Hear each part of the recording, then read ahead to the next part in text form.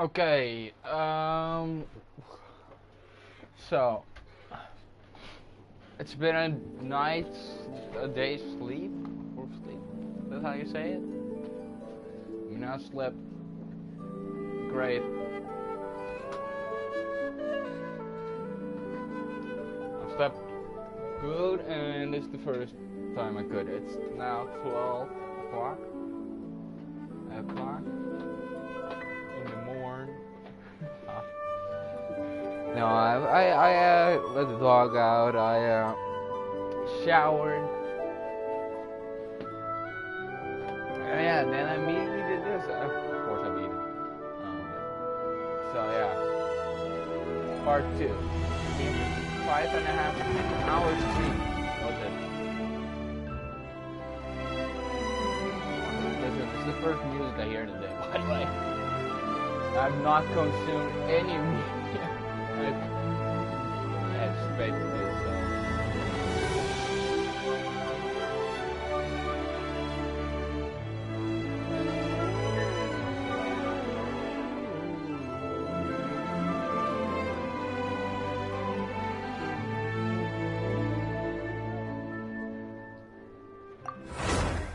Nice, that was a nice intro to the stream. Eh?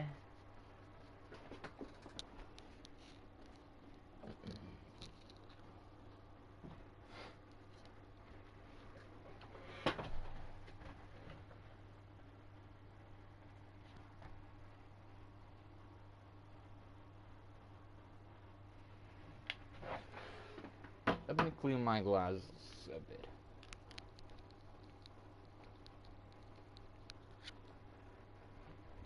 I mean, I wanted to continue yesterday, but it was so late. It was almost 12 in the night. Oh, like no.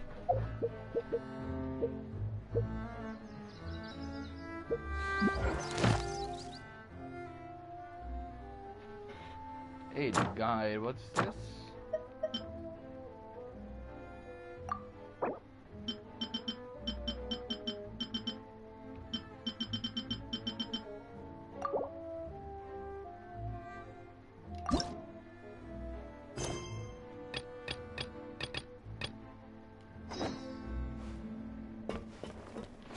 Actually, don't need this.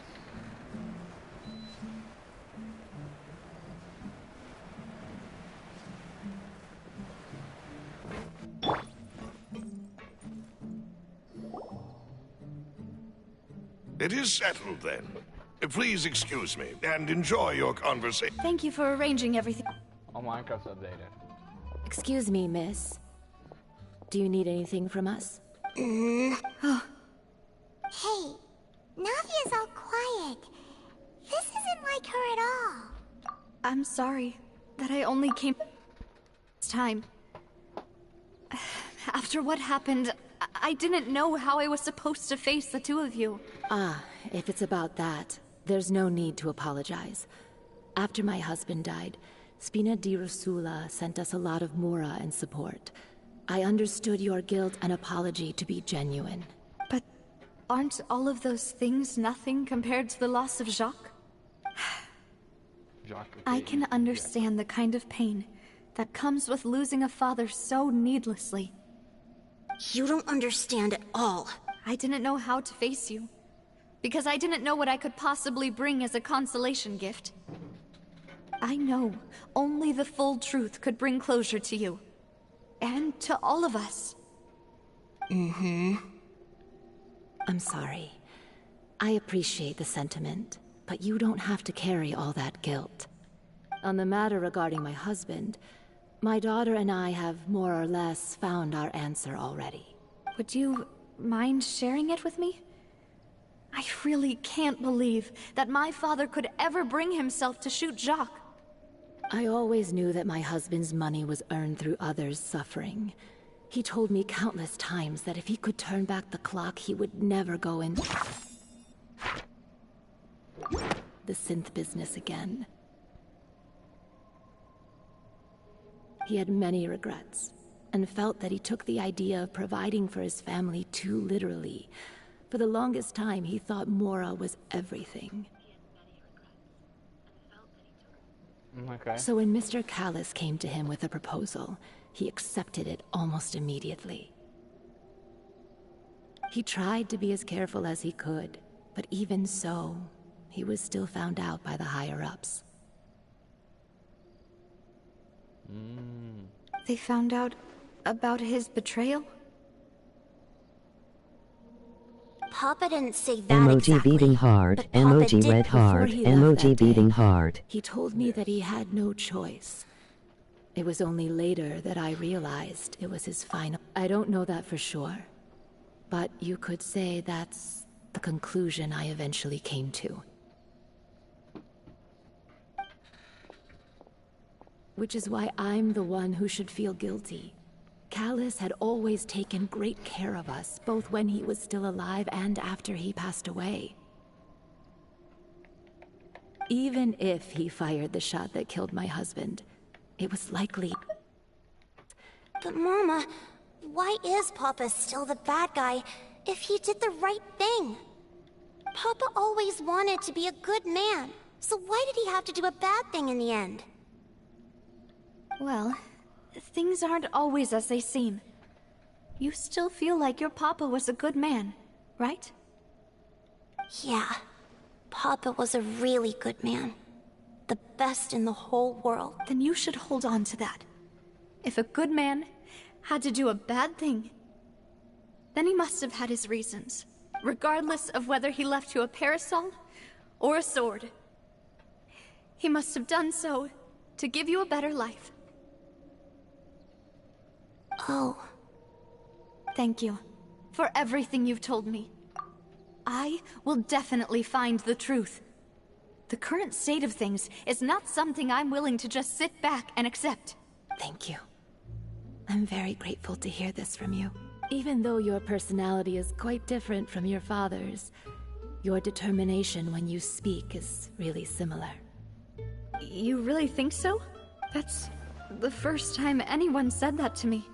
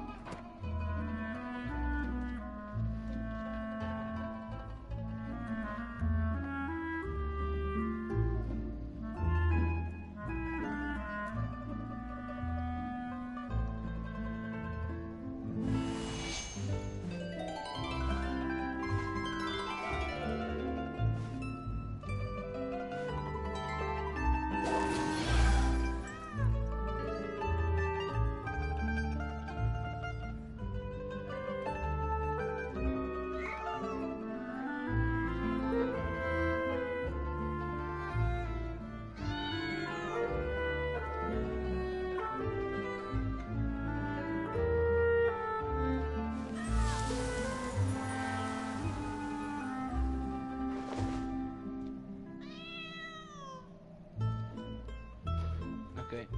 Welcome, boss. I said I couldn't work today, and he asked me to work. Are you okay, Navia? I'm fine. Don't worry. Let's investigate the 3 suspects next. Laurent should be nearby, and we should be able to find Thierry and Uncle Marcel in the city. I'll get myself together on the way, so please don't worry.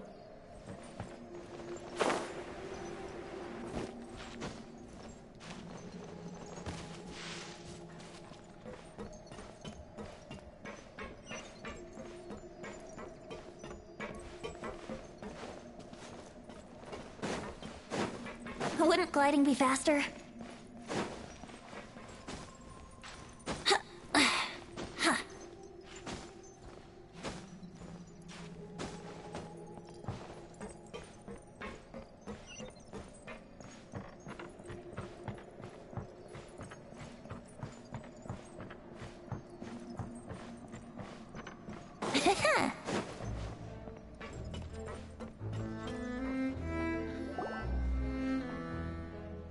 Live motif. Greetings, boss. How may I be of assistance today? I'm sure you've heard about what happened at the Opera House. Someone got turned into water right in front of us. Yeah, I've heard. With something that dramatic, I'm sure journalists will milk it for all it's worth. And it'll be all the talk for the next several weeks. It also reminded me, on the day that the incident happened with my father, it was raining outside, and we found some clothes left at the scene. After my partner here put the dots together for me, Partner. I feel like we should try to reopen his case. Can you do me a favor and try to recall what happened that night? Let me think. Mr. Callus was feeling pretty upbeat that day. So he was drinking and bantering away with us at the table. After that, he told us that he wanted to go get some fresh air. So we let him go without thinking much of it. Who knew that we would hear 2 gunshots ring out right after? My first reaction was that Mr. Callus's life was in danger. So I grabbed my holster and made a mad dash toward the scene. But when I got there, it was already too late. Mr. Callus was standing over a dead body with a gun in his hands. All we could do was look back and forth at each other, not knowing what to say. So you also remember 2 gunshots then? Indeed. The guard said that the first shot didn't hit anyone, while the second killed Jacques.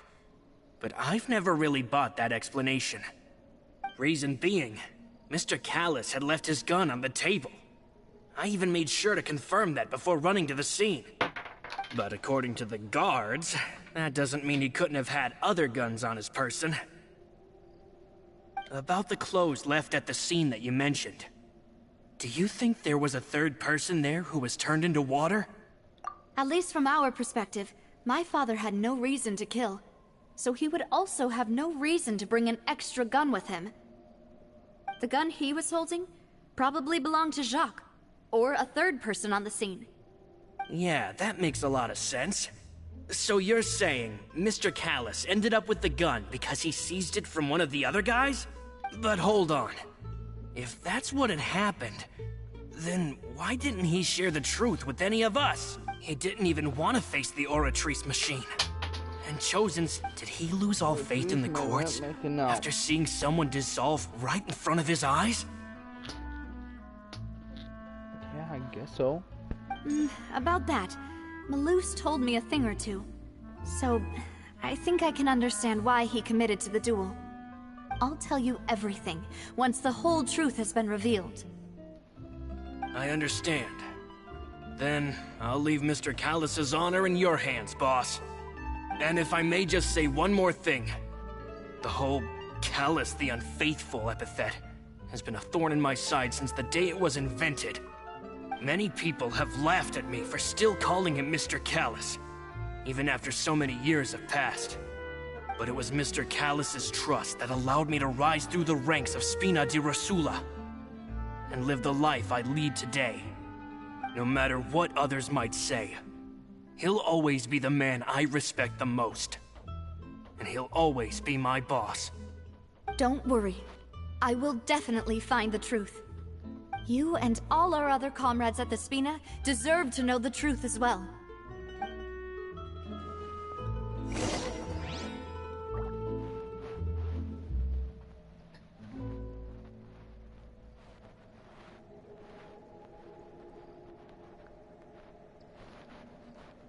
Okay, vooruit, het wijzen, spelen.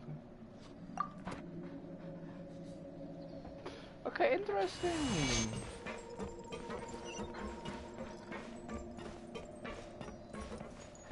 I mean, I love this apples right here.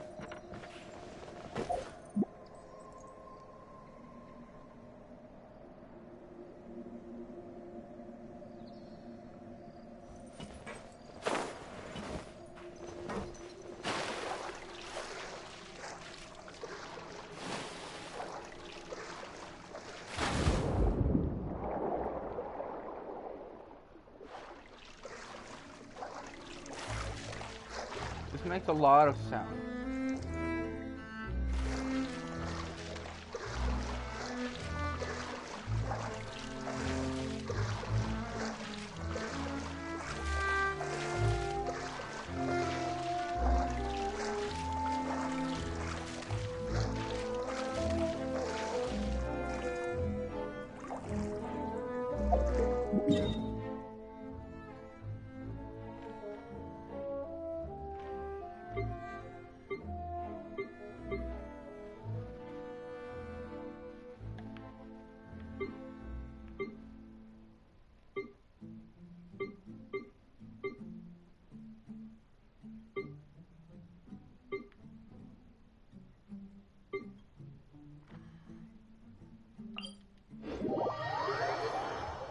See, that's how chill the game is. It's a really chill game.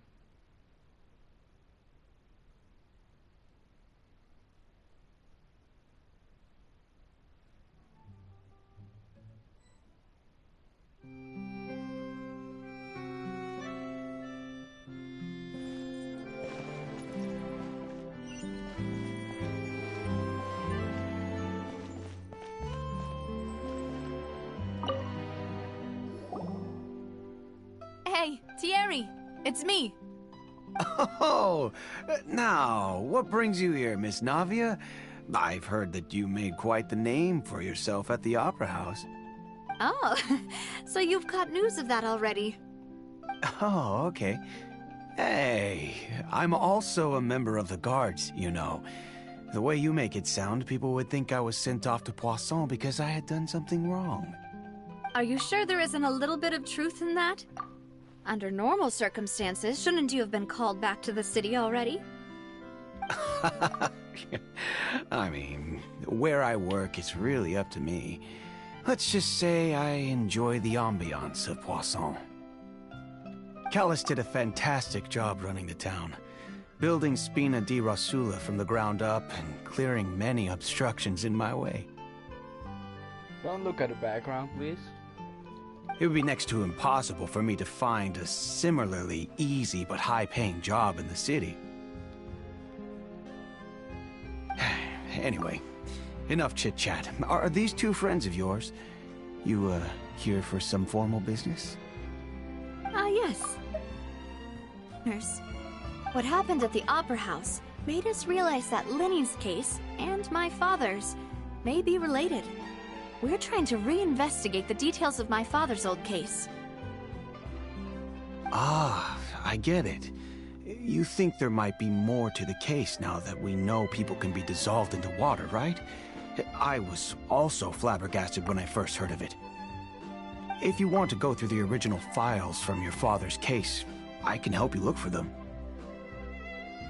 That'd be much appreciated. Thank you. Actually, I have another question. Do you have the authority to dispatch Gardamex? Of course.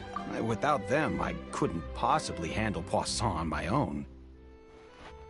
Why do you ask? We definitely can't use them to forcefully get more evidence for your father's case. Well, you see, just recently, we were attacked by a horde of unnumbered Gardamex in the city.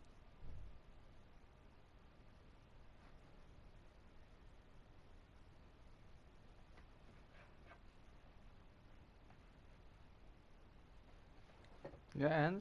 So, if you hypothetically wanted to do something against me, all you would need to do is get rid of the mecha serial numbers and send them after me.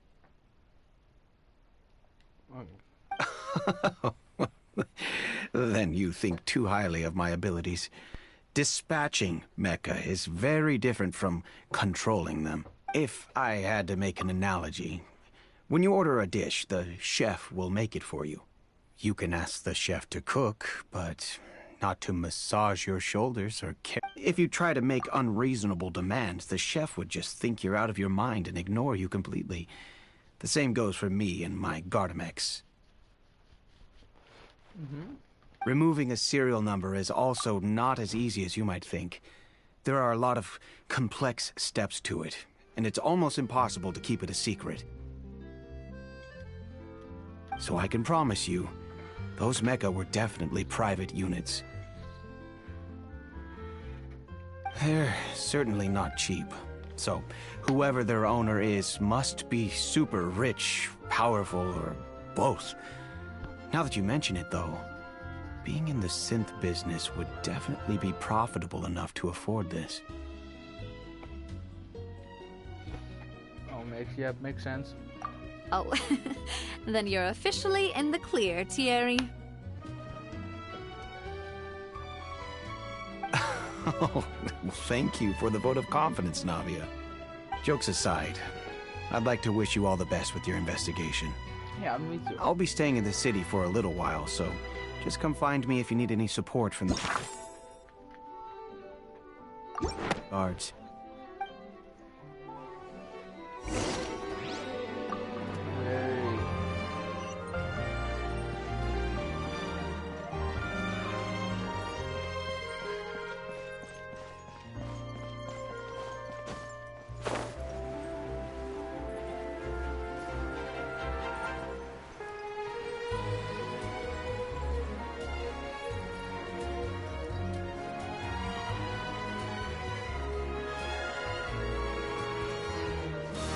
These are solids. No, it isn't. I didn't know.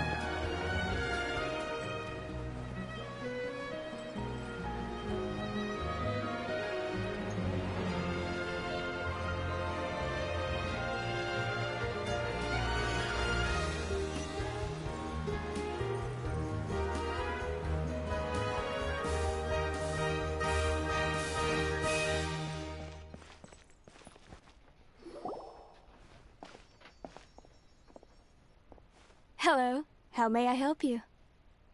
I'm here to see Marcel. Could you please let him know? Sure. I will let him know right away. So, I did that because I knew how long the music would be. Navia, hello. Sorry to keep you waiting. I'm not as young as I used to be, so my legs are giving out a bit. Oh, it's all right, Uncle Marcel. There's no need to stress. I just wanted to talk to you briefly about what happened in the Opera House. I'm sure you saw everything too, right? Yes, I've never seen anything so strange. Oh, you were at the Opera House too? That's right. I went there with Navia to see the magic show. Who knew it would turn into a whole murder mystery? I also witnessed your marvelous sleuthing work. Quite impressive. To beat the Hydro Archon at her own game on her own turf, I can already imagine everyone in Fontaine discussing your exploits over a few glasses of wine. Oh, Paimon doesn't want to become the talk of drunkards. Apologies. It's just how Fontaine is as a nation. Everyone loves drama and theatrics. Uncle Marcel, you've also noticed that other thing, right? The fact that humans can dissolve in water? Yes. I was reminded of your father's case right away. Is that what you're investigating now? Exactly. I still don't have much solid proof, but I can sense that the other side has already begun to act. Oh, and what makes you say that? We were attacked on Araneus by some unnumbered Gardamex. And there was also an attempt to get me to drink water from the primordial sea.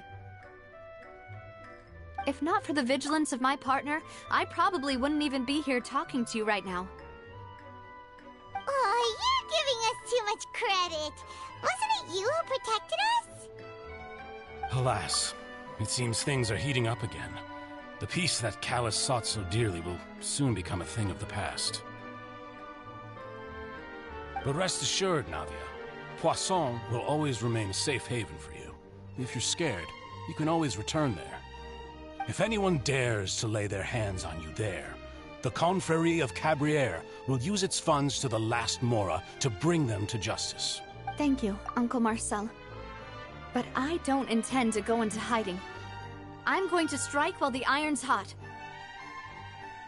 Do you have any new thoughts on my father's case? About that. Sorry, my age is catching up with me, so it'll take me a while to recall my memory. The Confrérie was responsible for that banquet, so I was out and about the whole time making sure things were running smoothly. Then I heard the sound of a gunshot, and the rest was history. Oh, it's okay. No need to push yourself. We'll ask around some more, see if there are any valuable clues elsewhere. Sounds good. Just let me know if you ever need Mora. All my wealth comes from Callus's patronage and support. I'll spend however much it takes to clear his name.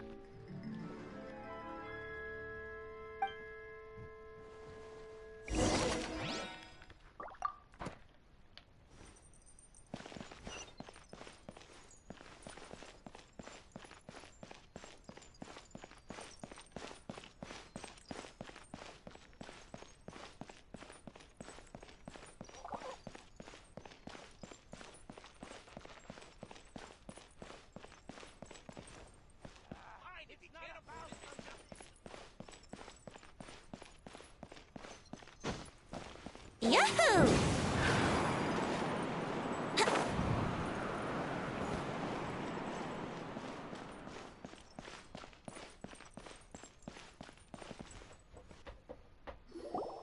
We've talked to all 3 suspects, purely based on their conversations with me. None of them sounded particularly suspicious. I suppose that's to be expected, though. If a single conversation's all that's needed to find them out, then my father wouldn't have needed to investigate the case for so many years. Anyway, even though we didn't make a breakthrough, let's still compile what we were able to find. But where should we start? Ah, you're right! Flora mentioned that Callus probably only ended up with the gun because of circumstance. According to Jacques' family members, he already told them that he had been discovered, and that he had no choice before he left home that day. If I had to guess, he probably received an order from the synth boss to kill my father. Had he refused, he and his family's lives would have been forfeit. So, Jacques fired the first shot?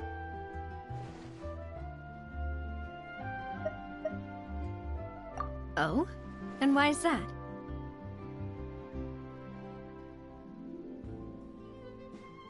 Ooh, that's a good point. Jacques probably already knew that he was just being used as a tool for murder. And once he had completed his mission, he'd be of no more use to his boss. So, what would make more sense from his perspective would be to turn his back on the Order and seek protection from my father. Makes sense. But without evidence, that's still just a theory. A game theory. Besides Jacques, the attack from the Gardamex has been bothering me quite a bit as well. It's obvious that our enemy has become more antsy after the secret of the primordial seawater was revealed. Do you think he to the end? Given everything that's happened since, it's quite possible. But who among the 3 suspects would have the ability to control privately owned Gardamex? Florent? It is true that he was closest to my father, and thus had the best... Florent? It is true that he was closest to my father, and thus had the best chance of learning about his dealings with Jacques. But no. But, Spina di... So you're saying he's too broke to afford a mecha army? Exactly. He can't. And even if he could, I don't think he would be able... Uncle Marcel? My father did really trust him. And they worked together on a large number of projects. Maybe that's how he got to know Jacques. And with funds from the... he could also afford a large number of Gardamex. It's still really hard for me to imagine, though. After all, Uncle Marcel has been around since I was just a child. Also, wouldn't this mean he has been spending a whole lot of mora and energy to fight his own synth business? Thierry, you say? It is possible that he's figured out a way to convert the Gardamex for personal use. But I didn't feel like he was lying when he was talking to us about the mecha. I also don't think he'd be able to keep that kind of tampering under wraps. Yeah. Had he actually tampered with the mecha, we'd be able to prove it with a simple check of the guard's inventory. If the mecha were taken from the guards, it should be pretty easy to find out when and how that happened. Who could it be?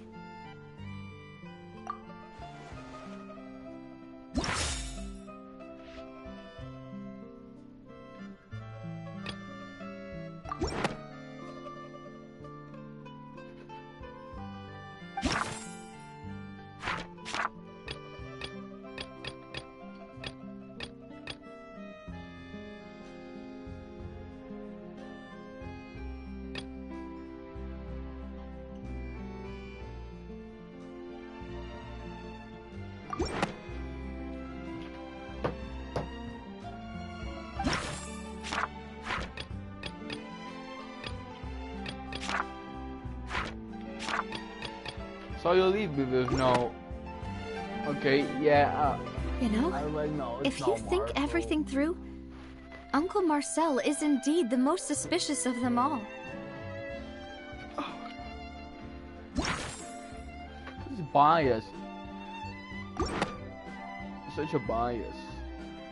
Could we be missing other suspects?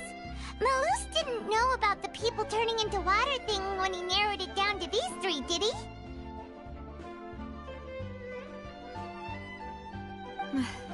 Malus has always been very reliable, and his judgment of others' trustworthiness has been fair and well considered. When he laid out the suspect is knowledgeable about the Spina's internal affairs, has the means to dispatch Mecha to assassinate us, and possesses significant intellect and foresight. Even if I don't want to believe it, I'm starting to see how things could all tie back to Uncle Marcel. Well, we still have another trump card on top of all the theorizing and speculating. Yes, Malus did say that charging straight in there would be extremely risky. But we don't have any other options right now. It's risky, but not impossible. We need far more solid proof before we can hope to go charging in on our enemy. Navia, here you are. Oh, I've been looking for you. Yeah, I saw it. Huh? Aren't The you the guy from the guards? Did something happen? Yeah. News came from Irenaeus just after you left. We've got another trial on our hands. Wasn't that place built specifically for holding trials? What's so newsworthy about this one? I know. But they said the person they're putting on trial is a Fatui harbinger called Tartaglia. What? Child? What? Is that someone you know? Yeah, we fought him. We know him. Maybe even a little too well. Well, he's been accused of being the true culprit behind the serial disappearances case. It's absurd, don't you think? No. how? Yeah? None of our investigations have had anything to do with him. That's what I thought was strange about it, so I came to tell you the news right away. If the charge against him stands, then it'll be next to impossible to get the guards to support any of our planned investigations. Right. Because they'll think they've already found the culprit. Yeah. And it'll be a lot harder then to clear Mr. Callus's name. I understand. Well, partner, what do you think we should do? We still haven't found any conclusive evidence. Huh? No, we Split don't up? want to... What do you mean?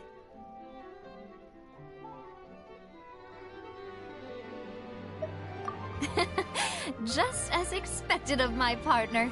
I need to fire. Since this is a trial about the serial disappearances case, the culprit's attention will be focused on Irenaeus, leaving his home base wide open. You're right. This is our best opportunity. I won't have any chance of making that charge stick, though, unless we find more evidence.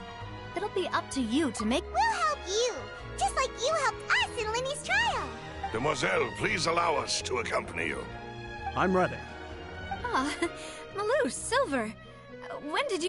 We heard that you'll be leaving Poisson and figured that you might require our assistance. It's our hope that your confidence will be bolstered with the two of us by your side. Thank you so much. Then, let's make haste for Irenaeus. Paimon, Traveler, I'll see you at the Opera House. See you then!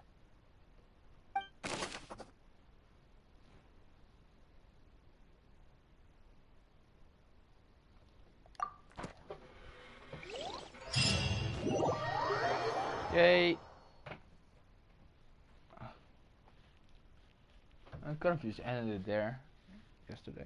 Now that Navia has set out for Irenaeus, we should also get going. The location has already been marked on the map, so let's head over. Huh. According to Malus's info, the synth production base is underwater. Let's go and try to find the entrance.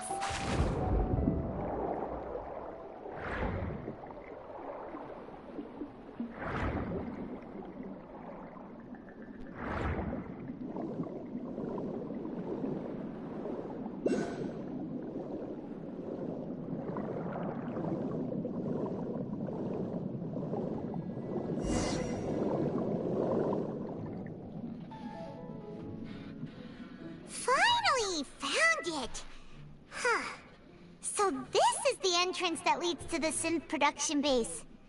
It sure doesn't seem out of the ordinary at all. Ah, you're right. An important place like this is bound to have a ton of protective measures and mechanisms. Navia's probably arguing up a storm right now to stall for us.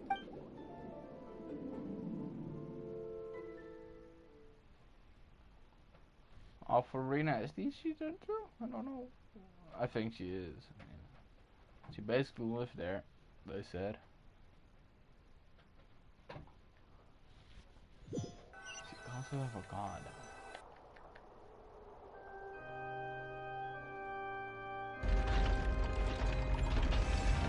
It would appear that I must repeat my question again, Mr. Tankjager. Do you accept the charge that you are the true culprit behind the serial disappearances case? To be perfectly honest, I don't understand your country's complicated court system, or the reason why I'm being charged with something I've never even heard of. However, I did hear that people who have been charged can choose to participate in a duel to clear their name. Is that right? In which case, as long as I accept the charge, I can have an all-out fight with that champion duelist Clorend, right? I've got to admit, that's one of the most enticing offers I've ever received. When I privately sparred with her last time, she was obviously holding back. Real disappointing. Hey! Don't you understand? You're currently the prime suspect for a major case. This isn't the place for you to be... Oh? Sounds like the Hydro Archon wants to lecture me on the ways of the Opera House. Then why don't you duel me too? I'm the kind of student that learns best in the heat of battle. No. That's not what I... Alas, it would appear that communication with the defendant is going poorly, and we have made very little progress. In that case, let me explain everything from the very beginning again. The goal of this trial is to determine the culprit behind the serial disappearances case. That case had nothing to do with him. You've got the wrong man. Huh? What's going on? Why is she interjecting again? I told you it couldn't be one of the Fatui Harbingers. Miss Navia, this is the second time you've interrupted the court proceedings. I only tolerated your behavior last time because you were able to provide the court with a key eyewitness. But that was an exception rather than standard court protocol. I can very well charge you with contempt of court for your interjections. Oh, please. Did you ever think I had any respect for this place's pointless theatrics? We can put that discussion aside for now. I'm not here to argue with you. I'm here to charge the true culprit behind the serial disappearances case. And if my charges prove true, then Tartaglia here will be proven innocent by default, correct? Oh. A young lady has charged in and offered to clear my name. How fascinating. Well, I'd gotten half bored to death by all these rules and procedures anyway, so I'll take you up on that offer. So, Your Honor, is there nothing else for me to do now? You may take a seat for now in the audience, but that doesn't mean the suspicions against you have been lifted. Now then, Miss Navia, who is the person? That person is...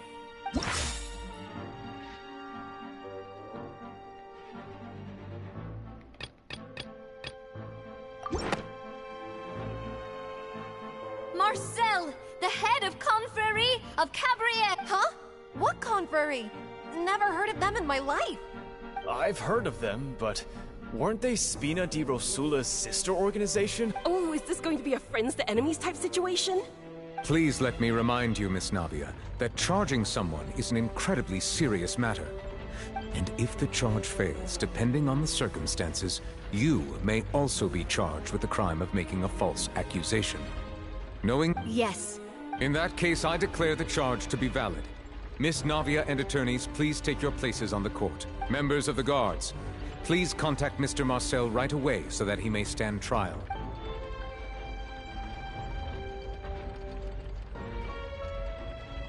Mr. Marcel, you will not require an attorney.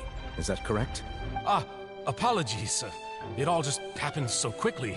I still haven't figured out what's going on. I think an attorney won't be necessary. This is probably just a misunderstanding between me and Navia. Very well.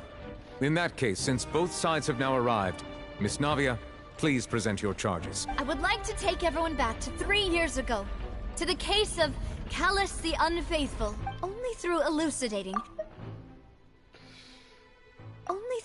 for the serial disappearances case. No, I want to know what she said. Only through elucidating what really happened in that case can we connect all the dots for the serial disappearances case. Navia, do you really think that I was the one who killed your father? Come on, why would I do that? Callus was my benefactor, and remember, both you and I only ran to the scene when we heard the sound of a gun. If that's enough to make me a suspect, wouldn't that make everyone at that banquet a suspect as well? I think there's no point in getting into the specifics right now. The audience doesn't even have the big picture yet. Even I'm struggling to remember some details of that. Exactly correct, Your Honor. I must refresh everyone's memory about... I see. In which case, I will recount the findings about that case as originally recorded by Maison Gardiennage.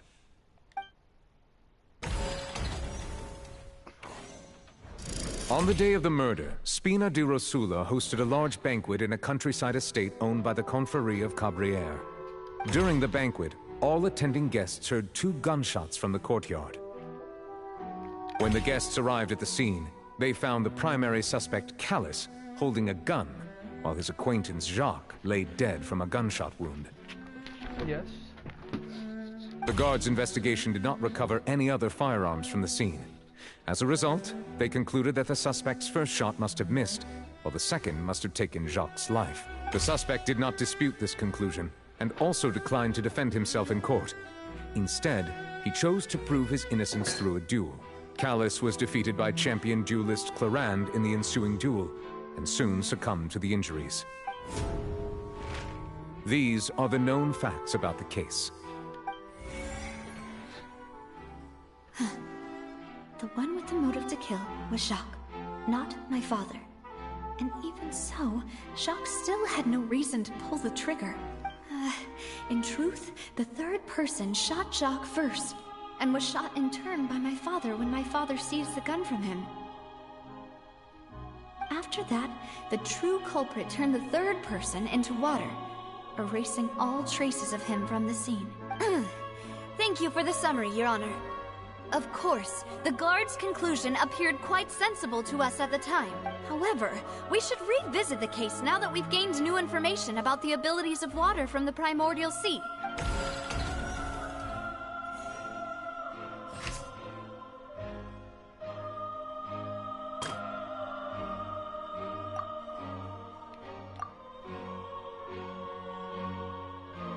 Oh my god, I guess you're 2 gunshots from the courtyard, according to the investigating time.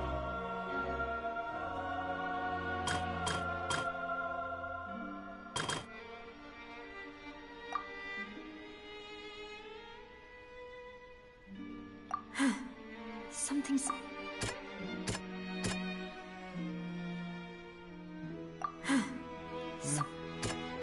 No.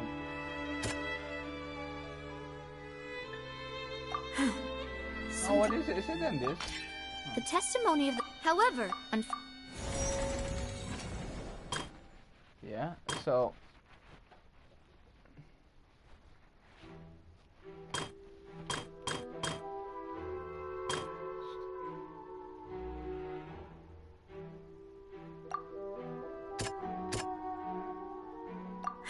Now, why is it not this one?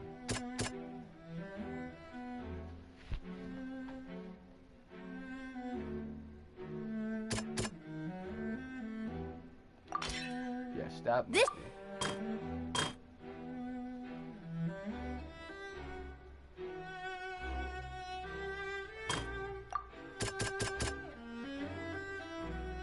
Was it this one first?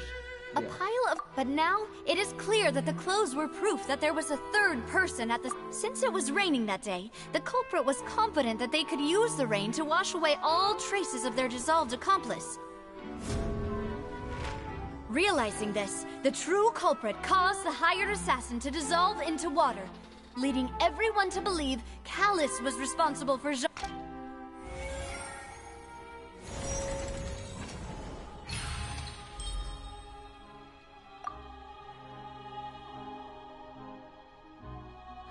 So that's what happened. Wait, you're telling me something as dangerous as water from the primordial sea has been used for all these years? What a great theory. It also explains Callus's and Jacques' respective motives. I guess they didn't shoot each other after all. Mr. Marcel, you are the one being charged with the crime. You should provide a rebuttal if you wish to prove your innocence. Ah, but I think I agree with everything Navia just said. In fact, there was nothing in her speech that directly implicated me. Then, may I ask some questions? In my opinion, we primarily need to determine two things. One, do you have the evidence to back up your claims? I'm afraid not. At least not at this very moment. Boo! If you don't have any evidence, you should just go home! I may not have the evidence with me, but I know where I could go to collect it. If we look up the deserted clothes against a record of people who went missing around the same time, we should be able to find a match. Considering the serial disappearances case, the guards probably kept careful records of all missing persons from around that time, regardless of age or gender. That makes sense to me. Monsieur Neuvillette, I would consider this to be a reasonable investigative direction. Why do I feel like Farina's acting a little differently today? Maybe she's scared of embarrassing herself again? Alternatively, she's become more diligent after charging an innocent citizen in the last trial. My second question has to do with the ensuing duel. If the truth is indeed as you described, then why didn't Mr. Callus explain himself in court? If he had testified that a person had been dissolved, he could have at least mounted a defense. I've thought about this too, and the answer is actually pretty simple. He felt there were things that were more important to him. The dissolving power of water from the primordial sea is an important secret for the true culprit of the serial disappearances case. My father could have exposed it for all to see, but he chose to take it to the grave. At that time, Spina di Rosula was in dire straits, and his reputation had already been shattered. He had no guarantee that going forward with the truth would allow the culprit to be brought to justice. What was certain, however, was that it would paint a gigantic target on my back. Boss once told me that Demoiselle had already been selected as the next target of the serial disappearances case. What? If the secret had gotten out, the culprit would have fought an all-out war with Espina right there and then. I wouldn't have been the only one in danger. All of us would have stood to lose our lives. Of course, the guards might eventually figure out the truth of the matter and determine that we were in the right. But what good would that do? How can a hollow verdict protect anyone? Had this opera house ever given my father any kind of confidence in its brand of justice, Spina di Rosula would have had no reason to exist. But by staying silent, we retain the ability to deter our opponents and continue the stalemate. I was able to become Spina di Rosula's president, which made me harder to target, as well as giving me more time to grow and learn. And once I have figured out the truth and stepped up to the challenge, I will do what this opera house cannot, and restore my father's truth and honor back to him. So, you mean to say, your father intended to die in the duelist's ring? That's right. Do you have any proof? Of course. All you need is to ask his opponent, Clorand. I don't need your apology, your guilt, or your support from the shadows. You don't have to do anything for my sake. But since he entrusted his will to you, Clorand, you should tell us the truth about his sacrifice. So, during the duel, did you believe that Callus was intending to die? Yes, I did. As a champion duelist, I've fought many battles and taken a countless number of dishonored lives. In my line of work, I've seen all kinds of people give their all for the faintest hope to continue living. Just one look and I can tell if a duelist is hoping to live or if they're looking to die. I hereby swear on my name and honor as a champion duelist that Mr. Callus never intended to leave the ring alive. Since that's your testimony, I have no more questions. It appears there really are good grounds to reopen this case. I concur. However, Miss Navia, you still have not explained the link between your father's case and the serial disappearances case. Right? What she said was fascinating, but kind of beside the point. Wait, weren't they just talking about the serial disappearances case? Of course, Your Honor. The two cases are connected via a matter of timing. In my father's case, the culprit intended to kill both Jacques and Callus. And at the end of Linny's trial, the culprit also only dissolved the victim in front of everyone because they realized they were at risk of being identified. The culprit could only time their actions so precisely if they were already at the scene. Coincidentally, Marcel attended both the banquet and the trial. So that's why you suspected me. Even after hearing your reasoning, I still can't help but find it a little preposterous. I'm used to it, though. You've always been an impulsive and sentimental child, Navia. It's one of your most endearing traits. No need to appeal to pathos. I won't try to refute your points one by one, but even if everything you just said was true, can you prove that I was the only person present at both events? On top of that, does a person have to be physically present to control the timing? Can't someone remotely monitor the place? Don't know what she can say to that. I know that even with that, you might still think you can reduce the list of suspects with some further investigations, until I'm the only one left on the list. Alas, who won't feel at least a little hurt by an accusation of murder from a girl you see as your own daughter? But if I were to dismiss this completely, you'd also think I'm not being considerate of your feelings. Ah well, let Uncle Marcel teach you another lesson. Do you know what the biggest flaw in your reasoning is? I suppose you're gonna tell me anyways. It's timing again. I'm a businessman by trade. From that standpoint, there's no reason for me to kidnap young women. It's a high-risk action with nothing to gain. In addition, I left my home in Snezhnaya when I was young to come to Poisson and work in some trade. My business only thrived when I received Callus's patronage. But the disappearances began before I ever stepped foot in Fontaine. I do apologize, Demoiselle. This was my mistake. No, it's not your fault. I'm sure he had come prepared. Is there anything else you'd like to say? Would you like to check the date of my first business license against the first known case of the serial disappearances? You can also take a look at my border entry records, or ask my friends and family when I left Snezhnaya for the first time. Could those records and testimonies do something to appease the unspeakable anguish in your heart? Seems like she got the wrong guy. At this rate, Navia will be convicted for falsely accusing him. I think you've done a superb job of dissecting your father's feelings as he neared the end of his life. But aren't you going against all of his wishes and expectations right now? He wished for you to become more rational, collected, and conscientious, instead of dwelling only on your own feelings. Once you've learned to be more considerate of others' feelings, and to stop rushing headlong into things, you'd have met most of his expectations. This isn't just about me, and it never has been. The biggest difference between me and the rest of the victims is that I still have the ability to search for the truth, while that same agency has long been taken from them. The people whose families were destroyed by synth abuse, the people who lost their loved ones to the serial disappearances, and the people who suffered tragic ends due to their sense of justice.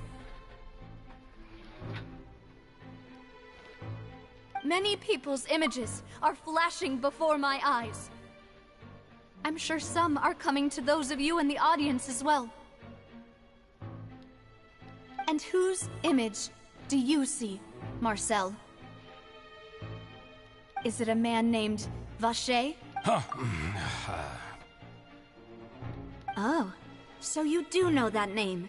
I'm merely surprised you'd suddenly say the name of someone I've never even heard of. I was waiting for you to say that.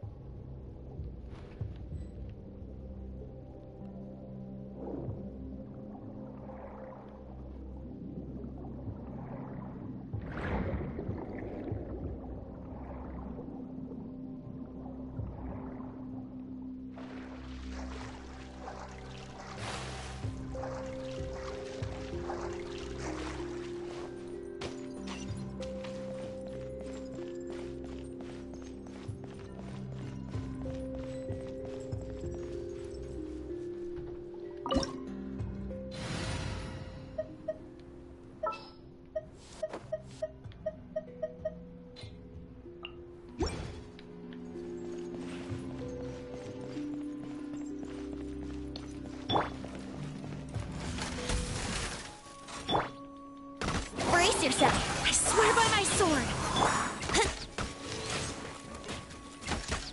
Here we go. Illusion cool it. Yahoo! Think you can get away?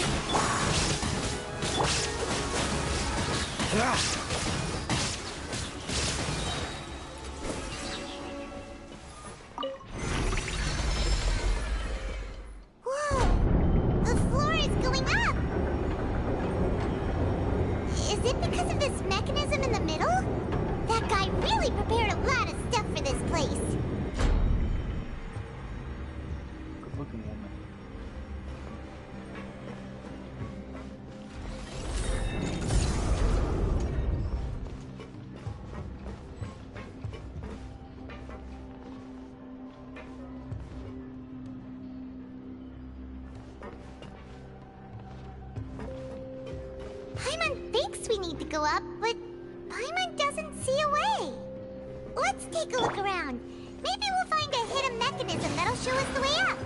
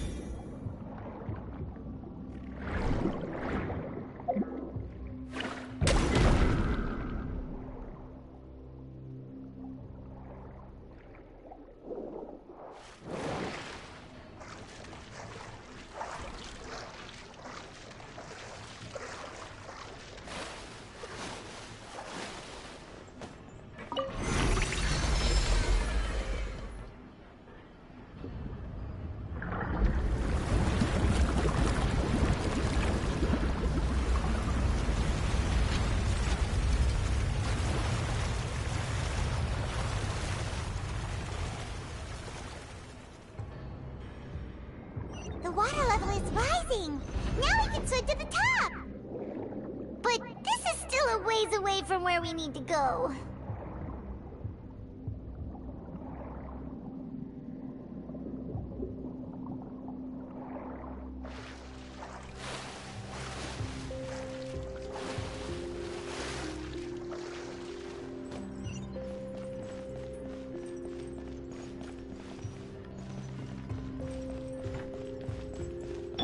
Freeze! Don't get frostbite. Yahoo! Let's go. Cool it. Go and fly. Time for takeoff. Wind, hear me. Shine down. Now ye shall perish.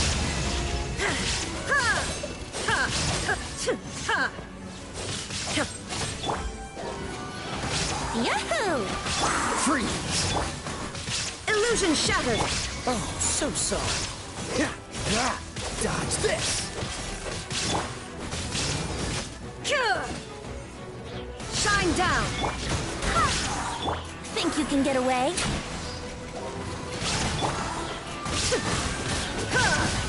Freeze!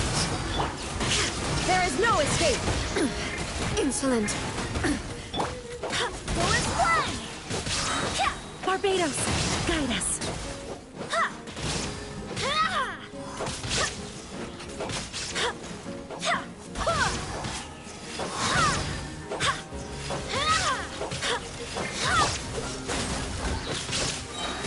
This moment will be frozen in time.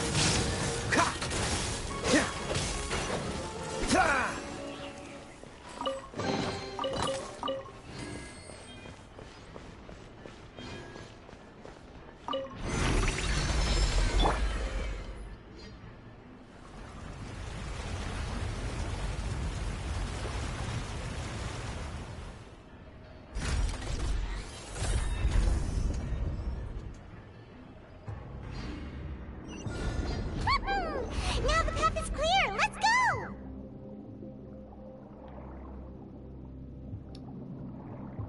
I'm feeling sad for all those books and the ink in there.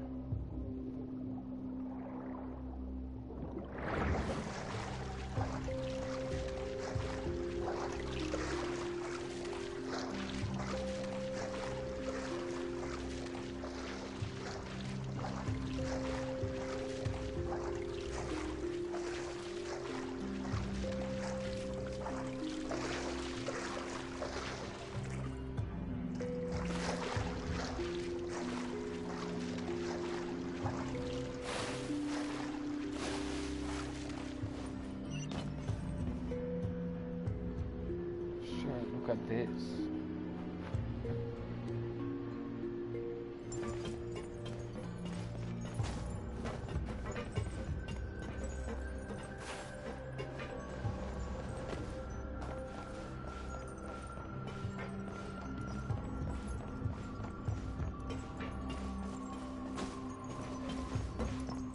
Some sort of art gallery, I think.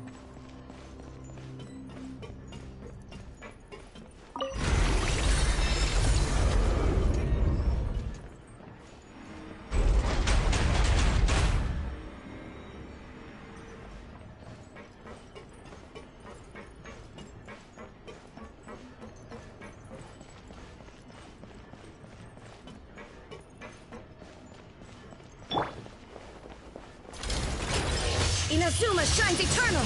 Shine... Cool it! Time for takeoff.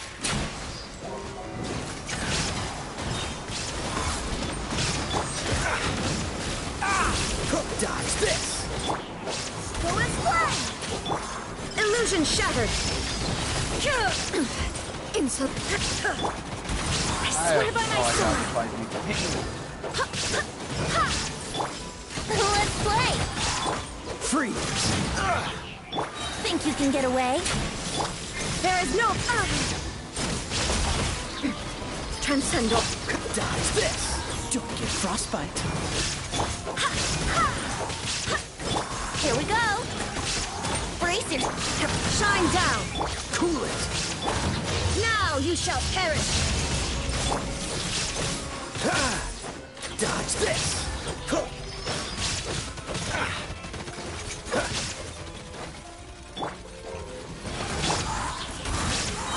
Wind, hear me! Oh, so sorry. Freeze! Time for takeoff. Illusion shattered! Cool it!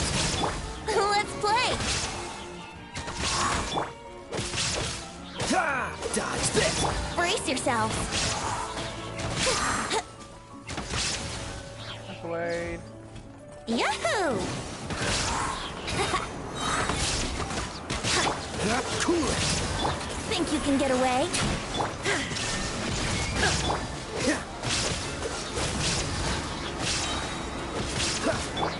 Inazuma shines eternal!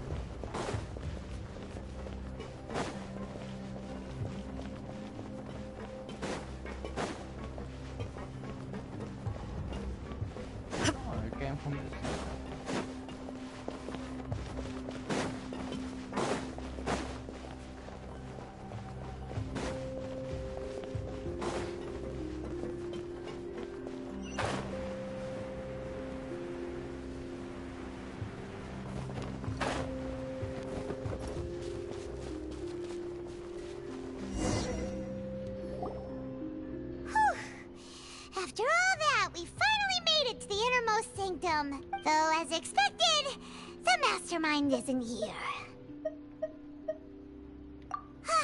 That's right. Then let's hurry up and find some evidence so we can get back to the Opera House and help Navia!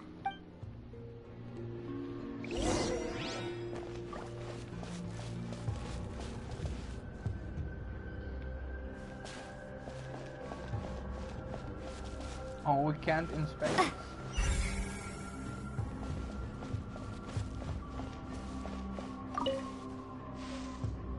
Oh, look! There's an important-looking basin over here, and it's full of water! That means this is where they make all the synth! And that special water is the main ingredient! If you dilute it with normal water, you'll get synth, but the pure stuff can dissolve a human! Paimon will take notes on this incriminating evidence.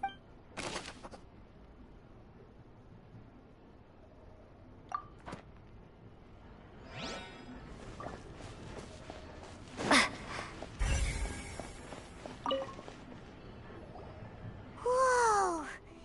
There's so much synth here! And so many bottles of ingredients that probably just contain the waters of the primordial sea. Mixing in progress. Ready to drink? Stock sample? Huh. They've also got all the synth pretty clearly labeled. Whoa! There's even fruit-flavored synth? Yep, it's super obvious.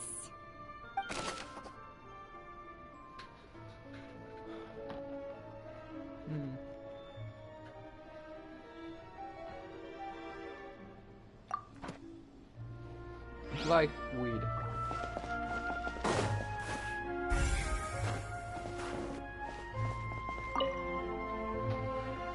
What's this over here?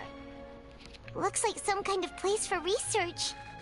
Experiment number 16 aims to verify Jacob Ingold's research conclusions on the primordial sea and use his theory as a foundation to achieve a breakthrough. The experiment was a failure. No individual managed to resurface from the water from the primordial sea. Female specimens 22, 23, and 24 were dissolved. If you all obey her, I Sorry, Traveler. Paimon will try her best. Eat. It's just that Paimon's never read something so. How can someone write something that terrible in such a matter-of-fact tone? You read the rest. Paimon's too scared to keep going. So that. Wait. Did he really think he'd be able to find a way just by dissolving people over and over? That's just insane! Huh? Isn't that the name you heard by the fountain? Paimon thought he was an eyewitness in the serial disappearances case. Ah, you mean Vache is the one who did all of these... experiments? So that's it! Vache... No, that's not it either! If that's the case, why would he want people... In any case, Paimon will write it all down.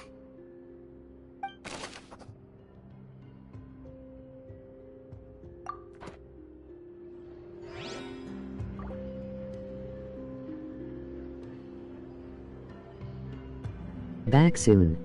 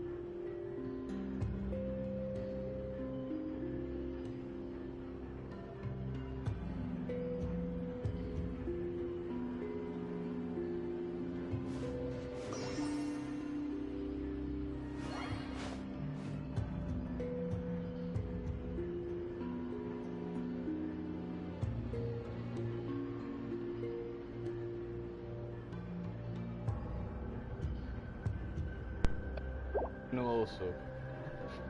Why noodles? Noodles. I was like, fuck. I managed to recover a big bit, but most of it is not in there anymore. Love it. Let's see what's written here. Nothing escapes Detective Paimon's eyes. Callus. Navia's father. Oh, this seems to be an investigation report on him.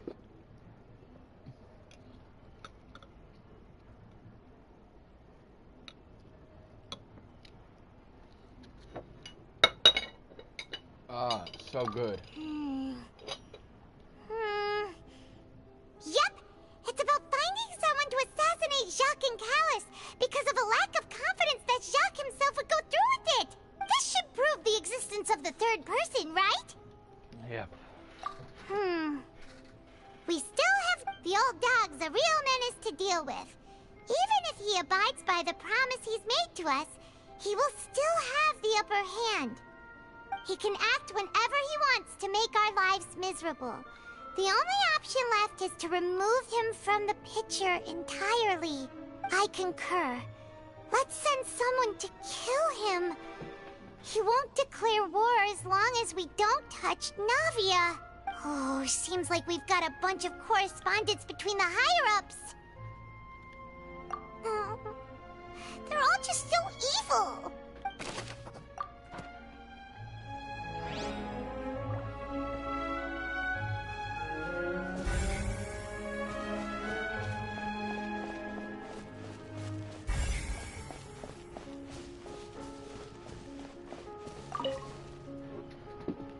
What's all this? Aw, it's a bunch of really cute things. Pink accessories, a hair tie, a necklace, even a makeup box.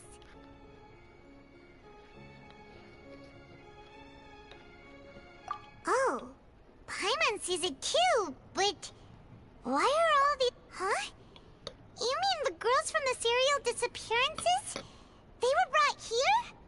And then they were turned into water. And all the boxes of things. These names. That means...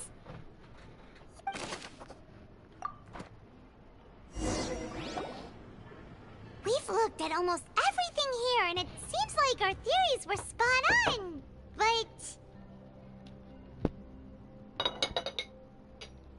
yeah, we haven't found anything that reveals his true identity.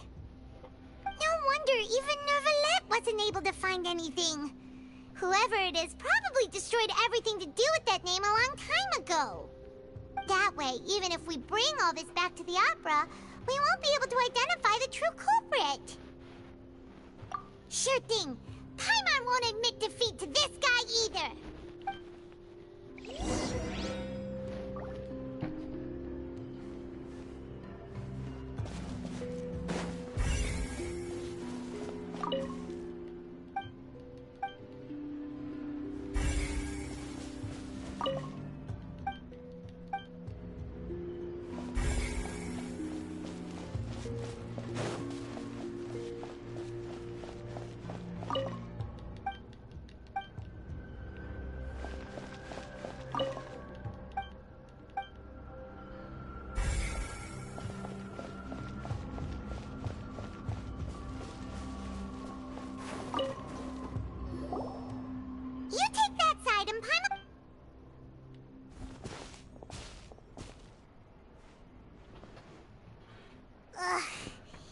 Nothing at all! And Paimon can't even find snacks either! Whoa, really? Let Paimon see! Vinier. Isn't that Vache's lover's name? Then you found her diary! Let's see! Aw. It's just a normal diary chronicling their love story. She was so sweet, Okay, I too. cannot take this anymore. Oh, Paimon feels even worse for her now.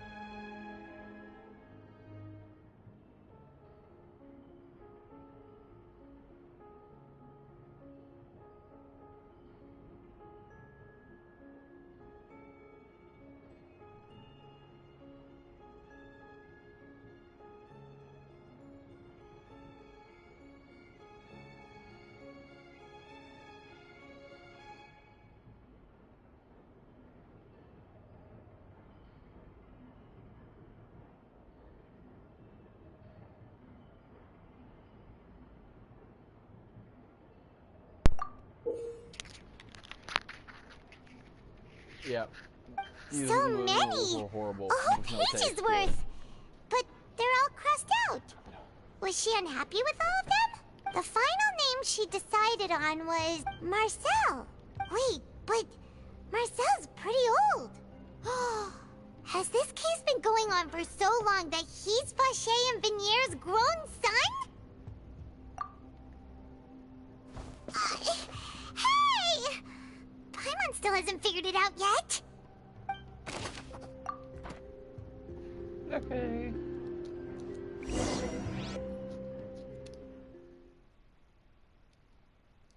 Epicles.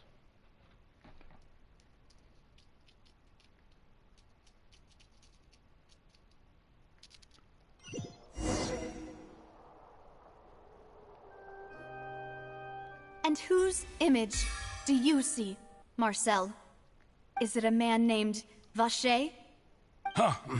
Oh, so you do know that name. I'm merely surprised you'd suddenly say the name of someone I've never even heard of. I was waiting for you to say that. Navia! We're back!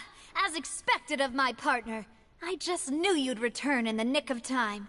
Just how often do you intend to flout the rules of this court? It's all right, Monsieur Neuvillette. Given their confidence, I expect they've found the crucial evidence.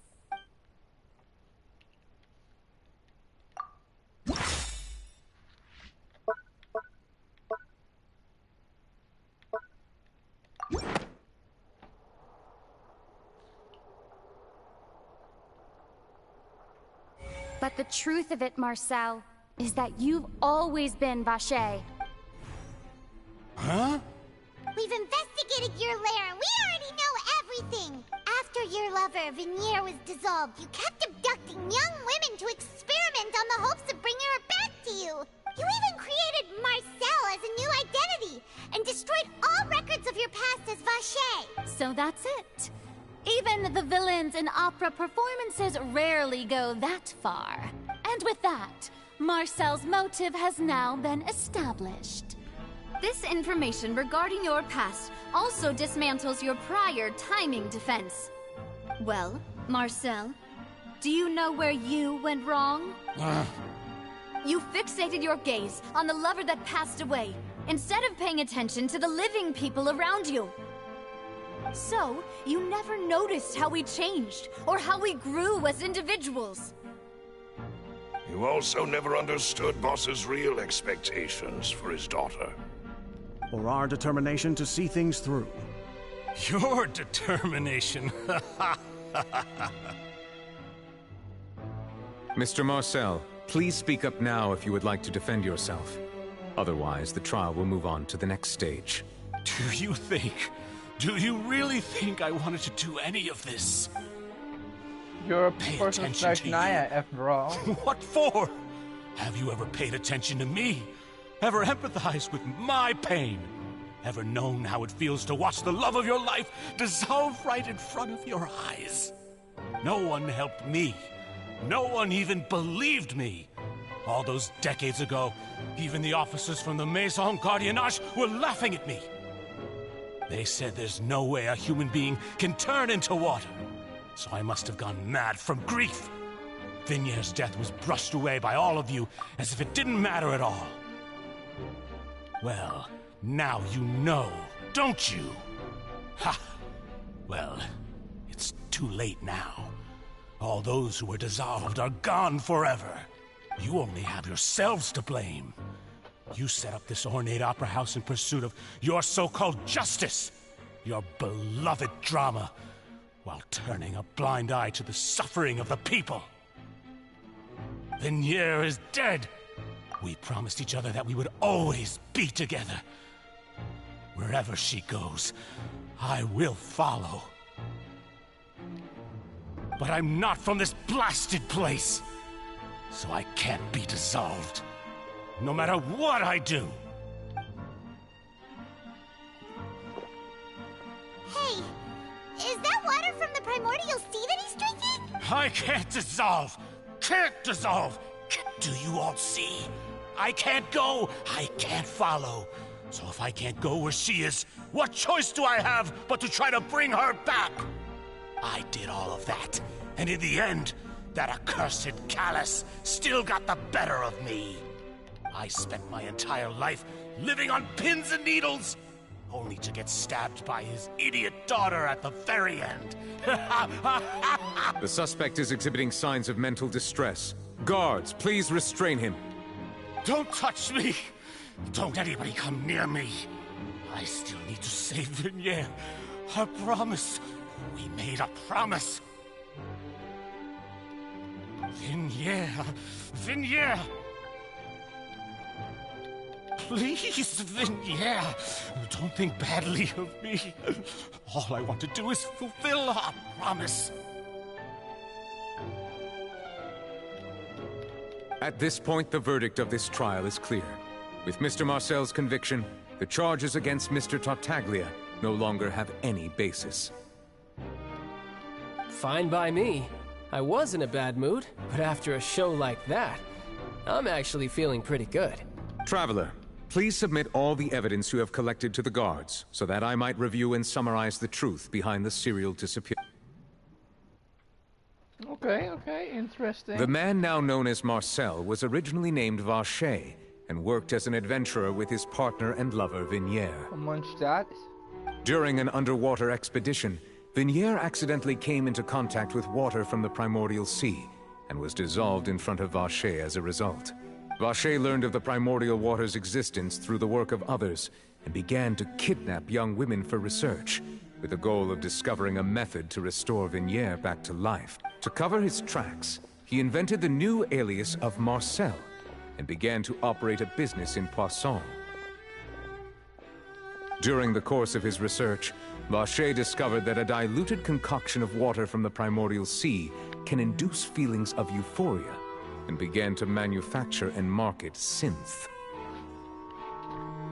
However, as he accumulated wealth to fund his continued research and expanded the scope, he came into conflict with Spina di Rosula. After exchanging blows with Spina di Rosula for many years, Vacher decided to assassinate their president Callus at a banquet. Although the assassination did not go, he was able to turn Callus into the murder suspect by dissolving the assassin he sent to the scene. And just recently, Vacher attempted to frame Linny as the culprit of the serial disappearances case, using a similar method. However, his attempt to frame Linny failed, and the power of water from the primordial sea became public knowledge. This case also exposed enough of Vacher's machinations that he was eventually successfully charged in court. Thus concludes the enigmatic history of the serial disappearances case, with the truth revealed to all.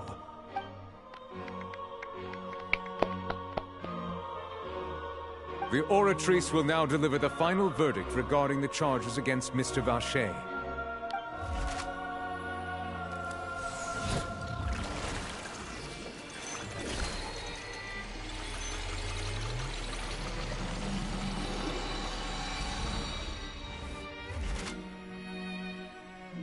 According to the judgment of the Oratrice Mécanique d'Analyse Cardinale, Mr. Vacher is... Here, this is the scene. The Oratrice Mécanique d'Analyse Cardinale. He said it. He said it. The meme has been finished. Guilty. Guards! Take Vacher away. Yeah. Take him away. Good. It's what he deserves. With that, the serial disappearances case is over now. We really just witnessed history. Who would have thought the true culprit would be such a polite and well-spoken guy? Yippee! We helped Navia bring the bad guy to justice! He's hurt so many innocent people, and now he's finally getting what he deserves. Huh? Are you okay? Demoiselle, you were absolutely brilliant. The day our late boss had always hoped for has finally come. You can rest easy now, knowing justice has been served. Yeah. It's finally over. See, Papa? Spina di Rosula's still doing well with me at the helm. Well now, hasn't this been a most delicious piece of drama? The villain has been caught, justice has been served, past wrongs have been righted, and it's a big ol' happy ending. Since it's been such a great show, I'll just let the false accusations against me slide. Either way, I've still got some business to attend to. So, if you'll excuse me... Please wait just one moment, Mr. Tankjager. What now? None of this has anything to do with me. According to court protocol, since this trial was initiated due to a charge against you, a verdict must also be made regarding the initial charge before the trial can conclude. Oh, come on. Is this really necessary? Haven't you already caught the real criminal? Isn't it time for side characters like me to exit stage left? Please respect the laws of Fontaine. This has always been the rule. All right, but this sure is a lot of hassle. All I need to do is stand over there, right? Let's... Through evidence presented in the public trial that was just held, it has been established that Mr. Tankjager has no direct connection to the serial disappearances case. The guilty party has been identified, and thus it is logical to suppose Mr. Tankjager is innocent of the charges. We now turn to the Oratrice Mécanique d'Analyse Cardinale to render the final verdict on the charges.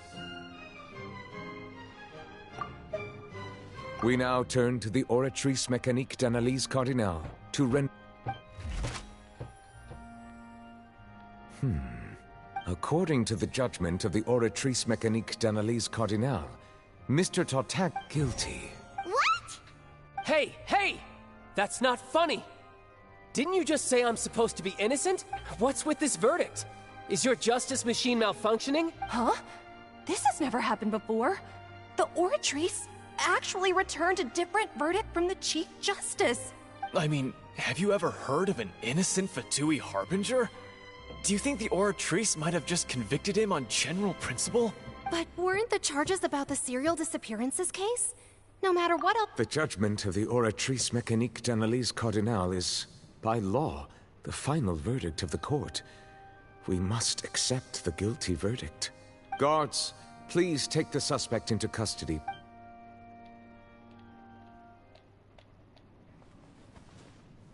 Oh my god, this guy. So this is how justice is done in Fontaine. What a joke. You've got your rules.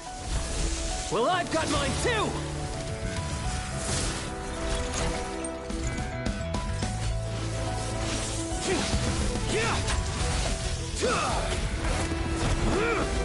So nice, he keeps clean.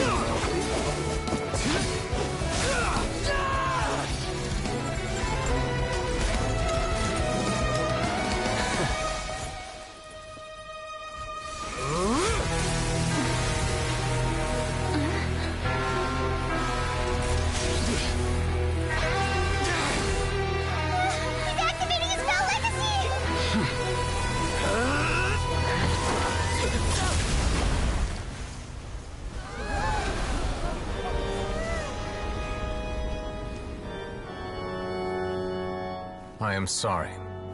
If you have been wronged, we will find the truth. But the rules of the court must be upheld.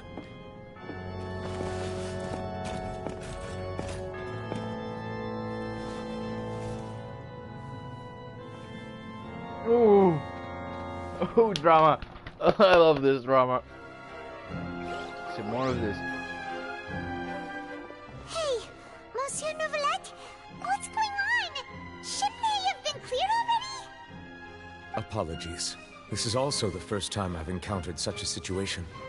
However, according to the rules established at the conception of Fontaine's court system, the Oratrice's judgment is the final verdict of the court. All I do is follow court procedure. As for why the Oratrice arrived at the conclusion it did, you should probably ask someone more knowledgeable than me. Why are you looking at me? I had nothing to do with it! I don't know what happened there either. Hey, stop staring at me! Bruh. What does Lady Farina mean by that? She says she has no idea either, but that's impossible. Didn't she create the Oratrice herself? Yeah, so are the verdicts reliable or not? Can results like this really be called justice? Oh my god, is it another Sumeru stuff where she isn't actually that? Wow. My dearest citizens, did you really think we'd allow an incorrect verdict to be handed out in this court? Did you really believe that the judgment could be mistaken or be the result of some sort of random mishap? Don't tell me you thought even I had been blindsided by the Oratrice's result. But the way she looked just now, it was pretty obvious she had no idea what was going on. However, given the state of things, I shall give you an explanation.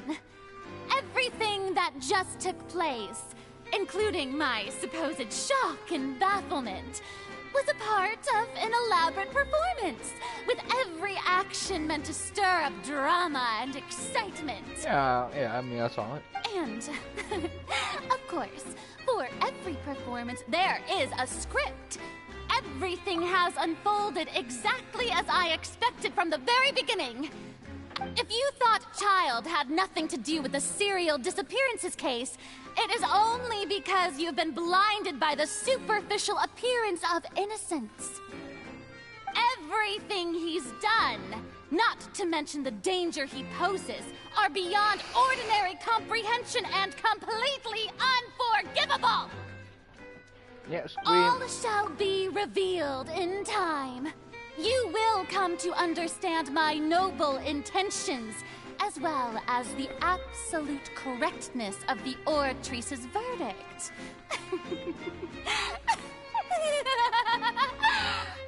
Now, having said that, although I hate to leave things hanging in suspense, it is now time for this performance to end.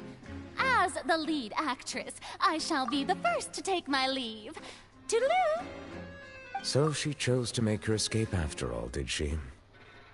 She did. So you're saying we shouldn't put much stock into what she just said? She probably just put on that performance to save face. As for the truth, it's unlikely that she actually has any idea. However, please be assured that I will continue to investigate this case in a personal capacity. Just as I promised, if the judgment has been incorrect, we will do our utmost to clear his name. All right.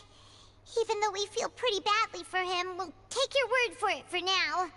After all, he's done plenty of bad stuff, so he should have known he'd go to prison someday, right?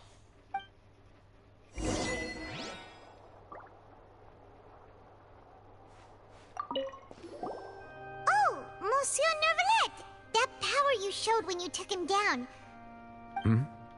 I'm the Chief Justice of Fontaine, of course. If officers of the law lack the strength and capability to enforce it, then it makes a mockery of justice.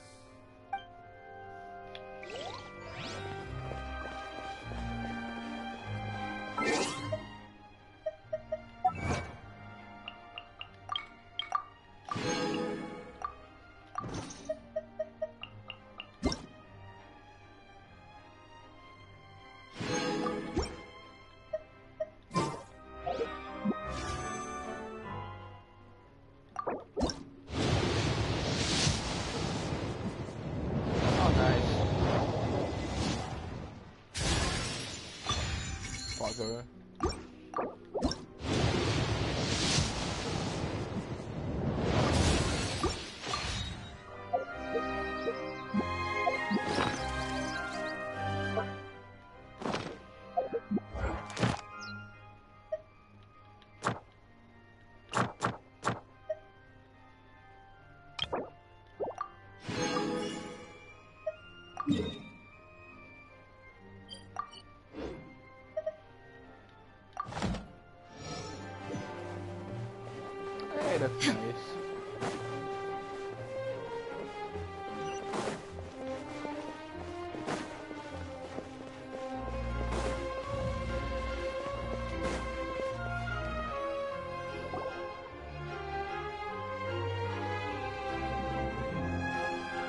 Hey, what are you doing? Quick, stop him!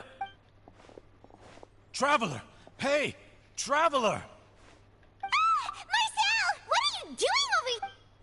Stop resisting arrest! No, wait! I just want to ask the Traveler something. I'm not looking to run away. Please, just let me ask this one small thing. Go on. Thank you. I was being led away when I finally realized something. Where did you first hear the name Vacher? I erased all records of that name. Are you still trying to prove your innocence? Give it up. You've already been convicted. Really? You did? You're the Fountain of Lucine? Then she... Please give me a chance to talk. What? Give it... This request, is it worth as much to you as your... Of course! Wait. Humans. Will they betray the instinct to live just to satisfy spiritual needs? Very well. I will grant your request. Your Honor, I fear that... I will go with him. You do not need to worry about any escape. Thank you.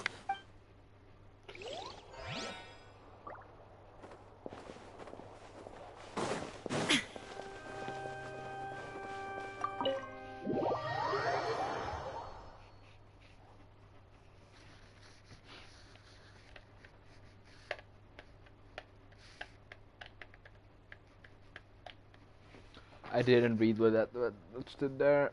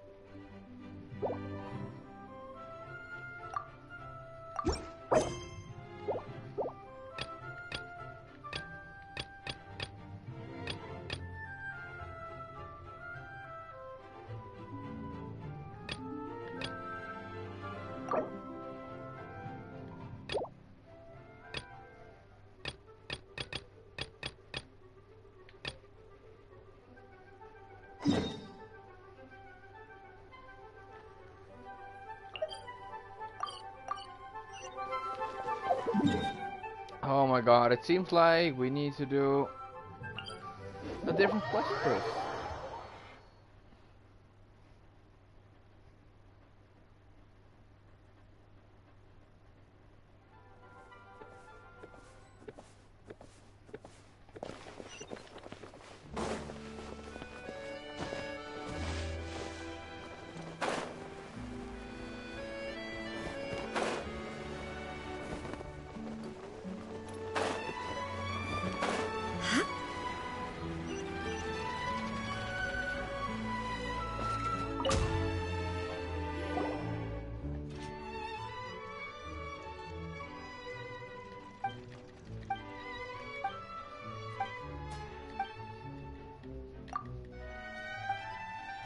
I mean, this is not main story quest, so I will not.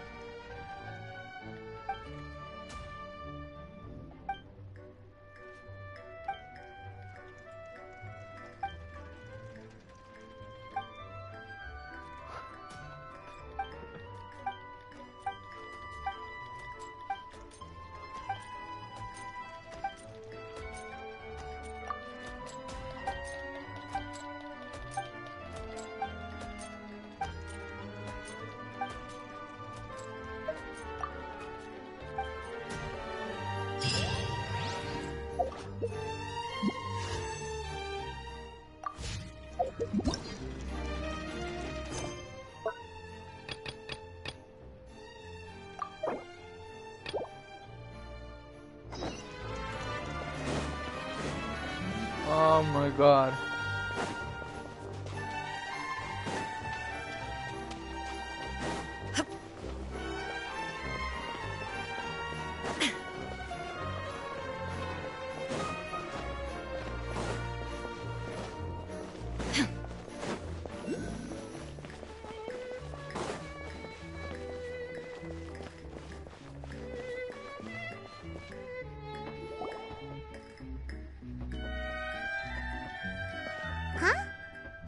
Charlotte? Who's her friend, and what are they chatting? Please, with the cherry on top, Charlotte! Journalist extraordinaire! Please tell me you're joking! I read that a gang of criminals tricked the Gardamex by disguising themselves as blubber beasts. I've invested all my savings into graph adversarial technology and even taken out a sizable bank loan. I'm begging you like the beggiest beggar in all. I need you to calm down a little, Miss Lapine, Pauline. No, I admire people. your passion for your research, and I don't mean to dash your hopes for those, big-ticket orders. But I'm afraid I'm not joking. The Blubber Beast incident was a short story mailed to us by an anonymous amateur author, written in the style of a true story. It sounds like they're just discussing a story, but... Funnily enough, I actually remember being in a meeting where the editing team was debating the potential risk of misleading the public with this, but to our surprise, they fully supported us printing it. They figured that the false intel would be a great way to dupe potential criminals into wearing ridiculous costumes when breaking the law. In truth, Gardamex are extremely sophisticated in their capabilities. They can identify criminals just as reliably as the best human guards, so a crude disguise isn't gonna get you far. Since we ran that story, the Maison Gardiennage has made a slew of arrests, including, one phantom blubber beast, a titanic red-crowned finch, and a specter man. So I knew this story had helped out law enforcement, but this is the first time I'm learning of an innocent citizen being deceived by it, and investing so much mora for nothing. Uh-oh. She really sounds like... Hey, Charlotte! Traveler, Paimon, it's you! I was in the area taking some photos for a story when I got to talking to Miss Lapine Pauline about her research. She read an article in the Steambird about a criminal who evaded Gardamex detection by disguising themselves as a blubber beast. Inspired by this story, she spent a lot of mora researching counter-criminal image recognition technology. Her aim was to improve Fontaine's public security by developing a device that could enhance Gardamex target recognition capabilities. She was hoping I could write an article to spread awareness about image recognition technology, but unfortunately, it was just a fictional story, and her efforts and aspirations were all in vain. I tried to let her down gently, but she's finding it all very hard to accept. This is a new situation for us, too. It's such a pity. It seems like the author was only trying to make the story interesting, and the Maison... Wait, Miss Lapine Pauline, what are you doing?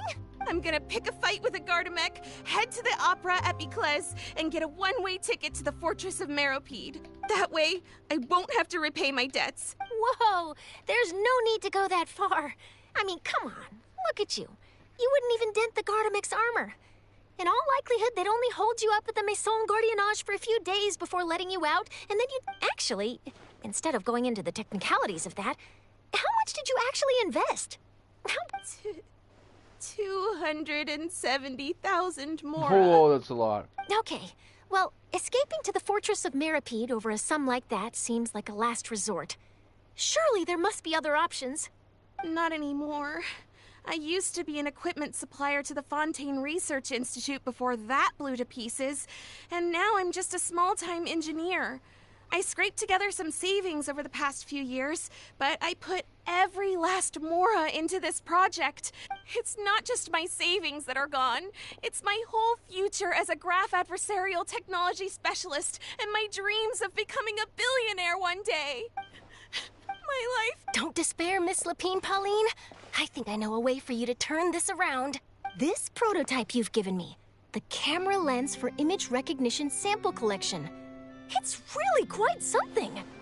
You said you designed it specifically for high-fidelity image capture and analysis, yes? The rapid focal length adjustment is a very useful function in its own right. It's sure to make many journalists' jobs much easier. In fact, I'd say it has the potential to revolutionize Fontaine's news media. So your research efforts thus far are by no means in vain. The technology you've developed may have many applications considered. Absolutely. I've been working as a journalist for the Steambird for a long time now.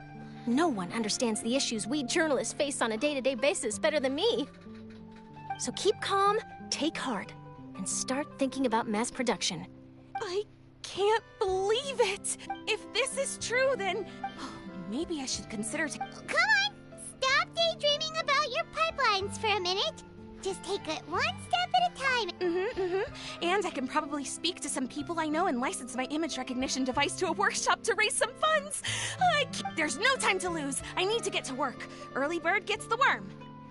Can you believe her? Paimon's pretty sure our advice went in one ear and out. It's understandable. When inspiration and passion strike at the same time, it's all too easy to throw yourself headfirst into your work and forget about everyone around you. A lot of journalists are the same way when they're first starting out. But don't you worry. I'm gonna write an article on all this, and I'll be checking in on her regularly. Her research has the potential to benefit the entire journalistic community. I'll give her plenty of input to stop her from going down any rabbit holes, and make sure mass production of her lens can begin as soon as possible. It's reassuring to know that you'll be looking out for her, Charlotte. Actually, you know what? Why don't you two take this prototype lens?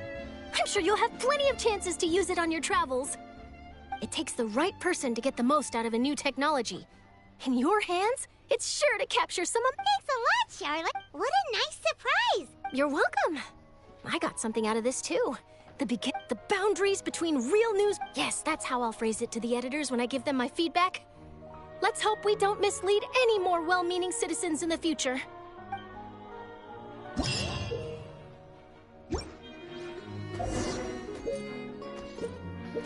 Why did I need to do that? I have no clue.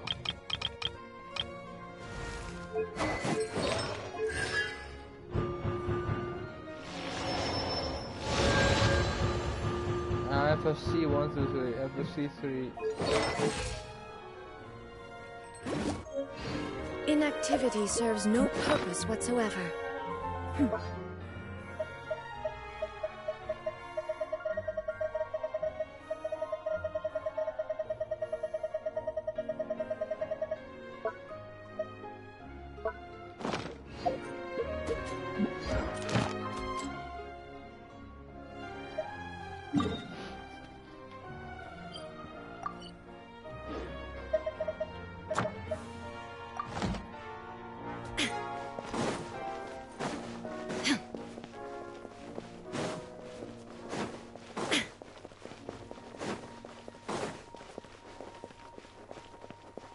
Ad Astra Abyss. Thank you for completing.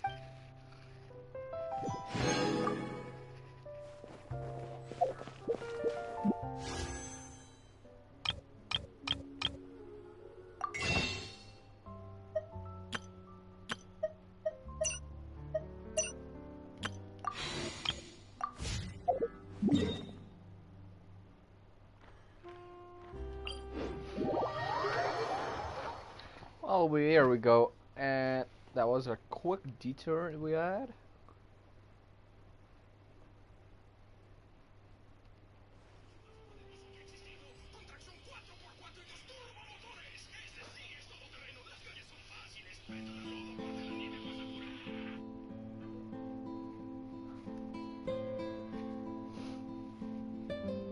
The world remains constant over the centuries. But human life is like the dew at dawn, or a bubble rising through water. Transitory.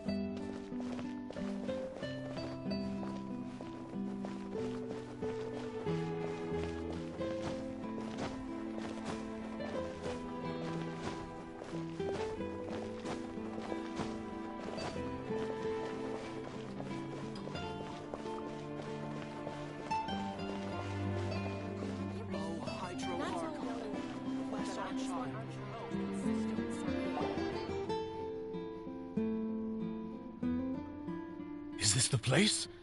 You said she's here, but what do I need to do to see her? Yeah, and even Paimon could hear her after drinking that thing. Didn't you just drink a lot of it on the stage as well? Vache. Ah! Yes, that's it. Vignier, it's me! Vache. I'm here! I'm here! Hey, wait! Okay. Vignier, is that you? It's me, Vache! Vache, why did you come? Didn't I say? You don't need to look for me. You look a lot older than I remember. How long has it been? It's been more than 20 years. I've suffered for over 20 years since the day you left. All this time, only the thought of bringing you back has kept me alive. Nothing else mattered to me. I must be dreaming. Who would have thought I'd get the chance to tell you all of my feelings like, Vignier, you are my everything. I really don't know how I could live without you. But Vache, if you ask me, this world would be better off without you. What are you? If not for you, I would have finished my law degree and probably become a top-tier attorney one day. If not for you, I would have continued to pursue my love of the arts, and my works would have been displayed in the Palais Mermonia itself. If not for you, I would at least have been able to take care of my mother. And she would not have grown old and died alone, with nothing but the tears on her cheeks. It's all because of your selfishness, Vache. It's all because of you. You... Wait, you are not Vignier. Who are you? You're right. I am not Vignier. I am the sacrifices. Every woman who died by your hand, as our bodies dissolved, our consciousnesses flowed back to the primordial sea. Our thoughts circulated endlessly within the primordial sea, and we were no longer individuals. I'm Cressy. I'm Lemonie. I'm Azine. The only one I am not is Vignier. Why? But then, where is Vignier? She doesn't want to see you anymore. Every tendril of her consciousness is avoiding you. This is what you get for your selfishness. Your selfishness robbed us of our lives and our futures. You said time and time again that you'd do any and everything for her. But did you ever consider whether she'd want to see you do the things that you did? If she would despise you for what you became? You are a liar, a heartless murderer, and a cowardly narcissist. The only thing you are not is Vignier's beloved. From the moment your first victim died and her consciousness merged with Vignier's, she has had nothing but pure hatred for you.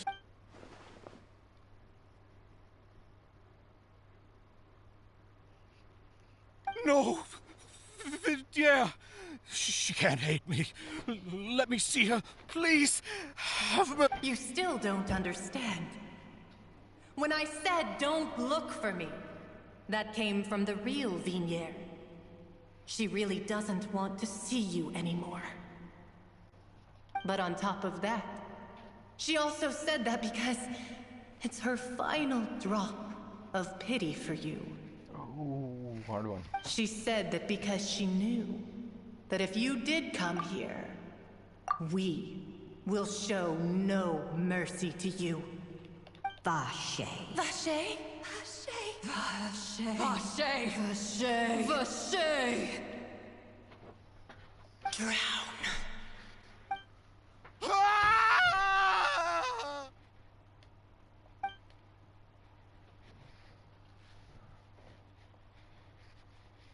Oh.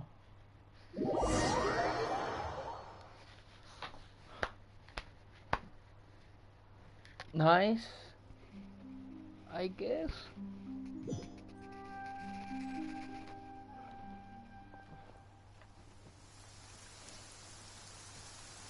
Oh, right again. Finally, we have some time to do shopping. Gosh, it's really been a long time since we've been able to relax. Huh. Well met, partner. I knew something great was going to happen when I woke up in such a good mood today. Even this weather can't put a damper on the demoiselle's mood. It's a pleasure to see you both again. Oh, hey, Navia! It's been a few days. Paimon's already started to miss you. What about Venti?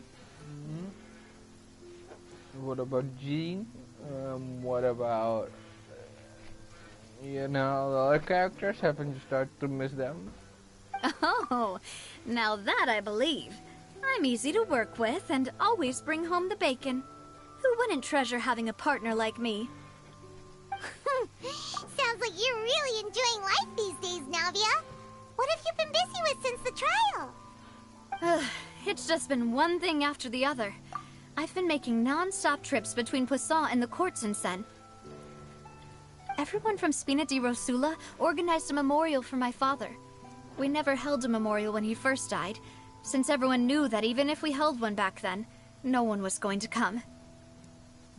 This time, though, everyone in Poisson, and even many people from the court, all attended. So his name's definitely been cleared now. That's what we like to hear. It's been the dearest wish of Demoiselle all along. That blasted stubborn fool. I was right to put my faith in him. I'm so glad I didn't give up on the case all those years ago. Oh, by the way, I ran into Charlotte just after I left the memorial service.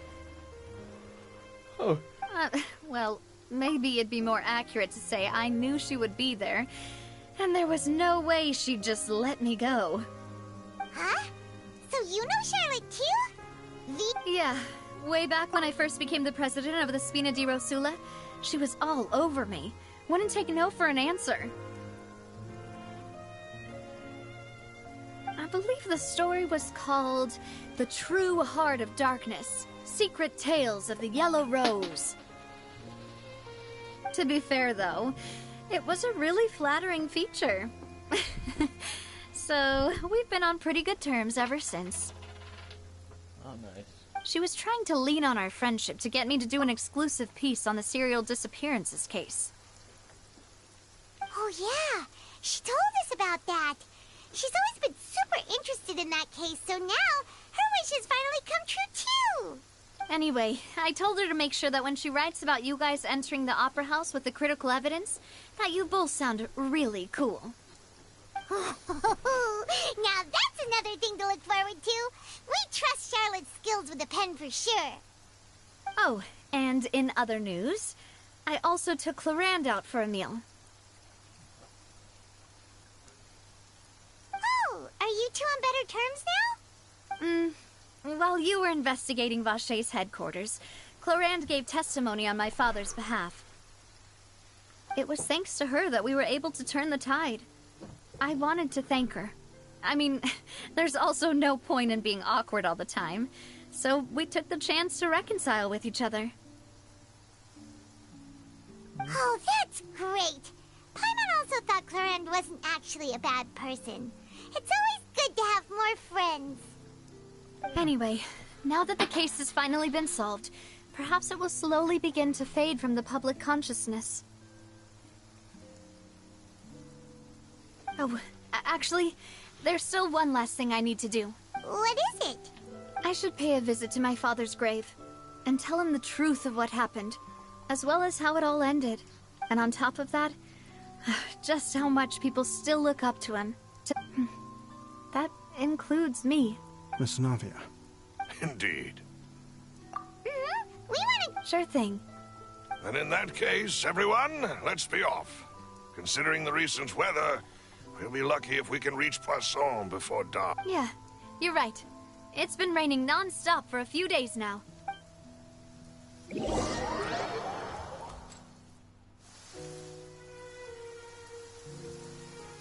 was nice.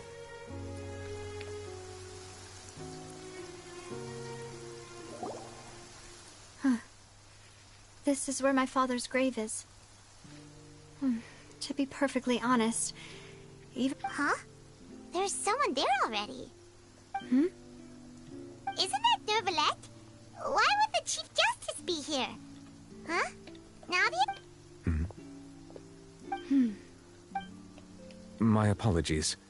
I should have asked before coming to pay my respects. Don't say that. Sorry about that. Oh, I was trying to say there's no need for you to apologize. I wanted to show my father how much I've grown. But still, I doubt I've grown to the point that even the Chief Justice would feel compelled to apologize to me over and over. In that case, I will stop apologizing for now. You really could use some pointers on understanding human emotions, Monsieur Neuvillette. In any case, why did you come to Poisson? Well, ever since that day, I've been turning a question over and over in my head. Just what is justice, anyway?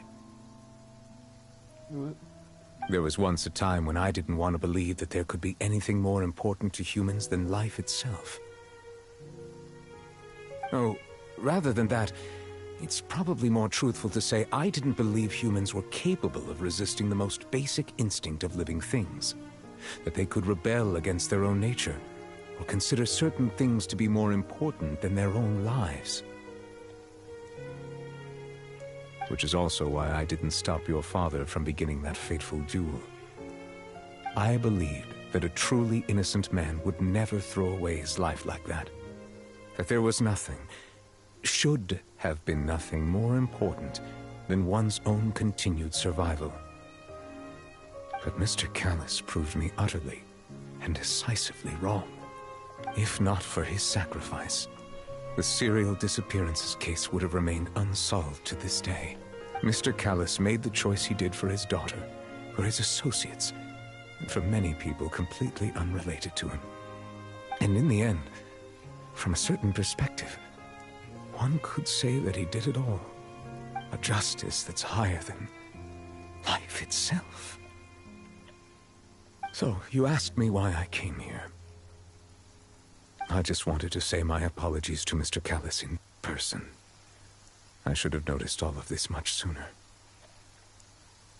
This regret has filled me with a sadness that has haunted me for days. That high and mighty chair in the Opera Epiclese indeed insulates one from many important things. Spina, thank you so much for your hard work and perseverance. I'm sorry for being mad at you before. So, you're actually one of those types that's cold on the outside, but pretty thoughtful on the inside, huh?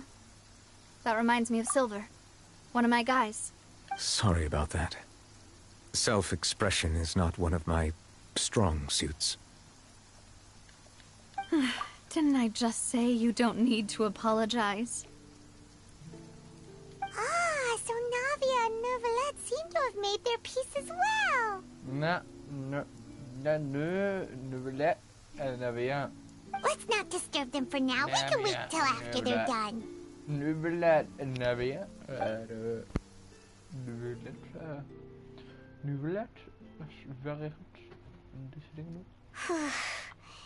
Paimon's never paid respects at someone's grave before. Did Paimon do anything rude there? Huh? Oh, Paimon didn't know that was a thing. But Paimon doesn't know what she would do if she can't fly. Walk. Oh no. Paimon hopes Miss Navia won't be too mad. Anyway, Neuvillette is still standing around there. It's not often that we can catch him alone like this, so why don't we go talk to him for a bit? If we can't talk to Lady Farina, we can at least talk to him, right?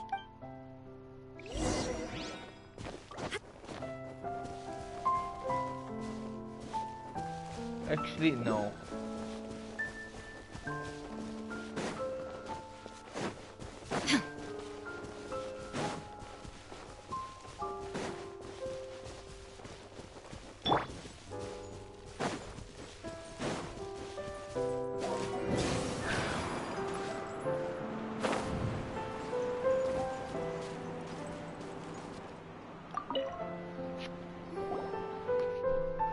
Oh, it's you two. Did Miss Navia invite you to come pay your respects to her father? We ran into Navia on the streets today, so we just followed her here. I see, I see. Then is there something that I can help you with? Well, it's pretty hard to run you like this, since you're usually super busy. So we figured we could try to ask you a few questions. Please feel free. Though outsiders, you helped us solve one of the greatest mysteries in Fontaine, and it would be my pleasure to return the favor.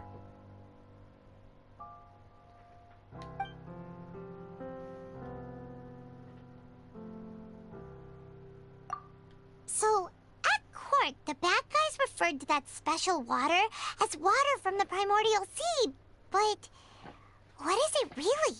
Truthfully, that name is already quite accurate. There used to be a special sea on the surface of this planet.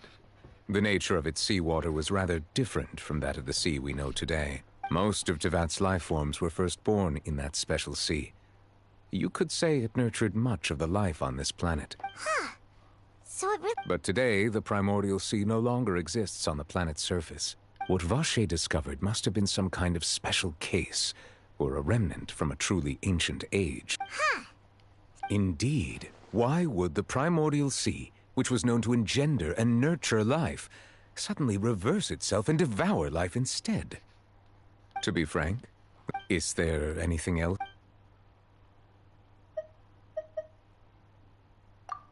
Your sibling, another blonde-haired traveler. I'm sorry, but I've never seen anyone who matches that description. If he ever stepped foot in Fontaine, I'm sure he followed our laws to the letter, and had no reason to appear on the stage of the opera Epiclese. Is there anything else?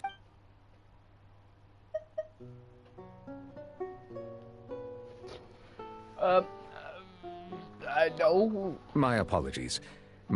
However, I still believe the judgment of the Oratrice was not rendered arbitrarily.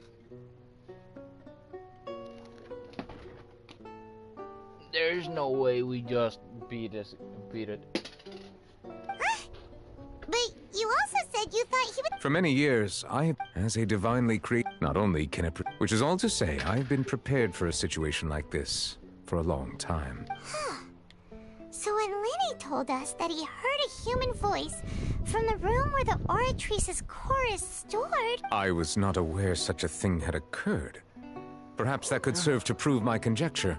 I will add that to the list of items to investigate. In any case, based on while we do intend, if we did... If you ask Paimon... Is there anything...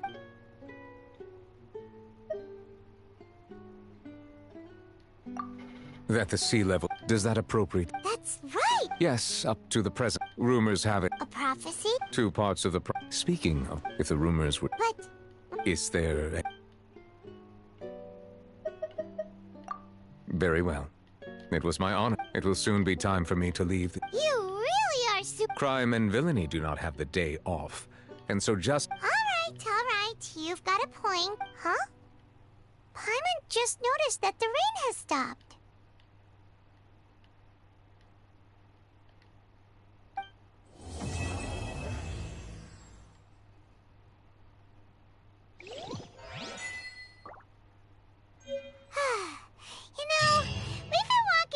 For a while now. Why don't we go back to the Spina di Rosula base in the court of Fontaine and have a rest?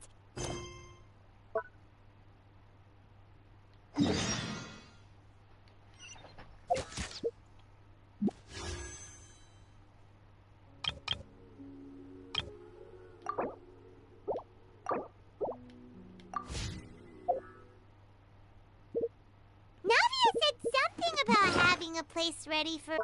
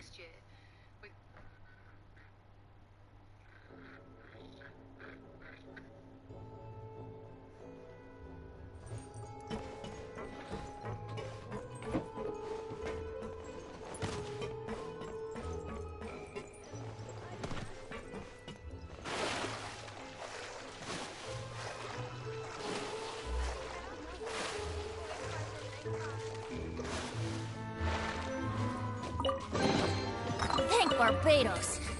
Wait a minute.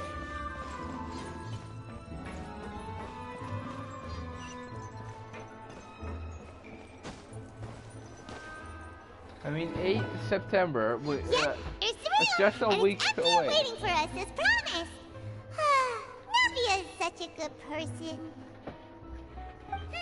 Now that the serial disappearances case has been solved, no one's going to come after us for anything.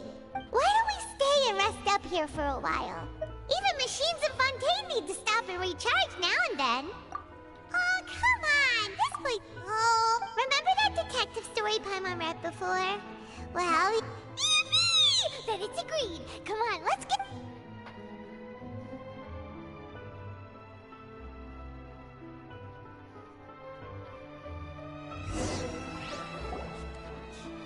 Paimon didn't expect that style at all. Even though it's a detective novel, it's also like a social documentary. Whew. It's actually pretty good. No! Paimon just spends a bit more time sleeping than you. That's... Excuse me, but do you know if the Traveler and Paimon are lodging here? Huh? Who are you? Paimon doesn't recall seeing you before. Wait, you're not here to give us... A blonde traveler and a chatty little fairy. Whew, looks like I found the place. Good thing I asked the Spina di Rosula. Seems they sent me the right way. Hey, what do you mean by chatty? Paimon's... It's an honor to meet you both. I was sent from the Palais Mermonia. Monsieur Nourilette wishes to see you. It's... Nourilette? He wants to see us again already? Huh. We talked so much the last time we met. Has something happened since then? I am not privy to the details. It would be best if you came to the Palais Mermonia and asked Monsieur Nourilette in person. Monsieur Nourilette. If you say so. Now that I've delivered the message. Thanks! We haven't left the room for a few days.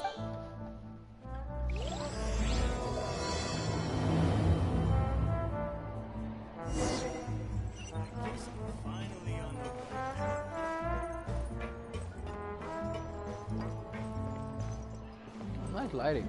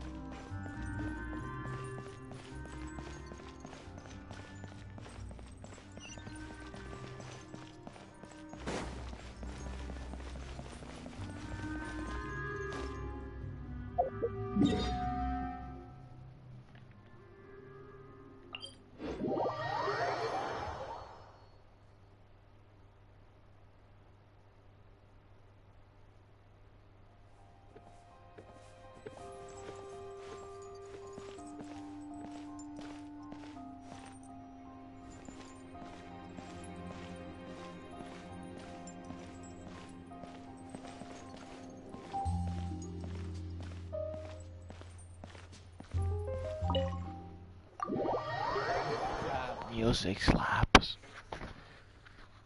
Just slaps. Doesn't it? I mean, I know it does. But yeah, I think it really does a lot better.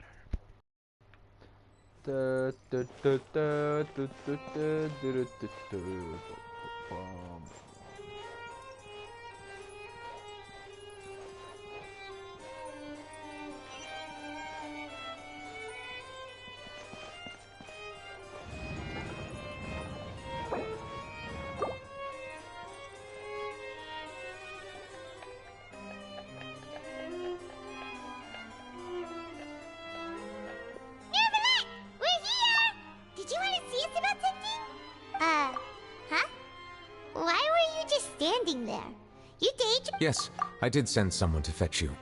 But as for what I'd like to discuss next, well... Given that we've already made the trip here, you should just tell us. Bet you need us to help you with something, right? I do indeed have something I'd like to ask you to do. However, You should wait until after I tell you the details, then decide for yourselves what... The situation is this. If I'm understanding you correctly, the Snezhnayan Harbinger known as the Knave has essentially requested a diplomatic meeting with you, correct? I heard that she was originally from Fontaine, but for her to suddenly arrive here and abruptly request such a meeting like this, I sincerely advise you to refuse her invitation outright. I'm sure you're aware that her purpose is most likely related to Child's recent predicament. We convicted one of the Snezhnayan Harbingers in a court of law, but we have yet to provide any form of detailed report on the matter. This does indeed provide an opportunity for Snezhnaya to put pressure on us.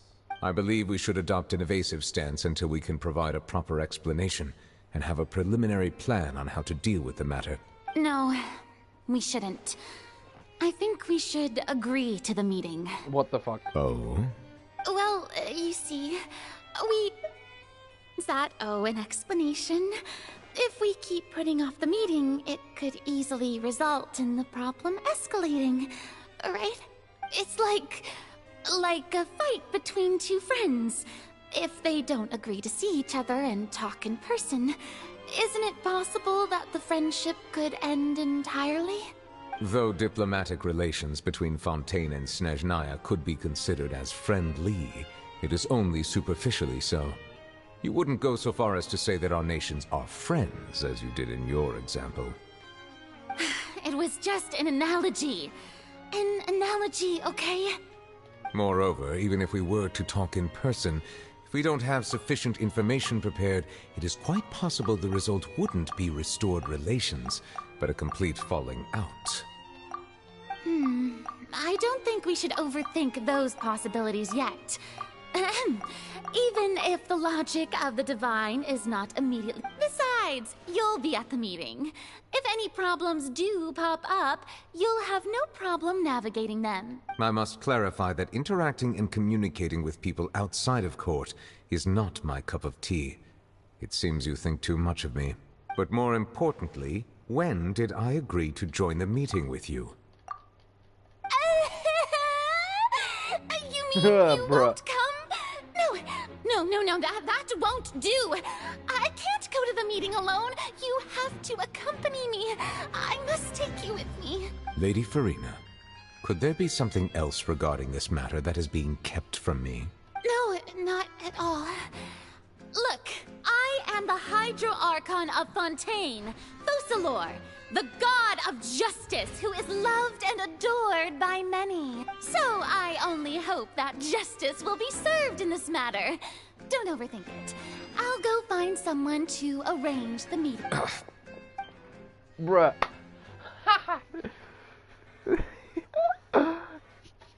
Though it could officially be considered a diplomatic conference, I prefer to see our meeting today as an ordinary tea party.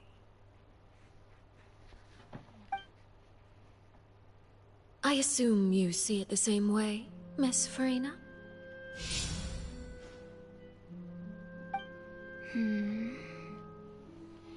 Lady Farina? Yes, that's right. Just like you said, a tea party. I should thank you for providing the pastries. They look delectable. To make this tea party even more lively, I've invited someone else to join us today. It's a pleasure to meet you, Monsieur Neuvillette. I was born in Fontaine, so naturally, there's no need to introduce the nation's revered Eudex to me. Hello. The pleasure is also mine. This guy is so fucked up. So funny. First, I would like to thank the two of you. I'm often away on business outside of Fontaine, and I'm told that the children of the House of the Hearth have been well taken care of by you. Oh, I'm not referring to when my children, Linny and Lynette, were falsely accused by you. Please don't misunderstand. The children of the House of the Hearth are often misunderstood, perhaps due to the reputation of the Fatui. There's no getting around that. All I meant to say is that Fontaine has been stable in recent years. The people are well off and the children lead happy, fulfilled lives. That is something truly worth cherishing, and no one wishes to disrupt such peace. Now then, you have come regarding the matter of child, correct? Well, yes. It appears the ever-busy Iudex Nuvilette doesn't wish to waste time with diplomatic pleasantries, and hopes that we can get straight to the point of our talk. Yes, as you surmised, understanding Child's situation is indeed one of the goals of this trip. As we are both diplomats from Snezhnaya, as well as Fatui Harbingers, Child and I have always been colleagues. Were anything to happen in Fontaine, each of us would serve as the other's attorney to resolve the issue. So now, in my capacity as his attorney, I request that Child be turned over to Snezhnaya. We have a responsibility to cooperate with Fontaine and resolve what has happened to him together. The rules governing attorneys only apply before a trial has concluded. Since a verdict has already been rendered, we see the case as settled. I apologize for being unable to... An outright refusal. Very well. I respect all the rules of Fontaine's courts, just as I respect you as Chief Justice. Okay, why don't we back up a step? You don't need to transfer Child to us. I only request to enter the fortress of Meripede to see Child and confirm his condition. It's not like you couldn't even manage to fulfill a simple request like that. Right, Miss Farina? About that. The fortress of Meripede has always been completely autonomous. Even we have no authority to interfere there, and diplomatic issues do not suffice as an excuse. However, if you absolutely must confirm the situation of the Harbinger, I have a proposal. The knave showed up already? Well, Lenny did say that Father will be returning soon. What? We didn't even know that Lenny was from the House of the Hearth at the time, so we kinda overlooked that information. Yes, thank you for your kind advice. I'm well aware of the situation. Even this man causes worries. I also noticed that Lady Farina acts a little odd and unnatural whenever I bring up matters related to the knave. Could the knave be threatening Lady Farina or something? If that were the case, then why wouldn't Lady Farina inform me? And what means could the knave possibly have to twist the arm of an Archon?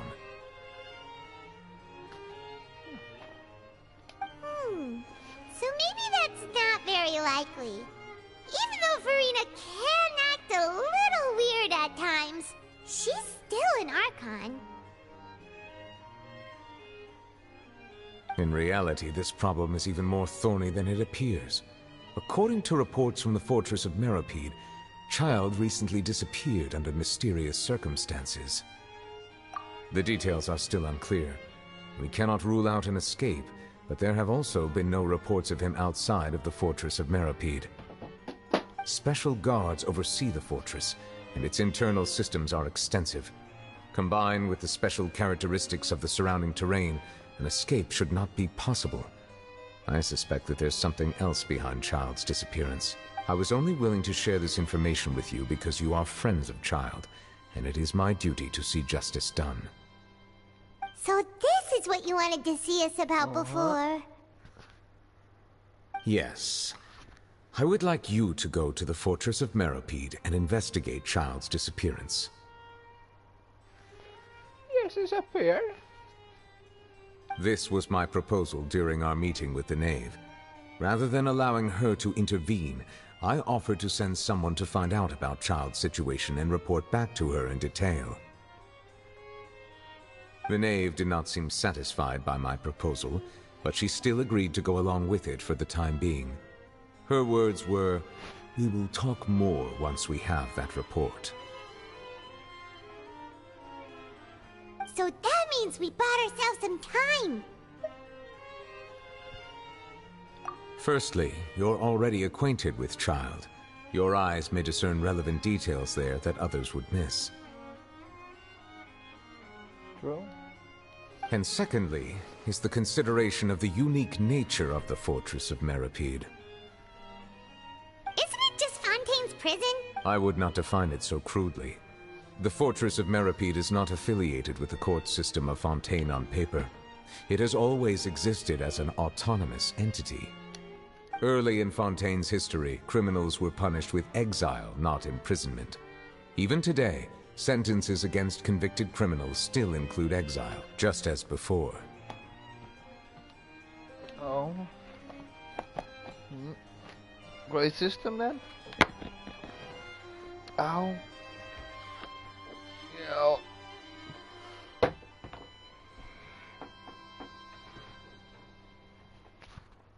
The Fortress of Meripede may seem like a prison, but it should in fact be regarded as a gathering place for exiles. My God. All we do is dispatch guards to keep watch and help maintain security, but we have no right to get involved with any other matters. Although I do have a personal relationship with the administrator there, neither myself nor the courts have the right to be directly involved with the investigation, no matter how serious the grounds.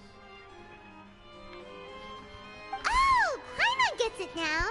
That's why you need us to conduct our own investigation as a third party, right? Correct. I will arrange false charges against you so that you may secretly investigate inside the fortress during your detention. This will save us a lot of unnecessary trouble. So, are you two willing to accept my proposal? Yeah, no matter how you look at it, it seems we're the best choice. Alright, we hereby accept this difficult task. Reluctantly. You two have my sincere thanks. He is this not matter my is friend. of critical importance to Fontaine's current situation. I mean, also, recap. You said I hope that "Why both this, of you you're can my keep friend," this operation and now we're a his secret. friend. So like, We will rendezvous at the Fortress of Meripede's entrance on Erinius once you've prepared yourselves. I will arrange for someone to take you inside. we're going into a prison, baby. Is there something we need to prepare? Perhaps you could enjoy a good meal and have a nice bath. I'm afraid that living conditions inside the fortress are nothing like those on the outside world. Oh, right! Even though we'll be there on trumped-up charges, we'll be in prison for on second thought, is it too late to back out? Please do not worry. Since you are sacrificing both your time and quality of life for the sake of delivering this report, you will be compensated according to the highest standards permitted to legal staff, regardless of the outcome. Now that's more like it! Come on, Traveler, let's go eat the best No, I just want a meal. so much that we won't need to eat another meal for a whole month! You're a treat. Are you leaving now? In that case, please take this cake as a token of my personal gratitude. Oh my God! No shit, he actually did that.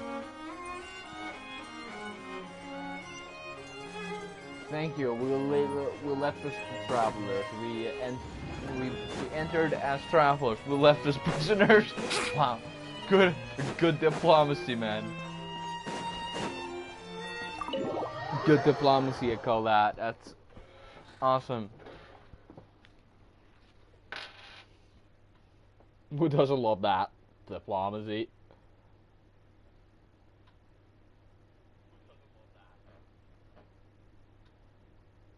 I mean, we're just 2 hours in.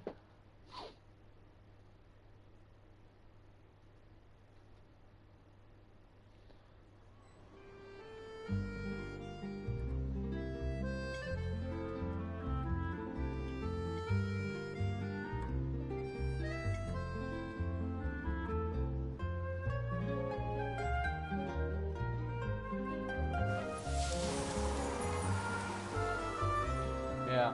No, we're already 2 hours in. 2 hours. Where is it? God. 2 hours already XD0.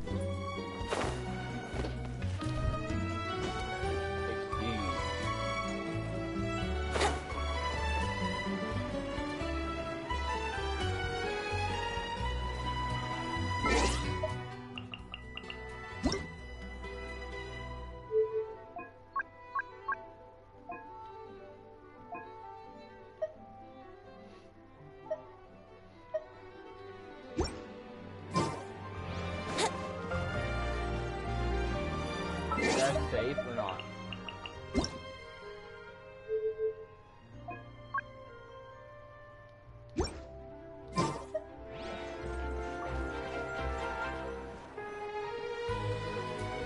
Paimon will have that, and that. Oh, and one of those too. No fontain, thank you.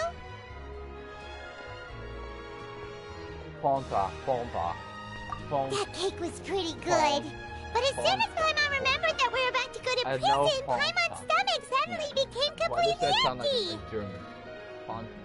Yeah, give me a fontain. Now that Paimon thinks about it, because we've always it's been German. super careful ever since we arrived in Fontaine. Just to avoid breaking any strange laws here. But here we are, about to willingly send ourselves off to the fortress of Meropide. Maybe this is what they call fate. Let's just try our best to investigate everything quickly once we get there. Paimon doesn't want to stay in prison too long. Oh, what is that I hear? Is it the taste of a breaking story?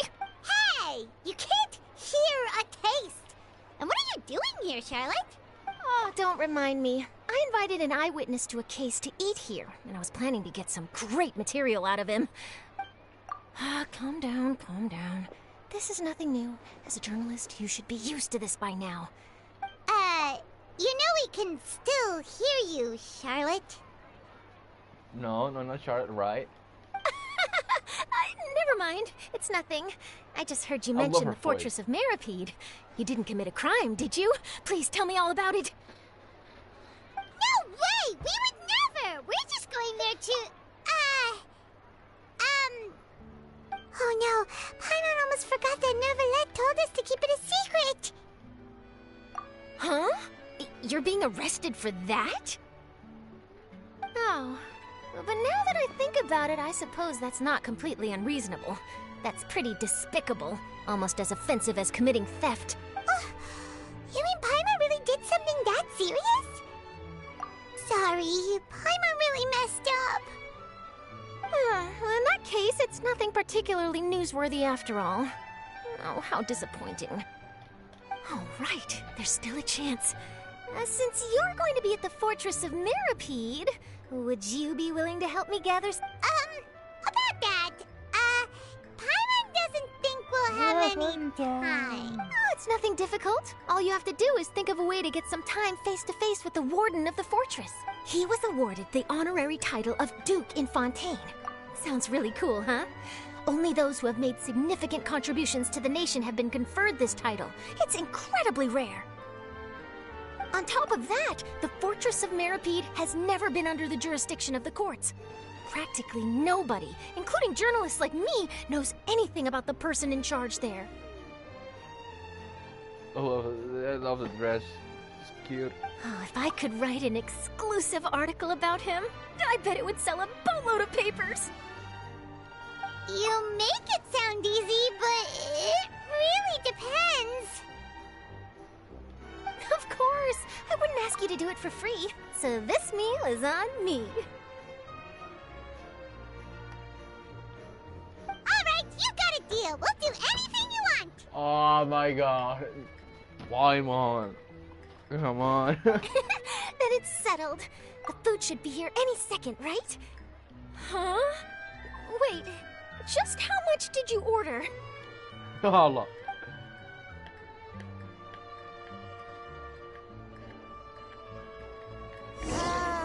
Paimon's so full.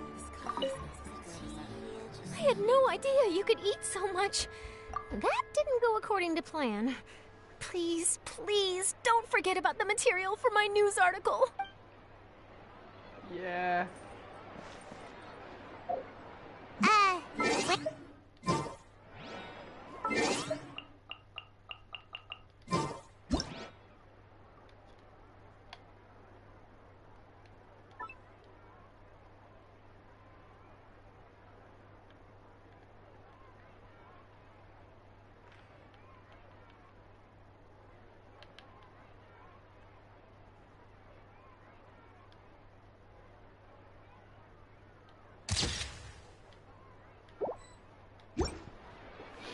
Perfect photo.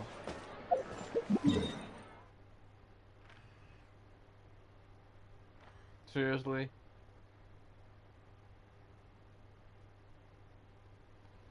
Okay.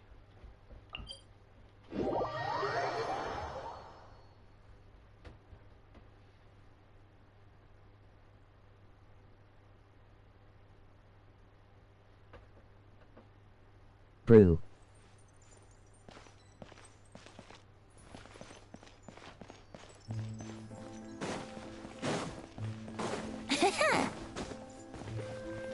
Wouldn't gliding be faster?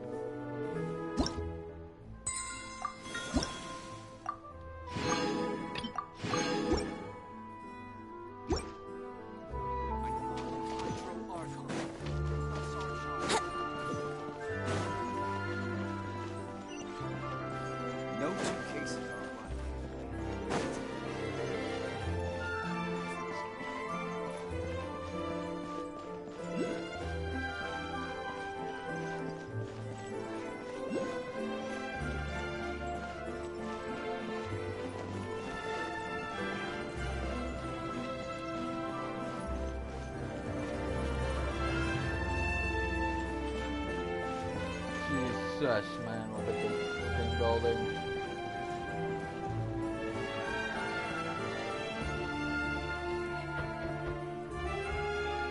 Alright, Nervalek, we're ready. Is this where the entrance is? You have come, just as promised. Yes, this is the one and only entrance to the fortress of Meripede from Irenaeus. Careful. You may want to step back a bit. Whoa! So you have to go down from here? Is the prison underwater? Utilizing both the barrier of the water as well as the fear humans have of the depths, the fortress of Meripede is naturally the perfect place to confine and guard criminals. But do not worry. It is not nearly as frightening inside as you may think. Yeah, it's all raw. Don't know about you, but just think... Oh, and there's one more thing. I mentioned that I have had personal dealings with the administrator of the fortress, Yellow. Wriothesley. Yeah, we heard about him too. He's that... Correct. He is the highest-ranking manager of the underwater prison. Even though you are going there to investigate at my behest, it would behoove you to avoid any confrontation with him or any... The Duke rarely ever leaves the fortress of Meripede, but that does not mean he is not privy to all that is happening inside and outside the fortress. All right. That's about all the time that we have to talk privately. I'm counting on you two. Don't worry, we won't let you down. Good. Madeline. I'm here, Monsieur Nervalet.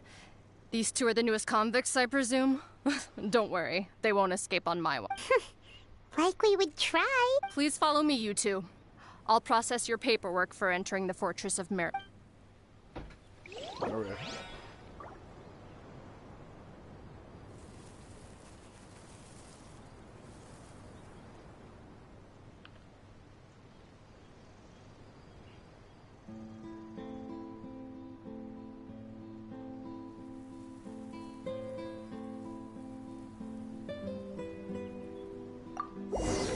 Yeah.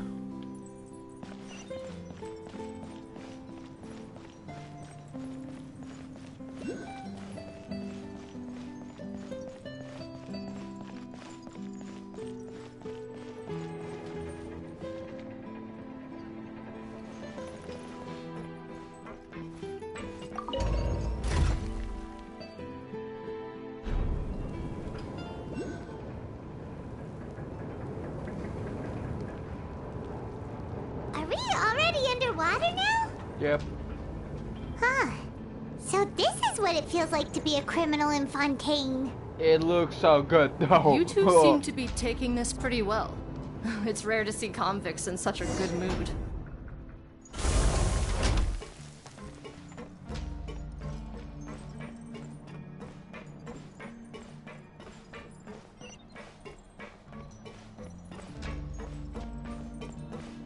Why is everything so looking good in prison? I mean, even Europeans didn't build prisons so good. Oh, it's you, Madeline. Why'd they make you make the trip down here today? Monsieur Nervalet personally requested I escort these 2 convicts. I suppose he was concerned others might not be up to the task. Well now, aren't you the lucky one? Must be nice to be on good terms with the big shots like the Chief Justice. The only people I get to see every day are the new inmates. Well, have you tried service with a smile? Who knows, it might help your professional reputation. Yeah, right. As if. Every criminal comes through here looking miserable. How can I smile with such a toxic work environment? And even if I did smile at them, the convicts would probably just think that I'm some freak getting some kind of twisted enjoyment from their pain. Oh, she's got a point. Well, I've finished transferring you. You 2 will register here, and Marette will guide you through the remaining procedures. Yep. I'll take it from here. Okay, let me see. You are the Traveler and Paimon, correct? That would be us! Let me confirm your charges and sentence. Let's see. You 2 are charged with eating a cake specially prepared for the Archon by a Snezhnayan envoy without the Archon's permission, thereby incapacitating the political center of Fontaine for a brief period. Sentence: 45 days? Huh? Wait! Just looking at the charges, it seems you 2 are capable of causing some serious trouble. And considering how fond Lady Furina is of sweets, this crime is tantamount to trying to assassinate the Hydro Archon herself. Now I've seen everything. Anyway, we still need to finish processing you before you can enter the Fortress of Meripede. Please stand in front of the board over there. I'll take your mugshots with my camera. Oh, all right. But be It's camera oversee.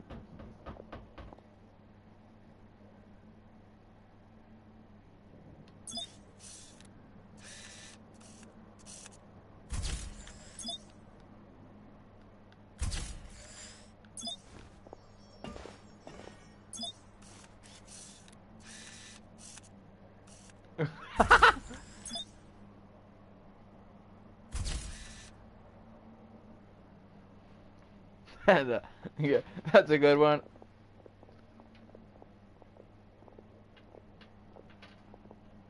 And we're done. Thank you for your cooperation. Next, someone will be along to guide you inside the fortress. Please be sure to cherish this opportunity for rebirth. I hate missions because I know I need stealth, and I'm not good at stealth. You 2 are the new inmates, right? Follow me. Oh, okay. Paimon is Paimon, and this is the Traveler. Save it. Not like I'll remember your names. Move it.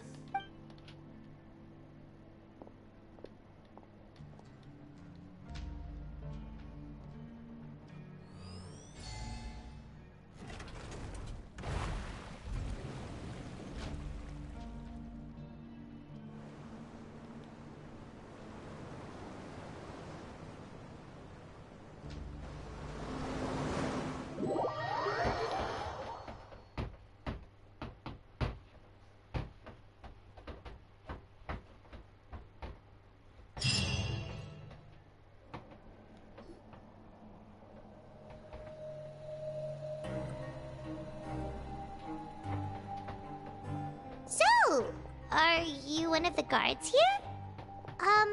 Is there anything we should be careful of while we're here?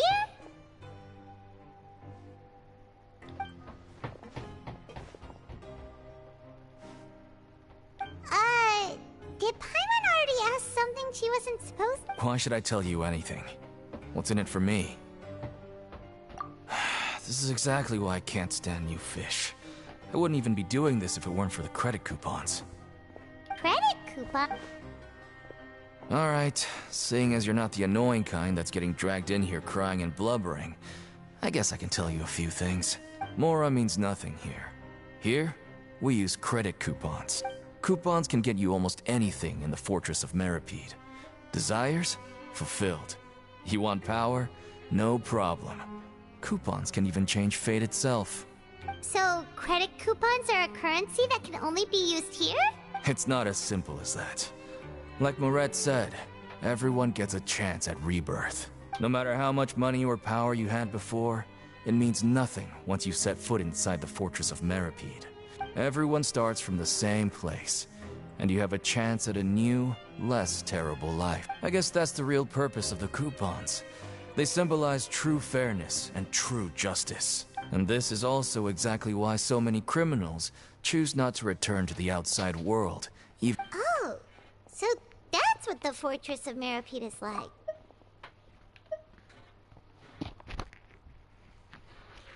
Okay. It certainly ain't all sunshine and roses here, but it's also not the worst place to be. You'd better take a good look at the scenery now. It'll be the last chance you get for a while. After being away from the sunlight for so long, even the terrifying depths of the sea start to feel like home. It just stops feeling oppressive, you know? I know exactly where we are. Oh, I'm actually an inmate like you two. Welcoming newcomers is a job I've picked up to earn some extra coupons.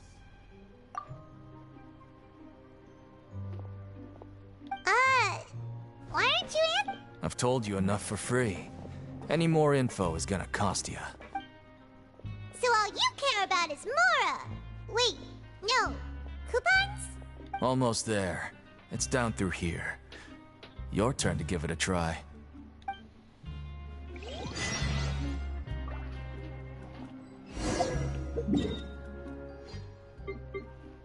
Yeah, I said I knew where we were.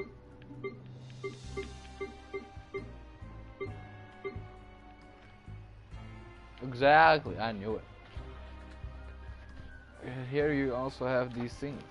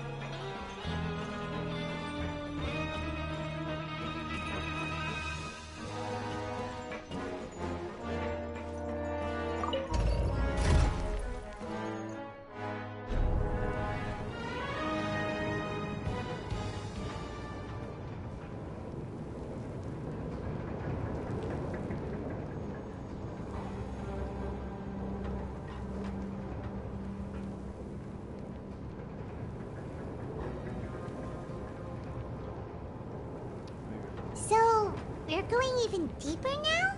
Just how deep down are we? It's like a metaphor for your previous life, isn't it? Our lives weren't that bad.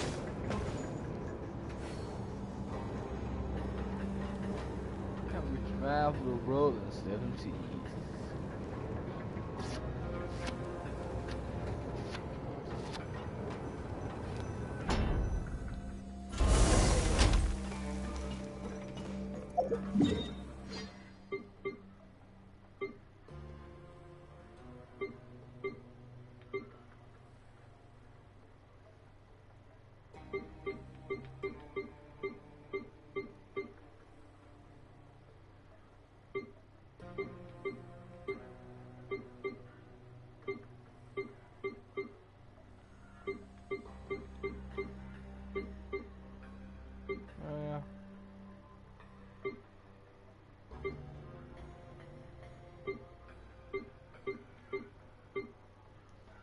We're the administrative area.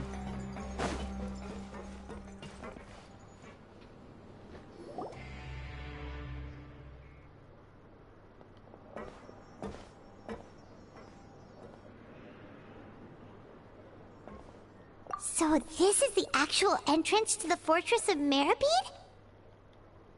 Huh. It looks like there are other new arrivals, too. Oh, they sure don't look happy. Maybe we look... Oh, right. We're on someone else's territory now. We need to think of a good way to act like criminals to get by. If we're discovered, even Neuvillette might not be able to rescue us. Hey! Don't scare Paimon! Oh, Paimon's... Look, I don't really know you, and I have no idea what kind of crime you committed, but... You wouldn't have happened to anger someone important, did you? Someone important? Now's not the time to worry about that. Anyway, it's over there, so... You just go on over there by yourselves. By myself? Are you sure? You can't Wait a trust second. me. Are there usually so many Garderex around here? They're already onto us? Not. Prisoners numbers 7459 and 7560. Welcome. Oh, no need to be anxious. These Gardemex aren't here to attack you. When I heard that you were friends of Monsieur Neuvillette, I had the Gardemex come and wait in formation. Wait! You know about our connection with Neuvillette? The seafloor isn't as cut off from the world as you might imagine. However, I'm afraid that I know nothing more than that you are... And as you can see, committing a crime means being sentenced here. Even if you're friends with the Chief Justice. Quite fair. The Duke! Greetings, Your Grace. Lovely weather today. Oh, greetings, my good fellow.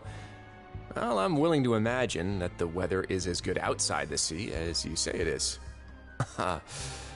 How great it would have been if only the Fortress of Meripede had been built on the coast, huh? It would have been so convenient to enjoy a nice chat in the sunshine. My profuse apologies. I just got so nervous when I saw you, So this is the Duke. He sure looks a lot younger than Paimon imagined. The Traveler and Paimon, correct? Mr. Deacon here was responsible for your welcome. I trust you were satisfied with his guidance? Ah, I see. In that case, I regret to announce that Deacon here has just missed the best opportunity in his prison career to be promoted. I admit that I was only thinking about the coupons. I'm sorry to have disappointed you, Your Grace. I once hoped for a chance to do some higher-level work. I had no idea you two were big shots who were worthy of speaking with His Grace. Losing out on such a big opportunity because I couldn't see past my own nose. Plenty of time ahead, Deacon. There'll be more opportunities. Well, I believe that concludes the introductions. We've already taken enough time here. Deacon, if you would. Yes, Your Grace. I'll take my leave now. Please, follow me. To make you feel more welcome, I'll show you around the various facilities of the Fortress of Meripede. I hope it'll help you adjust to life here. Is he a cat? Bro. He's going to personally give us a cure? No wonder Charlotte's so interested in him. He's one of those mysterious types. Alright.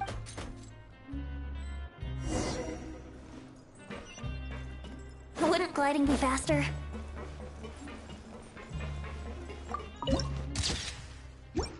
No, straight ahead would be more beautiful. Not like this. I mean like this.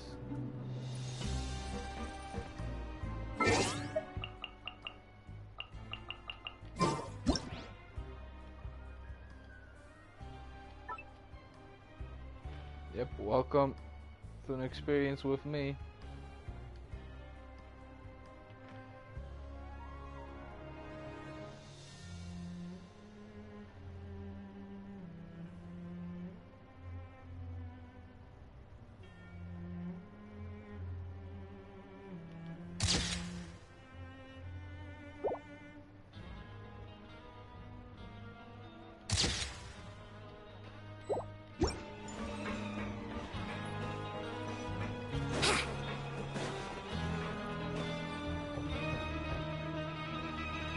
There's no need to be so reserved. The label of criminal is nothing but one of many identities. And being criminally inclined here at the Fortress is just one of many ways to survive. Is it really okay for the Warden to think like that? We're real Well, then, Maybe you'll be able to carve out a name and a place for yourselves in this underwater world, But before you go in swinging, please remember that in the Fortress of Meripede, it's better to not cause trouble for yourself or for the guards. Now, we've arrived at a very important place, the Coupon Cafeteria. You can come here and claim one welfare meal each day. Welfare meal? You mean, it doesn't... That's right. Criminals are essential to Fortress operations, so we must guarantee that they at least have the basic means to survive. But that's not how it was. Back in the day, it cost you credit coupons just to get a cup of water here. For fish like you who just arrived with nothing, you'd have to go to work hungry until you earned enough coupons to eat. It was only after His Grace became the administrator that we got the free meal rule. Now everyone gets a square meal every day, even no-good slackers who've never picked up a wrench in their whole lives. Nobody starves to death here. In the Fortress of Meripede, credit coupons are the only currency, and everything must be purchased. In some sense, you could say using the coupons is a form of trade. But trade is always conducted by people. So if we want trade here to prosper, we need everyone to work hard and live their lives. If nobody could even afford a meal, then the whole fortress would be up in arms. And that would only make things more So, rather than saying that we're giving everyone a free meal here, you should say that everyone's hard work has improved the living conditions in the Fortress of Meripede. Your Grace's reasoning is correct, but what I said is also true. Whatever the case, hard work is rewarded here. You'd be hard-pressed to find anywhere else as fair and reasonable. Right! Paimon sees your point. By that logic, this place doesn't seem so bad after all. Oh, wait, no. We shouldn't drop our guard so quick. Let's continue this way. Yep.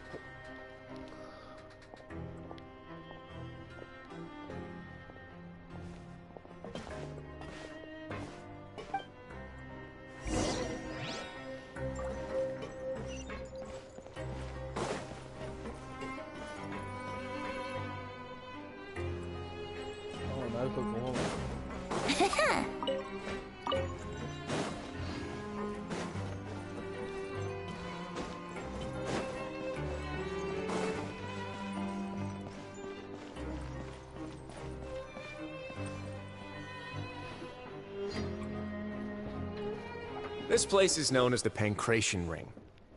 Sometimes we have criminals who have more energy than they know what to do with. Their daily work alone isn't enough of an outlet for them. So, instead of leaving them to their own devices, we've provided them with this dedicated venue. This way, nobody will get involved unless they want to be. Yeah. Pancration matches? And you can earn extra coupons? Oh, what do you think, Traveler? Interested? But I must warn you that your sentence will be extended if you fail to restrain yourself and end up seriously injuring or killing your opponent. So, did... No, actually. I just granted approval for the organizer to use this area to build the ring, and I collect a portion of the proceeds in return. Of course, the fees are also quite useful. Oh. Do you mind if we ask what they're used for? Sure. Ensuring personal safety, maintaining the arena, and resolving any conflicts that arise. Oh, no. Paimon was just wondering if that's how you paid for everyone's welfare meals. Okay, Paimon. A reasonable guess. I see you have a talent for entrepreneurship.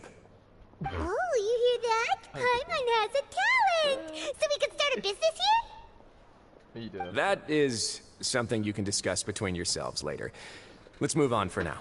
Yeah, let's move on.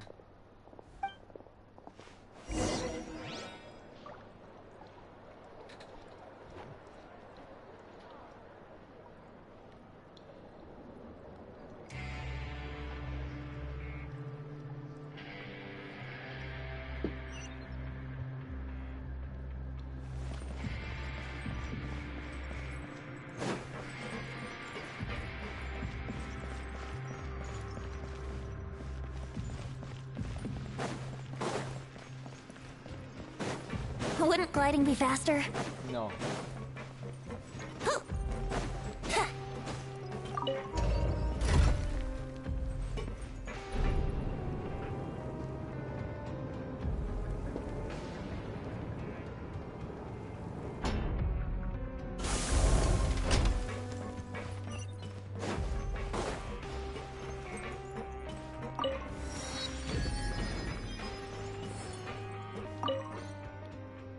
next episode's time off.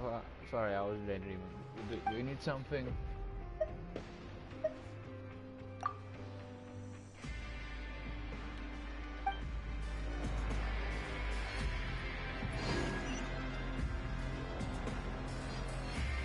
I want to go on a vacation with Calvana.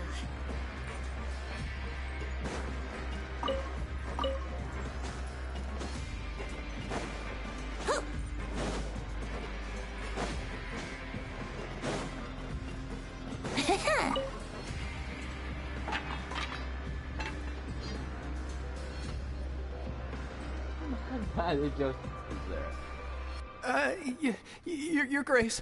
Good morning. I mean, good afternoon. No, wait, what time is it again? What time indeed? Time waits for no one, so it's best to keep an eye on it. My apologies, Your Grace. Jeez, that guy's so nervous he almost forgot to breathe. Sorry, forgive my manners. These are the dormitories, which is where inmates sleep. The guards will inform you where your bunk is later. In the Fortress of Meripede, criminals usually spend most of their time in either the production zone or the sleeping areas. Yes. The production zone? What does it produce? Not necessarily. Though working in the production zone is the most reliable way to earn credit coupons, if you have other skills, you can skip your shifts to earn them in other ways. Wow. Wait, you're the manager of this place? And you're... The fact that the Fortress of Meripede has continued operating completely autonomously is proof enough that most people are willing to work honestly and earn a stable income. As for what we produce, many of the clockwork machines seen all over Fontaine originate from our workshop. Therefore, the Fortress of Meripede is not only a place where criminals serve their sentences, but also a giant... There's no need for me to get into specifics about the production process. There's no need for me to get into specifics about the production process now. You'll experience... Let's move on. The tour continues over this way. Okay.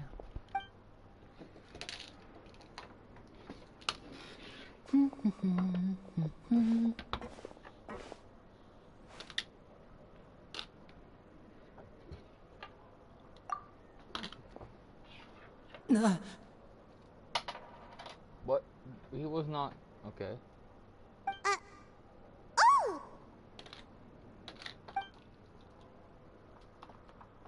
Oh, you really scared me there. I didn't expect to see you here. The only thing you should be seeing is the work in front of you. Stay focused and keep up the pace. Oh? Is... It's nothing. Paimon's just worried about... Why is he there? No, why was he there? I mean, for real though, like, why?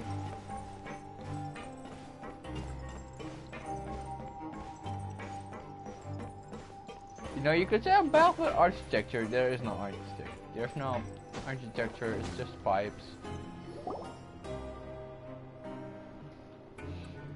Oh, what the fuck?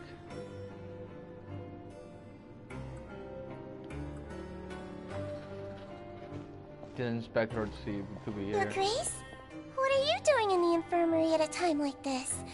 Oh no, you didn't injure yourself, did you? Not yet, unfortunately for you. But thank you for your concern, Siegeween.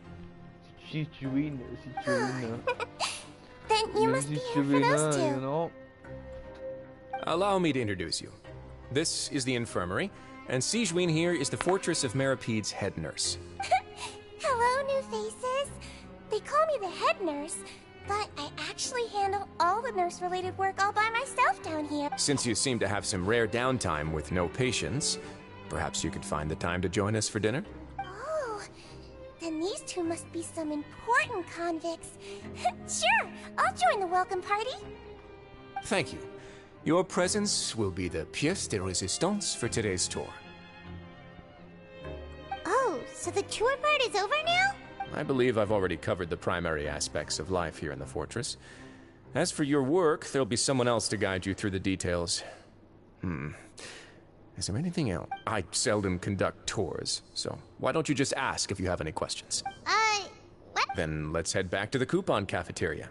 Maybe a meal will help you think up some questions. You should at least try to be excited. Our free meals are actually pretty good here. Maybe because you also have eaten so much here. That's wood. Wood burns easily. Why would you have wood in a prison? Actually, why would you have so much wood in a prison? It's not like this is copper or anything.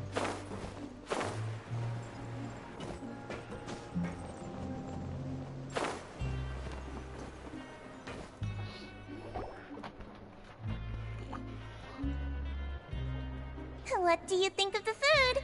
Does it meet your expectations? Wow, it looks delicious! Neverlet made it sound like living conditions in the Fortress of Meripede wasn't very good. Who would have guessed that criminals get to... Oh, isn't that the meal box that only super lucky people manage to draw? Seems like you two are quite fortunate. It actually has nothing to do with luck in this case. I had a word with Walsey, so you didn't have to draw lots like everyone else.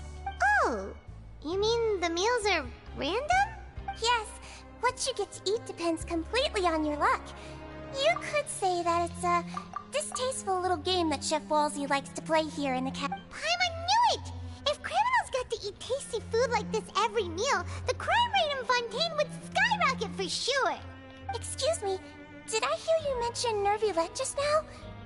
I've been wondering how he's doing. Is he busy with work? Has he been taking care of his health?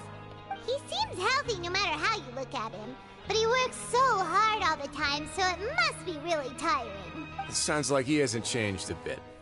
Looks like you can stop worrying so much, Sigewinne. Oh, that's good. But I still feel like it's been too long since I've heard any news about him.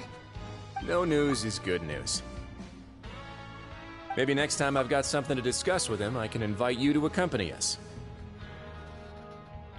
But isn't the Fortress of Meripede independent from Fontaine's court system? Well, we provide all kinds of mechanical products for official use, and some essential goods have to be obtained from the overworld, so we naturally have to stay in touch about this and that. Monsieur Nervulet's character is unimpeachable. No matter the question, you can discuss it openly and freely with him. Talking with him feels quite effortless. In light of that, I am quite willing to go out of my way to show respect and accommodate him. In fact, right now, I'm treating you two as guests invited by Monsieur Nervulet. But unfortunately, I can only do so until the end of this meal. After this, you two will just be inmates here. You're very welcome. Well, your new life awaits. Not for long now.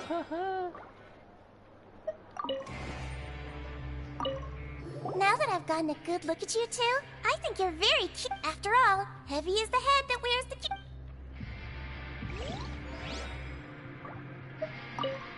Are you finished eating? Then I recommend that you return to the dormitories and rest. You have work to do tomorrow. Perhaps you were hoping to ask for some special privileges? Sorry, you'll have to use credit coupons like everyone else. It's not as comfy here as you might imagine.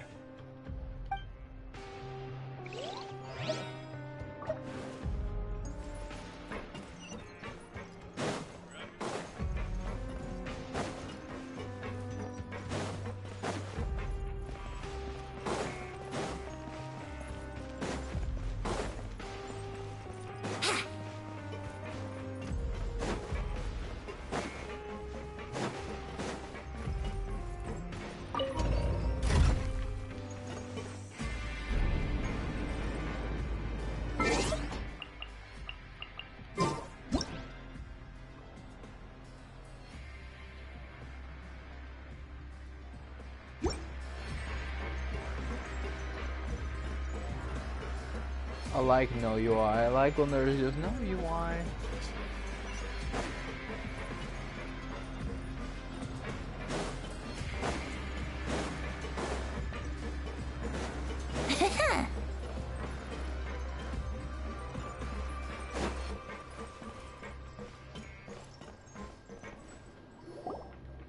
The Traveler in Paimon, right?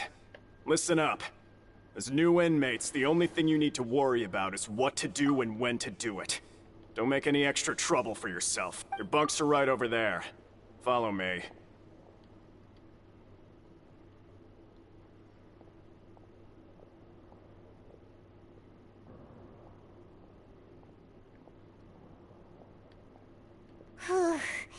So this is where we'll be sleeping from now on. Oh, Paimon can't believe this! The days of staying home and reading detective stories are like a dream now. Skill issue. By the way, Traveler, we saw a lot of things worth investigating just now. Even though the Duke didn't say it too directly, judging from what he said at the end, it seems that he was only welcoming because we know Neuvillette. We are criminals, and Paimon did eat that cake, but we're actually here to help Neuvillette. Is it possible that he knows we're here on a mission? Or yeah, Paimon thinks so too. He probably knew why we came here from the very beginning and intentionally wanted to send us a message. Maybe something like, "Hey, I have my eyes on you, so don't try anything funny." Okay. Yeah, you're right. It's not like we can go back to Neuvillette empty-handed and say, "The dude looks scary, so we gave up." What the fuck? And besides, the Duke said that he was willing to go out of his way to show respect for Neuvillette, right? Yep. So, we at least need to try. But Paimon hasn't gotten a clue where we should start our investigation. You mean... Yeah, that's what Paimon was thinking too. Paimon almost spilled the beans when we ran into him. Okay. Fortunately, based on his attitude, it looks like the Duke sees Linny as just another inmate. We worked so hard to help clear Linny and Lynette's names, and yet we turn around and bam! He's in prison anyway! Oh, right! Linny and Lynette are from the House of the Hearth. They work for the Knave, so they could be here to investigate too! Yeah, that's a good one, yeah. Good one. Huh? Oh, it's a card! Paimon didn't notice it earlier. It looks like a magician's prop. Lenny must have left it here. He's in prison and still doing his little tricks, huh? Let Paimon have a look. It was nice to bump into you again. Let's catch up in the production zone tomorrow. What in the world? It's written like he's greeting a buddy on the street. Paimon thought he'd write something important. If you say so, we can ask him what's going on tomorrow. Let's get some rest now.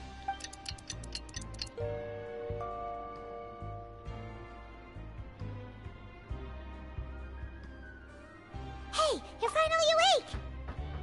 Well, it's Paimon's first day as a prisoner. Last night, Paimon dreamed about getting interrogated by the guards until Paimon told them everything, and then Paimon woke... Hey, come on! It's just a dream, okay? Paimon wouldn't really squeal. Hey, lazy bones. What are you still doing here? If you don't want to starve, then get yourselves over to the production zone.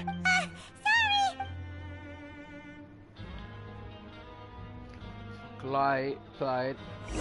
Leader was also there. Leader.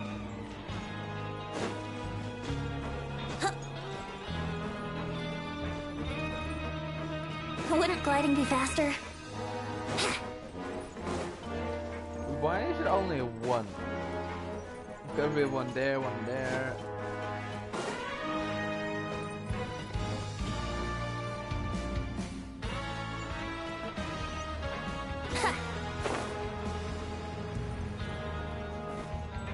Oh, we need a different lift.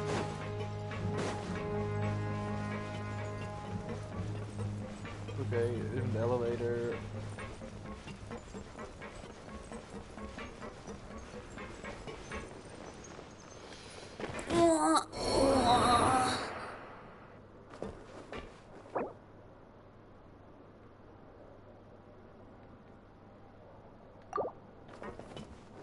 Ready, steady, go!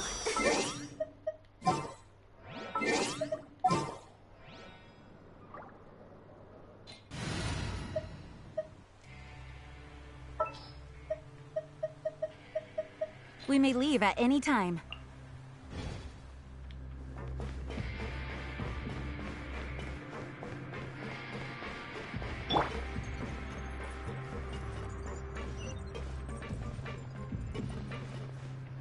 Let's come up with some fun activities.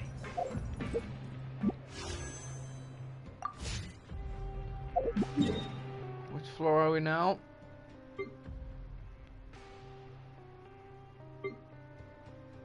The upper zone, production zone, lower level. I need to go to the lower level. Wouldn't gliding be faster?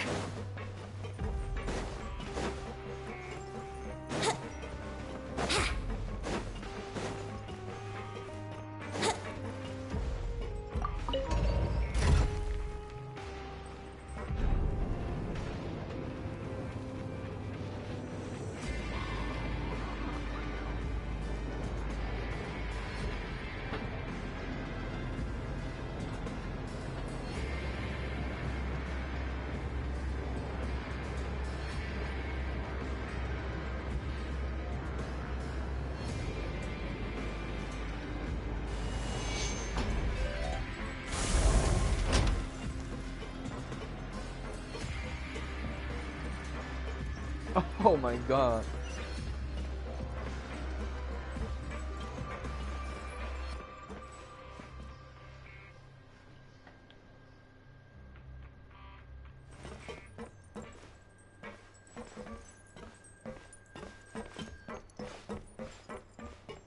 Looks like not everything is doing it very well. Hello, Gradeville. How's it going? Is everything good? Ah, you must be the catch of the day. Well, Looks like you've got some luck getting assigned this space. Yep, we just arrived yesterday and... Yeah, you was here yesterday and... Don't interrupt me when I'm speaking. Okay, don't interrupt me when I'm speaking. Yes, sir. Listen carefully to my instructions. I don't want any mishaps. Every machine here is worth more than the both of you. Well, technically... Working around these machines can be very dangerous. Do your job well, and you can eat in the cafeteria. Anyway, the Fortress of Meropee doesn't want to lose a single one of its machines. And it also doesn't want to waste the production potential of any inmate. You got that? Got it! Your job is to use the machine over there to process widgets. Watch carefully, and make sure you step on the pedal at the right time. If the machine gets jammed, then give it a little maintenance with your fist. Here, take this. Bring me the processed widgets, and I'll give you some credit coupons in exchange.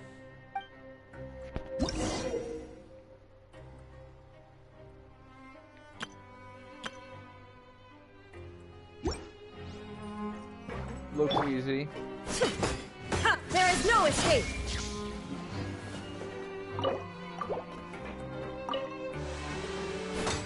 So if the machine gets jammed, you just need to attack it to fix the problem. Once the widget is hot enough to blow, jump to step on the pedal and hit the widget with the hammer.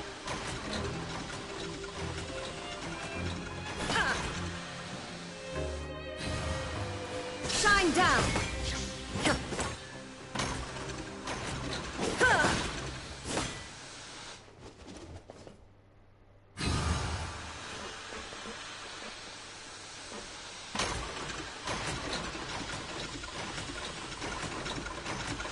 There is no escape!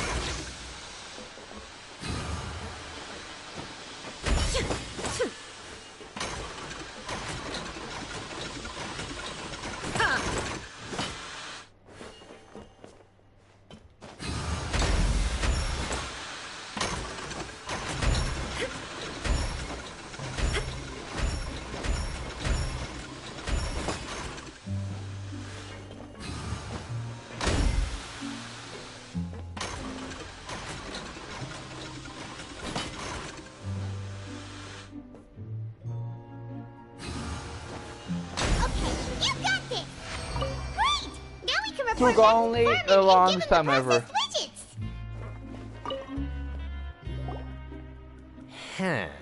This one is tolerable. Though, since the processing is done by machine, the product is all pretty much the same. Alright, I'll pass you for now. And we'll count up how many credit coupons you've earned. 1. Paimon's exhausted. We're done now, right? Ugh. Even though Paimon's starving and wants to head straight to the coupon cafeteria, we still need to meet Lenny first, right? He probably just finished up his work, too. He should be around here somewhere.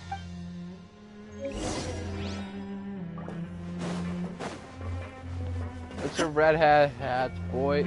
Couldn't be so, hard. Lenny? Mr. Magician?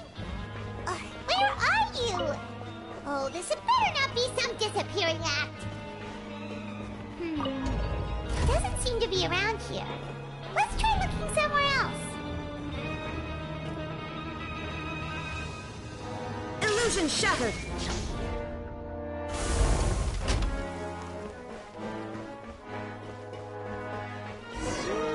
Where could he be? Did he decide to slack off and sleep the day away?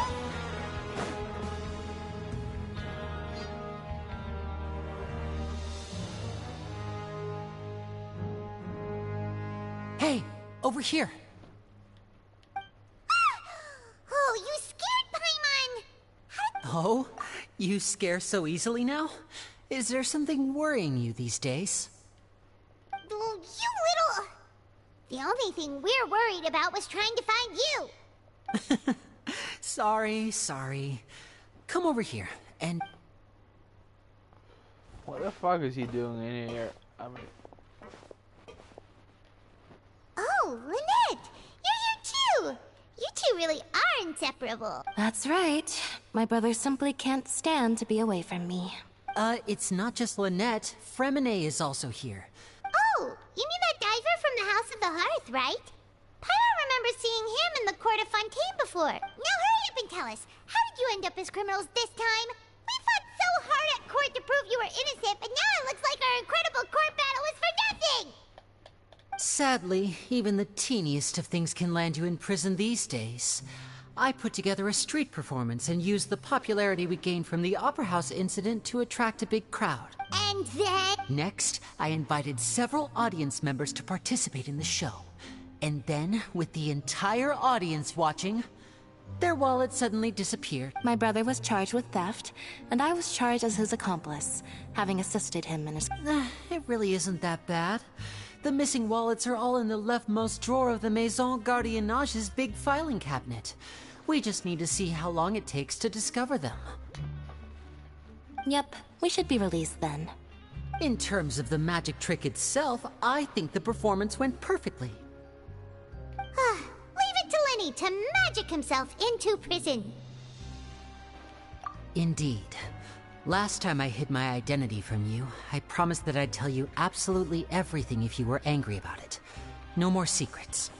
So I don't plan on keeping anything from you this time either.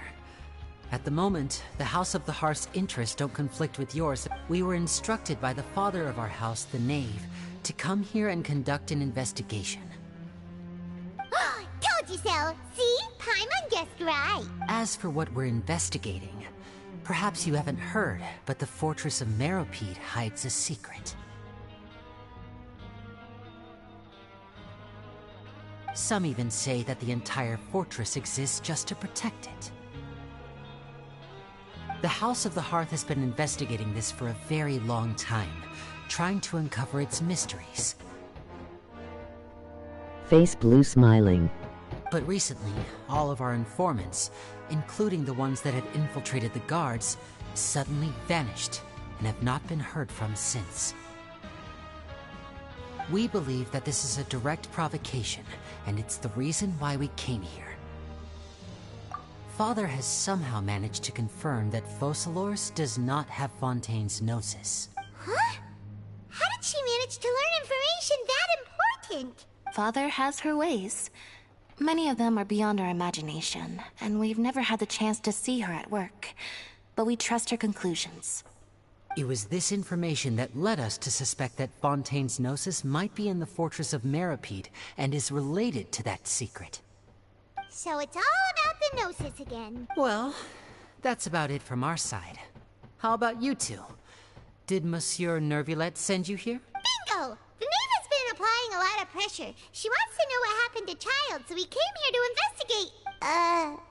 Traveler, are we allowed to tell them? You don't need to worry too much about that. She's just asking for a report on Master Child's predicament as a means of pressuring you. Father used this situation as a pretext to negotiate with two high-ranking officials in the court of Fontaine. She actually just wants to be able to make concessions on this matter for gains elsewhere, almost like a bargaining chip. Sometimes you need an excuse to do things you otherwise couldn't. And a harbinger is more valuable than you might imagine. Of course, it's not a complete farce. If we do manage to find out what happened to Master Child too, then diplomatic relations with Fontaine could improve, and Snezhnaya might even be able to adjust its stance a bit. Is it just Paimon, or does it feel like we're the only ones who actually care about Child's situation? The relation— I wouldn't go that far. Father just has different standards than we do when it comes to what can be sacrificed for an advantage. By the way, I have a suggestion. Why don't we team up? Even though we have different objectives, we're both here to investigate the fortress of Meripede. It would be more efficient for us to work together. No. As you know, the House of the Hearth has many reasons to seek the Gnosis, but our highest priority remains resolving the prophesized crisis. You can trust us on that. Yeah.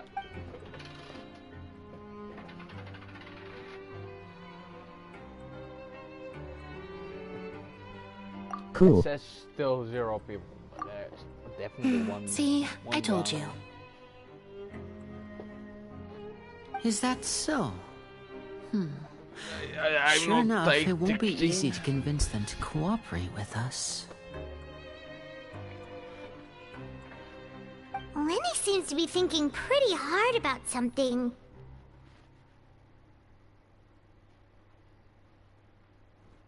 Of course he is. Lenny has been looking forward to a chance to reach an understanding with you ever since last we met.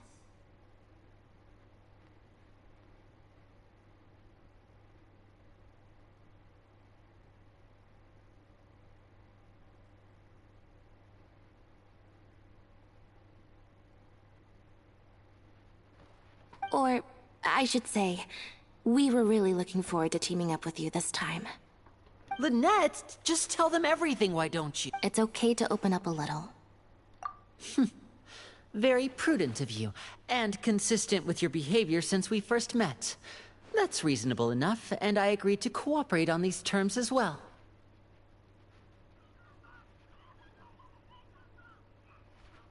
I was prepared for the worst, but you were actually more agreeable than I anticipated.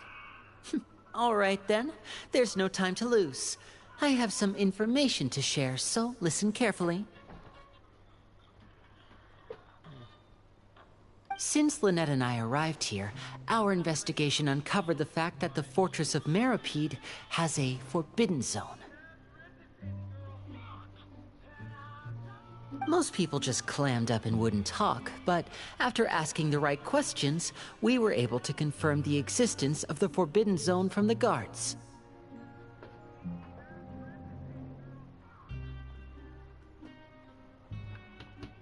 You should be aware of that while you're investigating.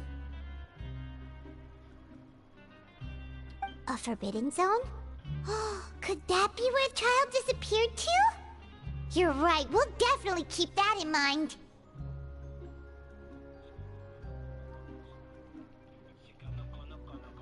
Good. That's the most suspicious thing about the fortress that we know of so far. We have a few other unanswered questions, and we'll be investigating those as quickly as we can. Anyway, I hope you find our information useful at least.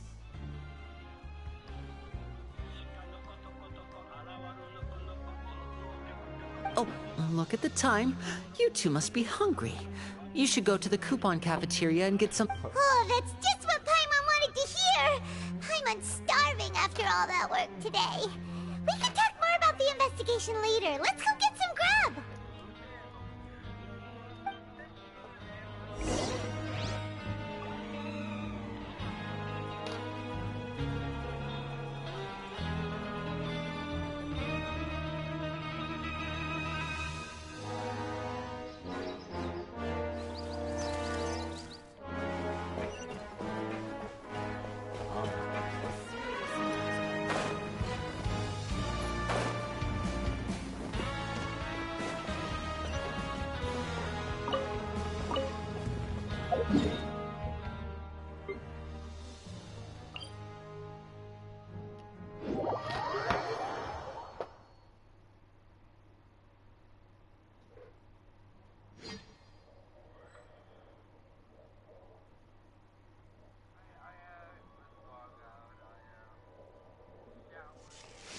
Oh my god, weer 3 hours live already. Goes fast. You know, it goes really fast. When you think about it.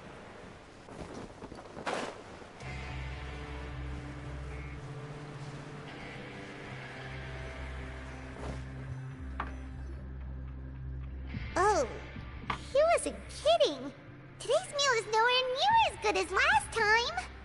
Oh, who knows how long it'll be until we're lucky enough to get that super tasty meal again. Ah, forget about it then. We'll just deal with the regular food for the time being. Let's just get out of here as soon as possible.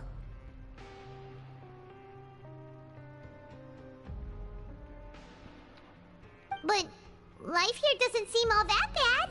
Other than the foreman Skill being issue. kind of mean and the work being pretty tiring. You think so, mate? If I had a coupon for every fish who said that. Seems you fishies still haven't learned your lessons from your life up on the surface. If you take things at face value, then by the time you reach a dead end, you won't even know how you ended up on that road in the first place. I like your attitude. I can, let you in on a little something.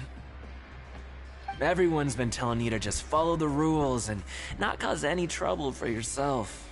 But what they don't tell you is that the rules aren't exactly what they pretend to be. The rules for being a prisoner. The truth is, this place has a lot of hidden rules. Huh? Hidden rules?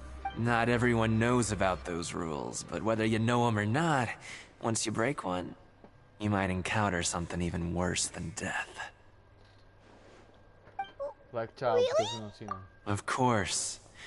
And I'd say that just disappearing would be one of the better outcomes. Oh, you mean that if there really are hidden rules, then Child's disappearance might have something to do with that? Yeah.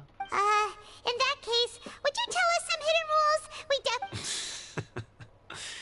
Come on, mate. This is valuable information. The difference between life and death. Do you really think you can just ask and I would tell you? Yeah. Paimon understands, but we don't have many credit coupons yet.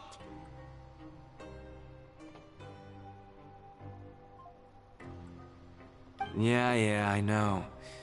Not like I'm going anywhere. Just come talk to me after you've saved enough. You have 3 combo coupons. Moreover, you're new fish, freshly caught, and completely out of your element.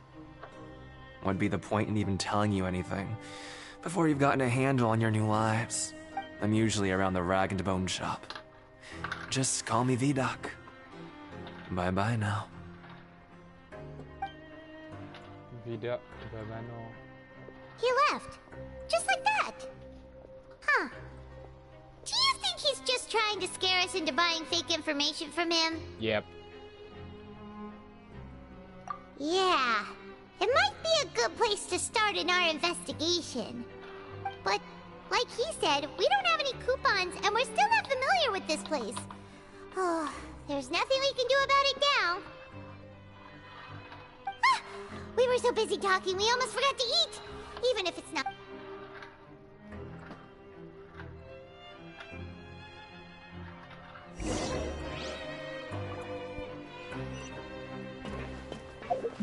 Can they just do a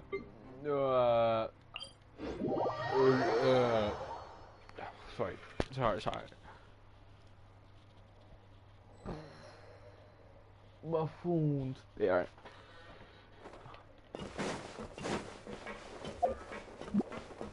Hey.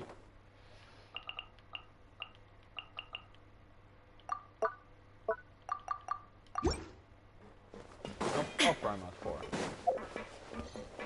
4 not enough.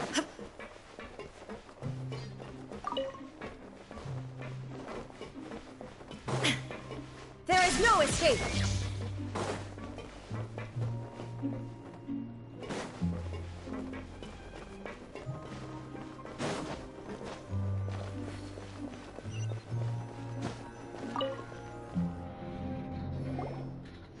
So Paimon just confirmed with the guards that our shift is set for every morning, and we're free to do whatever we want all afternoon.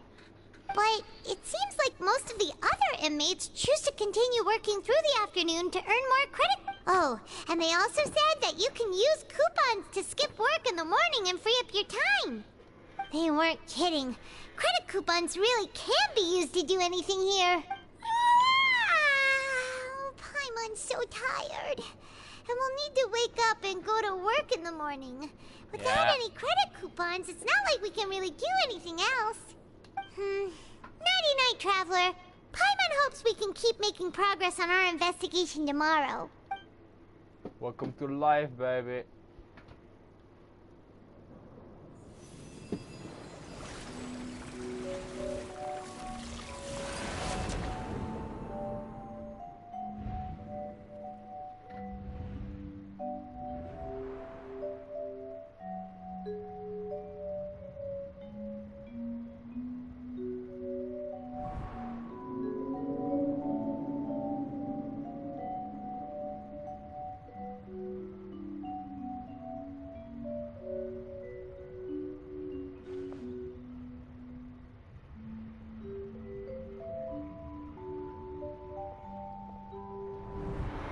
Why didn't they just make an animation? A normal game would have done that.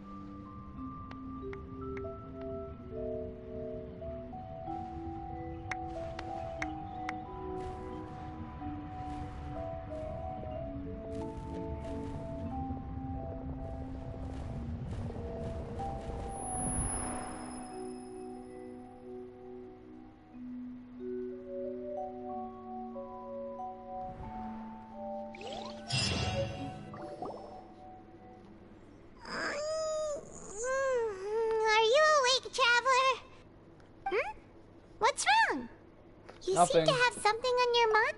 Is that even possible? No, it's Unless a love story. it wasn't an ordinary dream?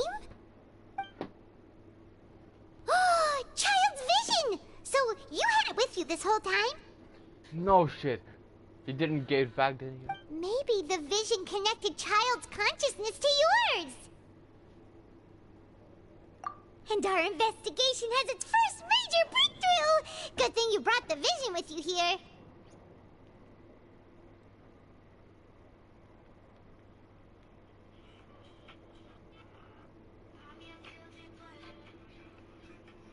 So what did you see in the dream? Do you know where Child went?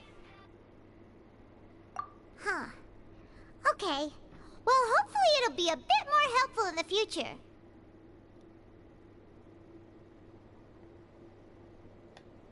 What's more important now is that it's the start of another new day as prisoners. Let's do our best to earn more credit coupons. What's the plan for today? Fuck you, Let's Mom. go! It's time to start working. If that guard Fielding catches us skulking about...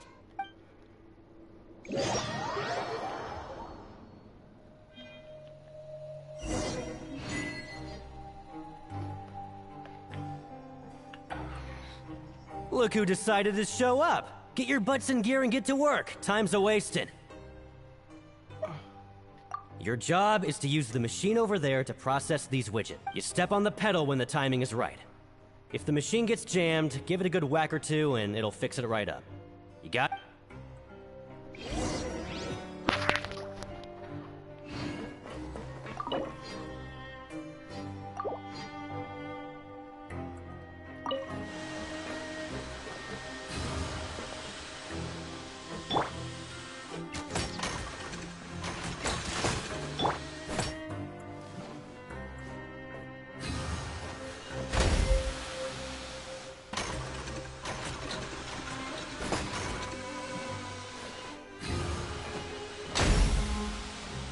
There's 45 times so far.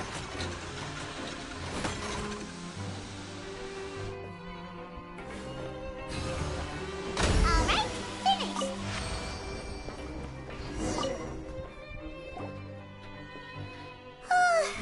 Paimon's beat. But after so many shifts, it seems we're really getting the hang of it now. The second one. Hey there, fellow shift mates. I saw you finished your work, so I thought I'd come over and say hi. Oh, hey there! We've seen you before. Your assigned workspace is really close, isn't it? That's right. The name's Rowan. This past few days, I couldn't help but notice the new faces working nearby. I guess we were destined to meet. I've been working here for almost 15 years. Even the foreman, Grainville, always calls me Chief. Whoa, you've been working here a long time, Chief.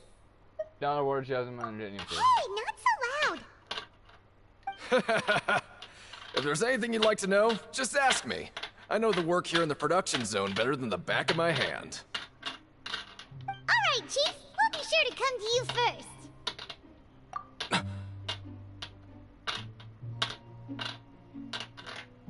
Did you just ask about the rules? Pretty sharp for newcomers. You've already heard about the rules, huh? Who'd you hear it from? Alright. Seeing as I'm the one who came over here, you're already calling me Chief. I guess I can tell you a little. Truth is, you two keep working like this, you might be putting yourselves in danger. Huh? Wait, there's even a rule about that? What would have happened if you never told us about this? Well, it's usually not that easy to break one on accident. The conditions of the hidden rules are usually pretty specific. But once you do break one, bad things happen. If you work continuously in the production zone for 3 days, and if all you do besides eating and sleeping is just work, then something bad will happen during lunch on the 3rd day. Huh? Like what? Oh, don't scare Paimon! If I knew that, then I wouldn't be standing here talking to you, now would I? You mean, even you have never tried working 3 days like that before? There's actually a legend about this rule. They say that there was a worker who worked way harder than me. He was both efficient and eager on the job, and most other workers couldn't hold a candle to him. One time, he tried to test his limits and worked as long as he could. Then during lunch on the 3rd day, he disappeared into thin air, as if he'd evaporated.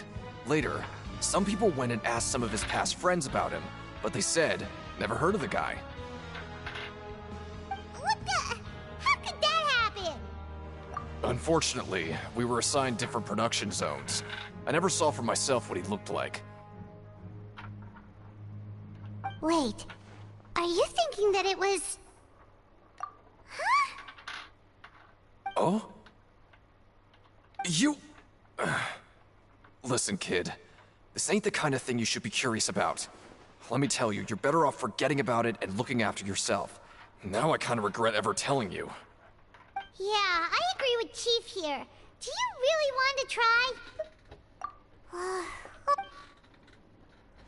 So now we go and do something.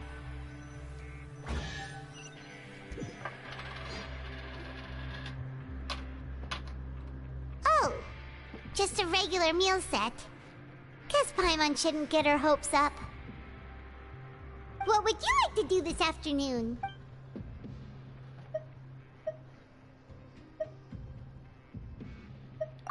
Yeah, Paimon felt like some of the people here were a little strange the moment she saw them.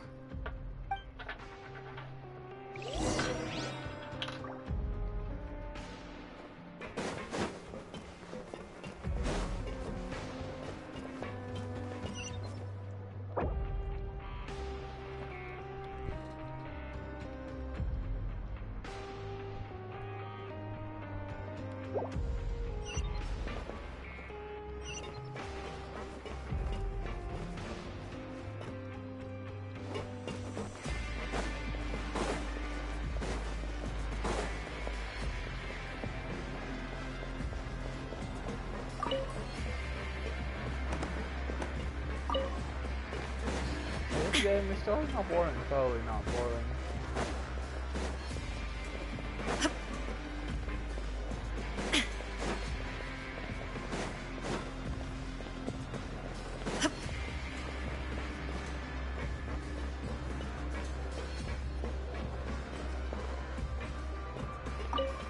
Well, have you gotten... Shh. Save the questions for now.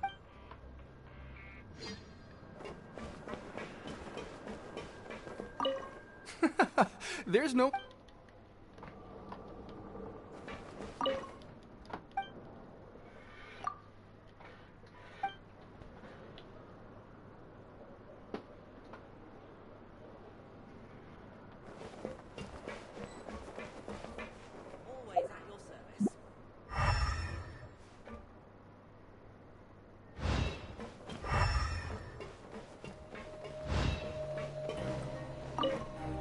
I'm not very... Sorry, I don't know.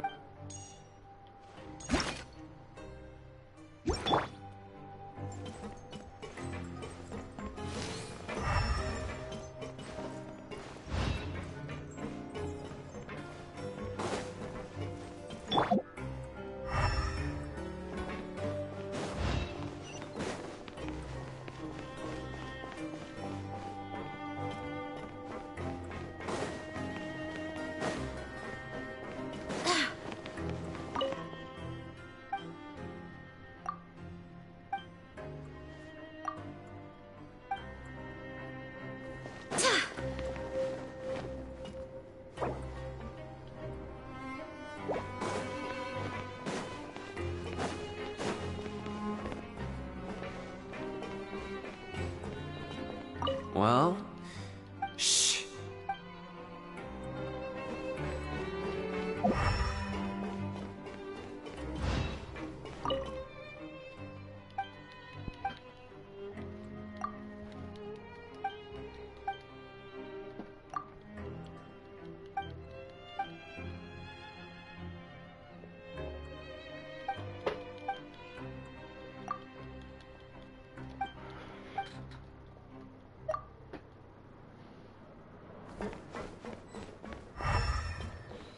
Oh, him.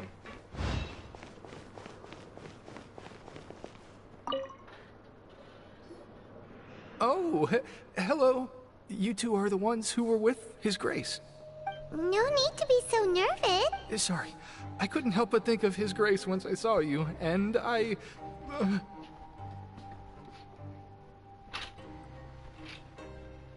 Well, it's hard to say. Maybe I am. He's got a very overwhelming presence. It makes me feel like I'm just some insignificant little bug. Wait, seriously? Oh, I'm always indecisive, and I tend to make a mess of things. It's like a reflex. I just instantly start to tense up the moment I see a smart and capable person like His Grace. What? Please, don't say anything like that out loud. How could you possibly think something like that?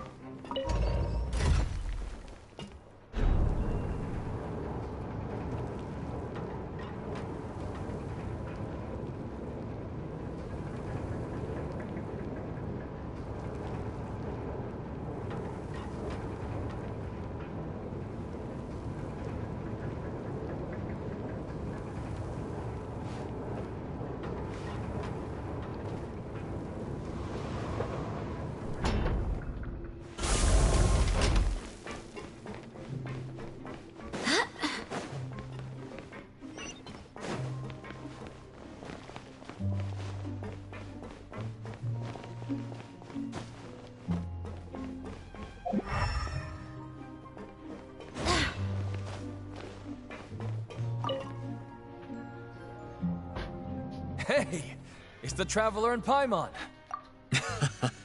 No need to tease me, okay? I won't trip on the same step twice. Just like His Grace said, paying attention to every little detail is the key to prosperity. Maybe this is the true meaning of rebirth, not just earning credit coupons.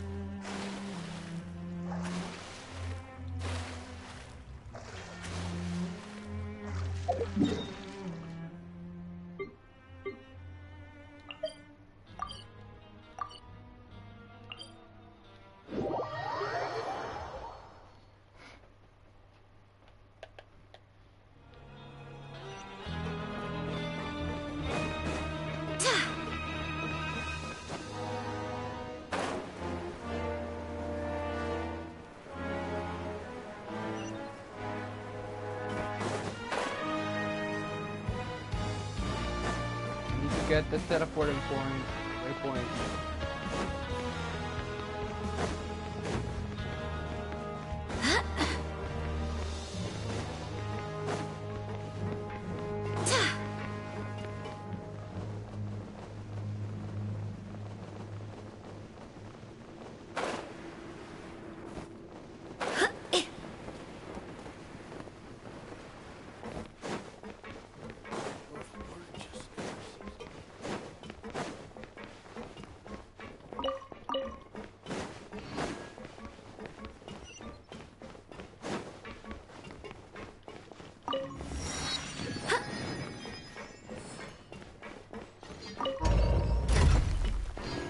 Curiosity goes first.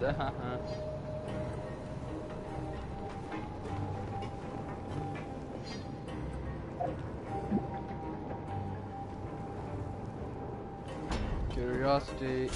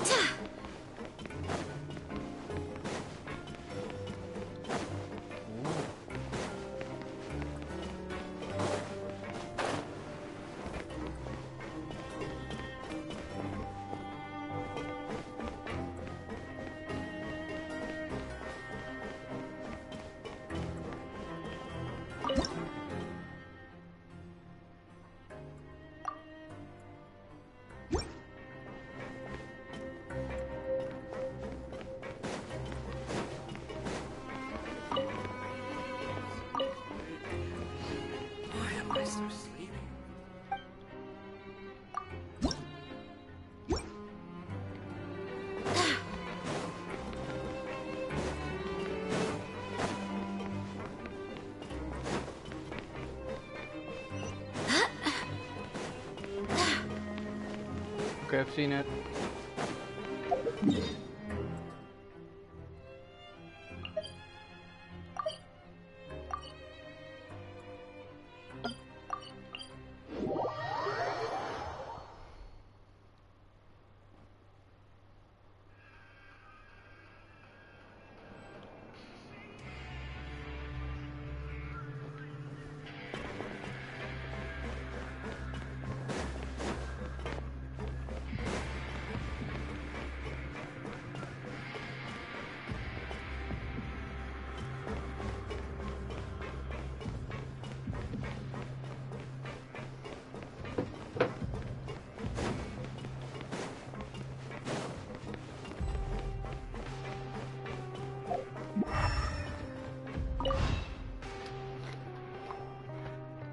Oh, wonderful. I was worried that you'd be busy trying to earn credit coupons all the time, but it seems like you haven't neglected your investigation work after all. Paimon likes having more coupons, but no one wants to work all the time. Have you also been investigating the area, Lynette? No, I was just slacking off, and you happened to catch me. My brother is still obsessed with anything remotely related to the Forbidden Zone. But knowing him, it won't be long before we get more leads. Oh, before I forget, this is for you. Huh? Credit coupons? I've been here longer than you, so credit coupons aren't a resource in particularly short supply. What is in short supply are interesting people to talk with. Aw, that's so nice of you, Lynette. We'll be sure to make good use of these coupons then. Thanks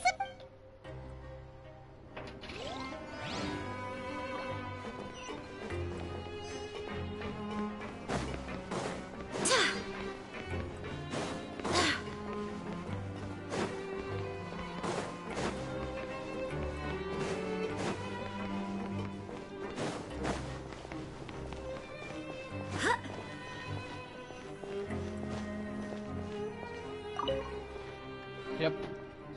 Oh, you want to stop investigating and go rest? Okay, you should rest up. We'll be back at it tomorrow. Seems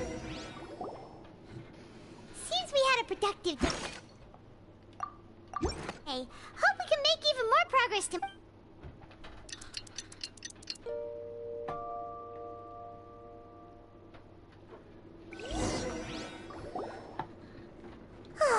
The dawn of a new day. Paimon feels like we're getting used to life as convicts. Is that a good thing or a bad thing? What do you have planned for...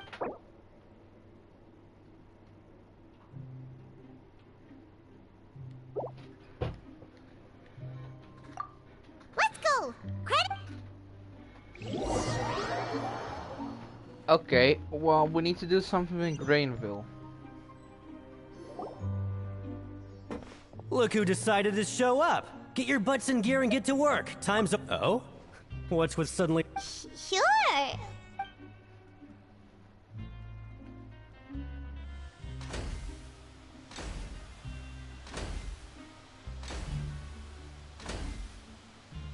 Nice! We did...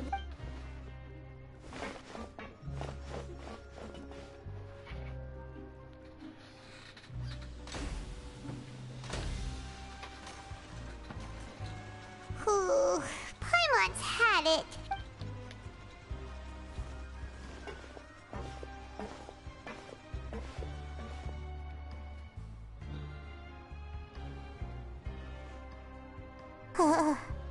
That's it. Paimon doesn't even have the energy to talk anymore.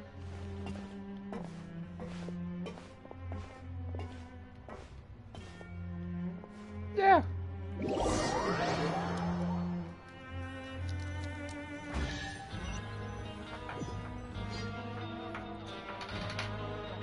Oh, Paimon's exhausted. It's just work, work, and more work. Wait a sec. Now that Paimon thinks about it, haven't we been working non-stop for 3 days now? And now it's lunchtime. Oh, but it doesn't seem like anything's changed at all. And we made it to the coupon cafeteria safely. Are the so-called hidden rules only a rumor after all? Well, there's no use to just... Cringe. Paimon wonders what will... Wait, what? What in the world is this? Is this stuff meat? But it looks and feels so bizarre. What do you think is going on? Is this the bad thing that Rowan was talking about? No, stop right there, Paimon. Hey, isn't that Woolsey over there? Hey, Woolsey, have a moment? What is it? I'm about to go report. It's about the meat in our meals. Look, does it seem... The meat? Oh, that. Looks perfectly fine to me. Totally normal. You better hurry up and shout. How could this be fun? What should we do now? Yeah, looks like...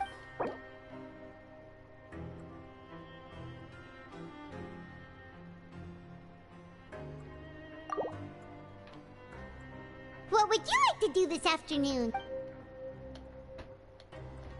Okay, let's see if...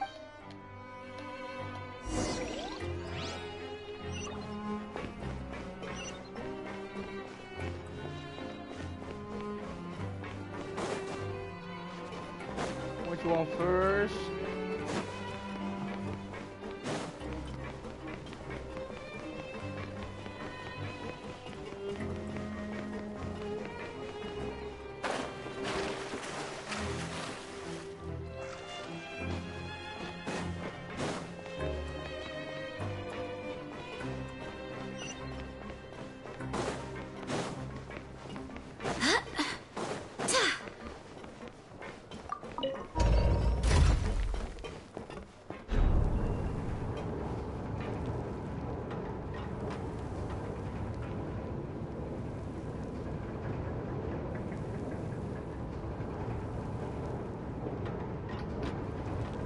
Onwards. We have work to do.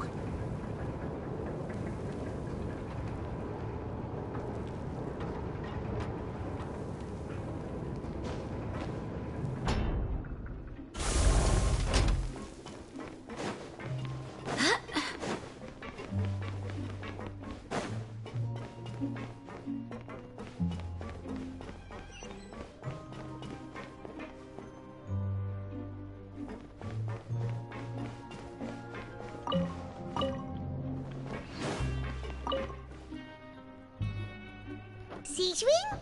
Aren't you supposed to be in the Hello, Traveler.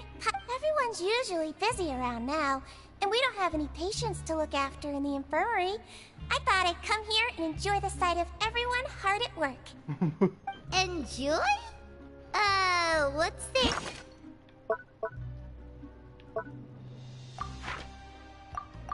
To enjoy here. It's really worth watching. I often stand here and observe everyone. Humans are just so interesting and adorable. I like to watch your expressions while you work. Are you talking about pets or peep? Oh, I can see why you think that, but you shouldn't jump to conclusions. See, we Melazines are a different species, and we see the world very differently from humans. It's very easy for me to observe everyone's condition. All it takes is one look, and I can tell which workers are exhausted. Wait, Melazines can see that? Huh. That does sound useful for being a nurse. Yes, running around tending to everyone's health is very fulfilling. But I'd much prefer it if you're all happy and free from exhaustion and pain in the first place. Take care of your body, make sure you eat well. Always rest when you're tired from work, and don't push yourself too hard. We'll definitely take care of ourselves. Thanks for the reminder.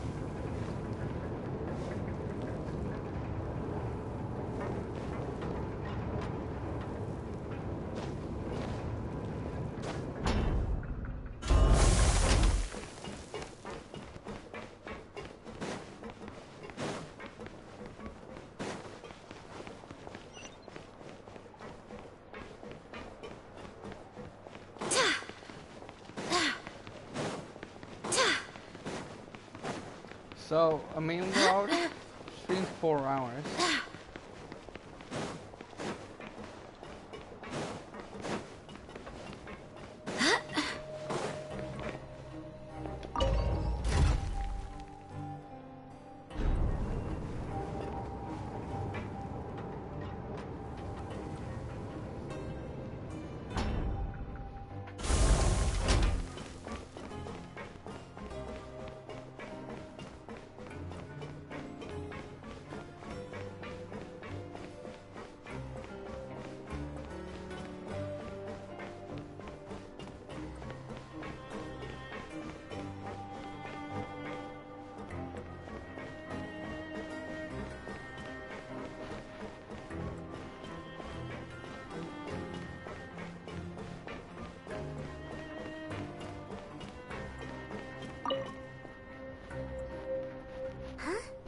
Rowan? What are you doing here, Chief? Oh, I was injured a bit just now. Nothing major, I think I just pulled something. Little mishaps like this are unavoidable at work, you know? Huh. Paimon wouldn't have thought someone as experienced as the Chief would still get hurt on the job. I just knew you would say that. This is pretty embarrassing. Where's Siegeween when you need her anyway?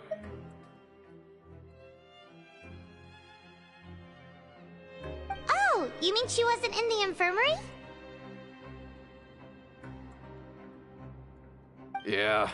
The rumors say that there's never anybody in the infirmary in the half hour before lunch, and nobody knows where Siegeween gets off to.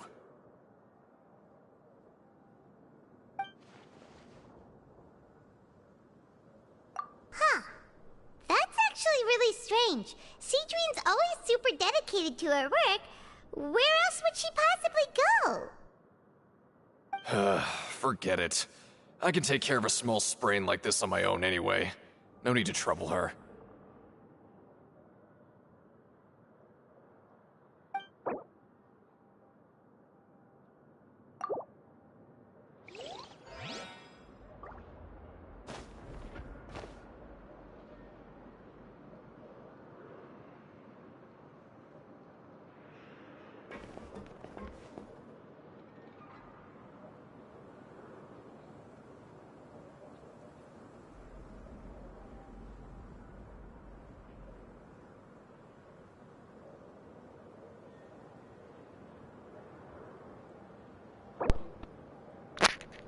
It's time to move on. We shouldn't stay here.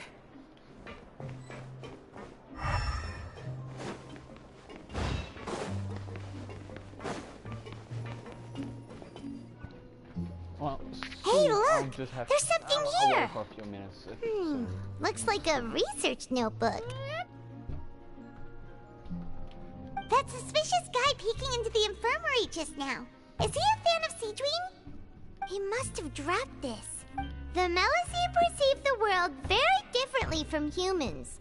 There are significant... As a result, their sense of aesthetics and beauty is also very different from that of humans. This must be taken into consideration when giving gifts. Ooh, this all sounds pretty serious. He sure did his homework.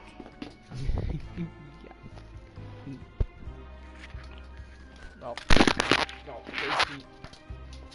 And as for the notebook, let's take it. Yep. Playing with the dog. Dog's playing with me.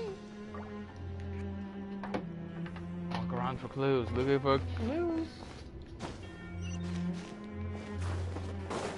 Looking for clues. Slay.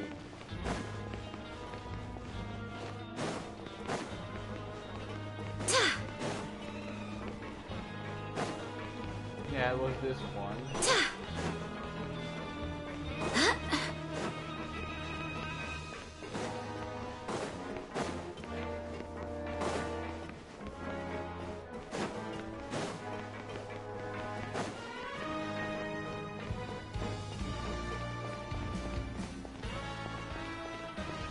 Okay.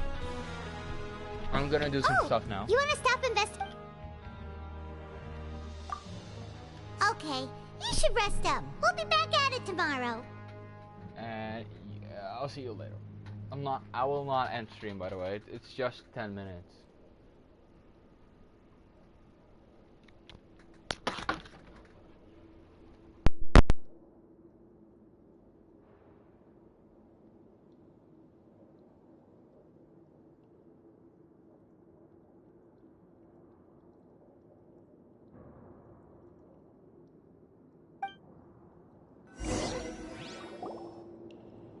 So after working a few days straight, we got some strange meat in our lunch. What was that all about? Has our investigation turned up anything useful recently?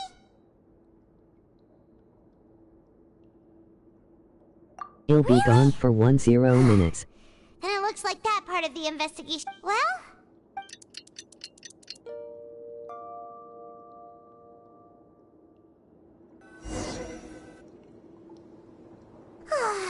dawn of a new day. Paimon feels like we're... What do you have planned?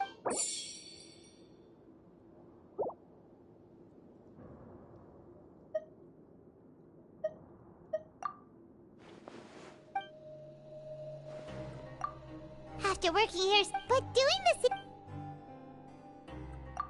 Yeah.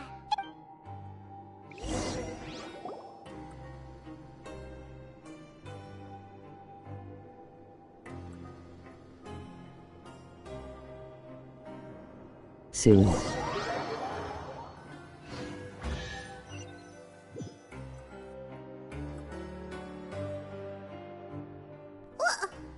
is this garbage? Ooh. When dialogue us over. What would you like to do this afternoon? Sure. If we're not going to work, then let's...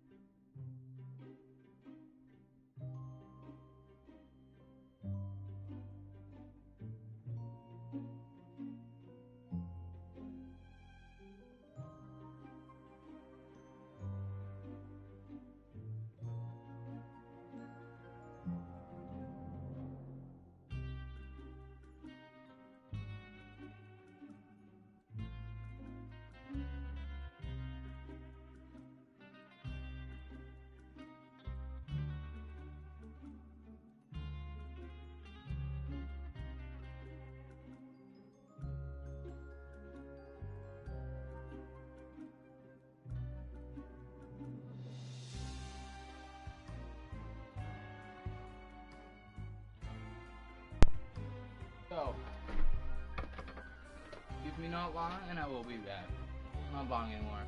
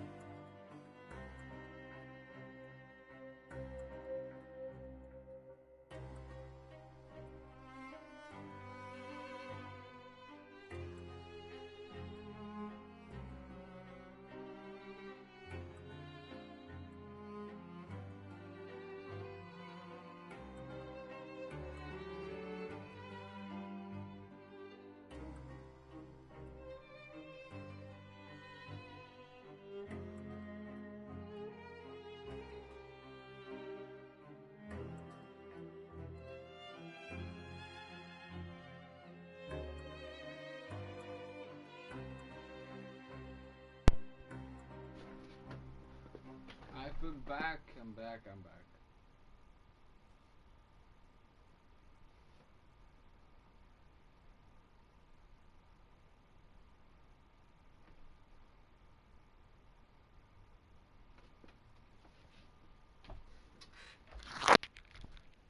And 11 minutes later, I'm back. You can do a lot. 10 minutes, cook food. And yeah, let the dog out. Do more, of course.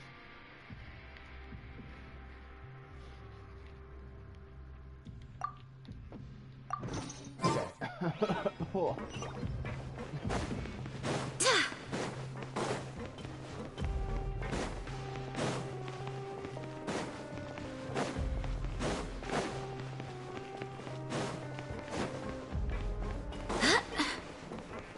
Okay.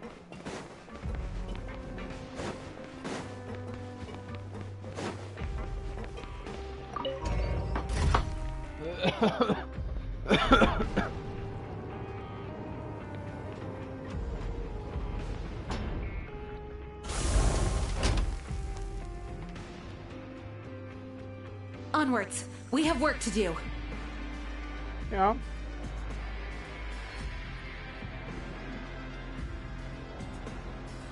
Stage objective.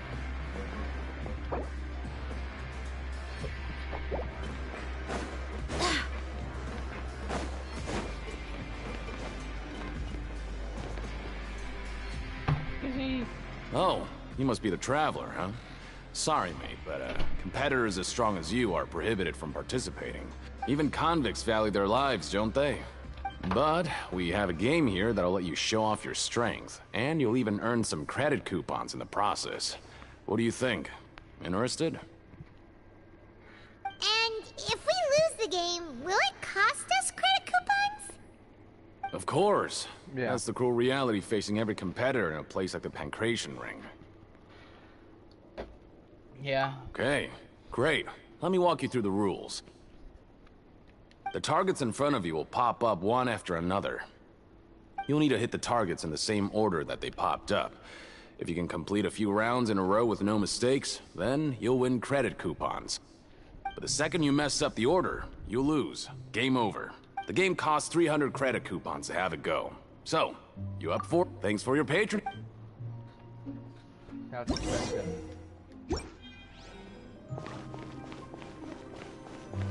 Okay, do your best to hit the targets, just like Colin said!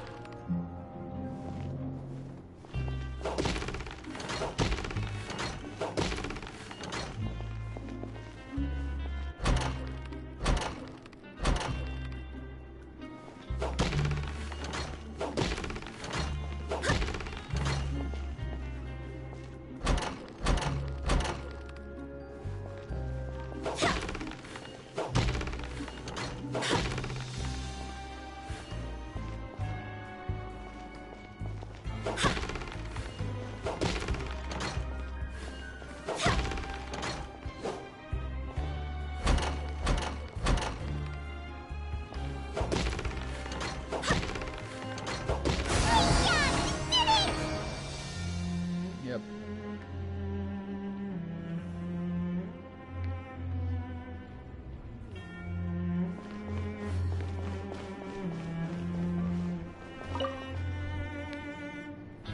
Your strength really shouldn't be underestimated. Now I get why you're prohibited from participating in any official fights. Nobody who values their life would be willing to get in the ring with you. However, you two haven't tried betting on the outcome of the Pancration match yet, have you? Just go talk to Rusimov. Buy a ticket for whichever fighter you think will win. There's a big payout if the fighter you support comes out on top. But we don't know anything about the fighters. How can we possibly know who to support? That's normal. Just watch a few matches and get a feel for the fighters. It won't be long before you can pick winners in your sleep. He's got a point. Why don't we give it a try? If we have enough coupons, we could probably bet at random until we figure everything out. Bet at random, huh? Well, how should I put it? It's not like you can't do that, but I'd advise you to give it some more thought first. Huh? We shouldn't get too carried away. What's the problem? What? I never even picked a boxer before, and you already know about the rules? You're not just strong fighters. Seems you're pretty perceptive, too. Might as well tell you about it, since you already know that much. Plus, I think you've got the potential to be one of my greatest customers. I think I can let you in a bid. Besides, I don't want to risk ever losing a customer like you. Is it that serious? Okay. The hidden rule here is, if you buy both boxers' tickets and support them both, something bad will happen the next morning. Okay, let's do that. So the rule is that we shouldn't pick both boxers in the same fight. But if anyone actually did that, wouldn't they be guaranteed to lose coupons? Who would do that anyway? And what do you mean by something bad will happen? How would I know? Not like I'm stupid enough to do that. But I've heard a story about the rule. According to the rumor, there was a masked boxer who possessed incredible skill and power. None of his opponents even stood a chance against him. However, in the final match, the organizers told him to take off his mask. He refused and never showed up to the fight. And after that, he was never seen again. Some say he died, or that he was taken care of by the event's organizers. But everyone remembers that he was someone who cherished honor above all else. In his eyes, supporting both boxers in a match would dishonor the competition itself. So you mean it's like a curse? He'll take vengeance on anyone who does that? No, he was always wearing a mask, like he was intentionally trying to hide his identity. I don't even know anything about his past. Traveler, do you think that boxer was... Huh? We will? You're not serious, are you? Look, here I was just trying to be nice and warn you, yet here you are trying to break it on purpose? Yeah, it sounds pretty scary to Paimon.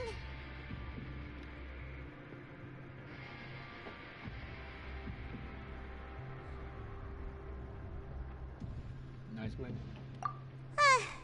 Seems you've made up your mind. Just be sure to protect Paimon, okay? Betting on both fighters will set you back about 3,000 credit coupons. What? If you have enough, then go ahead and give it a try. Just don't come running back to me if something happens.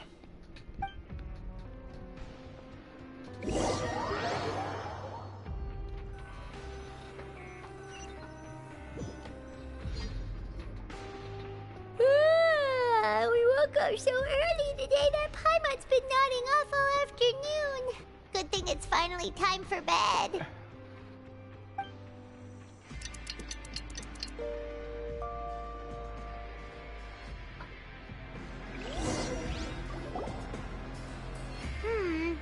Maybe we can make some progress in our investigation today. What do you have planned for us?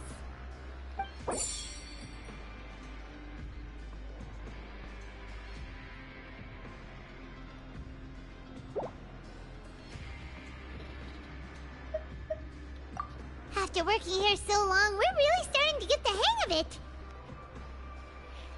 But doing the same thing all the time can get old pretty... Yeah. But we really need some more. We need 6,000 at least.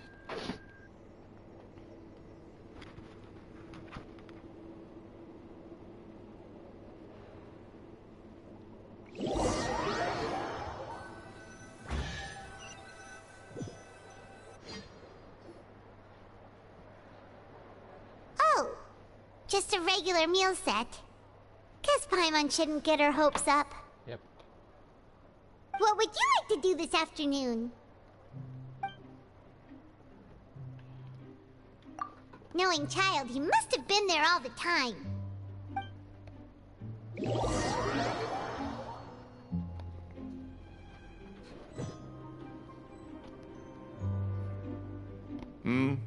Are you two here to buy tickets?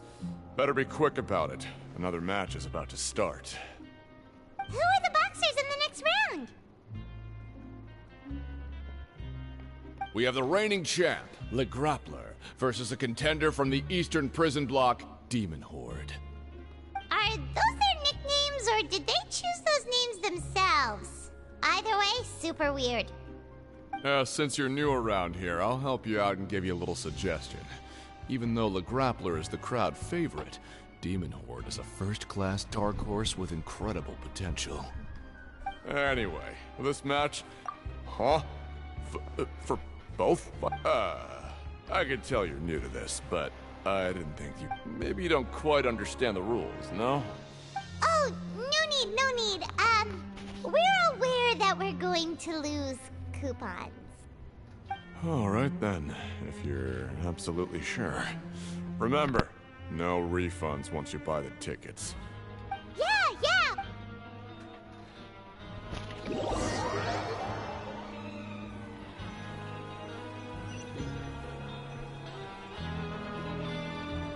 Aw, looks like we won't get a chance to sleep in as long as we're here. What?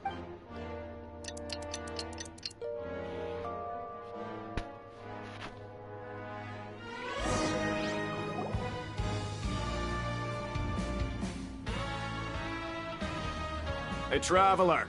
Paimon. Package here for you. The next time you buy something, go pick it up yourself. I'm not a delivery man, you know. A package? For us? Did you buy something, Traveler? Paimon's not quite awake yet, so why don't you go? Oh, right! Yesterday we broke the hidden rule and bought tickets for both boxers. Oh, maybe this package... Paimon suddenly feels wide awake. Wait, maybe let Paimon go hide somewhere first. Hey, wait! Paimon's still here! Don't open it! Ah! Okay. Nice. I fell. Huh?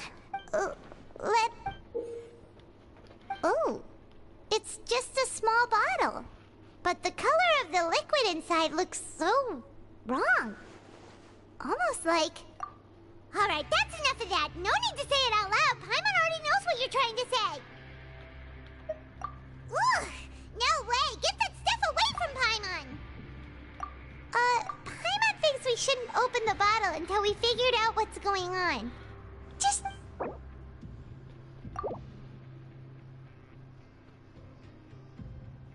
What do you have planned for us?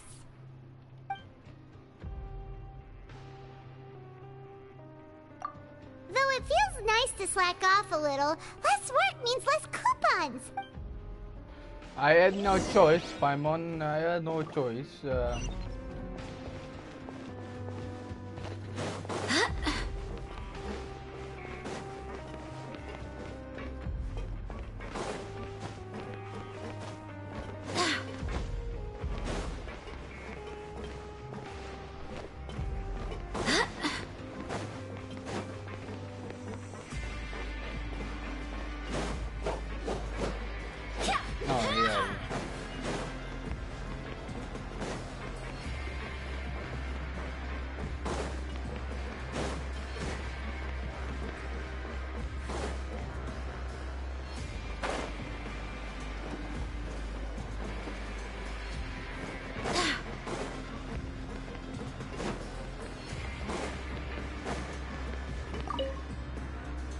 Promoter. If there's no way to send it all out. Who are you? I'm not! Of course I'm not. Please, don't mistake me for a criminal. I'm a good, law-abiding citizen. Then what are you... Yeah. I'm a promoter for Fontico, and I'm usually responsible for promoting our drink products. I thought I could complete my task here quickly and return to headquarters, but... Oh, a promoter from Fontico? So what kind of problem did you run into? After discussing the company's promotional plans with him, he told me outright that my project was worthless. However, in light of our long history of successful collaboration, I still tried to patiently explain the details. However, to my surprise, he just cut me off while I was speaking. Let me take a moment and recall his exact words. I'm just gonna stop you there and say no. If anything, I'm saving you time. It seems you don't fully understand the value of credit coupons here, nor do you understand the value of your own products. The former is because you are from the overworld. That's understandable, and I don't blame you for that. But as for the latter, only someone stupid, so breathtakingly stupid that they were completely ignorant of the value of credit coupons, despite living in the underworld, would ever possibly consider buying your drink. Anyway, that's how he rejected my proposal and asked me to come up with another solution with the condition that it doesn't cause any trouble for him. Can you believe that guy? Well, he is the head honcho here. Not much you can do about that. We met him too and could tell that he's the kind of guy that's hard to pin down. Fine. I know I should just let it go. I'm on his turf after all. His house, his rules.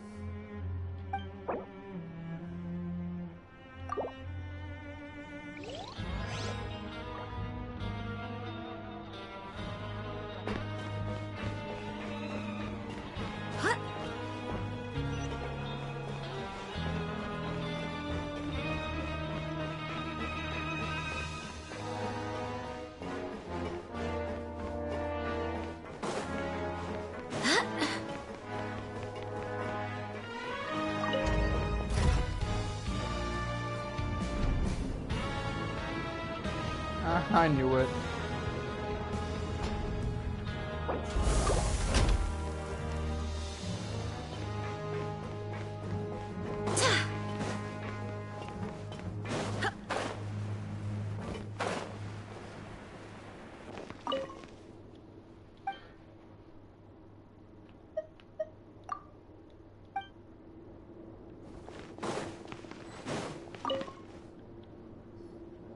Hey, I heard you crazy fools really did it. You bought tickets to support both fighters, didn't ya? Well, the next day we received a mysterious package, but we still haven't made any sense of the content. So it is real. You didn't become cursed or anything like that, did ya? Paimon's not sure. Oh, okay. Well, that's good. Yeah. Yeah, you two don't seem to have changed at all. But I wouldn't let your guard down just yet. Still, I didn't expect you would actually do it. You'd actually throw away coupons like that just to satisfy your curiosity? Even if we bought tickets like everybody else, it's not like we could hope to earn any coupons. When it comes to things like this, it's always the organizer who makes the real profits. Hey, just what are you trying to imply? The Pancration Ring is an honest business, and we really don't make much from selling tickets. We make so little that even the current tournaments can only be held thanks to funding from the producer of Fanta. Oh, so it's the company that manufactures Fonta sponsoring the events? Let's just say it's a mutually beneficial arrangement. They reached out to us first, hoping to promote Fanta products in the Fortress of Meropide. Anyway, you try and take extra good care of yourselves these next few days, you hear?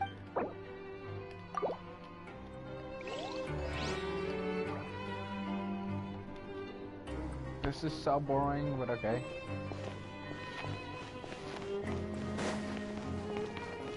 Time to show me what you got.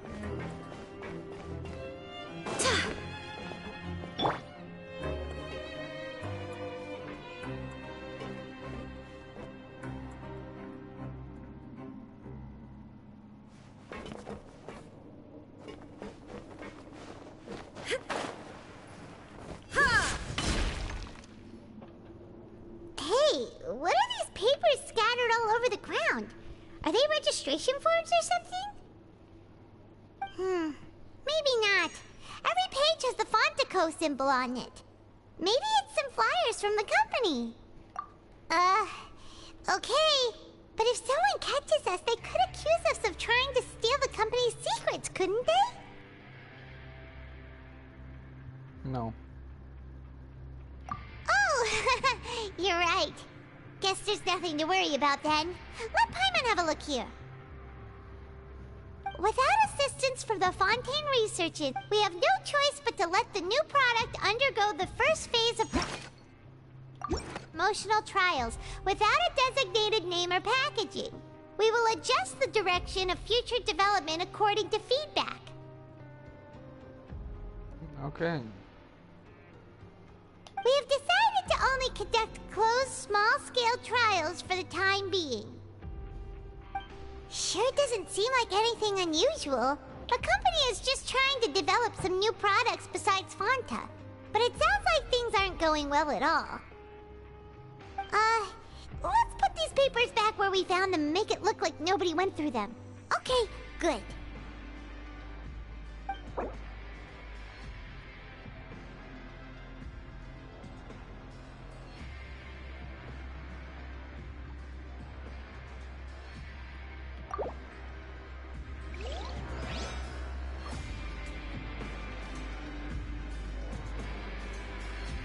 Time to show me what you got.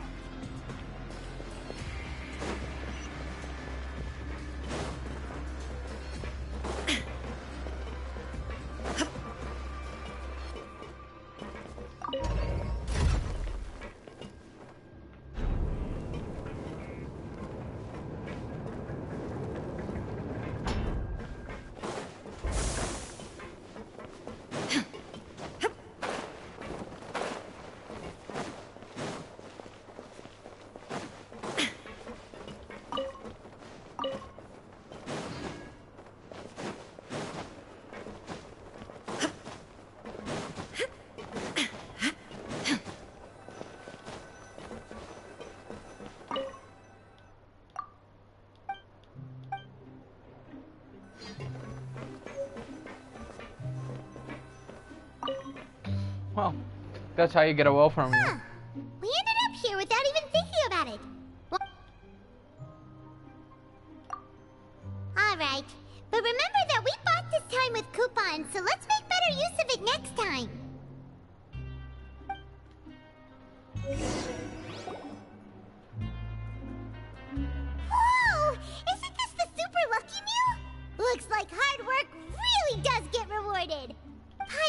take our time and savor every bite. What would you like to do this afternoon?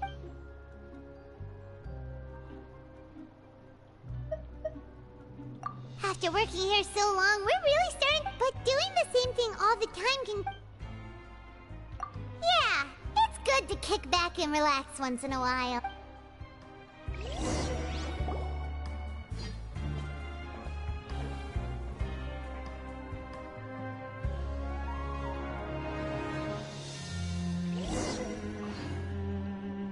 A mysterious box? A bottle of crimson liquid? Do you have any ideas, Traveler? Really? Then it looks like that part of the investigation led us nowhere. Well, maybe we'll have better luck tomorrow. Good night, Traveler.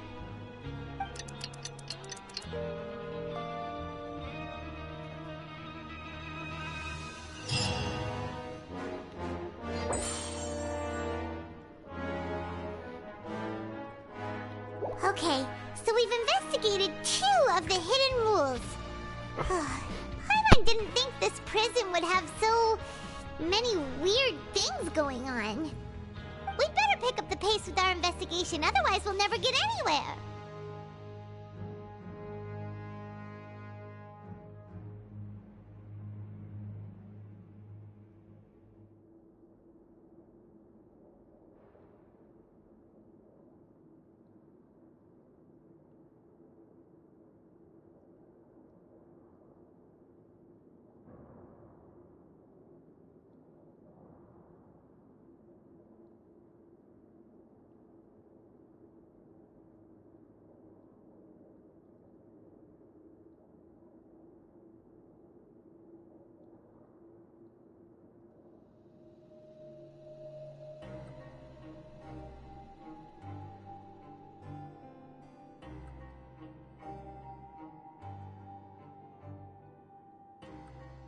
Yeah, let's skip work for now and put our time to good use.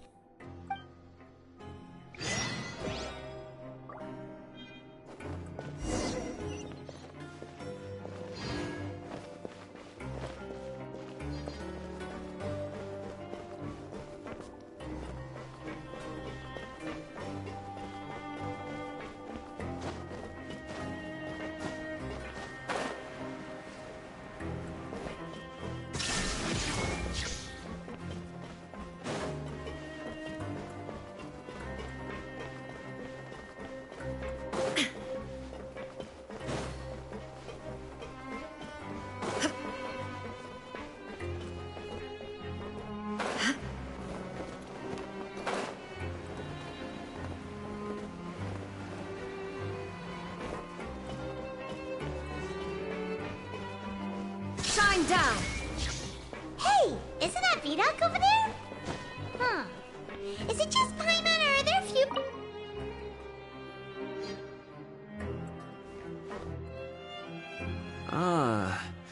Seeing you at this time must mean you've already saved up a lot of credit coupons. Impressive. Very impressive. So, now can you tell us about the hidden rules you know? If that's what you want to know, I guess you couldn't have come at a better time. Huh? What do you mean it's a good time? Leonid and those other pesky broke urchins. We get it, just tell us already! So, you know those pipes that make strange sounds? Something even more terrible? Like what? A group of cannibals. Cannibals? In the Fortress of Meripede? Every month, they meet a few times in the dead of night. Rumor has it they might be connected to the people that have disappeared here. But since they have no way to dispose of the leftover remains, they have ways to transform them into other forms and keep them in the fortress forever. Paimon? So that's what's going on here. You two look pretty skeptical. No matter, learning the truth behind dark secrets isn't necessarily a good thing.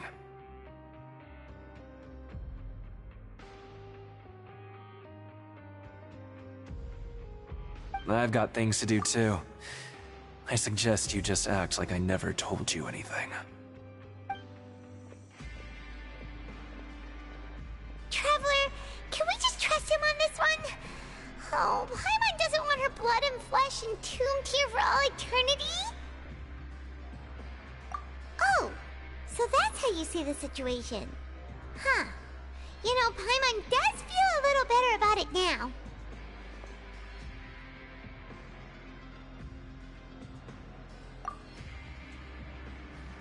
What?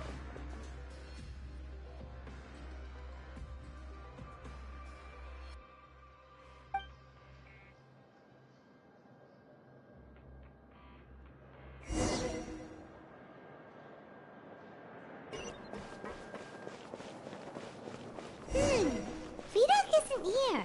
But the guys who went to work in the morning... What? What are you saying? You...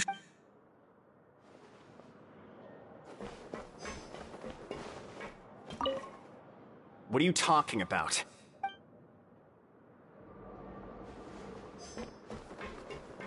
Always at your service. Just...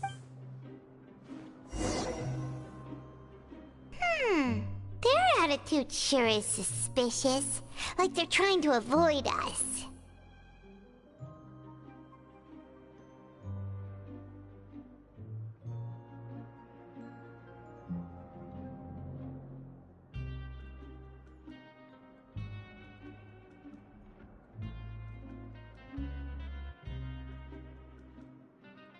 But if they're being so obvious about acting weirdly, do you think they might just be trying to lure us in? Oh, this is all getting way too creepy for Paimon.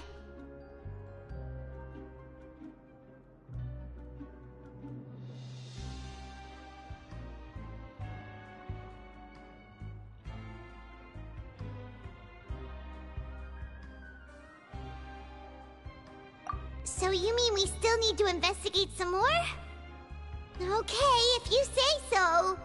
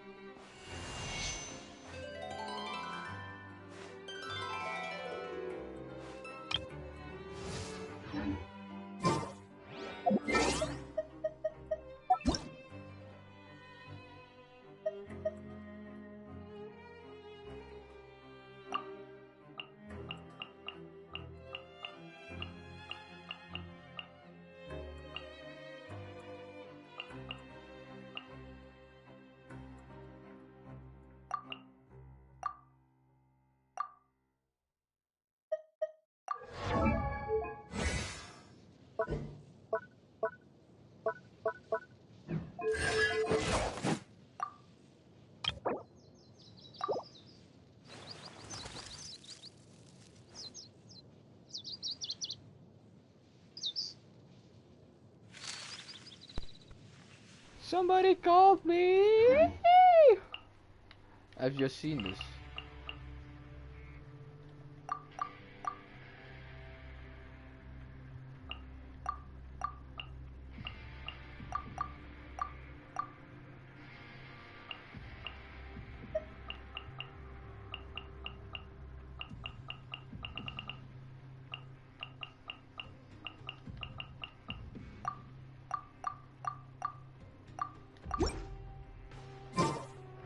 I never knew that was a thing.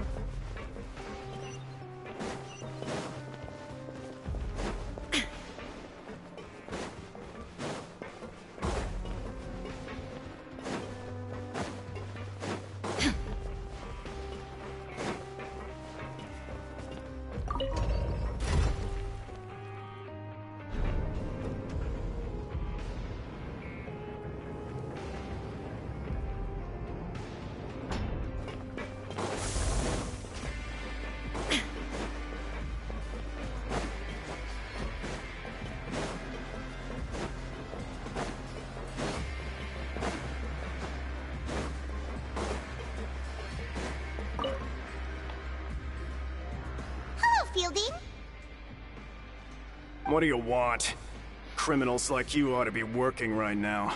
Catch. We just want to ask you a simple... Have you ever discovered anything odd during your nighttime patrols? Why are you asking about something like that? Whatever happens at night isn't your concern. All you need to worry about is getting enough sleep. Well... right! We've heard it happens a few times every month.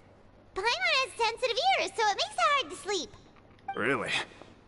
I see. But it's not like I'm on duty every night. And now that you mention it, I recall my colleagues talking about something like that before. They say that strange things tend to happen at night on pipe cleaning days. Lots of us don't willingly take those shifts. So, what happens at night on pipe cleaning days? They just conduct regular cleaning of the fortress's drainage facilities. There are 3 pipe cleaning days per month, and it just so happens that today is one of the scheduled days. You can try to confirm the sounds tonight if you want, and if they're real, then I can report the issue to my superiors for you. Okay. Oh, okay. Then we'll keep both ears out tonight.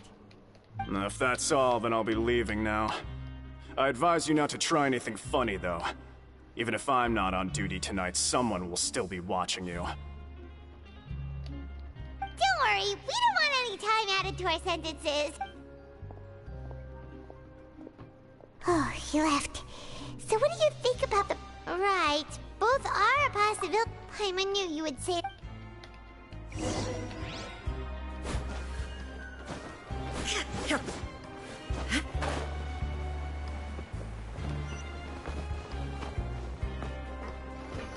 Almost.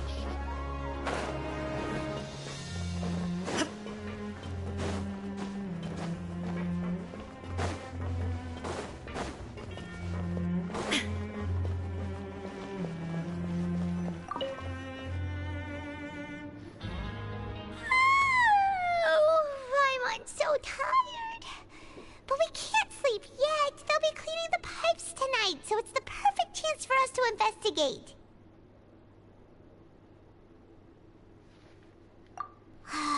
Whatever. Huh?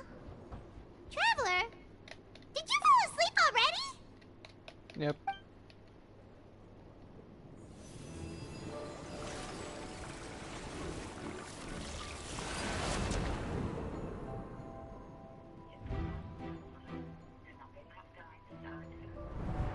Goedendag. Dit is de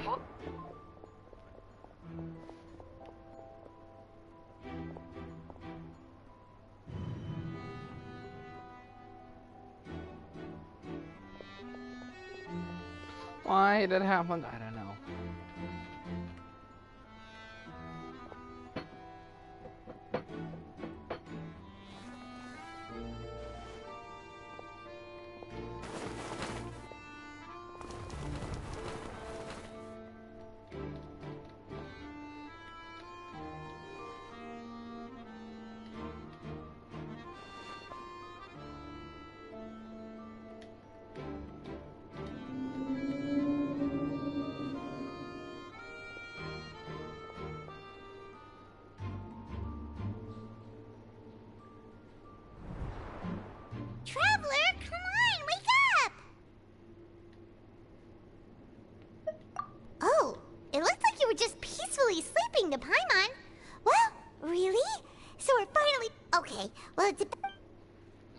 Yep.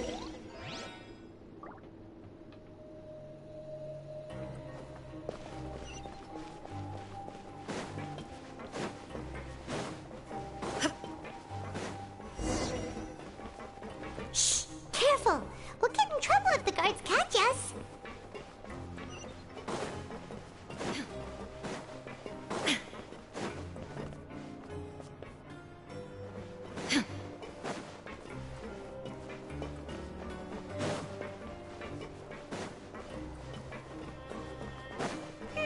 This should be the place.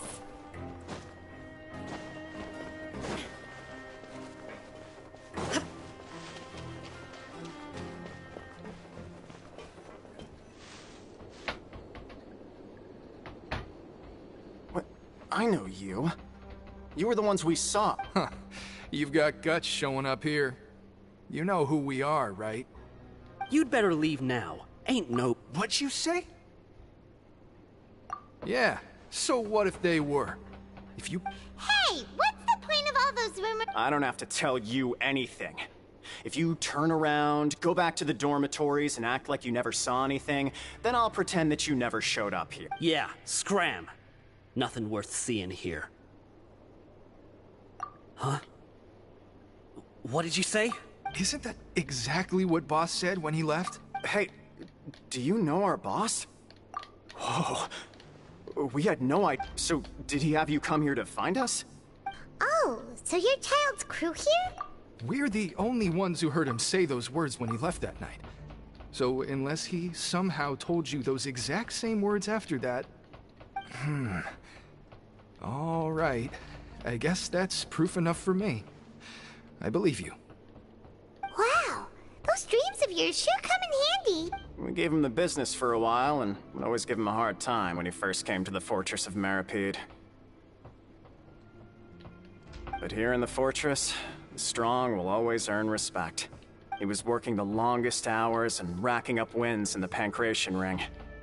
You could always see how amazing he was, even when he was teaching us a lesson. So eventually, we all decided to follow him. But one day, he suddenly told us that he had to find a way to escape this place, no matter the cost. He said it was because he heard that call again. And as his crew, if the boss wants something, then it's our job to get it done. So, we got to work, and used the hidden rules that were here to make up and spread the rumor about the cannibal rule. We just wanted to give him a better chance of escaping on a night after the pipes had been cleaned. Oh, thanks to your rumor, nobody would want to come anywhere near here, prisoner or guard. But has a child already escaped? Why are you all still coming here? Because as far as we know, the pipe he went into isn't actually an exit. It should be a dead end. It leads to an abandoned factory area, and even if there were a way to escape from there into the sea, we're still way too deep. No one could ever reach the surface alive. But Boss still insisted on going in. It's like he was obsessed about it. So we told him that we'd pretend as if he never... and that if he wanted to come back, he should wait for nighttime on a pipe cleaning day. That way, we could meet him here and help cover the... So you come and wait here through the night a few times a month just because of that promise? Yeah, but it's been so long now.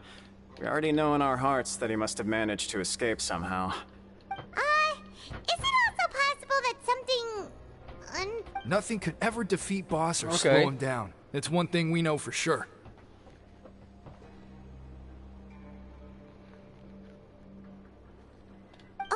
Okay. Paimon was just brainstorming possibilities. All right. Keep quiet and follow us.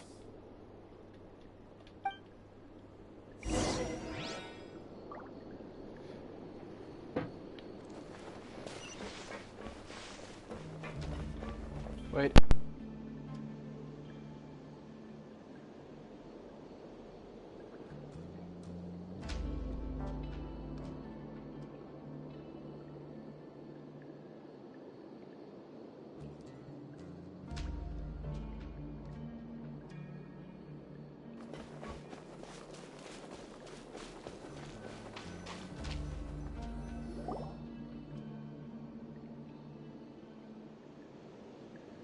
The way up from here has been sealed off. It's impossible to get through.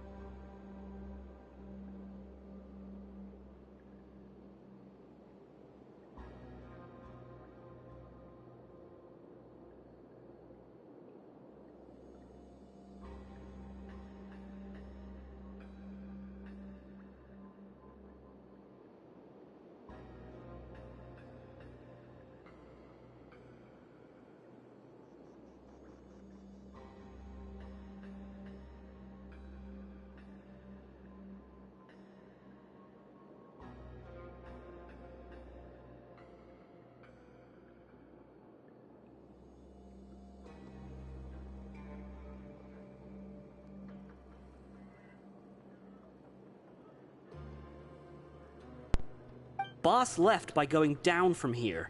It wasn't full of water at the time. Later, we came back hoping to have a look. That's when we found out it had been completely flooded. It's impossible to navigate unless you're an extremely skilled diver. Which is... Do you think Child got trapped by the water? Not likely. We all know that Boss... Really? Then have him come investigate. Pronto. Just be sure to tell us if you get any news about Boss. It's getting late. We should leave before the guards come this way. Yeah,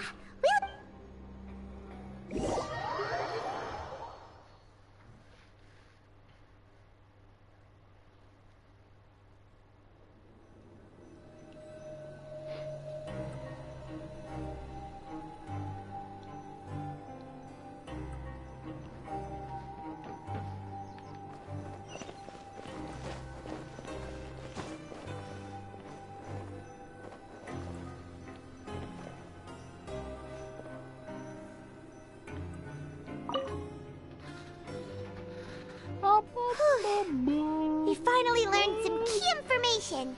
Seems all of our investigative work has finally started to pay off. Yeah, we do. When you said you knew a diver, you were talking about Fremine, right? If we ask Linny, he'll definitely have Fremine help us. Ugh. Why is Child like this? What was he doing going into the pipes? Not making our jobs easier, that's for sure. Fortunately, though, it seems like it's only a matter of time now before we find out what really happened. Now that we can finally relax, I'm starting to feel super sleepy. Let's try to get some rest while we still can. Nighty-night, traveler!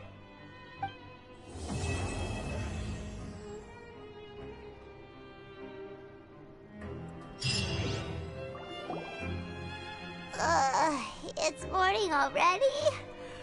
Oh, Paimon still needs more sleep. Huh? Wait, look over there! Isn't that... It's one of Linny's cards! Let Paimon see what's written on it. Maybe you haven't heard, but today is the monthly free day. Everyone has the day off today, which makes it the perfect time to do some investigating. It's been a while since we last talked. Have you been making any progress lately? Let's meet at our usual spot in the factory area before lunchtime. I have new information. Ooh, today's our lucky day. We have the day off. From the sound of it, Lenny's been making progress with his... We still have some time?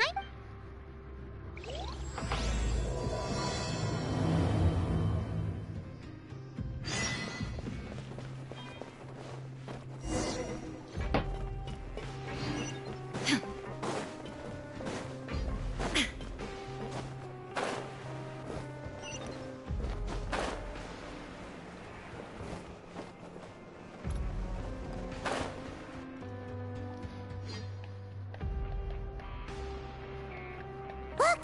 There are some people talking over there!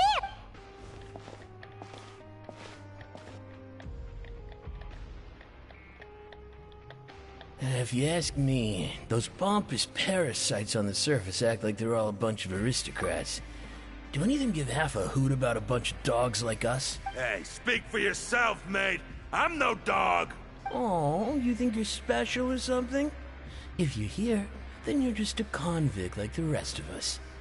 I've heard that even if you're released after serving your sentence, going back to life on the surface ain't any better. Once a criminal, always a criminal. Or marked for life. I don't buy that.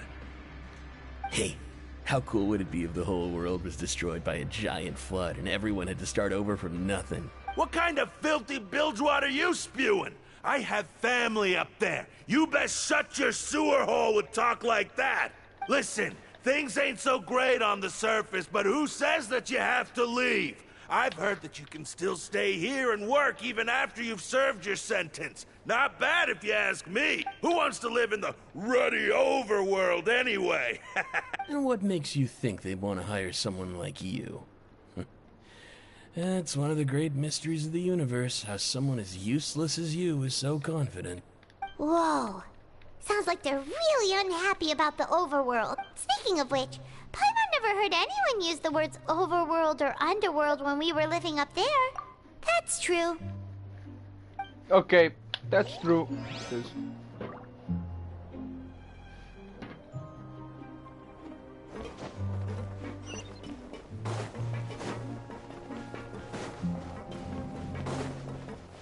way busier now, but now.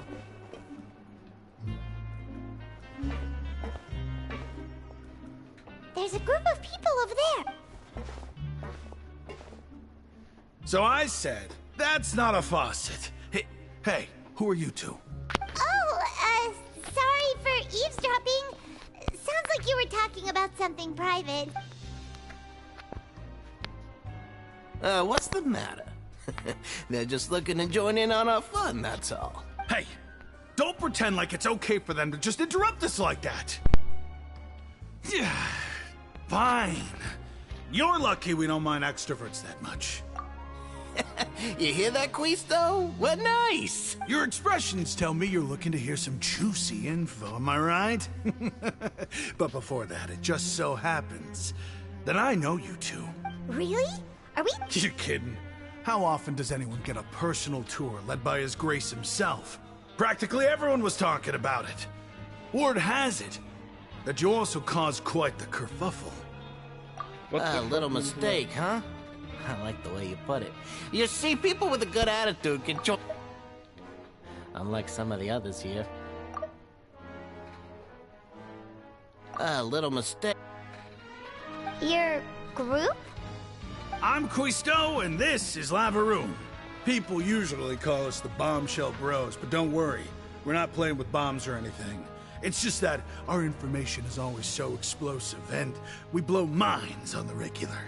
So, you two really like to gossip? Whew, you sure know how to embellish. I would have said that. No. You don't get it. Knowing intelligence will make things better for you here. For example, knowing who's working with whom, who has the latest rumors, who's not getting along. Wouldn't you like to know all that? Whoa, all this info's worth something, you know? You should prove you're worthy of it. I don't mind him. Quisto's always this way. Just play nice and say something to massage his ego. The welfare meals. Talk about the welfare meals. Right. That meal we had yesterday was super delicious. Hainan can still taste it whenever she closes her eyes. Is that so? To tell you the truth, I've been helping out with making those welfare meals. I've been working as a kitchen assistant for about a month and a half now. Oh, so you're the one who made those delicious steaks. Amazing. You could be a professional chef. You are correct. I am a true professional. In fact, I even went to culinary school. But enough about that. Since you like my cooking, I guess that means we share similar tastes. Listen carefully. This little bombshell will help you learn what's really going on here in the fortress.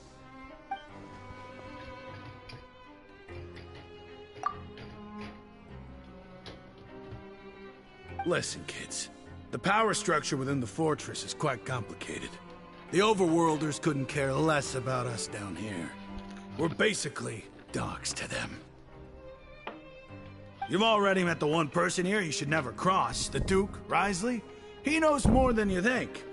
And if he doesn't care about something, then he often doesn't bother dealing with it. No.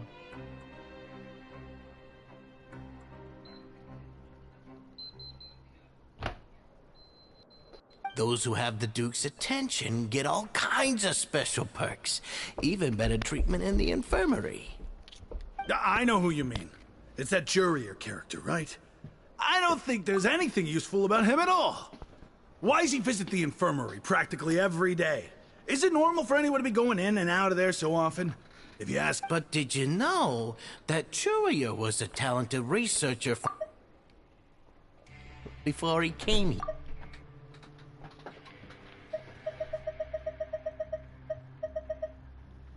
I don't care if he was a... Speaking of which... You mean he hit a woman? A woman? I never imagined he was that bad. But that Lorvine's also quite the odd one, you know? She's always gabbing away, got into a fight with a man, and she also got sent to the infirmary. Come to think of it, I always see her going to this... Wait a second. Do you think...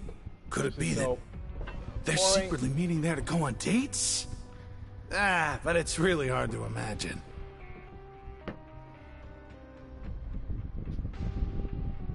After all, I do remember seeing Lorvine beat Jurier to a pulp that one time. And we might be overthinking things. Yeah, it's very boring.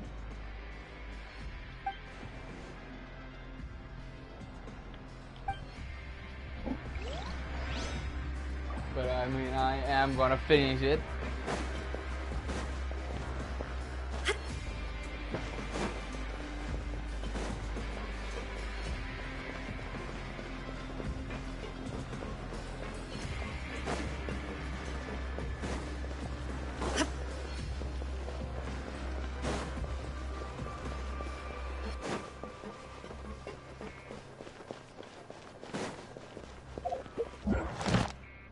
No, that was the wrong. Hey, you over there?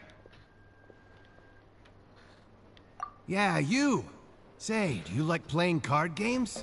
You know, like Genius Invocation TCG? You TCG players are like mint in the wild, literally sprouting up everywhere. Hey, come on now. What's wrong with finding fellow Invocation aficionados? Anyway, care to join me for a game? All right. No pressure. But why would you be looking for people to play Genius Invocation in a place like this? Don't people usually come here to fight? Whether you're throwing down cards or throwing punches, it's all a competition, isn't it? It's all the same in my eyes. There are lots of card players here in the fortress. When I saw you, I immediately thought, hey, even outsiders from other nations play cards. So I came over to say hi. Sure. Great! Since you've been here longer than us, you need to flex your seniority a little bit, right? Maybe you could start by telling us newcomers some stories about this place. I thought you would have already heard everything by now. All right, then. Did you have anything specific in mind? Why don't you? All right. Have you heard it? Then, did you know that there are some people who are always gossiping over in the corner? Yes, so you've already met those two. I heard that they used to be a chef and a bartender before they were sent down here. You know how bartenders are, always chatting with customers. And chefs love to pass the time just hanging out when they're not cooking. Good to know. Do you have anything else to tell us? Let me oh, did you know that the Duke... Huh? Wait, are you serious? Oh, did you know that the Duke was also a convict in the fortress of Meripede before? That's right. The Duke was an inmate just like you and me. Seems he was exiled here for committing some crime. Who knows how he ended up rising up to become the warden, though. To go from an ordinary inmate to becoming the manager of the whole place? I'm not gonna lie, I kinda respect that. A forbidden zone? Sounds like something that someone just made up. I've never heard... It's just a rumor we've been hearing, but no worries if you've never heard of it. Do you have it? Anything else? Not that I can think of, but I'll be sure to tell you anything interesting Okay, we've talked to just about everyone, and it's about time for us to go meet Linny. According to the card he left us, we should go meet him in the production zone.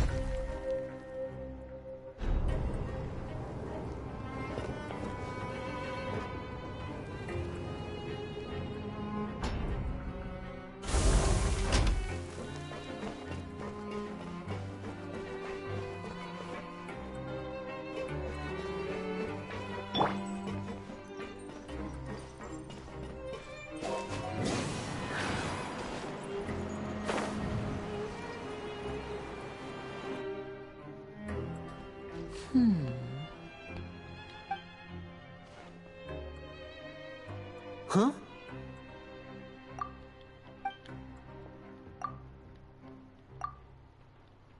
That look in your eyes. You found something? Hey, this is no time to be modest. Just tell him we found a boatload of information. Bruh. Can we get you? Could you just not scream so much? Some stuff just doesn't. Oh, as expected of the legendary duo, you have my full and undivided attention. Huh. I'd have never guessed that myself. The rumors swirling about this place are unreliable after all, and Master Child probably went missing because he found a way out. He is a harbinger after all. I suppose he's much more resourceful than I initially gave him credit for. Unfortunately, this isn't enough for our final report to Father. We need to find out Master Child's exact whereabouts. Father told me that even though Master Child said he was just coming to Fontaine for a vacation, he actually had some personal reasons. His agenda might be linked to his disappearance. His escape route is already flooded, so we'll have to task someone with professional diving skills to chase after him. Well, when you put it that way, it's obvious that only Fremine would be up to the task. Bingo! Is he around? He's working today. Coming here as a group would have attracted too much attention. I'll talk to him about it later. It's the least I can do. We're all in this together, so it's only fair for us to fulfill our end of the bargain. Honestly, I'm far more impressed by you guys managing to collect all this information right under Risley's watchful eyes. Collecting information has always been our strong point. Now, let me think. To find out more information, Fremine will have to retrace Master Child's original route. And if he's to do that, he'll have to set out on the next pipe cleaning day at the earliest. That's 6 days from now. And after that, he'll probably take another 2 or 3 days to return. You can even estimate how long it'll take for him to get back? We've been working together for a long time. We know each other's capabilities like the backs of our hands. Traveler, what say you to meeting here 9 days from now? We'll be able to pick up Fremine while we're at it, too. Oh, and there's just one last thing we'd like your help with. Though we can just sit back and wait for Fremine's report on Master Child's whereabouts, we still need to make more progress on the investigation of the Forbidden Zone. Fremine's no master of disguise. Lynette's still working on getting intel from the other areas, and I'll need to spend some time helping Fremine prepare for his diving mission. So, you are the only ones we can count on. What do you want us to do? Well, I won't call it easy per se, but I think you'll be able to pull it off. Listen carefully. You'll need to find an excuse to get into the infirmary and investigate the room and environs. What? Okay. You've mentioned several sketchy-looking people always meeting at the infirmary earlier, so it probably has something to do with the secret we're hoping to uncover. You've already met the head nurse, so she'll be less suspicious of you. Investigate the internal structure of the infirmary and any active dealings within, and pass those on to me alongside anything else you're able to discover. You'll take things. But also, there's no need to take risks. Don't forget, safety always comes first. My apologies. I just started rambling out of habit. It was almost as if I was talking to my younger sister.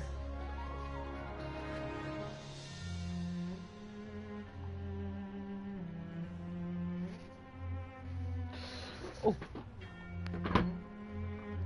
That's fucked up. But that's not a bad thing, right? All right, then we'll head out as soon as we finish our prep. Wait.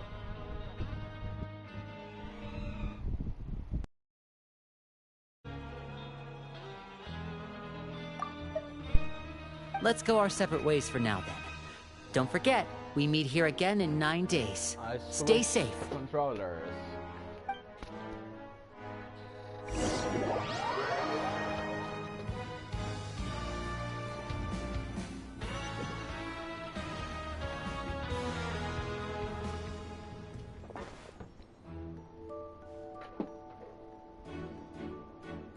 Hey, stay here for now. Paimon will take a peek.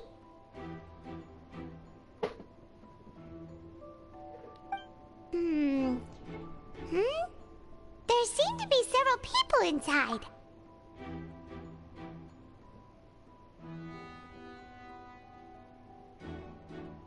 Right. I feel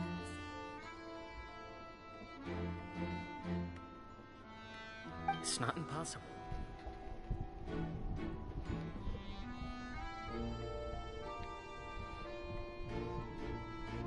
Wow, we're officially longer live than the last stream. 45 minutes. Oh my god. Oh, it hurts to see.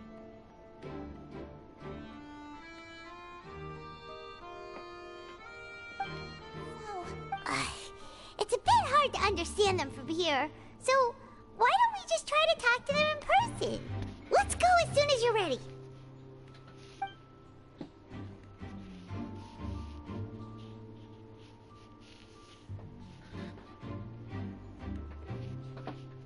Oh,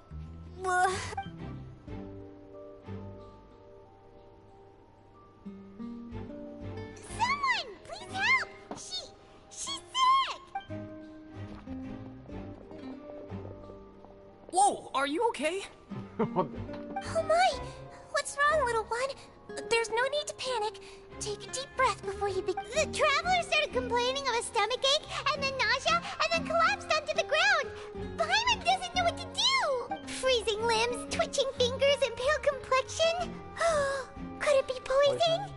Let me take a look. Please, lie down over here. Don't worry, I'll get you to the bed safely. Here, hold on to my shoulder and walk slowly. Oh my god, das mission is so good. I love this show. You can do it, Traveler! Don't apologize. You're sick after all. Now, please relax. I'm just going to do a preliminary checkup on you. Kom eens, Kes.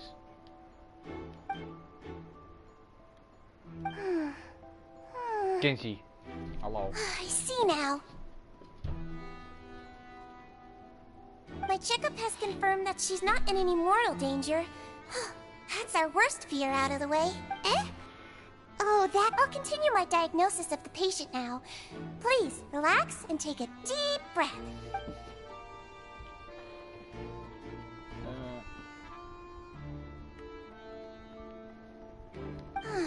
Don't sense serious damage to your organs either. Does it hurt when I press here? And here? Huh? But based on my initial checkup, there shouldn't be a problem here. Oh, how strange. What about here? I think you just ate something that disagreed with you. That's all. Nothing too serious. Outside of a pretty bad stomachache when it decides to act up. So that's what it is. Thank goodness it's not anything more serious. And there have been other inmates complaining about the food recently. I'll inform our head chef, Mr. Woolsey, of this problem as soon as possible. Congratulations! The health risk is incredibly low, so you should recover within a couple days. Why don't you take a rest here while I go get some medicine for you? Miss Levine, I'll have to trouble you to help me look after this new patient while I'm gone. Very well. And she hopped away, just like that.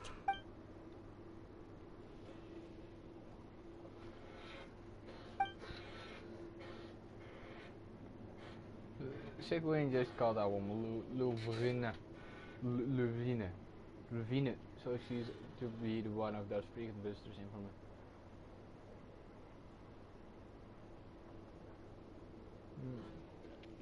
it. Hello. So how are you feeling now?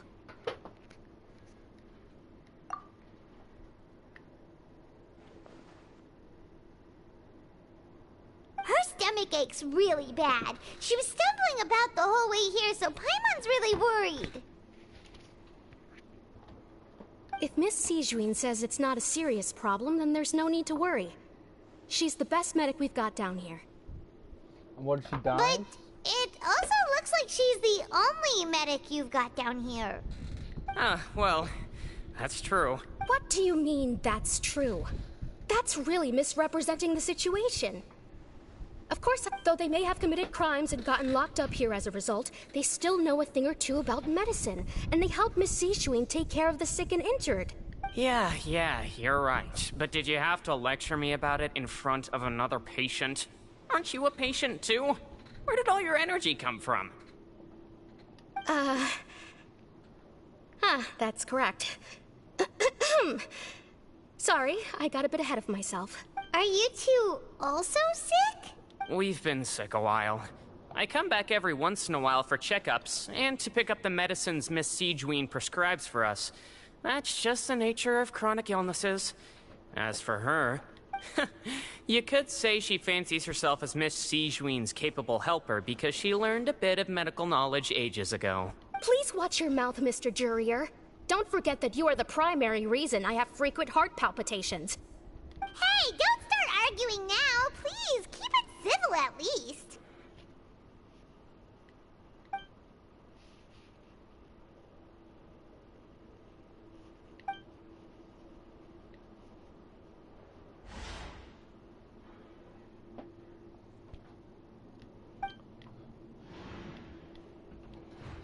Whoa.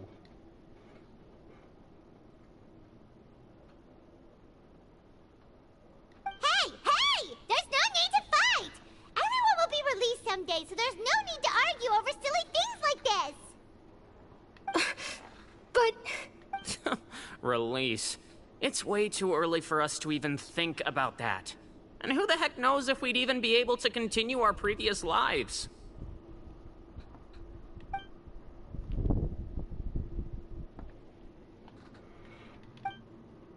Please allow me to end this boring and useless conversation. Oh, and Mr. Jurier, I don't want to see your face here again anytime soon. And same to you, Miss Lorvine. Anyway, that was more than enough rest for me, so I'm going to get out of this excessively noisy place. See you later, everyone. He just slowly walked off like that? That's just what he's like. I'm sorry you had to see all of that. I'm Lorvine, and that's... Well, his name is Jurier, but I hope you'll never have cause to remember his name. You really can't stand him, huh? I mean, can you blame me? Look, who would like someone who's as arrogant and obsessed with weird research topics as he is?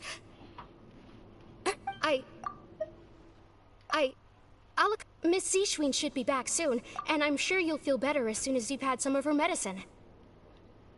No, it's nothing. I'm back! Did you rest like you promised? Thank you for getting our medicine, Miss Zichween. Did you all cooperate with your bed rest? I trust that nobody got up to walk around. Good. Here, this should be 2 days' worth of medicine for you. Take 1 pill now, and then continue your bed rest.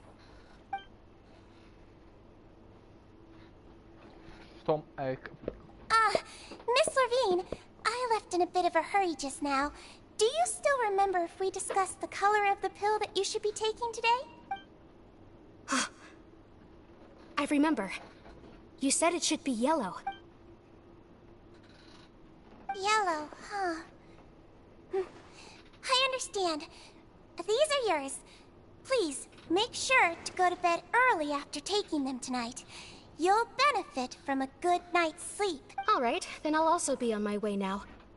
I hope you feel better soon, too. See ya!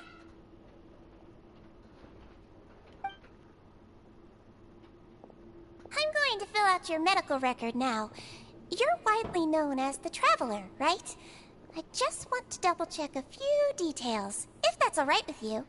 Those two made quite the commotion just now, so why don't we let the Traveler rest? Paimon can... So her primary symptoms are abdominal pain, with secondary symptoms of nausea. Is there anything else? That's it! Alright then. Is there anything we should know besides to take the meds? No, her base constitution is quite good, so I'm sure she'll recover quite quickly after taking the medicine. Got it! Paimon will hold the Traveler to that for sure.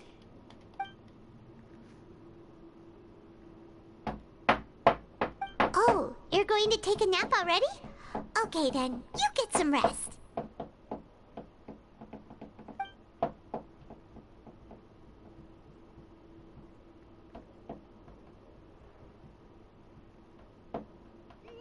We've been to lots of places together. She may look a bit under the weather now, but she's actually super strong. So you're the best of companions. Well, don't worry, she'll recover soon.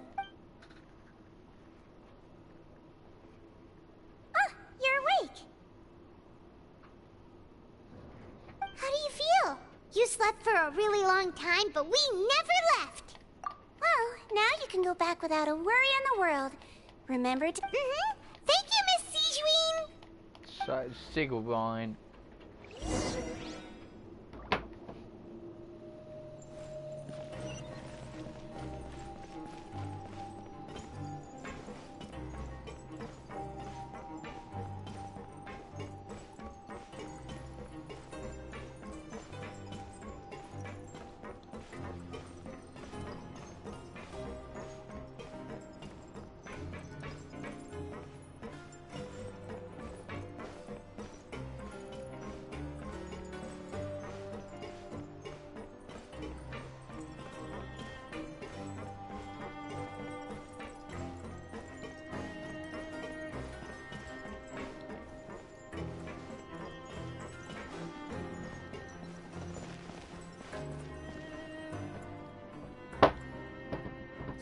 are something. To be able to fall asleep like that and even sleep talk the entire time, you scared Paimon half to death!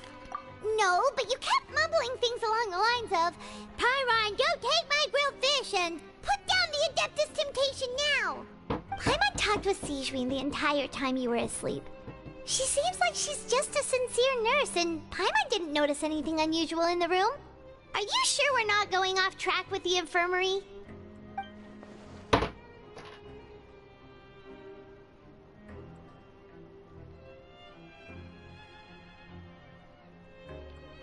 No, I don't think so.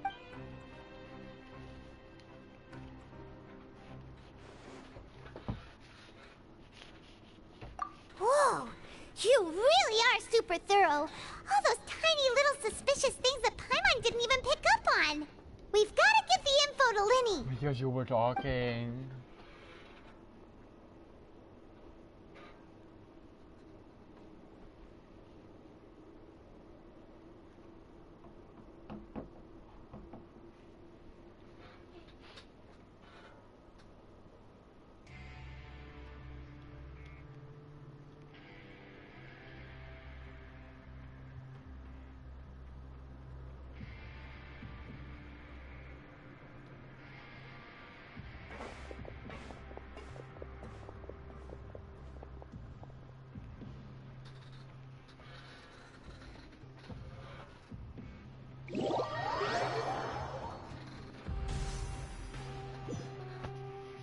Today's the day. Let's go meet up with Linny.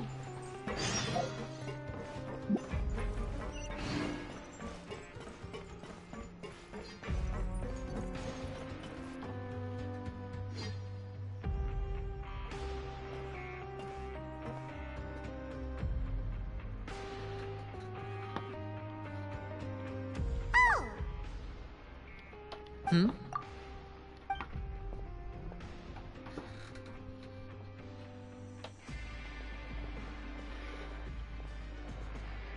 Did you two run into any trouble over the past few days? No, we just worked our shifts according to the schedule. Nothing weird happened. That's good. That means you didn't raise any suspicions when you infiltrated the infirmary. We've taken a look at the slip you've sent.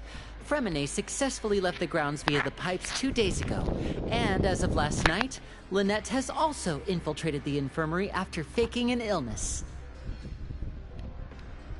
Wait, why is she getting involved as well? You already went above and beyond when you scoped out the infirmary. To put it more bluntly, even if we were to view that as something you did in exchange for Fremine's help, you've already done more than enough. Infiltrating a guarded stronghold is a different kind of job from a one-off investigation. We want to avoid using the same faces over and over and reduce the amount of suspicion that will fall on any given person. Lynette also felt like you have already taken the first step for us, so she should be the one to finish the job. So that's what Lynette thinks. Oh, Paimon hopes everything's going well for her. Perhaps that's true. You're both very good people, and we've come to appreciate that more than anyone else. Unfortunately, there's still one thing that could get between us, lest you've forgotten. The matter of our respective loyalties. You've mentioned before that you've had some run-ins with the Fatui. I can understand that feeling, so I assume you're just helping us out of the kindness of your hearts? Well, everyone could use some more friends. We'll be counting on you to help us in the future, too. Since I see you as friends, then it's even more important for us to protect you from any peril. Fremine and Lynette feel the same way. Glad to hear it. Then, let's go check on Lynette before Fremine returns. If everything went well, then she should be wrapping up her investigation right about now. Is now really a good time to go? According to my observations, Sigewinne always spends around half an hour away from the infirmary right before lunch. Lynette knows this as well, so this should be a good time to meet up with her. Also, I'm her brother, remember? It's only natural for an older brother to care about his younger sister's well-being. Okay, then let's head over right away.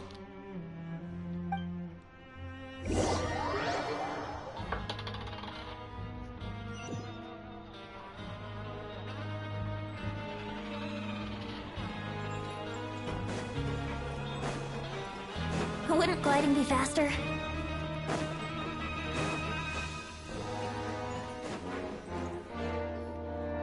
Lynette should be here right now. Huh. Strange. As expected, Sijwin isn't here, but why isn't Lynette here? No, Lynette rarely deviates from the plan. We agreed that if she were to make changes on the fly, she'd find a way to let me know. Oh? Unless... Let's see if there are any clues around. Okay.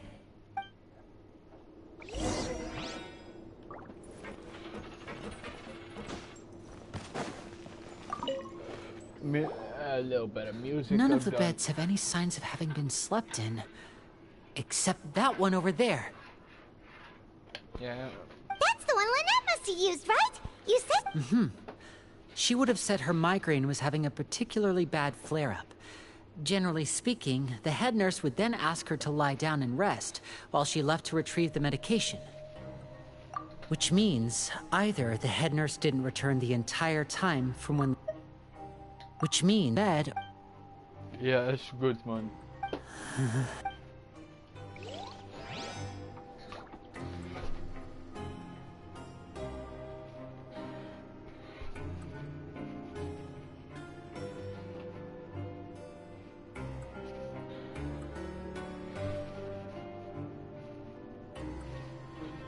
Sure, I'll play you another tune, but it'll cost you an apple.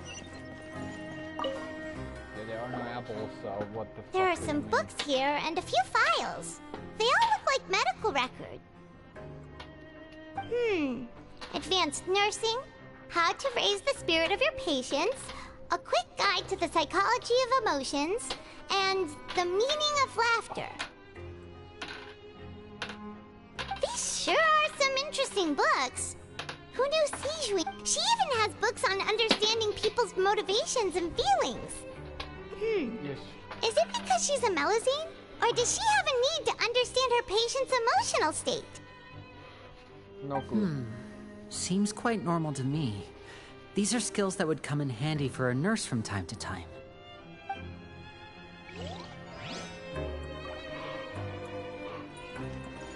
Ooh. Oh, it's 12 o'clock already. This is it! We saw it before! Wait, this thing? It doesn't look like it's been disguised that well.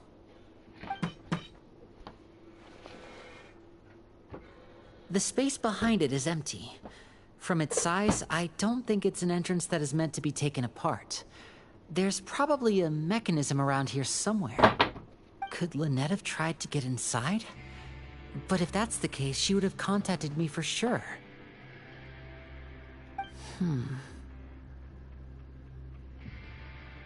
Let's look around here for some more clues.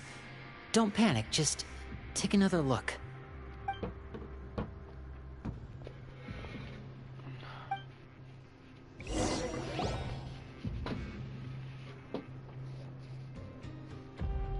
Hey, you guys, there's a slip of paper. A slip of paper? It's right over here, and there's a bunch written on it too. Yeah. It reads, out of respect for your usual practices, I'll use a piece of paper or card as the medium to pass on my message. You may consider this as me giving you my best regards.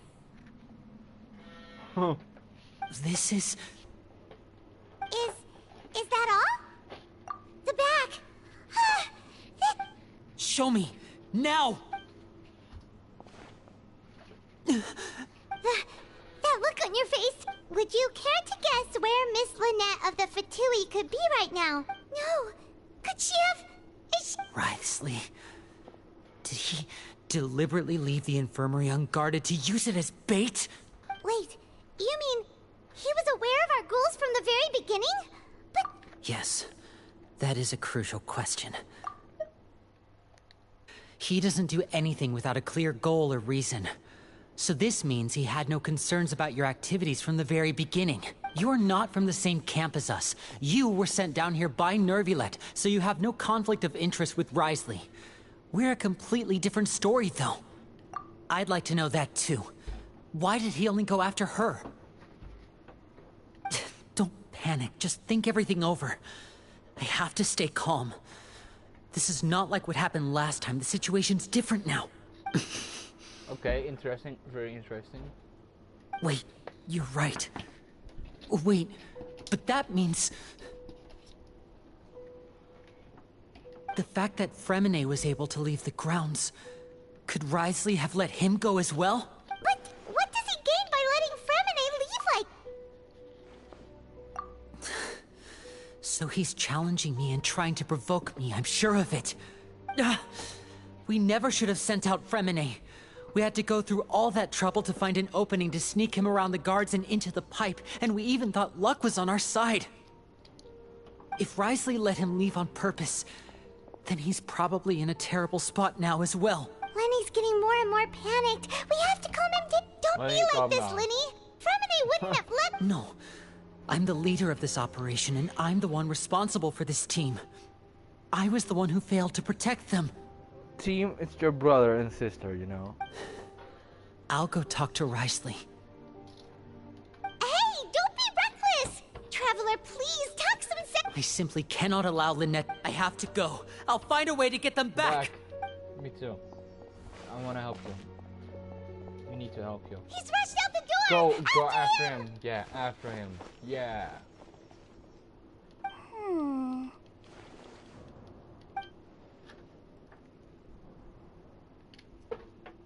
Right. I feel like we still have some room to make changes on these details. It's not impossible, but it'll require extensive testing. Is that so? Very well. Then please be mindful of the time. Huh? Is someone? Pack everything up. Whoever's outside is eavesdropping. They'll probably come in once we stop talking. Someone! Please help! She's sick!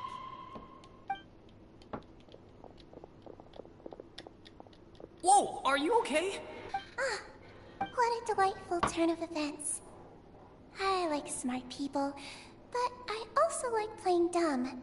I like the feeling of being trusted. Oh my! Okay. These two. As expected, they've already found this place. What a delightful turn of events. I like smart people. Oh my! What's wrong, little one? There's no need to panic. Take a deep breath before you begin. Okay. Being able to read human expressions is quite the useful skill. Lenny! Wait! It's no use. We have to catch up to him. He's faster. He's already out of sight. How is he so fast? Let's go head him off at Wriothesley's office.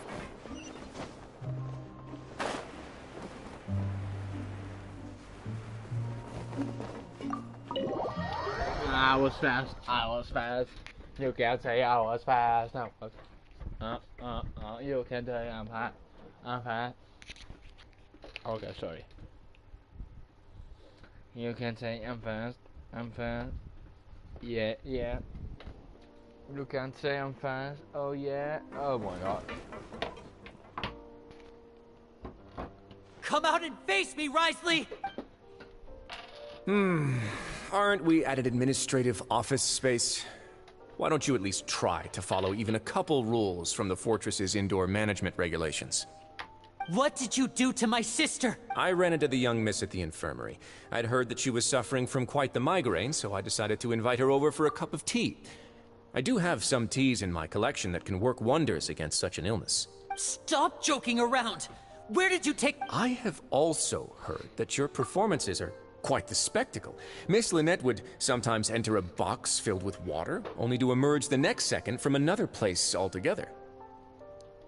Maybe she'll appear behind you right now if you were to turn your head. Is he trying to trick— You knew we were investigating the infirmary from the start, so you deliberately aroused the Traveler's suspicions and baited us into continuing our investigation, just so that you'd be able to kidnap Lynette.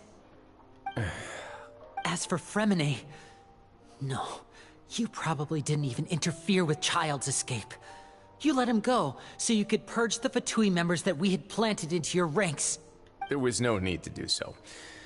The Fortress of Meripede is a pretty pleasant place. Most people enjoy their lives here. The only ones who act differently are those with personal agendas. It was quite easy to identify your colleagues. You removed our original members and spread the news of Child's escape so Father would assign our team to come down and investigate. Fremine has also fallen into your hands, right? If you're oh so omnipotent and so in control, why would you need hostages? One correction. Lynette is in my hands right now, but Fremine is not. He's not. What do you... Lenny! Oh, wonderful. Everyone is here, so I'll only need to say this once. Thank you so much for cooperating with me. Eager and to the point, I see. Alas, only Miss Lynette is currently having a cup of the fortress's finest tea. Although, as per your original plan, Mr. Fremine should also have returned to the fortress by now. But he has neither shown up within my gates, nor has he been taken into any kind of custody.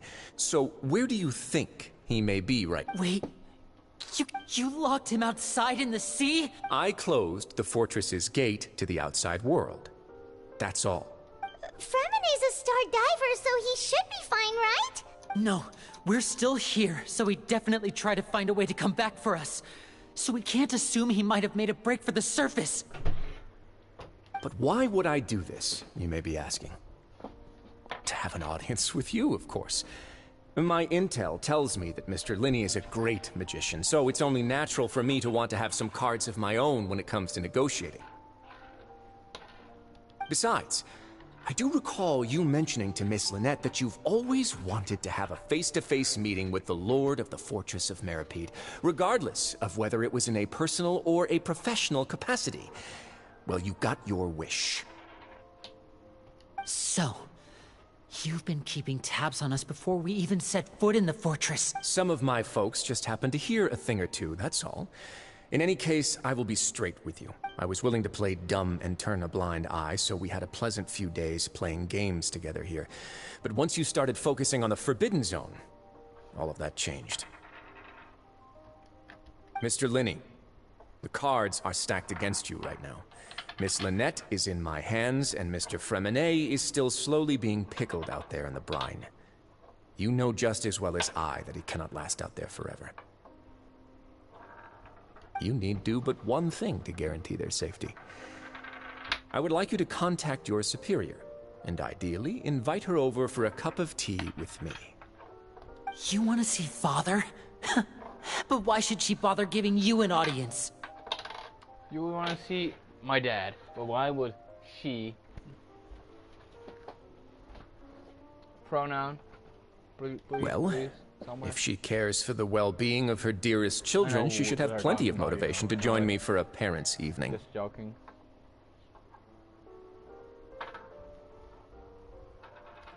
I've heard that the bonds between the members of the House of the Hearth are like the bonds of family. I don't see why she would refuse. Why did you think Father sent us to handle the Fortress of Meripede? This place is basically a no-man's land. It wouldn't be fitting for anyone as important as a harbinger like Father to come here in person. Oh, I see. So it's because she doesn't care for my place here. That's such a shame. After all, I've amassed quite the tea collection. I was looking forward to sharing it with her. Both Monsieur Neuvillette and Lady Farina have already received many samples as gifts. Was this the extent of your master plan to get to Father? No matter how much pressure you may put on me, I won't allow you to use us to blackmail her. You people really are difficult to get along with. All I'm asking for is a face-to-face conversation. Does she truly have no interest in the fortress's secret? Mr. Linney, you have one last chance to invite your father here. If you refuse... Lenny! Instead of asking why I'm doing this, why don't you try to see things from my perspective for a second? From the very beginning, the Fatui has been actively infiltrating my fortress. I gave you a warning by cutting off the first few operatives I found, but that only caused you to double down. Had you given up on the fortress then and there, I'd have no reason to want to talk. Mr. Fremine left the fortress on his own, and Miss Lynette tried to pry out my secrets right in front of me. No matter how you look at it, the responsibility for this falls on you. Can see. I shouldn't ask Father to do anything because of us. Deze kom eens. Ja.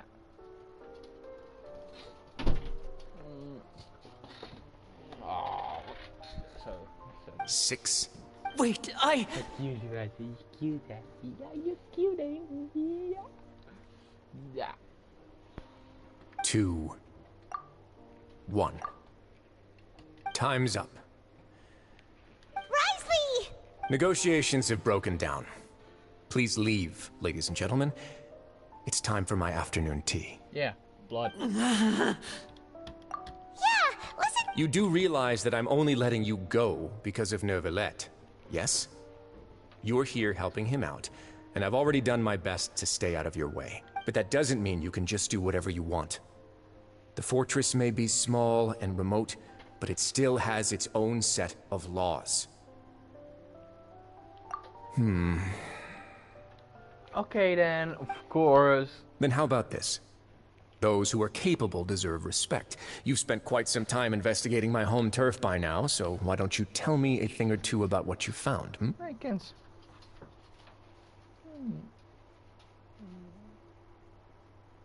I'll ask you 3 questions. Answer all of them correctly, and I'll agree to your request. Question 1.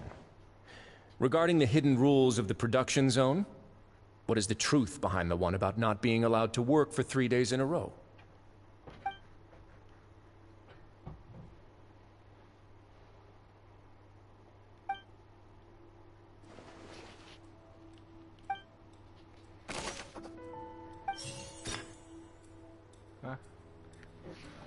We will see it.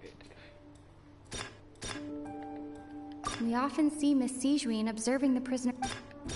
Fonta's internal reports suggest.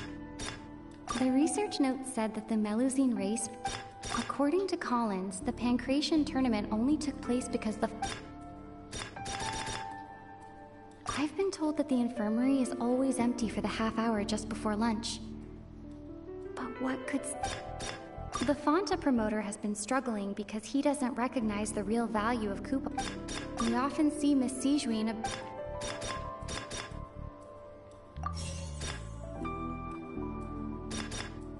The Fonta promoter has been struck. Fonta's internal reports suggest the research note said that according to Collins, the Pancration tournament only took. The Fonta promoter has been struck. I've been told that the infirmary is always. We often see Miss Sijuin observing the prisoners at work. We often see Miss Sijuin observing the prisoners at work near the production zone. We often see Miss Sijuin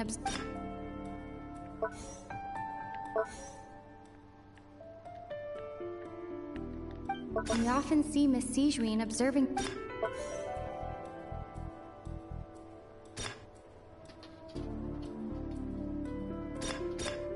The Fonta promoter has been. We often see Miss Sijuin. Fonta's internal reports suggest that they're starting a new trial of an unnamed and unpackaged product. Fonta's internal reports. The research note said that the Melusine race perceives the world very different. According to Collins, the Pancration.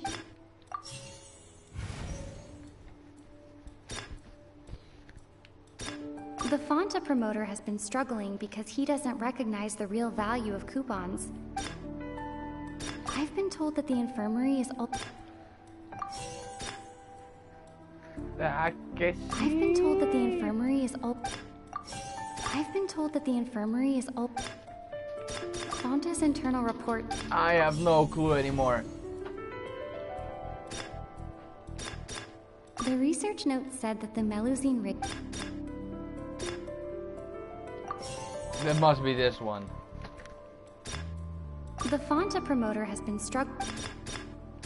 According to Collins, the Pancration tournament only. Oh, I actually don't know. The Fonta promoter has been struggling. What the fuck is the Fanta promoter doing here?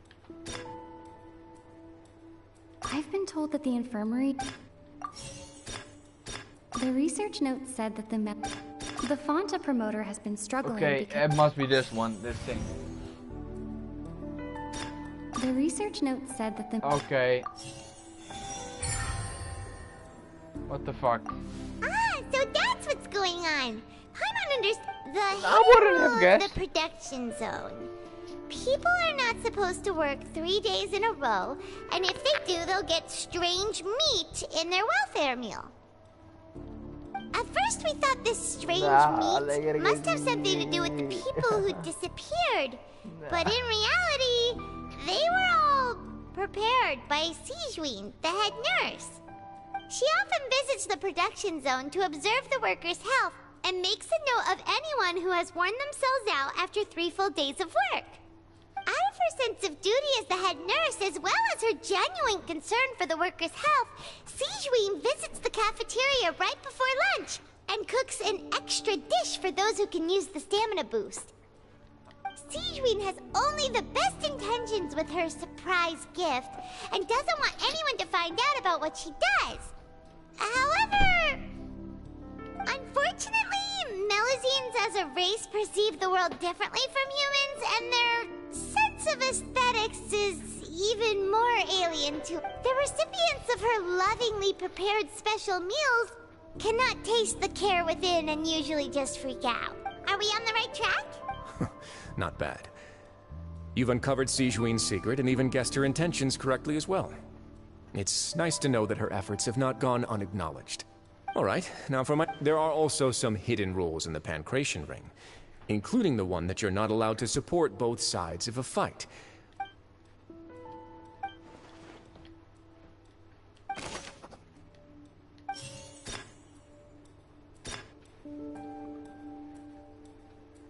Fonta's internal reports suggest that we often see Miss Sijuin observing...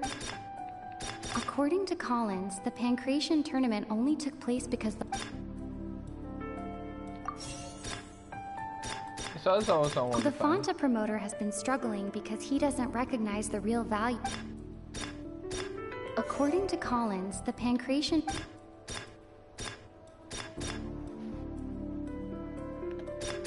According to Collins, the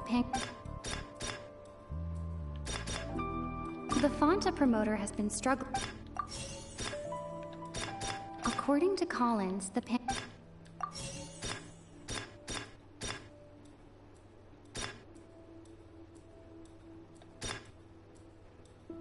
We often see Miss Sijuin Fonta's internal reports suggest... Ik heb mixed them up. Fonta's internal reports suggest that they're starting a new trial of an unnamed and unpackaged product. We often see Miss Sijuin I've been told that the infirmary is always... The Fonta promoter has been struggling. The research note said that the Melusine race perceives the world... According to Collins, the Pancration tournament... I've been told that the infirmary is always empty. We often see Miss Sijuin... According to Collins, the Pancration tournament only took place... We often see Miss Sijuin observing the prisoners at work near the production... What the fuck? We often see Miss Sijuin observing the prisoner... I've been told that the infirmary is... The research note said that the Melusine race perceives... The Fonta promoter has been struggling.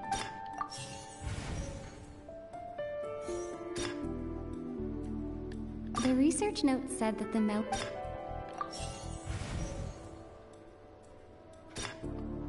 I've been told that the infirmary is always empty for the half-hour... Fonta's internal reports suggest that they're starting a new trial.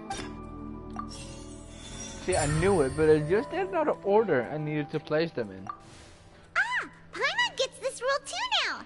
So there really was nothing to be afraid of. That hidden rule of the pancration ring is about how, people are not supposed to bet on both boxers at the same time. And if they do, they'll receive a package containing a strange, blood-colored liquid. People get scared when they see it because they've subconsciously begun to associate it with the missing boxer.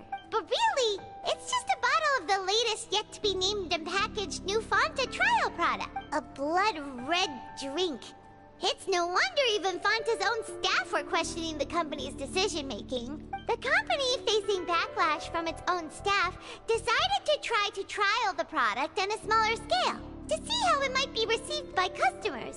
They came to the fortress of Meropede and offered to sponsor the pancration tournament so they could push their new product. But the Duke completely refused to even entertain the idea. The Duke, knowing how valuable coupons are in the fortress, knew that only total idiots who didn't understand their true value would bother buying a Fonta product here. And so, only those who proved their stupidity by being dumb enough to bet on two opposing sides of the same match were selected to receive the drinks. I acknowledge the effort you've put into bringing the truth of this mystery to light.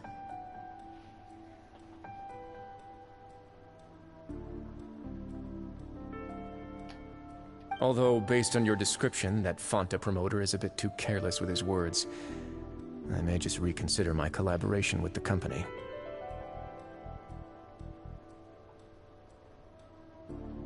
Alright, and here's the final question. What's the secret behind our head nurse and all of her patients in the infirmary? Stop your cruel and pointless games, Risley!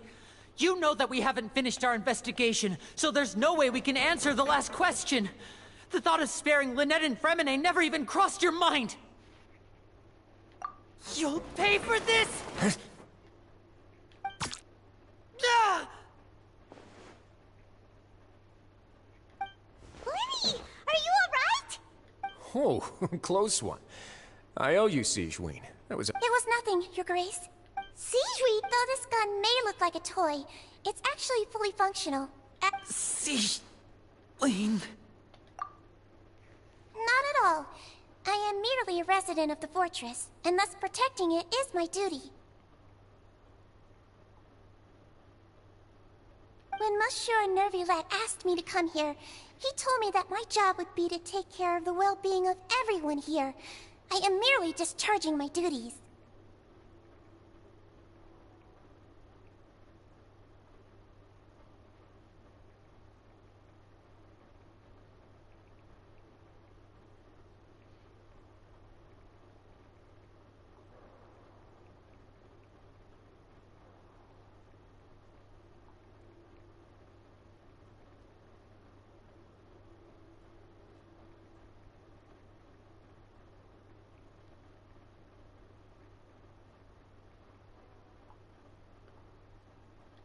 But if you mean what you just said, then isn't Linny someone you should be looking after as well?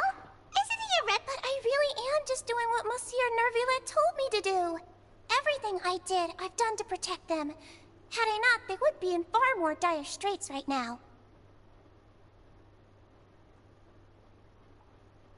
His Grace knows it too, right? Your Grace? Mind proving my innocence to them? My dear Sigewinne, whatever shall I do with you? Would it have killed you to just wait another minute or two? Well, it's nearly time after all. The way you do things can be truly frustrating sometimes, Your Grace. I figured What are you talking about? What time? Take me if you want. Let them go. How touching. Can you just give me one more minute? I thought the same. Don't be like that, Your Grace. All right, everyone, calm down. 2 more visitors will be arriving any time now. I'll go get a cup of tea. Miss Sigewinne, I leave Miss Lynette in your care. You... What are you doing? I believe I hear... No, is it Fremine? Oh. Some space, please. Oh, no. Ah, Miss Clarande. My door. Freminet. Oh, like, yeah, just do that. What's going on? What is Clorinde doing here? Work. I'm sorry about shooting you, Mr. Linney. The tranquilizing effect will begin to wear off soon. Please take it easy in the meantime. What happened to Freminet? Wasn't he diving just outside of the fortress? Why is he looking like...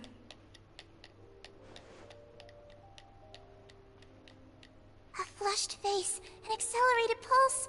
He must have consumed primordial seawater. What did you say?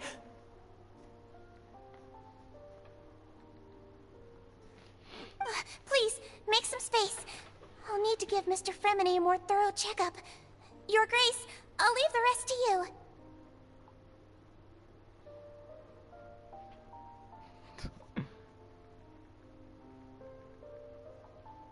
I'll talk to Clorinde while you get Freminet to where he needs to be.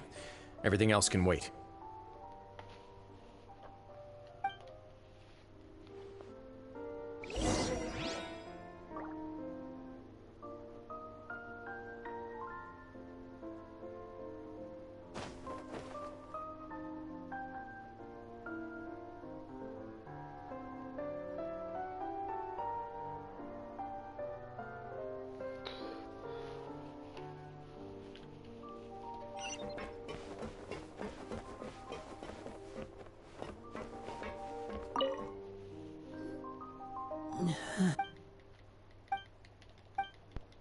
How is he? These symptoms are acute ingestion of a large amount of primordial seawater. Still, his condition is not critical. Of course, it would be best if he stayed for further observation. Let's leave him here for now, and move him to the infirmary once he's recovered a bit more. Sorry. I am aware that the infirmary may not be your favorite place in the world at the moment. We do only have a single clinic in the fortress, however. Why would he ingest a large amount of primordial seawater after leaving the fortress? How could that possibly— Please, look after Mr. Freminet for the moment. Yeah, how could that I'll go happen? fetch some medicine and a respirator. Where is she? How is she right now? Oh, she just took a nap in an empty room after I tranquilized her. If my calculations are correct, she should also be waking up right around now. You might not believe me, but His Grace and I actually made some snacks and tea for her.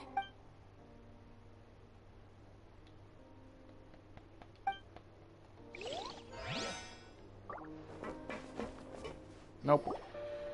What's that look on your face? I thought I made good time on the way back. Oh, I'm just admiring your punctuality. Had you arrived just a few minutes later, Sigewinne may have been forced to shoot Mr. Linney again. How's the situation out there? The water has changed. It's pretty much as expected. The concentration of primordial seawater has increased significantly. I was only out there a short time, so it wasn't too bad. But if one were to stay for any significant amount of time... well, you can see how that boy's doing. Where was he when you found him? The abandoned zone at the end of the pipes. A good distance into the water. Closer than I thought. He must have recognized it early on and tried desperately to swim back. Locking the door was necessary. I don't think we could have saved two. Well, I did try to convince him that I had my reasons. Never seems to work, though. It would probably work on Neuvillette. He has a knack for picking out who had good intentions, even when the outcomes were all terrible. It's a bad sign if you're having to plead your case to Neuvillette. Want some tea? Not particularly. If you want to drink some that badly, just say so. Fine, I'd like to get some tea. Want me to get you a cup too, since I've already made it? Might as well then, I suppose. Bruh. Actually... That's such a higher up conversation.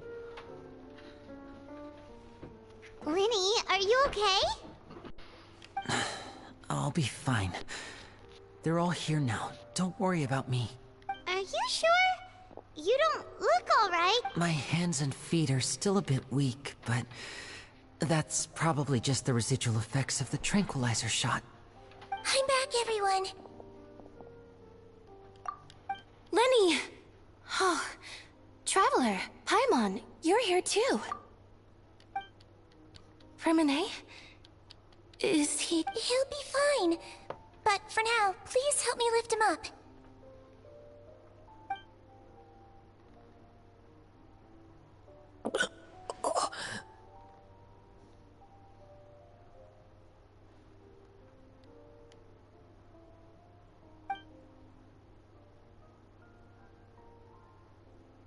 His breathing's beginning to slow down. Give me a hand and help me get him to the infirmary. Yeah, I'll take him from this side. Lynette, together? On it. Traveler, you seem pretty worried about him. Want to come with us?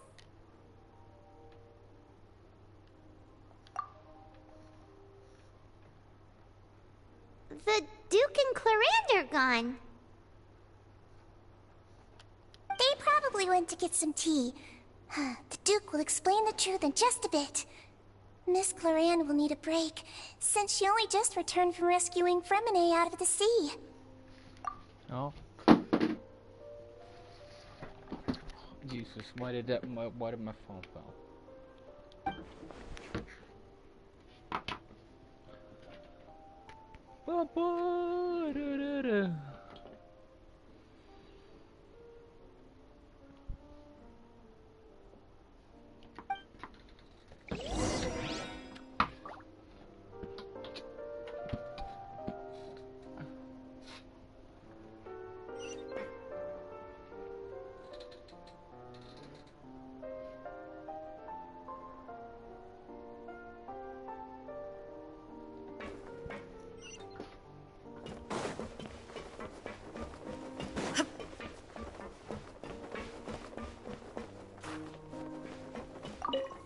Could I tempt you with some sugar for your tea? No need. Could I tempt you with... No need.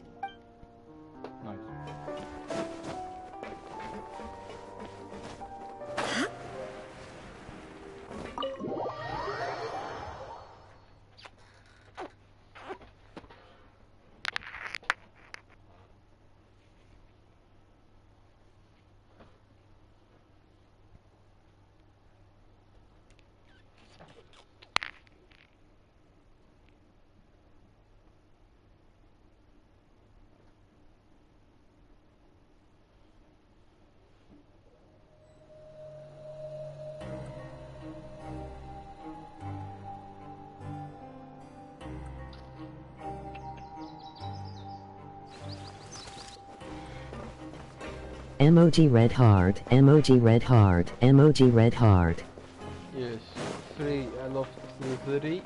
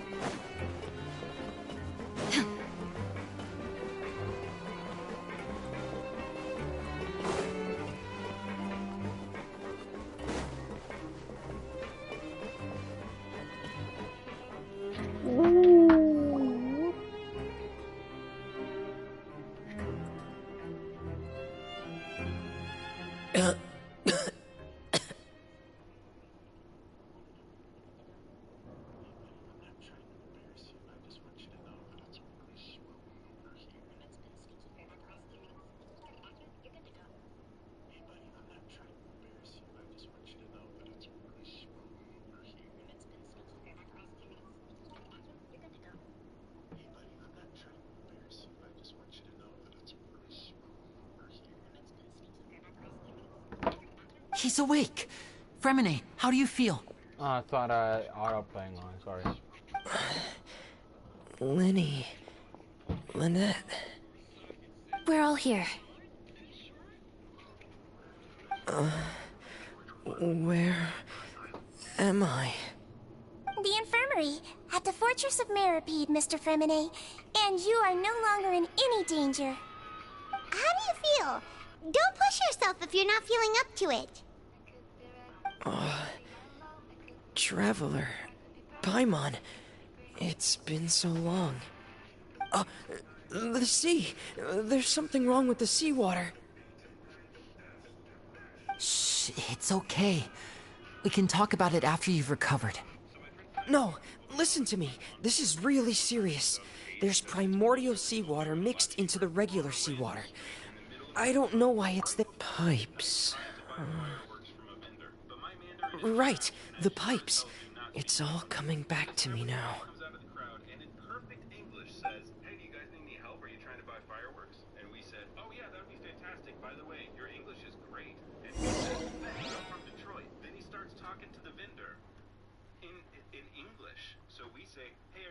Talk to him in Mandarin or Taiwanese or whatever, and he says, "No, I don't speak Chinese. I'm from Detroit," and that was it. We didn't end up buying any fireworks. So my friends and I flew from Okinawa to Tokyo for New Year's one time in 2008 because it's closer than Tokyo and a lot cheaper. We're on a random street in the middle. I'm in. Seems like this pipe hasn't been used in a long time.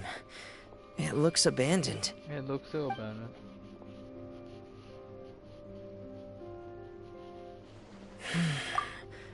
Where could Master Child be?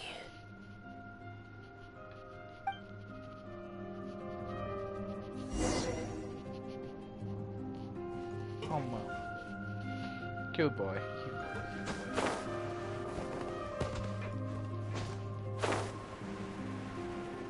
I love how the glider perfectly fits.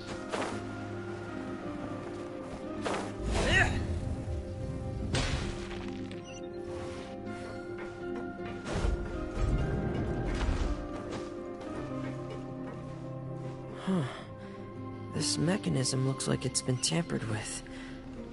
Could he have done it?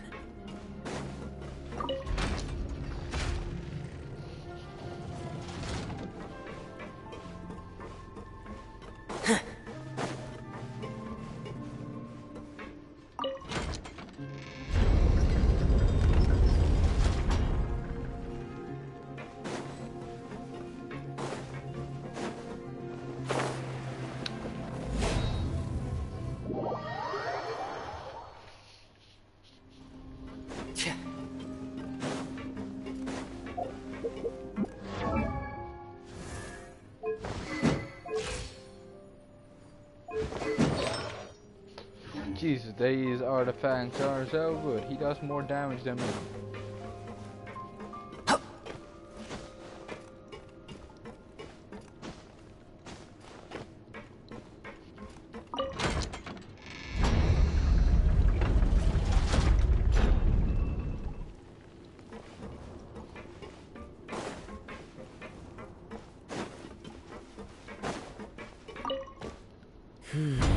It's getting stuck on something.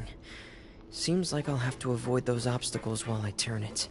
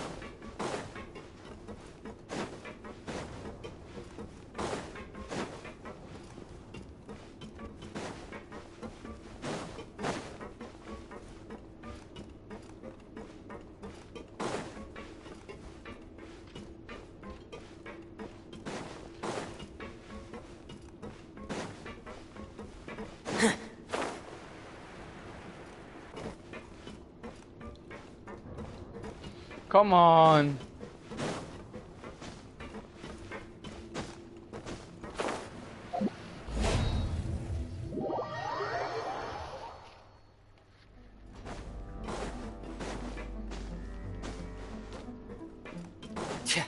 I'm not that stupid.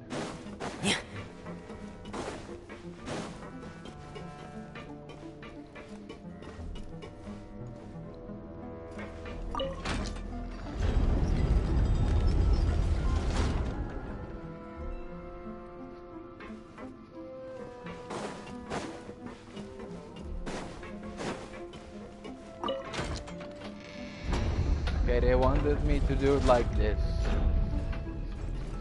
My mind was way more advanced than them.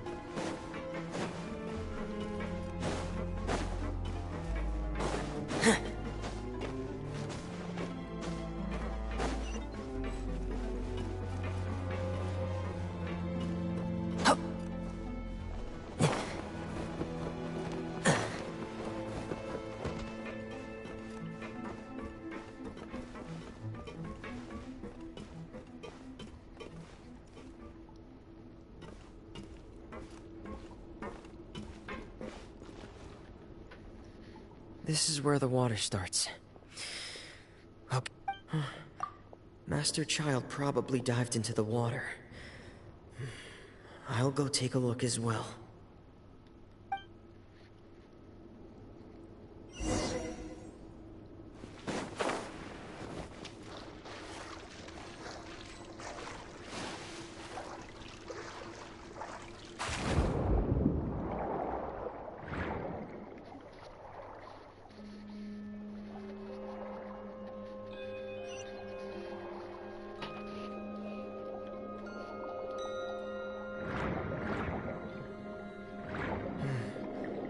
The vegetation here is a bit more sparse. These traces aren't natural. A person must have left them, and recently. I should be going in the right direction. There are traces here too. I need to keep going. Huh? The traces are gone. But I don't see where he could have gone from here. Wait. What the?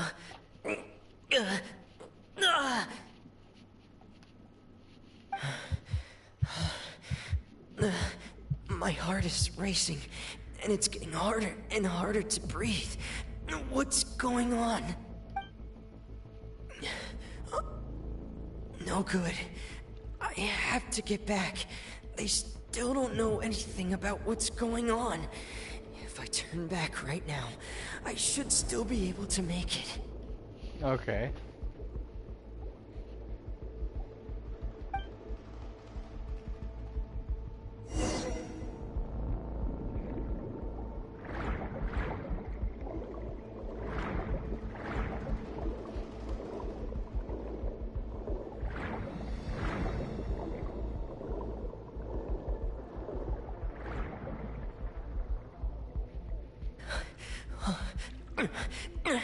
I can't die here.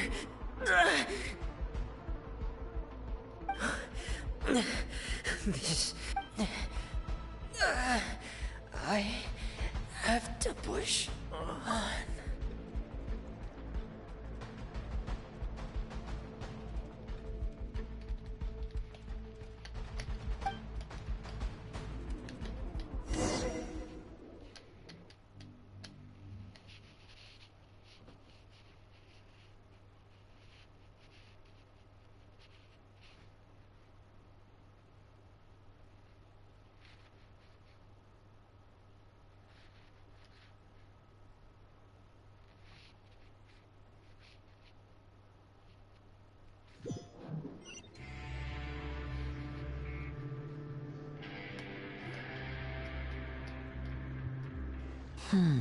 So, in other words, the trail you were following vanished, and you had no idea where Master Child could have gone, but there was also no obvious place for him to have disappeared to.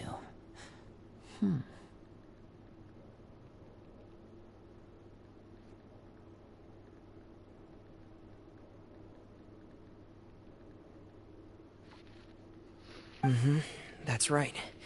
I tried my best to swim back, but I had already put some distance between myself and the fortress, and I just couldn't find the strength to keep going. I probably passed out some time after that, and you know the rest. Miss Clarand brought you back, but we also don't know why she just suddenly appeared at the fortress, or why she went out to save you. Miss Clarand, you say? I must go thank her in person. You're still too weak for Monet.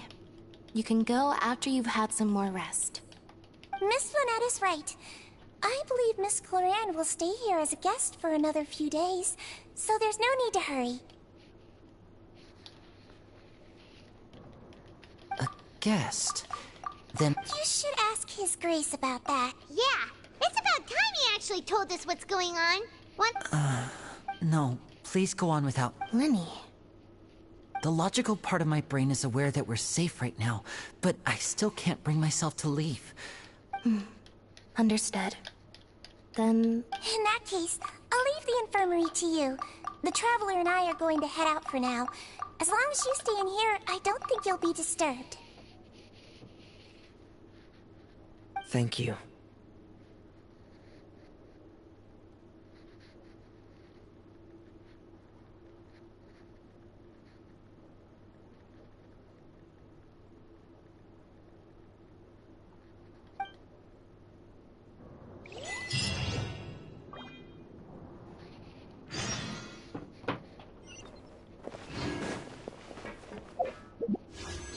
Ooh, that's... Okay. Hey! Sorry, ma'am. Were you looking for... What the fuck is this?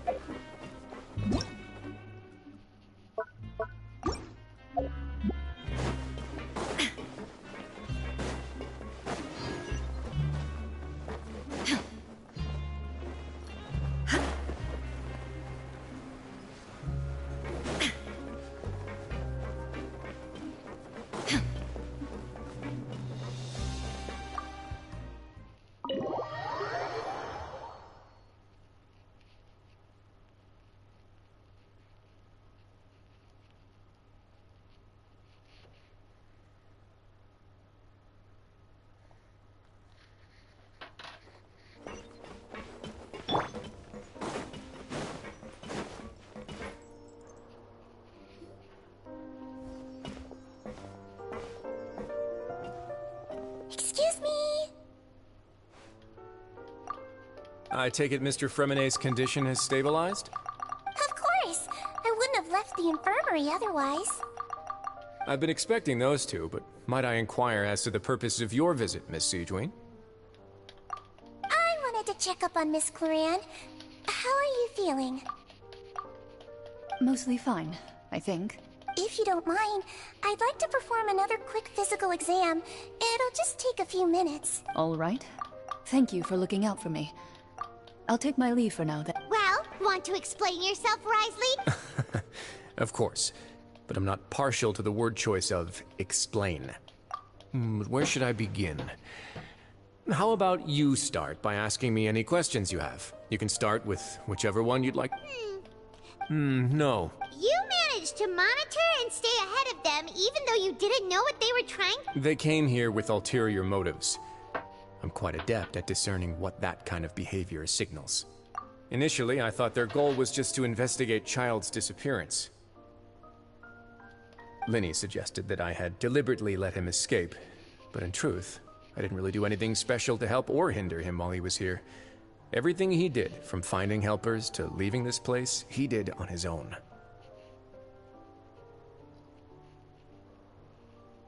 Nice. Of course, it's inevitable that the knave would make a big deal out of her fellow Harbinger's unexplained disappearance. I'm also quite curious about where that Harbinger went. So I figured So you were hoping Liddy's group would just... You make it sound like that's a bad thing. Unfortunately, things didn't go as planned. I assume that Fremine has told you already the ratio of primordial seawater around the fortress of Meripede is on the rise. The Forbidden Zone has always been Linny's target, and you got roped into that investigation after running into him. I began to intervene out of concern for your safety, and also to prevent the fortress from becoming entangled in more irksome matters. Are the rumors true? That you're also a former criminal? Now, why would you put it like that? Isn't staying here all day and serving as the manager of the fortress a kind of sentence unto itself? Another form of prison? I just happen to have some support from the rest of the inmates. That's all. Oh, right! Paimon wanted... Me, of course. I paid her good Mora to come down to the fortress for some field work. As a champion duelist, Miss Cloran could be considered to be an independent party. I needed to find an exceptionally capable person to help me get through the impending crisis. And saving Fremine was part of that crisis? You can think of it like that, yes. Credit where credit is due, that's not something you should be asking after. All I need to prove to you is that the Forbidden Zone had nothing to do with the Harbinger's disappearance. That should be clear now that you've spoken to Fremine. But we've already uncovered that there's something wrong with the infirmary, and we've answered a bunch of questions that you threw at us. Isn't it about time that you answer our last question in return? You make a compelling case. Do you really want to know the answer that badly? Yeah, Paimon really wants to know. Even if the truth may not be pleasant?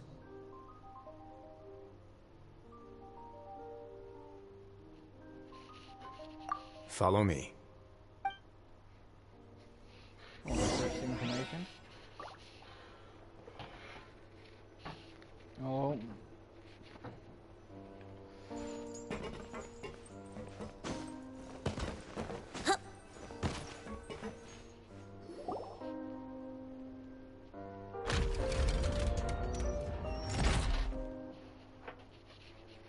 There's a hidden door here? And a whole basement behind it? Huh. You're pretty good at hiding stuff, Risley. It seems you've forgotten just what kind of place the Fortress of Meripede is. Prison.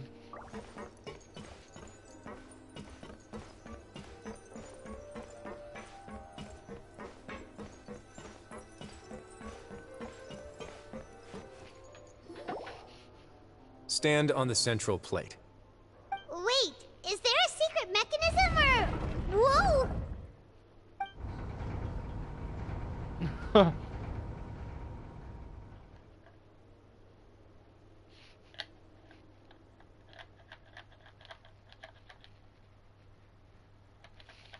Yeah, could you cap see them grab it?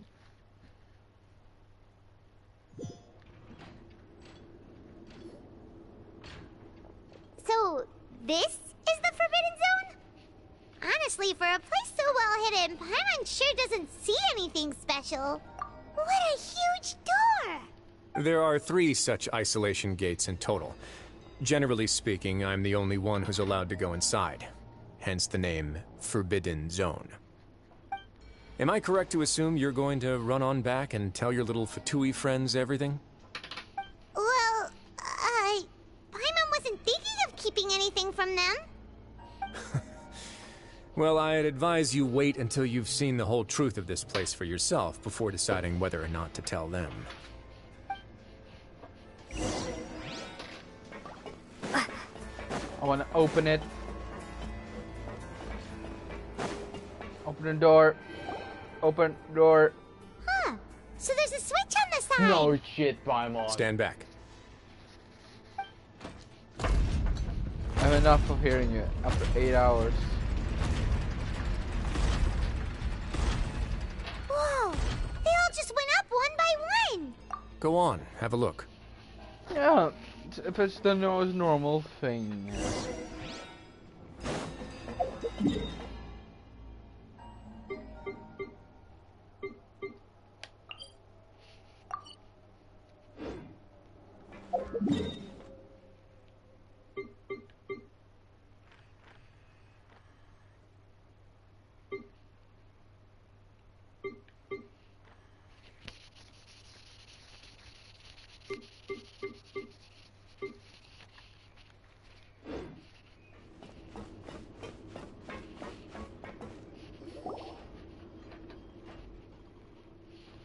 There's nothing here.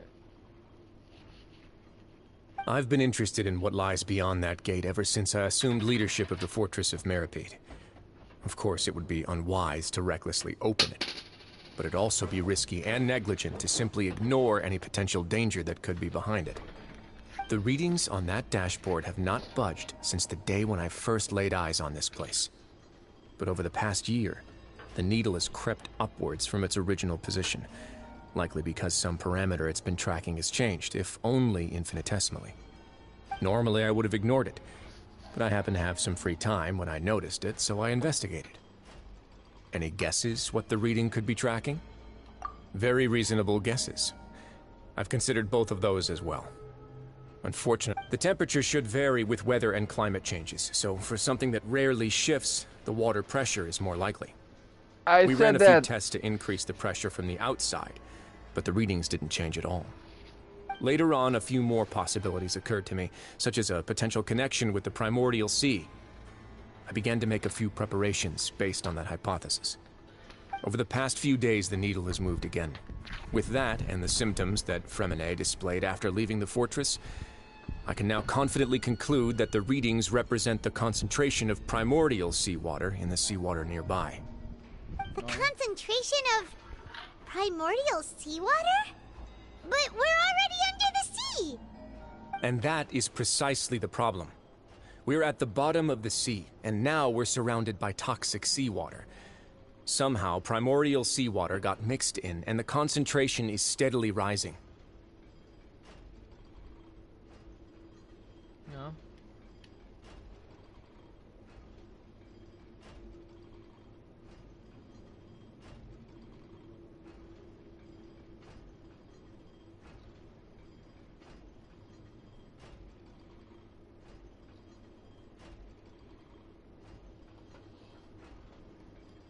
Yes, that's very likely.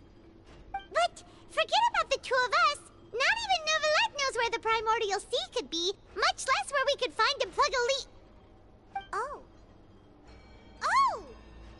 Seems like you've figured it out. I believe the primordial sea lies directly beneath this sluice gate. For some reason, the primordial seawater levels have risen significantly, and it's now very close to us. The indicators are now red. Although the gate still stands, some primordial seawater has already leaked out and mixed into the sea around us. If this continues, soon it will no longer be able to hold back the primordial sea at all. Yeah, you know what the legends say. If this place falls, then everyone in Fontaine will be turned into puddles in the span of a night. But that's just too weird! Why would the Fortress of Meripede be built right above a sluice gate for the primordial sea? Who built this place anyway? Your expression tells me you think this might be part of a vast, complicated conspiracy. To be honest, you might find the actual answer may be exceedingly boring. It's just that the secret of the Forbidden Zone had been long forgotten by the nation before I rediscovered it with my research. There's no single founder of the Fortress of Meripede in any traditional sense. What we know about its history has been left to us by the people who used to live here. When the previous Hydro Archon Egeria ruled the land, all convicted criminals from Fontaine were exiled. The people drove the criminals away like a wolf pack chasing away the banished. The criminals received no sympathy of any kind from the people. They were exiled to the desolate seaside, where they experienced only pain, struggle, and the bone-chilling cold. Some of them began to repent, and prayed to the Hydro Archon, asking if there was still anything they could do. The Hydro Archon took pity on them, and said, "You may go guard my secret, deep underneath the waves."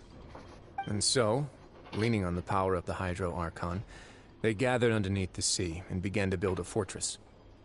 They became, as the number of exiles increased. And so, leaning on the power of the Hydro Archon, they gathered underneath the sea and began to build a fortress. They became a community down there in the deeps, and over the years helped it to grow. As the number of exiles increased, more and more people joined the community. When the first group of exiles died, they left the yet unfinished fortress to their successors. As the number of the Hydro Archon continued to lend her support, allowing the fortress and what it stood for to continue growing ever larger.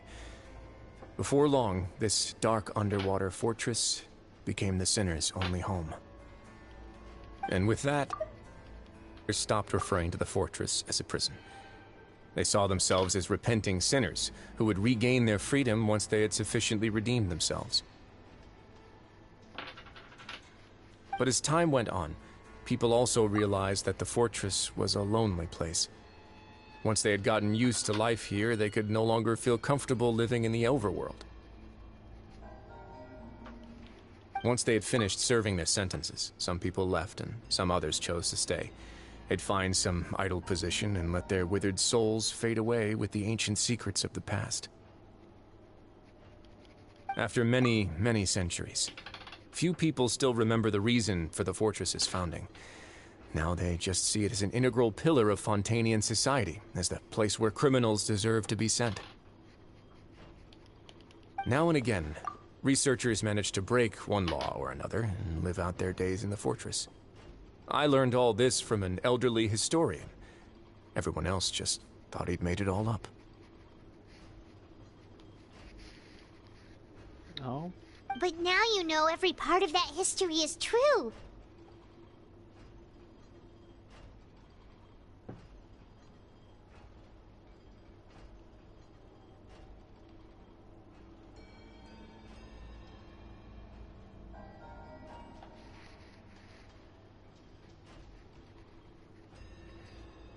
Indeed. It's just as the prophecy says. If this gate fails, then everyone will be dissolved into the sea. To be frank, not really. But sadly, that hasn't stopped this prophecy from proving all too accurate. Prophecies are troublesome things. Just hearing one will create the first wave of panic. Seeing signs of it will bring about the second, and actually witnessing it in real time, the third. Let's go somewhere else. I want to show you something.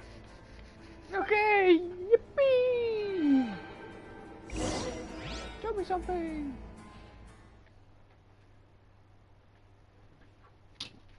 Cutscene, cutscene, cutscene, cutscene. I want to have a cutscene.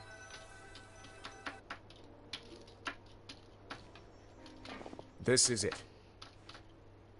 Your Grace, perfect timing. The results from our last Wait, Jurier, he's not alone! Huh? Lorvine and Jurier? No need to panic, you two. I've already told them about our plan. What? After you warned us not to tell a single soul about any of this? I'm skeptical as well. Are you sure they are trustworthy? The results speak for themselves, don't they? These two may already know more than you could ever imagine. All right then, if Your Grace insists. They seem harmless enough, so I'll trust them for now. Well, how about some reintroductions? This is Jurier, one of the highest-ranked researchers from the Fontaine Research Institute. Good. Saves me a bit of time explaining. Edwin's main areas of research were archeum and gravimeters. As his assistant, Jurier is quite familiar with them as well. You want to blow up the fortress of Meripede? Ah, what a lovely idea. I'm already imagining it in my head. Good guy. Gotta admit, I'm tempted as well. Guys, focus! Focus! That taskmaster over there is Miss Lorvine, and is also one of my technical consultants. While Jurier used to be Edwin's assistant, she used to be Jurier's assistant. Ooh, are they together? See, everyone keeps asking this question. Are you too sure you're not a couple and just using your work as a convenient cover? Your Grace, I am not in a relationship with this man. If I dated her, I'd officially be madder than Edwin. Jeez, forget I said anything then. Follow me. Whoa, there's another door that goes right up. Your constant amazement makes it seem like the fortress can do anything. This guy has some balls. Nah, different ones. Paimon really thinks everything's super cool. Is that a real life image? Well, let's spice it up a bit. And here you go. What a huge ship? This is production zone that Paimon's never seen before. How much do you know about Fontanian history? Not much. Well, then maybe you haven't heard the story of ancient Lemuria. To give you a quick rundown, Fontaine used to be ruled by the Lemurian dynasty. According to legend, the Lemurian king Remus came to this land after being inspired by divine revelation and found the seer Sibila, who had taken on the form of a golden bee. Taking the golden bee with him and riding on a huge ship, the Fortuna, he created his nation above the surging waves. He called his nation Lemuria, and used the Fortuna to incessantly search for new tribes and islands, calling on them to join his empire. There's a ship in this story too? Where there's water, there'll be ships. People believe that hope can always be found at the end of a voyage. Do you believe that too? To a point, I think. As you've already seen, I have a whole factory's worth of labor, materials, and technology at my disposal. Certainly can't hurt to give it a try. So the moment I began to speculate that the primordial sea might lie underneath the gate, I also began this project. Were you inspired by the legendary Fortuna? Maybe. Fontanians need something to hold on to cope with the impending disaster. Were the workers to find out the truth behind this ship, riots would destroy the fortress faster than any catastrophe. As the fortress's administrator, I'd never make such a reckless call. Alright, that's enough talking for now. I'll need another 3 cups of tea to soothe my throat. Do you have... Seems like you're good. Come on, I'll take you back.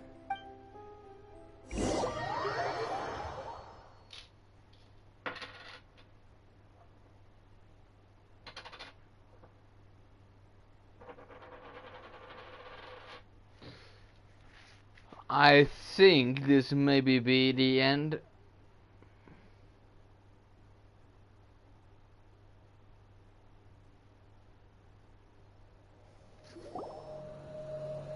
I'll leave you here for now. Oh, thank you so much. No worries. But don't forget, it's up to you whether or not you want to share what you just saw. What you do from here on out will likely affect those 3 as well.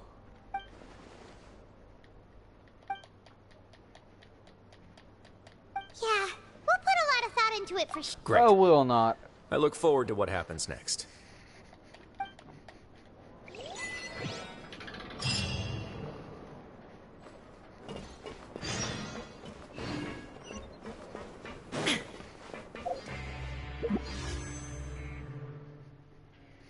Don't understand why there's only one banner right now.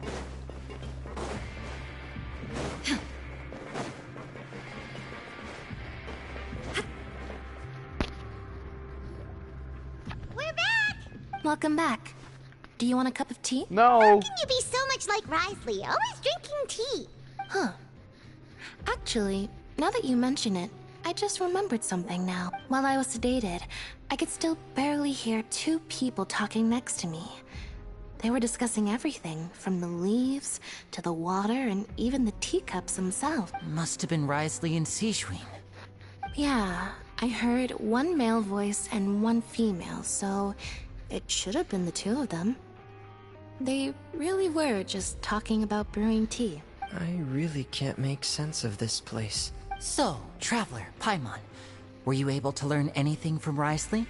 Yeah, he explained everything. Very well. Then, would you mind checking your answers against my speculations? Yeah, I took the time to rest, so I'm feeling a lot more relaxed now. Nobody else is around, and Miss Sijwin is also busy with something or other. So let's just talk here. All right, then I'll posit my theories. I asked myself 3 questions. Firstly, why was Fremine affected by the primordial seawater? It was because he dove into the sea. My theory is, the long-lost primordial sea is probably very close to the fortress of Mirapede. Ooh, he's good. He got that right on the first... That's our Lenny. Secondly, Risley's attitude changed dramatically during the course of our stay here. He ignored us completely at first, then suddenly roadblocked us. Why? I spent quite a long time thinking about this. If he has been monitoring the Fatui since the very beginning, he probably ignored us at first because he was hoping we could find Master Child for him. What's more, the Fortress of Meripede is not part of Fontaine's court system, nor does it report to Iudex Nervulet. Wriothesley is basically the king of a no-man's land. As long as the fortress doesn't do anything about Master Child's disappearance, Father can use it to pressure the Fontaine authorities. And while the two factions are pitted against each other, Wriothesley will be free to move between the parties of interest. If I had to guess, he probably has something that he's working on himself. It's likely related to the secret of the infirmary, but... You're super smart! Thanks so much. Then finally, there's... If Wriothesley does have a plan, what could it be? All I know for now is that his plan probably has something to do with the changing nature of the seawater. He's even gotten Cloran to help him out. That can't be the full extent of what he's doing. I don't have enough information, so I have no idea what his chip might be. But let me guess. You have the last piece of the puzzle.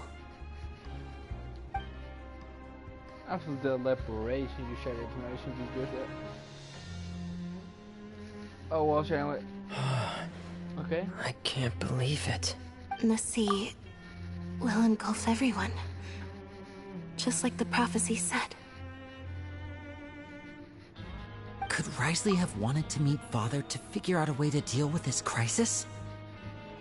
If you remember, I once mentioned that Father sees the House of the Hearth as her base of operations, and she truly wants to resolve the crisis.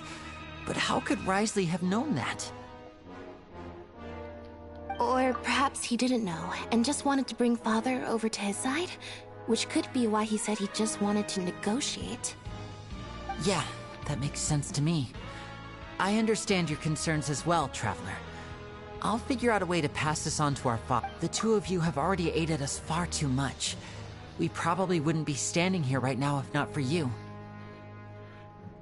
If you ever need anything else going forward, please come to the House of the Hearth at any time. Though you may not share the sentiment, after all that we've gone through together, the three of us basically see you as family now. You have my gratitude. Thank you for protecting Linny when it really... Why are you being so formal all of a sudden?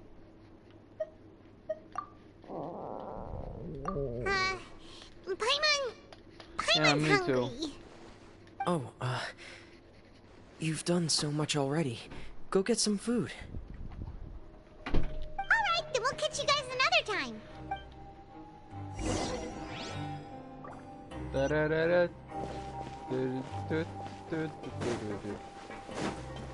Boom. Boom. Boom. Boom. Ba-da-dum, ba-dum, ba-dum, bum. Ba-dum. Boom, bum. Ba-bum, ba-da-dum, ba-da-da-da-dum, bum. Bum, bum, bum, ba-ba-da-dum, ba-da. Time for dinner. Welfare meals now being served in the coupon cafeteria. Come on, let's go pick up ours as well. Traveler and Paimon, over here.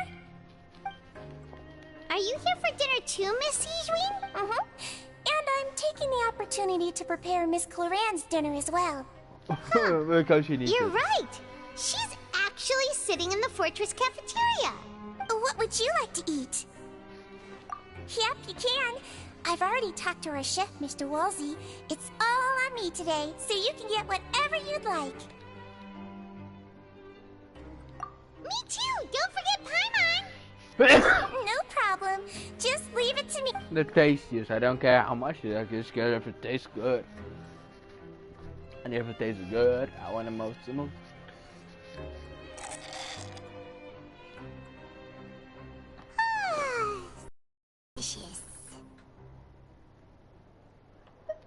Is this how it feels to be freeloaders? Wait a second, we did do plenty of work after all. Feeling full yet? How's the food? Delicious. Delicate. I'm so glad to see you all so happy. Oh, see, the expression on your face just now? The muscle here just moved, which suggests that you're feeling quite relaxed. Sijwin, do you do this to help your patients or to better understand human beings? bit of both, I suppose. I'm a Melazine, which means I'm very different from human beings. I must know what you're thinking if I want to take good care of you. You're really good at taking care of people. Even though you're so short, you still talk and act like an older sister. Oh, wow. Really? You're Oh, and what did you mean back in Risley's office? Oh, that. Thankfully, Glorand is very strong and managed to save him in the nick of time. His Grace also sealed the pipes after Glorand left, to make sure that Linne wouldn't impulsively chase after his brother. Yeah.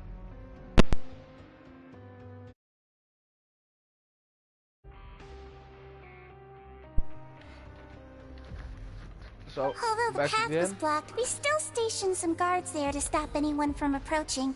They were instructed to only open the door once Miss Glorand had returned.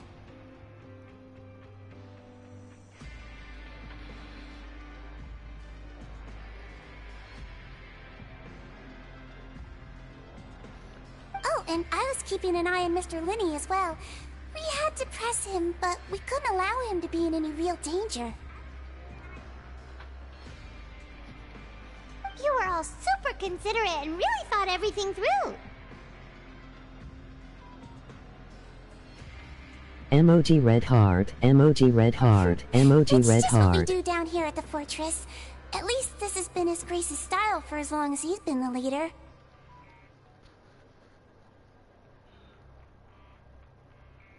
Thanks, Doc.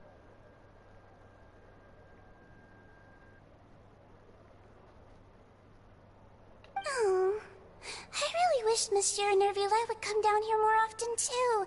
I feel like he'd like it here, with all the darkness and chaos.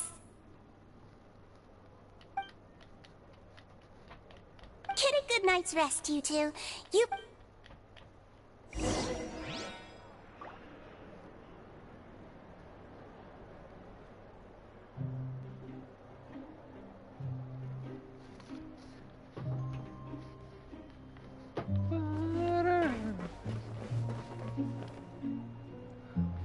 Illusion shattered!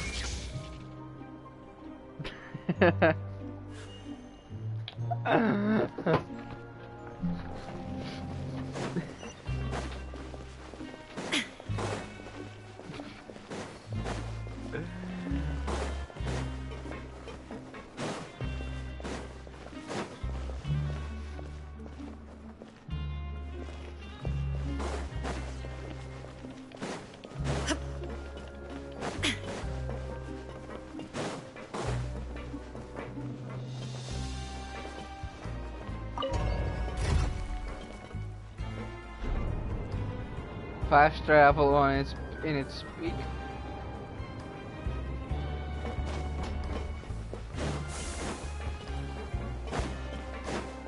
Well, I'm not using it.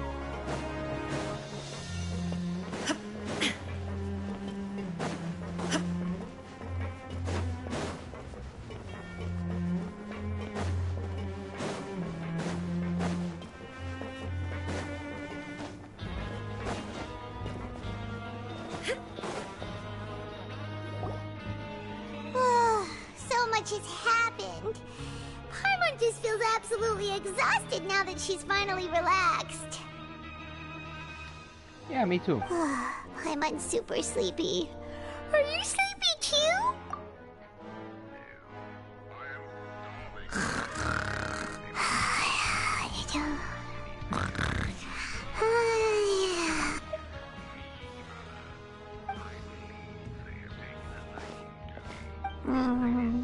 Delicious. Paimon wants seconds for free.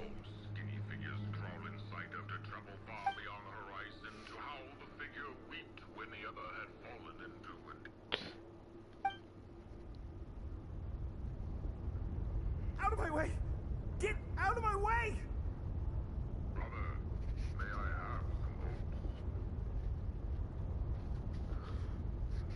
What? What happened? Why is everyone running? No idea, but something must have happened. Stop asking! Oh no. Who's yelling? Paimon still wants to sleep.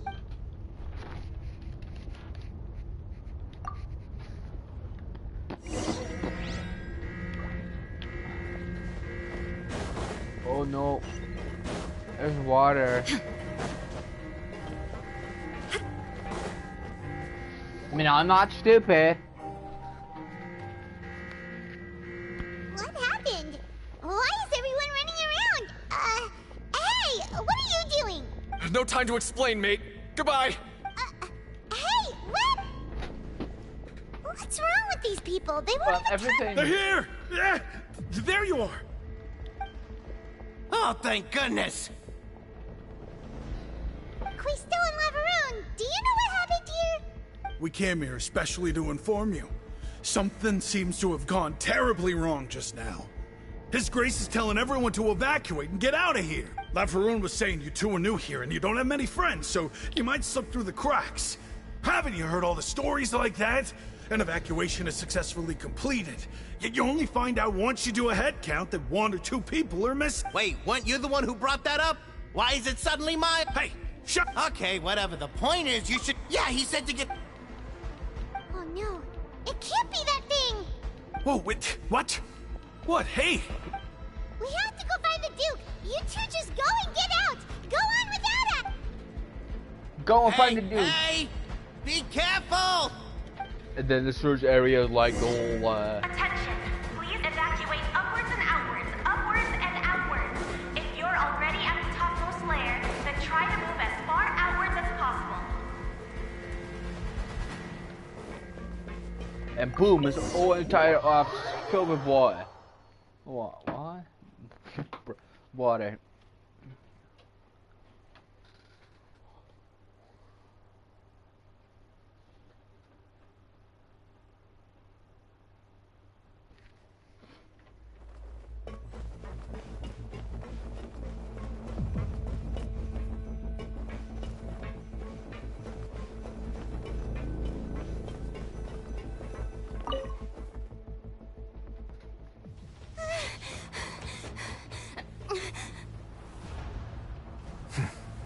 They're here. Just like I said. What happened? Oh my god. You're just in time. But be ready to run.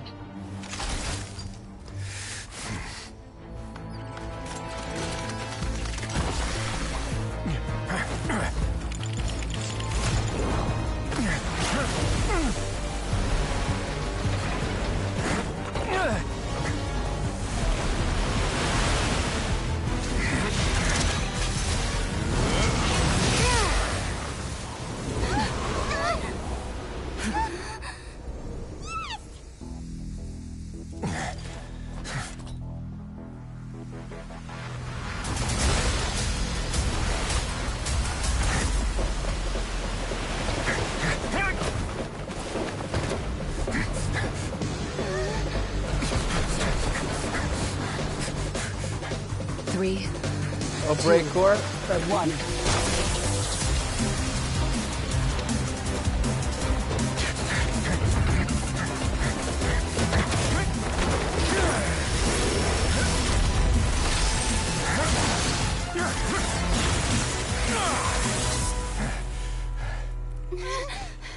This won't hold it for long. Find Neuvillette. Tell him the defenses are about to collapse. Then what will happen to you? Until he arrives, we're the last line of defense. Okay, this story finally is interesting. The gate. How long do you think it'll hold? That depends on us. So, Genshin, what have you cooked up after 8 hours?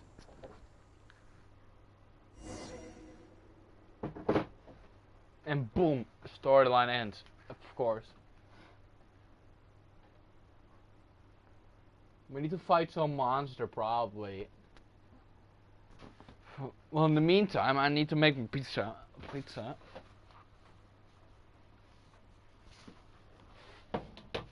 So, sort of cliffhanger. I mean, I will be gone for 5 minutes or something. Neuvillette? Why are you here? If you wait 5 minutes.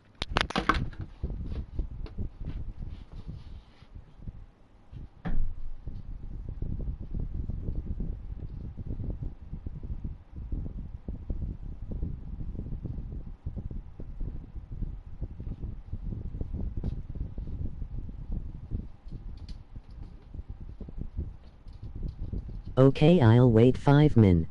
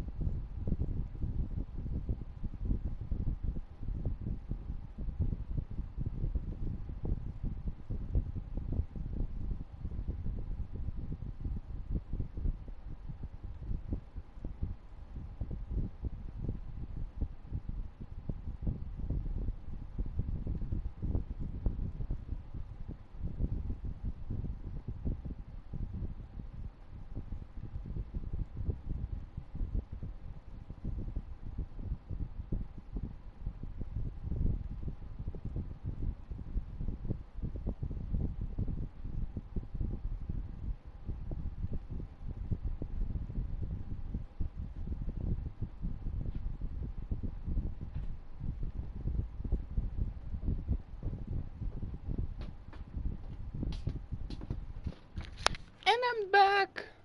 Traveler, I need you to head to the Opera House immediately. Farina will soon be meeting with the knave there. You must protect Farina, and make sure she doesn't spend too much time alone with her. Will do.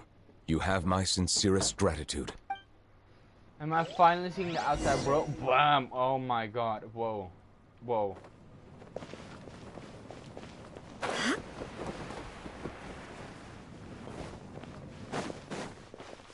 It's such a long time that I've seen the outside world. Holy moly.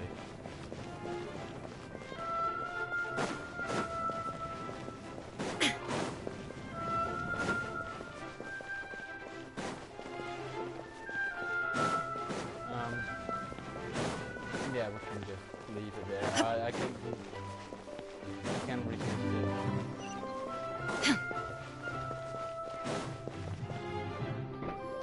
Is that dangerous? Wait, no, that's not. That's Look, Fatui. there are a ton of Fatui and Palais Mermonia people over there. The knave is probably here already. Are you two the traveler in Paimon? Monsieur Nervalet has left instructions. Please, though I'm sure he's already explained, this should be a mostly cordial conversation, unlikely to give rise to violence. But it would be most appreciated if you could protect Lady Farina to the best of your... We're almost at the end of this show. You know, you might think, why am I all live streaming this? I mean, I am because I wouldn't do it. If it wasn't for me live streaming this, you all got all cheering me on, then I wouldn't have done this.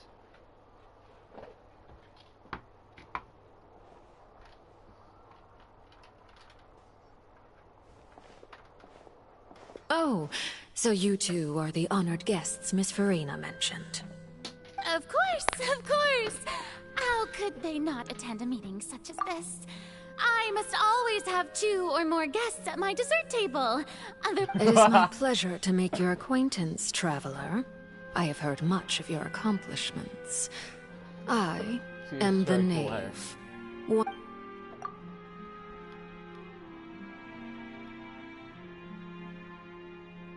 I've already prepared seats for you. Come, sit beside me. Oh, that cake is very delicious. I know what it's made of. I love the cake. Perhaps you two are unaware of how Miss Farina and I do things. You see, we actually recently agreed to get together for tea when we had the time. See this? This is a limited type of confectionery that Miss Farina simply adores. There are only 16 slices sold every day. Here, why don't you and Paimon have a taste? But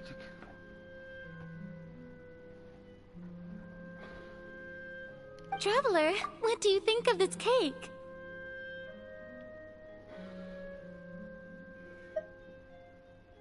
That's good to hear. So what Child said was on the mark after all. You do share a taste in desserts with Farina and I.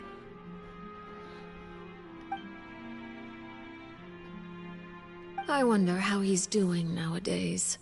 You must have heard, right? He's suddenly gone missing.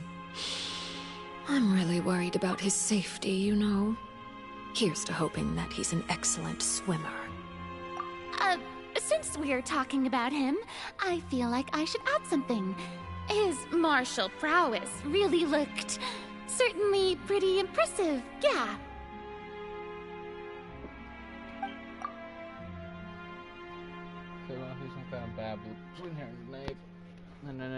Oh, so you're also familiar with his aptitude for fighting, Miss Farina. Oh, right. I almost forgot. Child was subdued by Udex Nuvillette right in front of you. Against ordinary people, my colleague would never be on the back foot. But alas, he just never imagined he'd run into such a person. Coming from you, that's not surprising at all.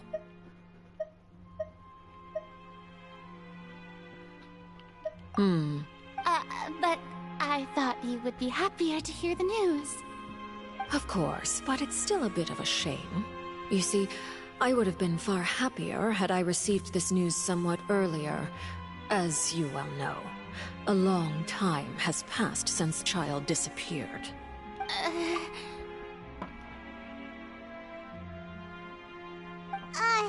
Well, in any case, there's no need to worry. We know for sure that Child is still alive. Oh, and just how do you know that? Because we found evidence that proved he left the Fortress of Mirapede. Vision. That's what I would do. I'd like, hey, look at this. I have this vision. Just saying. And where did he go after leaving the fortress? Well? The Fortress of Mirapede lies deep beneath the waves. Unless he pranced right out of the main gate, he must have had to swim for it. Do you have any proof that he's... service.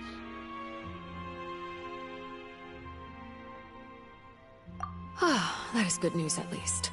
His sister Tonya sent a letter to Fontaine not too long ago.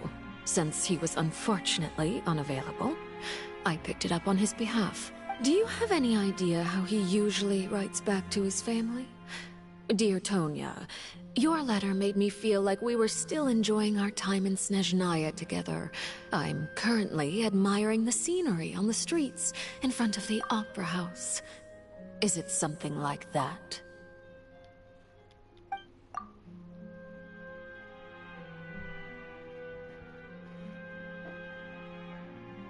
All letters tend to follow the same few formats anyway, right?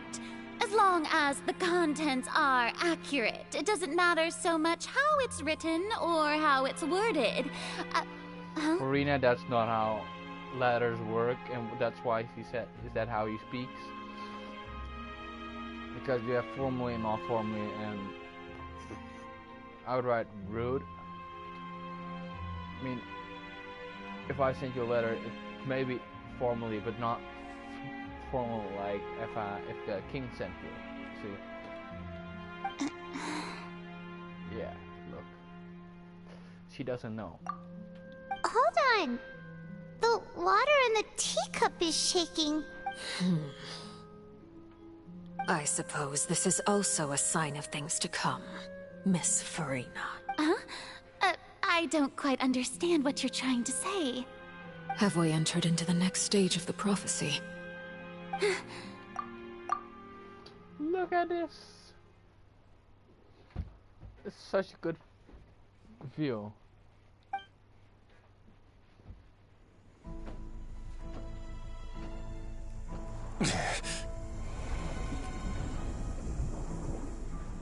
My thanks to you both. I will take it from here.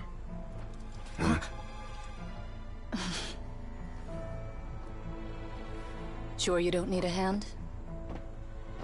Quite sure. Wow. So, what's your secret, huh? Let me guess. Nah, who knows? Maybe it's just your sense of responsibility. Sounds about right.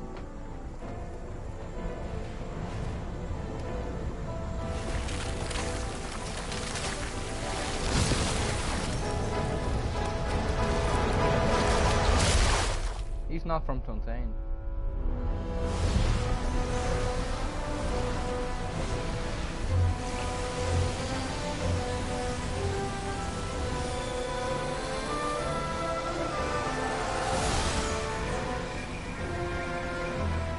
A day may come when the prophecy is fulfilled, and the waters burst forth.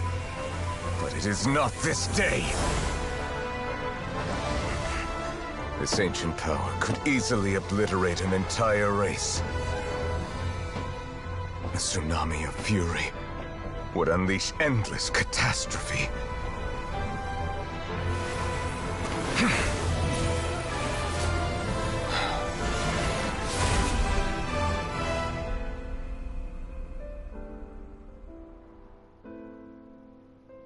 This sentence is too severe. Forgive me for overruling it.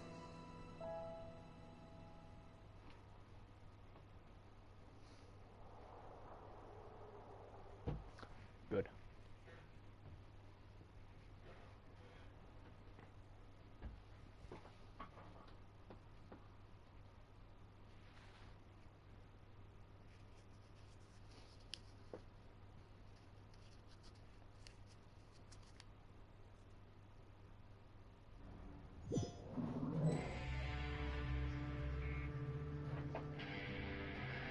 All right.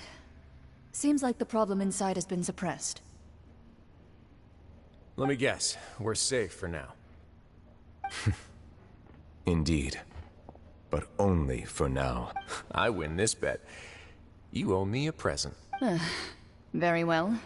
It was indeed just as you said. You made a bet? We made a bet on the size of your entourage. Cloran thought you wouldn't come down by yourself. I figured you would have at least brought a few people along for appearance's sake. It appears I underestimated just how confidential the mission was. Shouldn't you have gotten used to confidential missions by now? That's just how the courts operate. If you wait. It's dog. So what gift must the loser give? Tea? He already has tons of tea in his office. I'm thinking about a set of legal codices. That wouldn't happen to be a dig at my lack of legal awareness, would it? Well, I'm sure His Grace doesn't consider the fortress to be outside the law. I was under the impression the residents of a place like this would be uninterested in the legal codices. That was obviously a joke. Anyway, you've still got some unfinished business to attend to in the overworld, correct? No need to stay here if you have a pressing matter. We all know you can't leave Palais Mermonia for long. Thank you. I hope everything went smoothly with the Fatui Harbinger.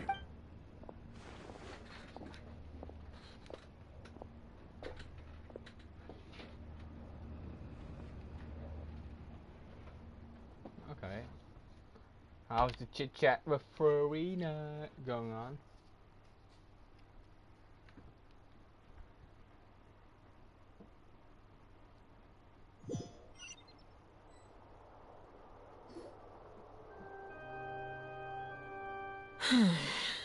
I must say, we've spent long enough playing house.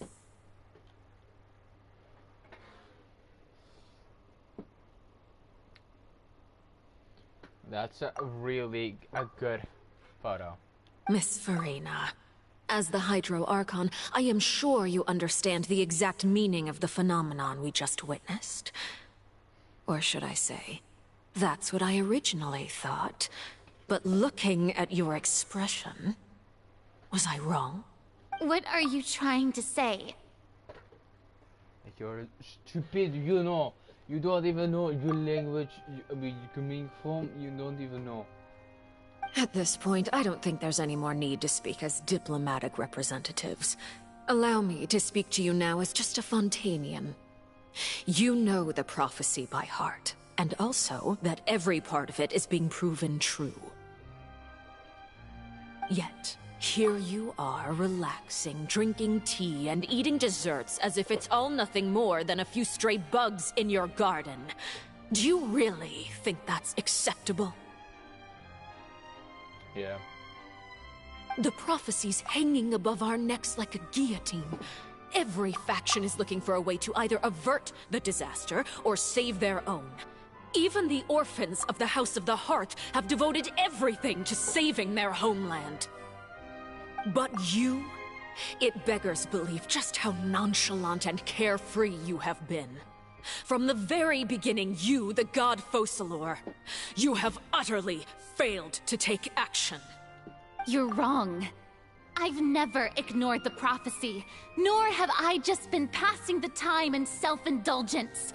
Retract your accusation and stop doubting the wisdom of the gods with such absurd conjectures. I am not alone in my doubts, you know. All the children of Fontaine may be harboring the exact same thoughts right now.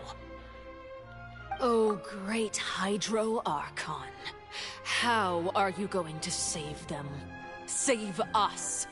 How are the people you've sworn to protect supposed to survive in a land that will soon disappear beneath the waves? I have my ways. And I've been working on them for all this time.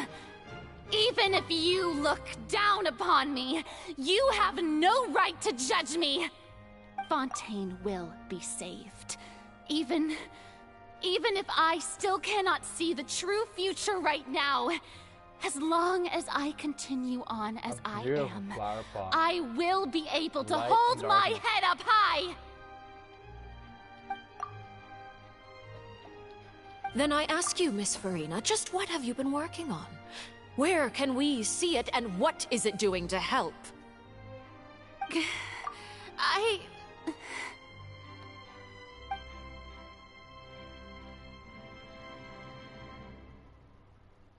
My machinations are just like the prophecy itself.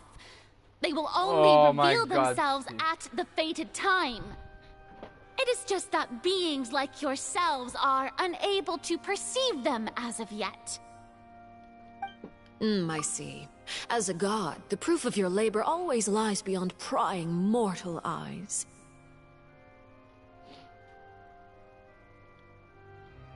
Allow me to be so bold as to ask another way.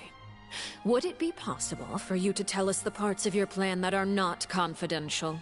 Such as your emergency response plan for the impending disaster? Oh, that look in your eyes. Have you not even prepared one of those?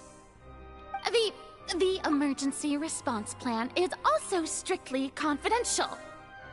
What? That's... okay. Then allow me to jog your memory. Miss Farina, what is the purpose of your Oratrice Mécanique d'Analyse Cardinal? And what do you plan to do with the massive amounts of indemnitium that has accumulated over the years? The Oratrice? It's just like it appears to be. So you also have no idea. If I'm not mistaken, someone's using it to prepare for something. But unfortunately, it would seem that someone is not you, Miss Farina. Yeah, because she's fucking stupid. I first caught wind of this when Linny tried to investigate the Oratrice in the Opera House. You see, even just getting close to the core contaminated him with an extremely large amount of indemnitium. But even if that had nothing to do with you, Then what could you possibly be working on, oh great Hydro Archon? Oh, right. I almost forgot. Udex Nuvilette is not at the tea party with us today. Miss Farina, I suppose you must have ordered him away to take care of some troublesome business. Yeah, yes, that's exactly right. Please keep it a secret for me. Of course I will. Although, I must say, Miss Farina, you seem quite insecure without the Udex by your side. Oh, very well. Let's stop that conversation here. There are still a few slices of cake left, so please, help yourselves, everyone.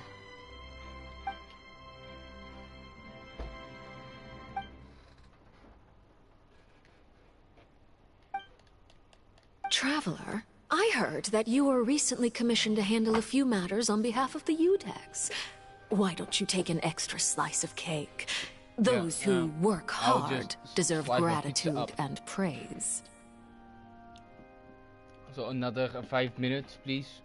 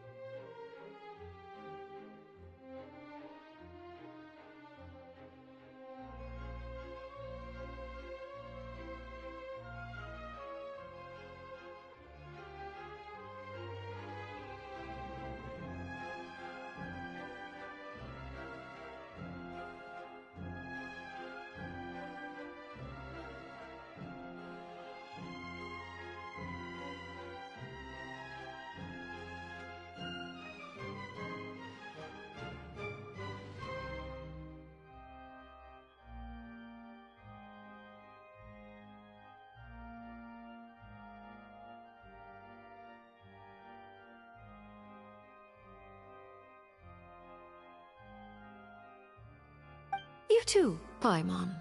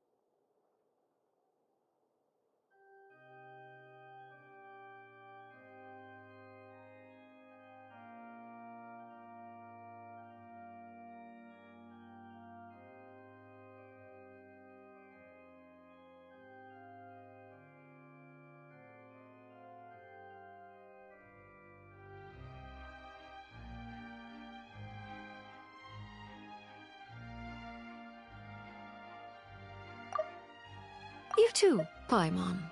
You too. You too. You too. You too. You too. You too. You too.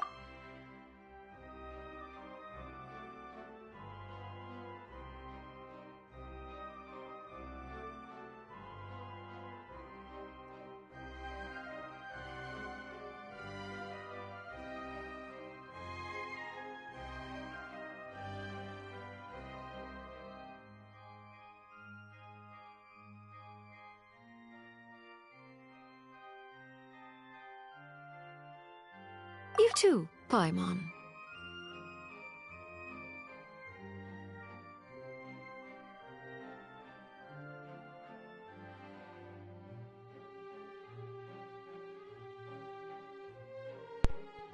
Maybe I can continue. I was called by someone.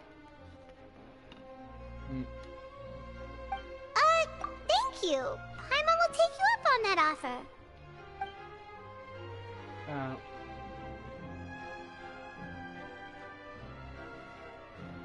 Oh, Paimon's super full. That cake was great. If it's on my tea, it must be of the highest quality. Yes, and we must thank the knave for bringing these over as well. You're welcome. I'm sure the cake also felt greatly honored to be featured at Miss Farina's table. And I was merely catering to Miss Farina's tastes, seeking a chance to chat over tea. It is getting late. Why don't we call it a day? There are still a few matters that I need to take care of, so I must take my leave now. Very well. We'll end it here. Mind seeing me off, traveler? We could use the opportunity to discuss Child before I must be on. Paimon's coming too! Yeah. Paimon will go everywhere we are.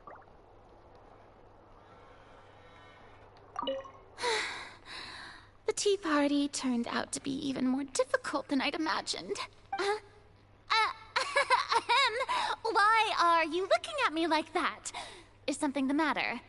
If there's nothing urgent, then I shall be retiring for now.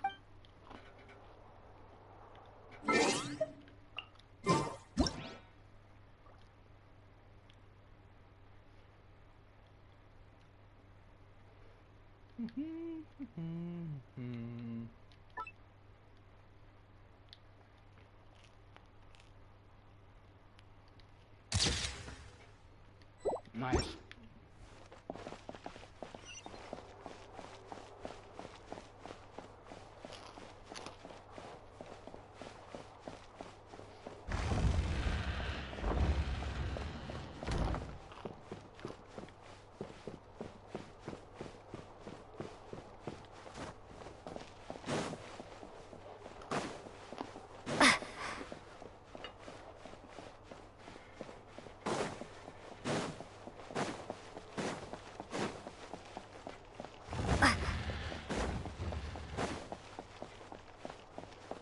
Was amazing. This is the best Archon quest I've seen so far. I'm glad that you were willing to come with me. Of course, Child was just an excuse. I have no interest in your dealings with him. That's what Paimon thought. You lent your aid to the children of the House of the Hearth, as their father. I would like to express my gratitude.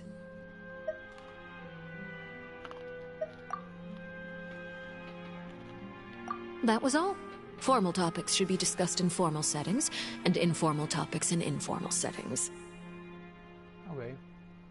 I know you just returned from the fortress of Meripede.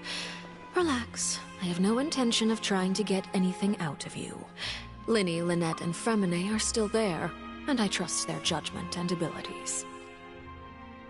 They've all been working very hard and have always done all they can to fight back against anyone who tried to stop them, especially Linny. You mean Ridesley. He's a tricky one to deal with. It's unfortunate that Linny's so eager to prove himself that he can't learn to rely on others, including me. By the way, and you can just consider this a bit of idle gossip, but what's your impression of Farina?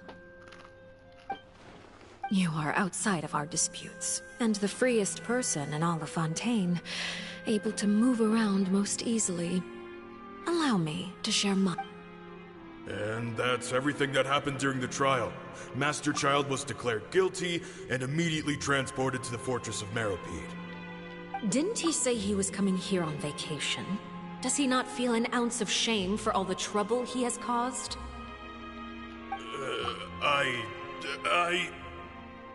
Forget it. He did give us an opportunity.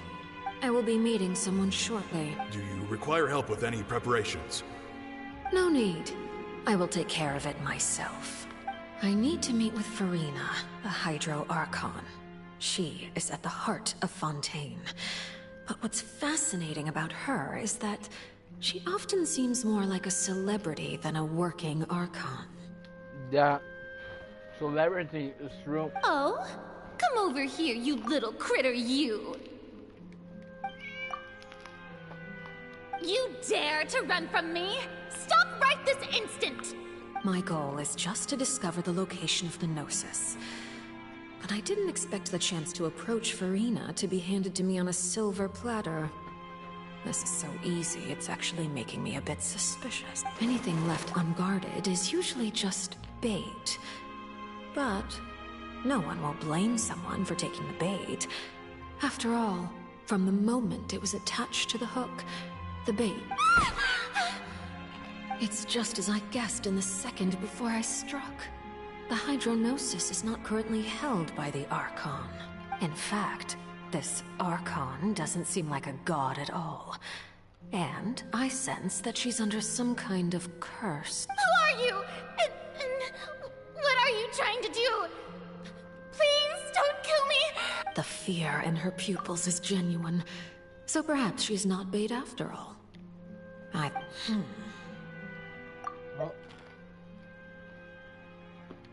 I left the scene with ease. Nobody came looking for me, and nobody could serve as a witness to my near assassination of Focalor. I suspect even Farina dares not mention this incident to anyone. Not long after, my informants confirmed what I had guessed. After returning to her quarters, Farina quietly cried alone. She was so scared that she could not sleep that night, nor could she even bring herself to eat her cake. There's no doubt that there's something wrong with her. I began to entertain the possibility that she is not the true Hydro Archon. Perhaps Eudex Neuvillette is actually the genuine article. I have to find the Gnosis. If the Neuvillette hypothesis is correct, he is probably in possession of it. Alternatively, it might have been hidden in a place that's hard for ordinary people to access. Yes, Father. My dear children, please speak. News from the Fortress of Meripede. Master Child has gone missing. On top of that, the contacts and guards we bribed at the fortress have all gone quiet as well. Probably the handiwork of that Ridesley. I'm afraid this is a good opportunity.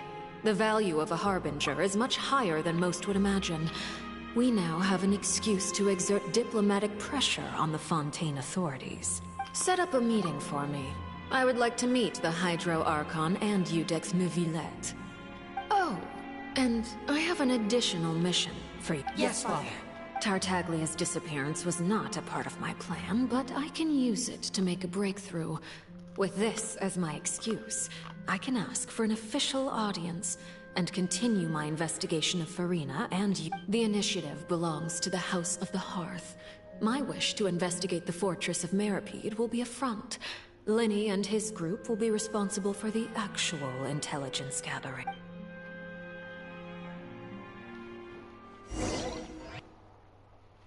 Wow. That's a great story.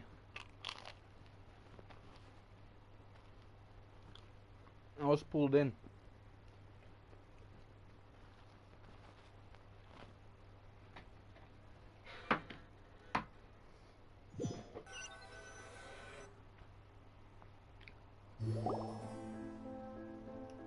You should know the rest. Linny's group is quite close to you, so they wouldn't have hidden anything from you. You attacked the Hydro Archon? It wouldn't mean anything, even if you shouted it from the rooftops. After all, even Farina herself is still pretending that nothing of that sort ever happened. Alright then. That would explain also why he knows so much. I've now had 2 chances to enjoy tea with Farina. I have to say, the leadership of Fontaine is even more inscrutable than I had imagined. I once surmised that Iudex Neuvillette must be the Hydro Archon, but now, that doesn't seem right to me either. I am a servant of Her Majesty the Tsaritsa. Over my years of service, I've learned how a real Archon conducts and carries themselves. Whether Iudex Neuvillette or Farina, neither fits the bill. It's hard to imagine either of them as the Archon. Of course, that is all just how I feel. Gut feelings often do not require justification. But look at Venzi. Nobody even knows he's Archon. It is, however, quite amusing to me that after all my years working in intelligence gathering, I've come to realize I am at a complete loss regarding the identity of the god of the land of my birth. Don't you think Fontaine is quite intriguing? A catastrophe looms, yet many secrets have yet to rise to the surface. It looks like Fontainians will have no choice but to save themselves. Ultimately, though, one must survive in order to do anything else. Should the need arise, I would be happy to cooperate with you. You don't need to commit to anything right now, of course. I have a feeling that the situation will continue to evolve, and as your name is often connected with noble deeds, I'm sure we will work together someday. He certainly returned quickly. You must want to catch up with each other. Neuvillette, is it over? For now, yes. But this issue will prove quite thorny in the long term. I'm concerned that sooner or later the prophesized events will occur. Thank you for protecting Farina. To put it simply, I used my power to force back the primordial sea and reseal the sluice gate. The sluice. No, the sluice, the sluice. So as expected, the knave has turned up the pressure on Farina. She's trying to feel her out, though I'm still unsure as to her motives. Permission granted. Whoa. It can't be that you're the real Hydro Archon, right? But that's just a speculation on our part, though. You can't tell us? Then that's okay. We can talk about something else. We won't try to force you. You guys in Fontaine are super strange. If by the phrase, you guys, you are referring to Farina and I, then although I'm not sure just what you are trying to imply, I must clarify that I do not share her positions on a multitude of topics. I believe so. The fortress has a long and complex history. It has seen much grief and suffering. And now, another catastrophe will soon be upon us. I mourn this turn of events. Huh? Why is it all of a sudden?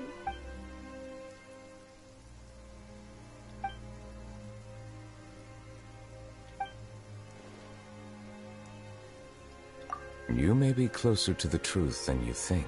Oh? And what are you thinking? The dragon of... Huh? Please do not be so surprised.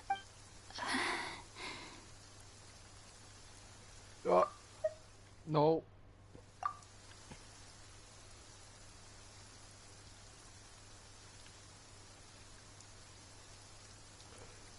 I mean, that's a great shot, sorry.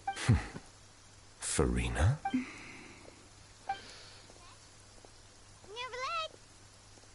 Ah, my apologies. We were just guessing randomly. We didn't guess right, did we? You're not actually the dragon sovereign of water, right? You guessed correctly. I sincerely hope you'll be able to keep this a secret for me.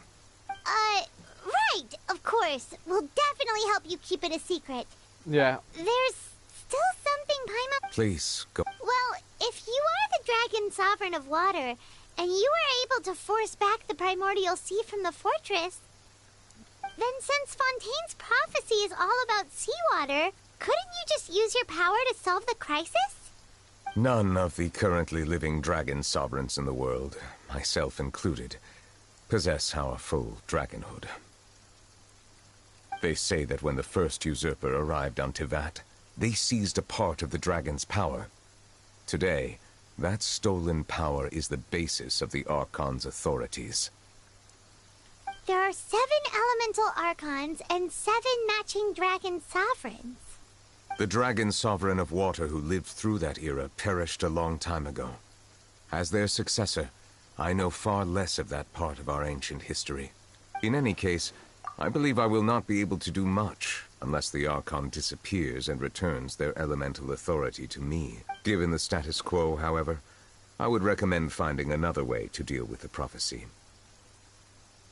Oh, so even you can't solve it. I still have some urgent matters to attend to at my office. If you have any more questions regarding ancient history, you are welcome to discuss them with me at a later time. Please go right ahead. There's a place that Paimon wants to go too. We'll see you another time. Take care. I'm more interested in the Farina though, you know?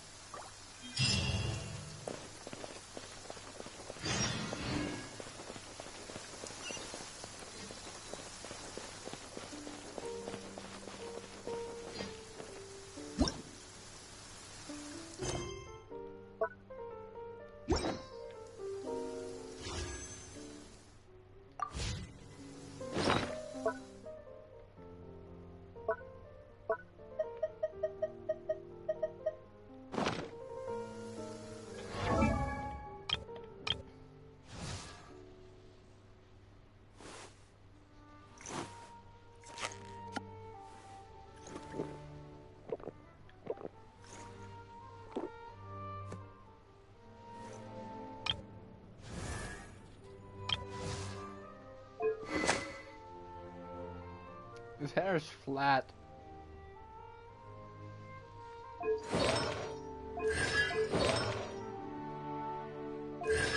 He's ugly.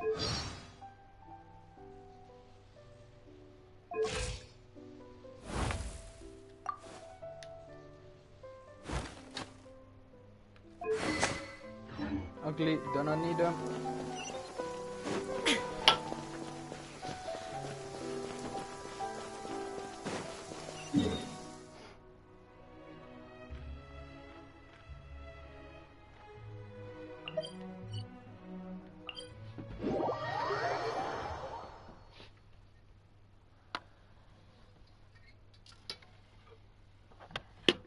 Why are we again in the prison? Please, please, please, please. Can somebody ask me? I don't know.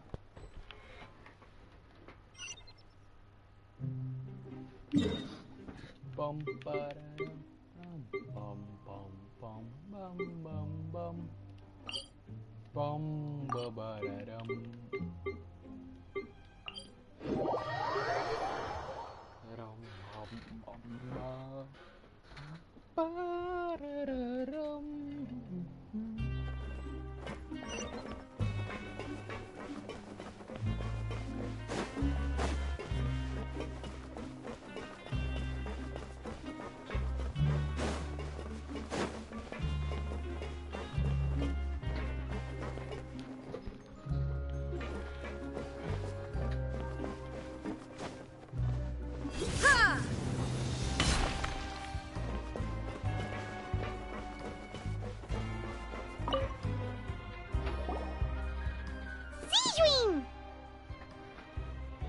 Traveler! Are you still doing alright? Did either of you get hurt? We're fine, but what about you guys? It was such a huge mess. How bad was it? A few people sustained superficial injuries, but that's about the extent of the damage. Monsieur Nervulette paid us a visit. It was all thanks to him that we managed to suppress the crisis for the time being. Of course, we must also thank you for the help you provided. How did Nervulette know that he was needed here? Well, Monsieur Nervulette has strong resonance with the hydro element. When the water level rises, he can feel the waves produced. I ran into the bombshell bros while bandaging the injuries of the wounded. They were mumbling the whole time about how you just ran down without a word. I'm so relieved to see that you're both alright. If Face you're blue not too smiling. pressed for time, please stay with us a few more days.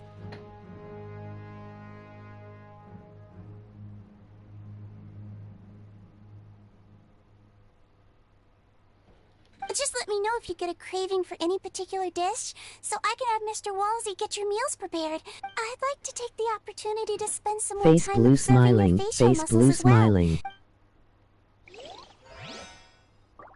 Grab yourself a welfare meal. Face blue smiling. Okay, that's enough.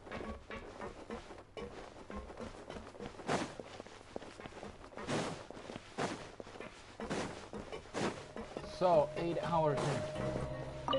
I think we're almost done, by the way. After those 8 hours.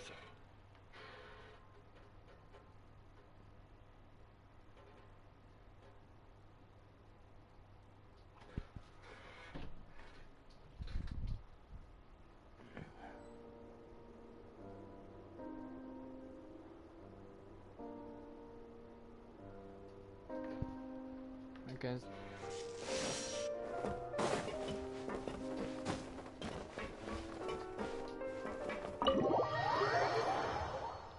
So you first wanted me to know what's going on in there?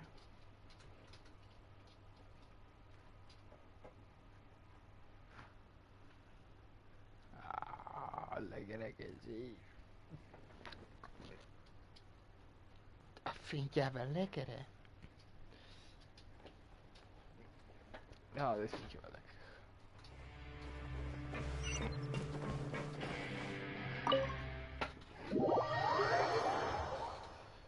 So I do have to be in there.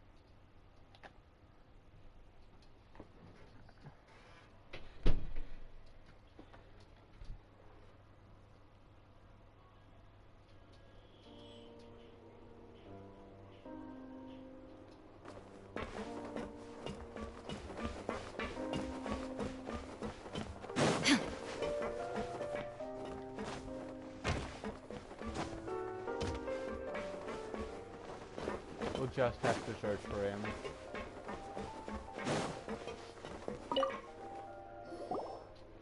Courier, Miss Sijween told me you still haven't eaten. Yeah, I was working on something, so I forgot. That's no excuse for... Huh? It's you two. Courier, Lurvine, we're back! Hello there. It's been quite the mess here recently. How have you been? And you? Are you still taking the secret passageway from the infirmary to work on the ship? Yep. That is still top secret, though. So don't say a word to anyone. How long It can be a bit annoying when there are lots of people in the infirmary, but I still prefer taking that route over the one from the Duke's office. I mean, the infirmary does make it easier for you to slack off. Oh, yeah? Then why are you also here so much? Why did You're just send using link your for jobs this? as a cover for your relationship, aren't you? Wait, Not at all! you can't hear what that says. Why did I send a link for this? Just so you can cope with me, maybe?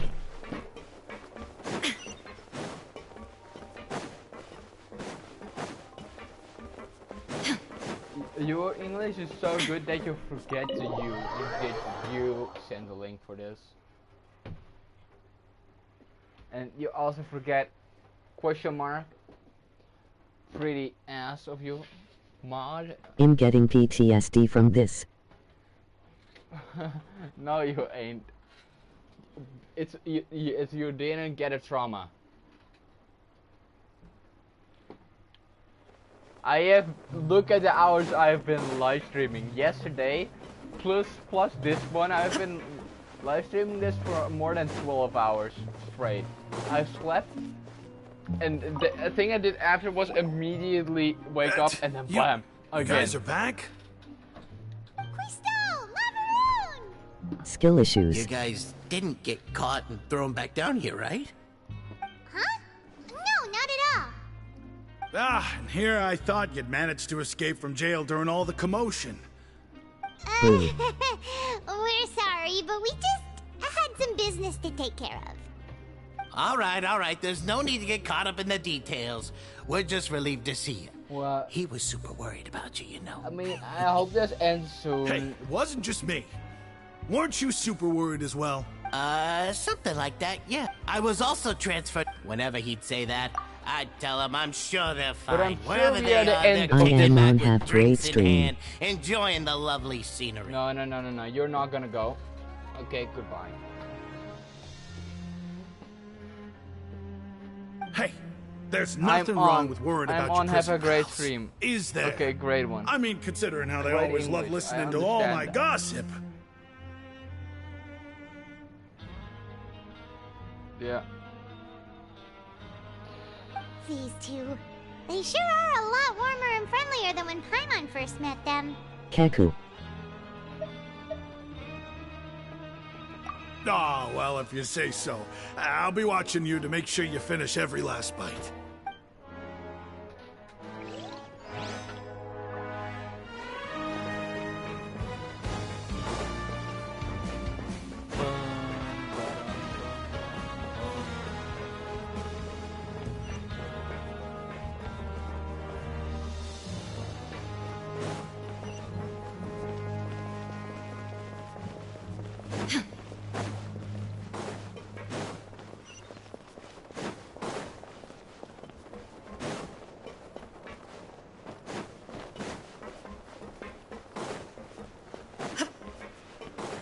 That's down. We need up, and up, and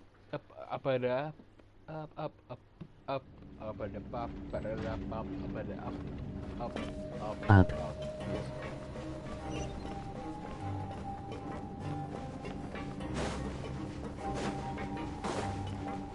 That's down.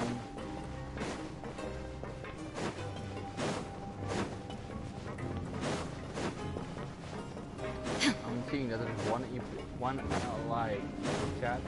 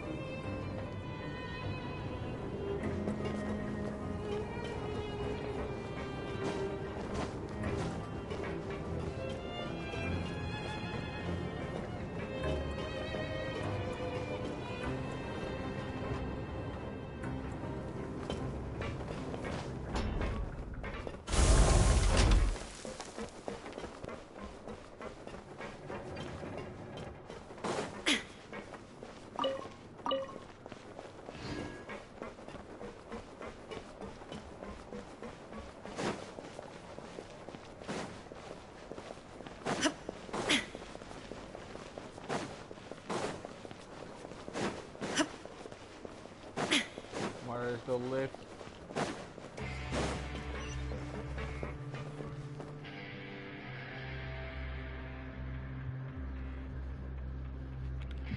There's a lift up there.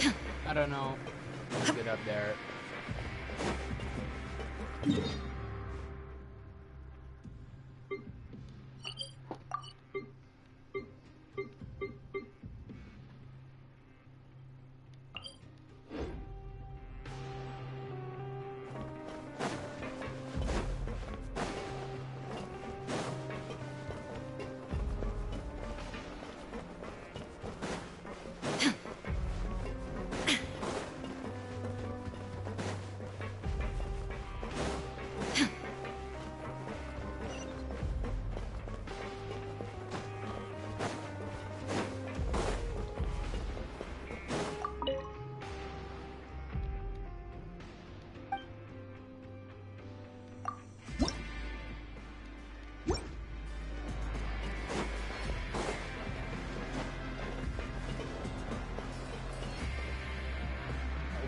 Oh, what am I seeing?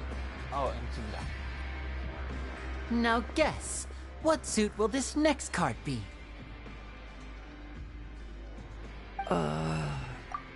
A bare-teeth cat? Well, up. Traveler, Paimon. Hello, everyone. Looks like you're recovering nicely from an, eh? Thanks to everyone's support. Oh, right. I managed to work up the courage to thank Miss Clarant in person. Whoa, how did she react? She told me that it was nothing.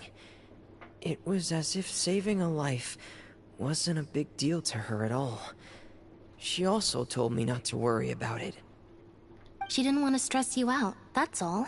She's right, and it's best not to dwell on it. Yeah. Okay, but check this out. We went back to the Opera House and we met the knave.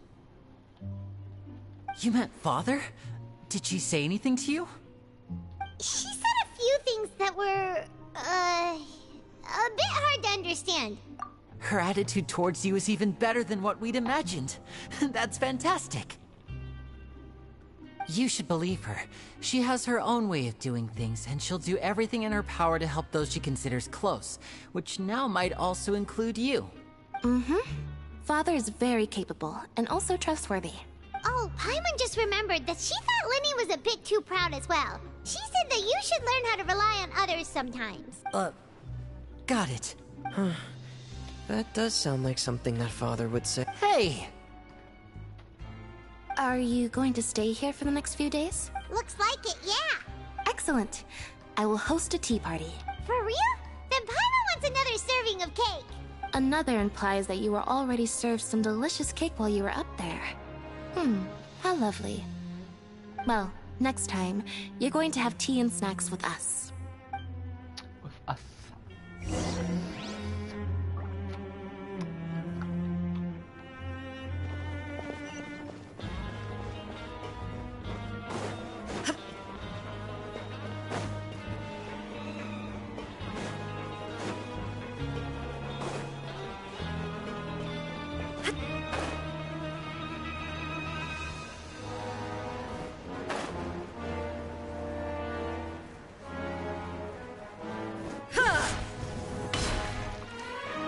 Fall damage? No.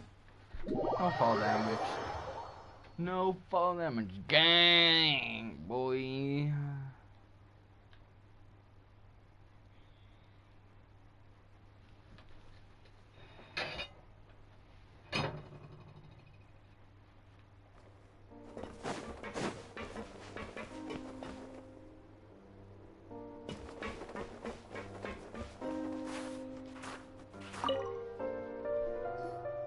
Do my eyes deceive me, or did I just see two inmates come back after making it to the surface? Some strange winds blowing of late. We wanted to see how the fortress is doing. Is everything still alright? We're fine, for the most part. Neuvillette came down and took care of the worst of it. If that's the case, why don't you just ask him to stay here? Oh, yeah, what a brilliant plan.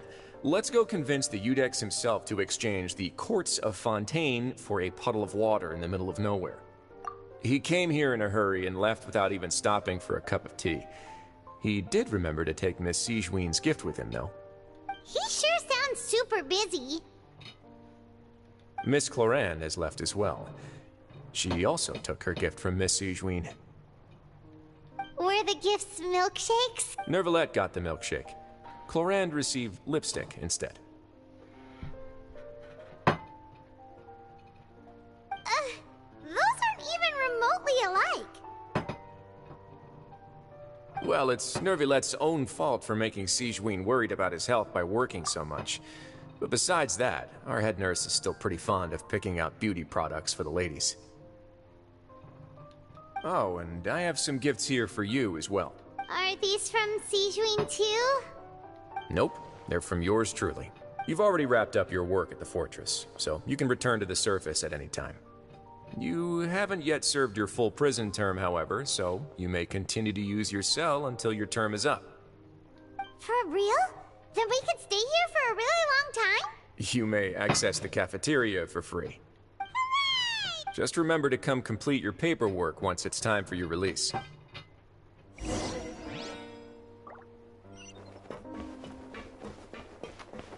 Why is this game sentencing me to do this? Oh my god, I like it. I like it.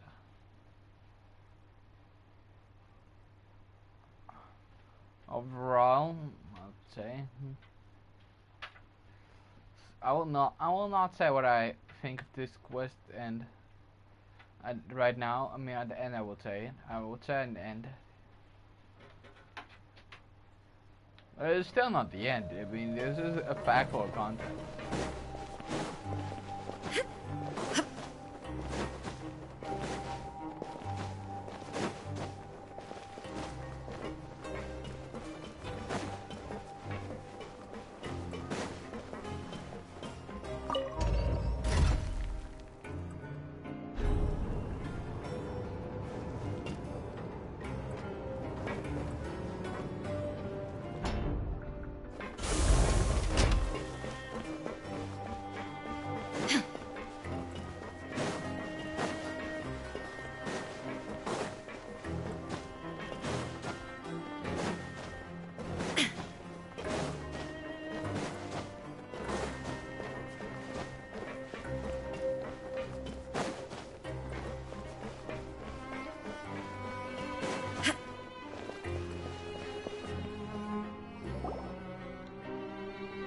We're back in our cell again.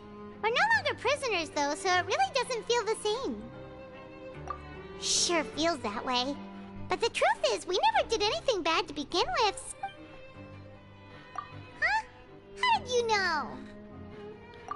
Hey, that's not true! Alright.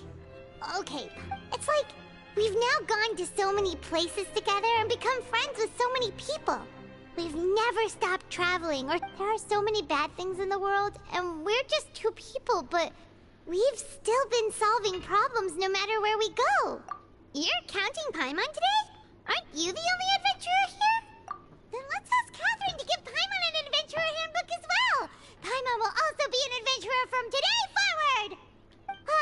Just the thoughts making Paimon giddy.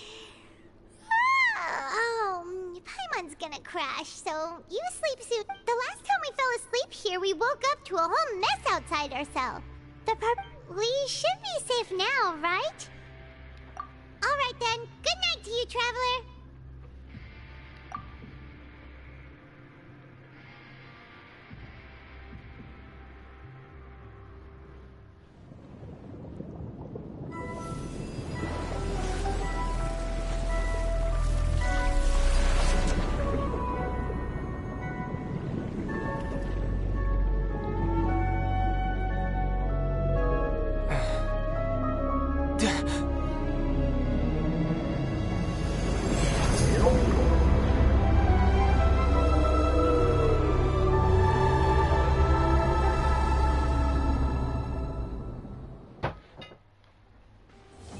A whale.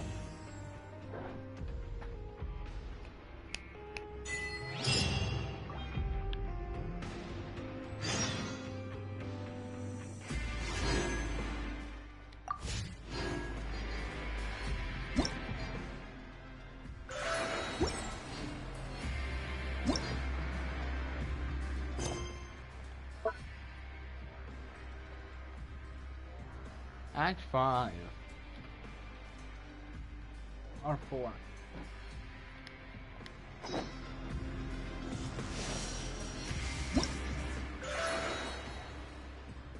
Oh, this is begun.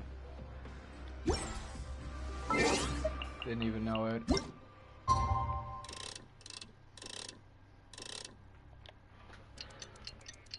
That's good enough. If y'all wait for me, I'll pick nice.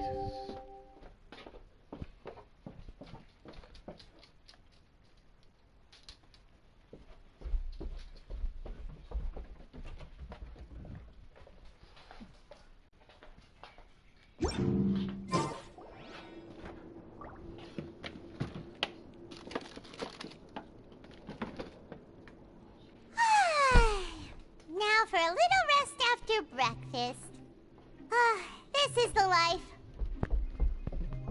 Bruh. I'm back. Oh yeah, I was already Wait a seeing. sec. I wasn't know. Isn't something important supposed to happen today? Oh, today's our big day! We're supposed to leave the Fortress of Mirapede! Come on, we've got to go complete the release procedures now!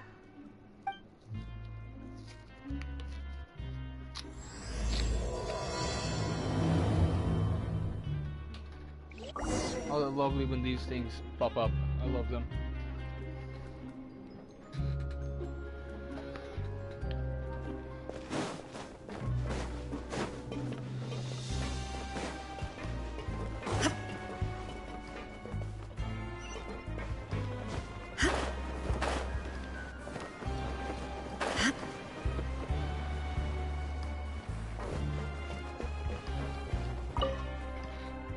I knew exactly where this Please, sign here. This document will be effective immediately upon signing, and you two may exit the Fortress of Mirapede via the regular channels. It's been so long since we've been to the surface. Let's hurry up and... Huh? What's happening?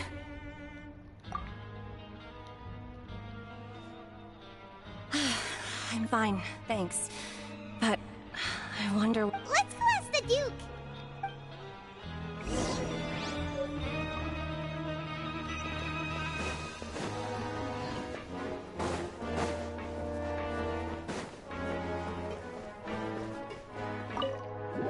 It is really fucking long.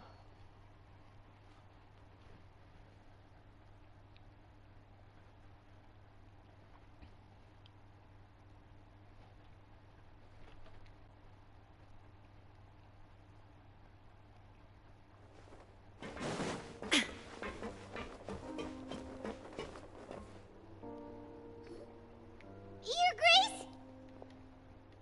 Ah, good to see you two.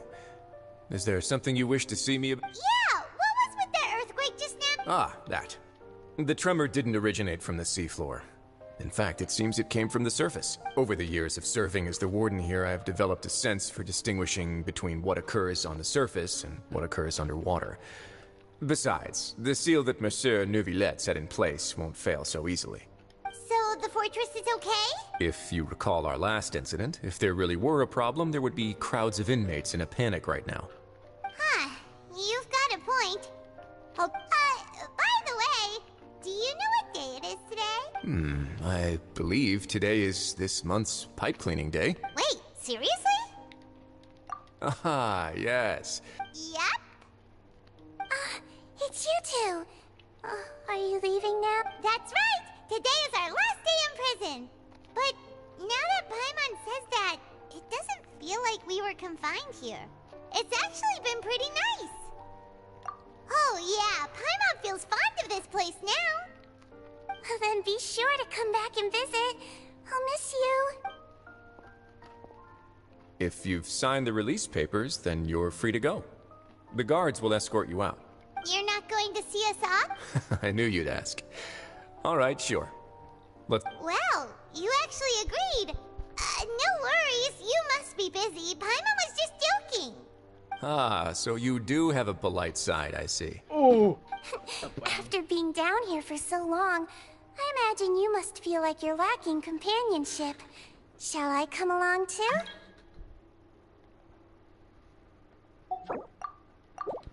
Yeah, don't worry, we'll Paimon really likes the cafeteria here. The chefs sure do know how to make good grub. I hope you won't be here as convicts the next time I see you. We'll do our best to stay out of trouble. No. Well, it seems our work in the Fortress of Meripede is finished.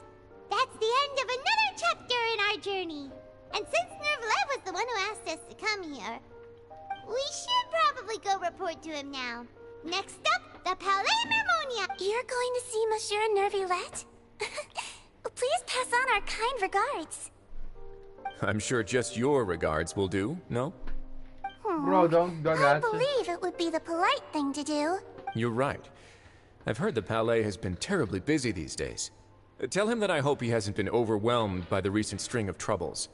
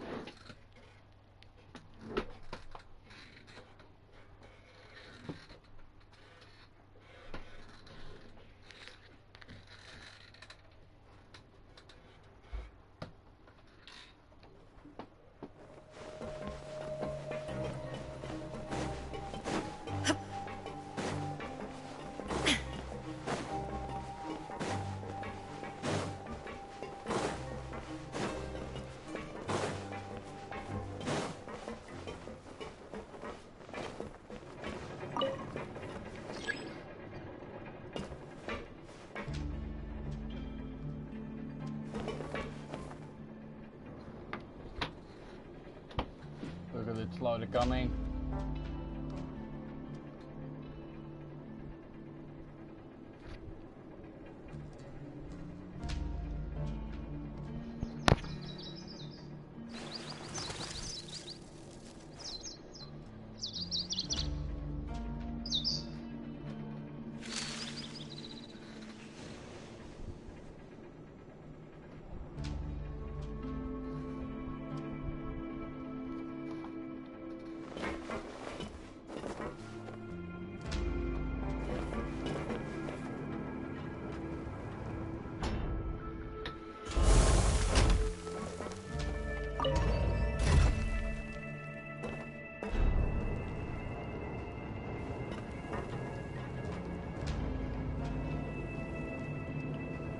Whoa, there we go.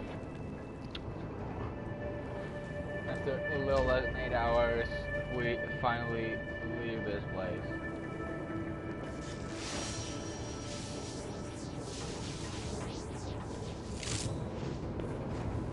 Where it's almost 9 hours. So yeah.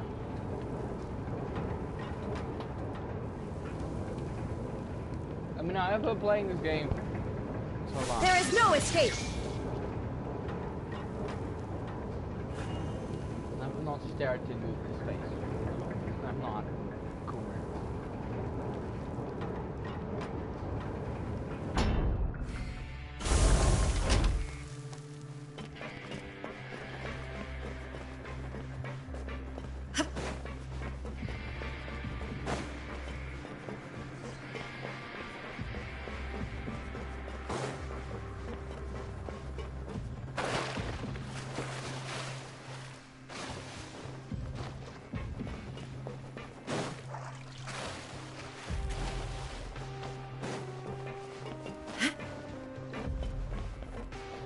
I would have liked to see a full animation, Genshin. I would have liked to see it, but no. That's a little disappointing.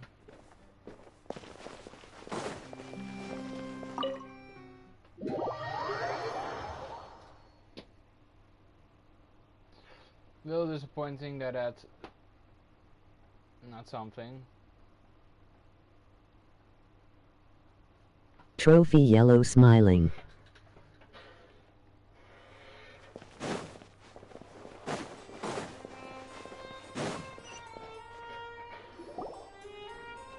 The Palais Mermonia sure is buzzing with activity.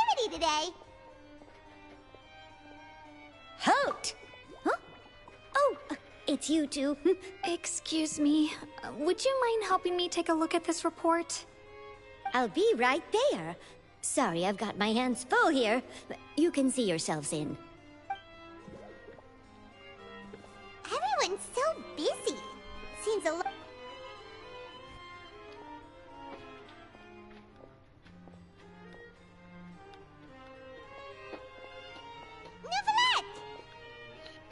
Bro, but like, oh, I'm Hello. old. You've come at the right time, but you'll have to wait for just a moment, as there are some urgent matters I must tend to first. In the meantime, please, have a seat. If you'd like to have something to drink, let the Melusine outside know. That's all right. We just ate. Very well. Let's take a break over there while we wait for him to finish his...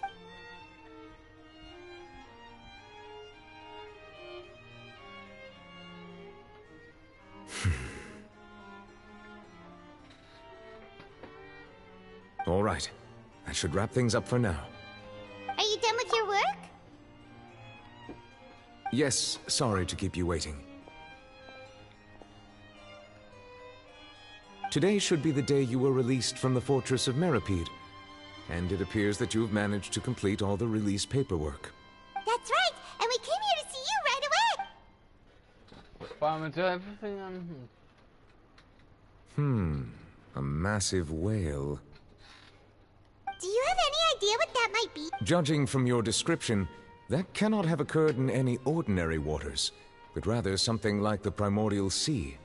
A whale of that size and shape cannot usually be found in the waters of Tevat. Therefore, we can only assume that Child is presently immersed in primordial seawater. Immersed in primordial seawater? But how? And is he okay? Most people wouldn't be capable of entering in the first place. I'm not completely sure how he could have gotten there myself. Yes? What is it? Ah, right! Paimon felt it too! We asked the Duke and he said it wasn't from underwater, so we figured you might know something about it. It turns out that I have just received a report about this particular matter. In fact, that's exactly what I was busy with a moment ago. The source of the tremor was here on the surface near Poisson. After the shaking stopped, the water levels in the Poisson area rose at an alarming rate. Oh, that's not so good. The water levels rose? Oh no! What about all the people there? Fortunately, the water levels only rose for a short period of time, and have already returned to normal now. However, I still have a bad feeling about the whole phenomenon. If the change in water levels is connected with the leaking primordial seawater, then the situation in Poisson may be much worse than it appears. Navia should be in Poisson, right? We need to go check on her! Sag. I would also like to go there as soon as possible, but I'm afraid I can't leave just yet. We must immediately formulate disaster prevention plans for the surrounding coastal areas to avoid potential catastrophes. I'll have to ask you two to go to Poisson first. I'll meet you there to check on the situation once I've finished things here. There's no time to lose! Let's get going! Please be careful.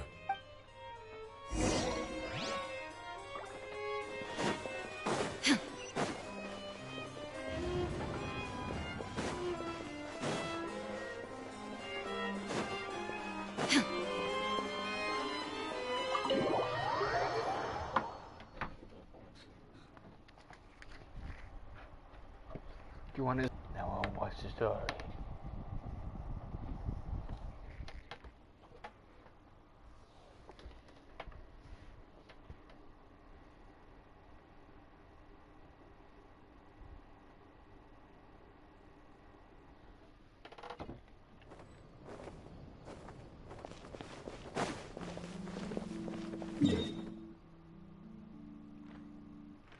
Well, I mean, like, ooh. Tap your baby. Tap. Ooh. Tap your baby. Up your baby. Ooh. Up your baby.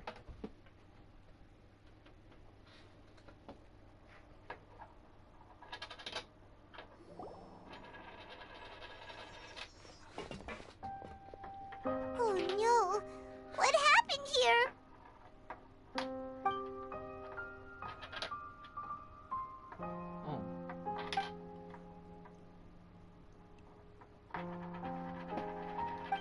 Navia should be around here, right?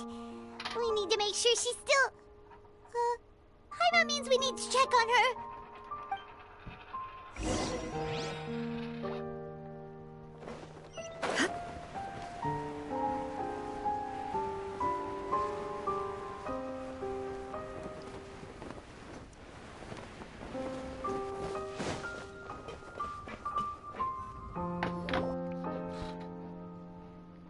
We haven't seen a single soul all the way here. Oh, this is getting scary. What will I ever do now? Look, there's someone on the... Just stay put! We're coming up! Watch your balance! All right!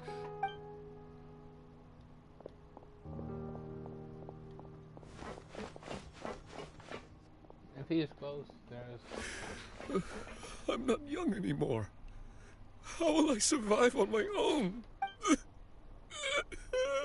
Oh, he looks pretty sad. My leg! How could this have happened? Just hang in there. Help is on the way.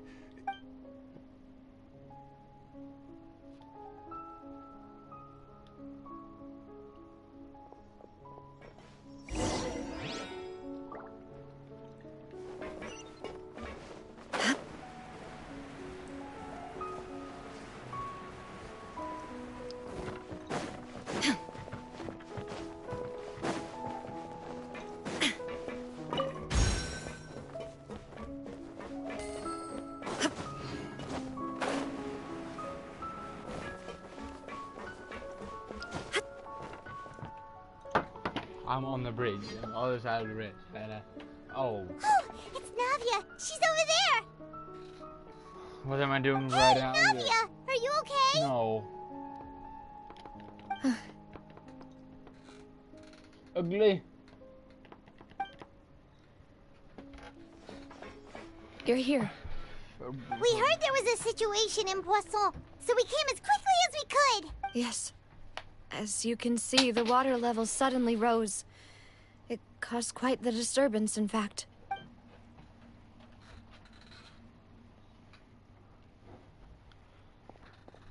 Demoiselle! There was a wounded resident next to a building southeast of here.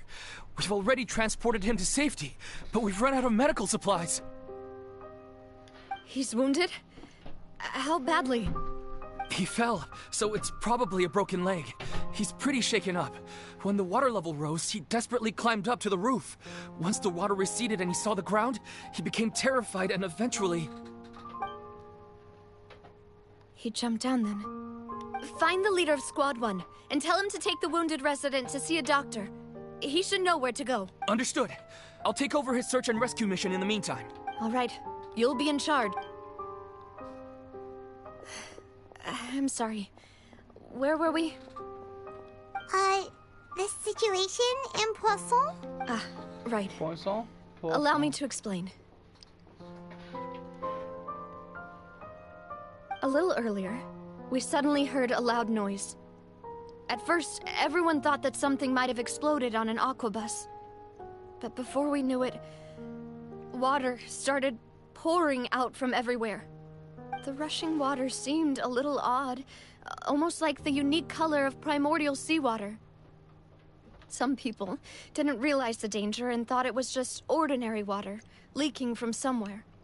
Everyone on the street who happened to be close to the water didn't have a chance to escape. As the water levels rose, they suddenly disappeared. Those who realized what was happening started to flee in a panic, desperately trying to get to higher ground. Many were injured in the stampede, and some people fell from significant heights. The Spina di Rosula initiated rescue operations as quickly as possible, but there have been a lot of casualties. Fortunately, the water began to recede after some time, and the chaos came to an end. The water that flooded the area contained primordial seawater, so the lower levels of Poisson are still hazardous. To ensure everyone's safety, I've asked the people there to leave as soon as possible. No one knows if this could happen again. All we can do for now is try our best to help evacuate the residents. We still haven't completed the head count, but we'll have some numbers soon. How awful. And all of this just came out of nowhere. It was quite frightening indeed. I only wish that everything that just happened was a bad dream. Is there any way we can help, Navia?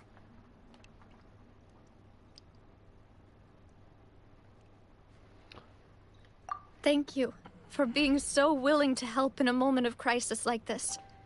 You don't know how much it means to me. I really can't express how grateful I am. 9 hours in.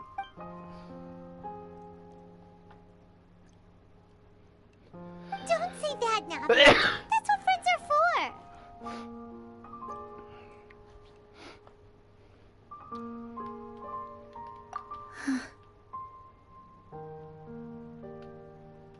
Demoiselle! We've got a situation here! I'll be right there. Sorry, I need to go for now. And off she goes. Seems it might be a while before she can take a break.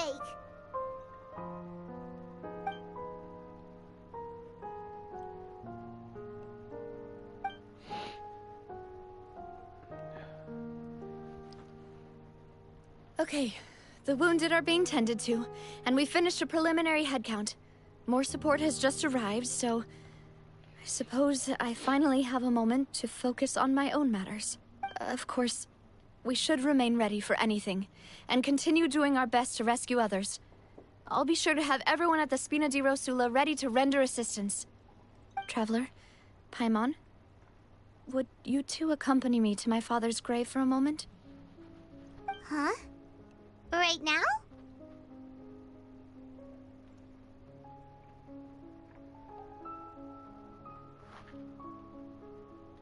Thank you.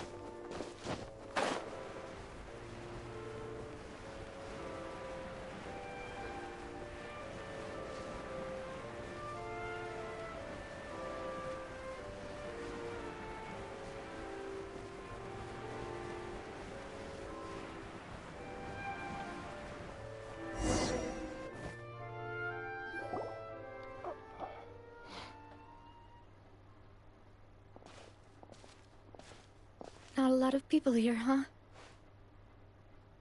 Well, given the time of day and the whole situation in Poisson, Paimon doesn't think there'd be a ton of people here visiting graves. Right. That's how things are now. The living are so exhausted that they've no strength to spare any words for the dead. Navia?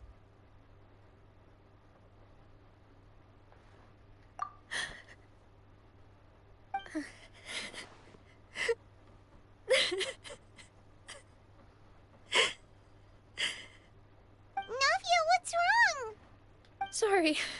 I just... Malus and Silver... They won't ever come... Huh? What happened to them? Everyone agreed on the rescue plan, but still... I was the one who initiated it. They were helping evacuate the residents, but they couldn't leave in time. And they were caught in the seawater. What should we do? I've known them for so long. And I know they weren't afraid. But I could at least hold a funeral for my father. And I know where he rests. But as for Malus and Silver, they're just... Oh, they're dead. Oh. Everything looks so clean after it rains. Even the gravestones.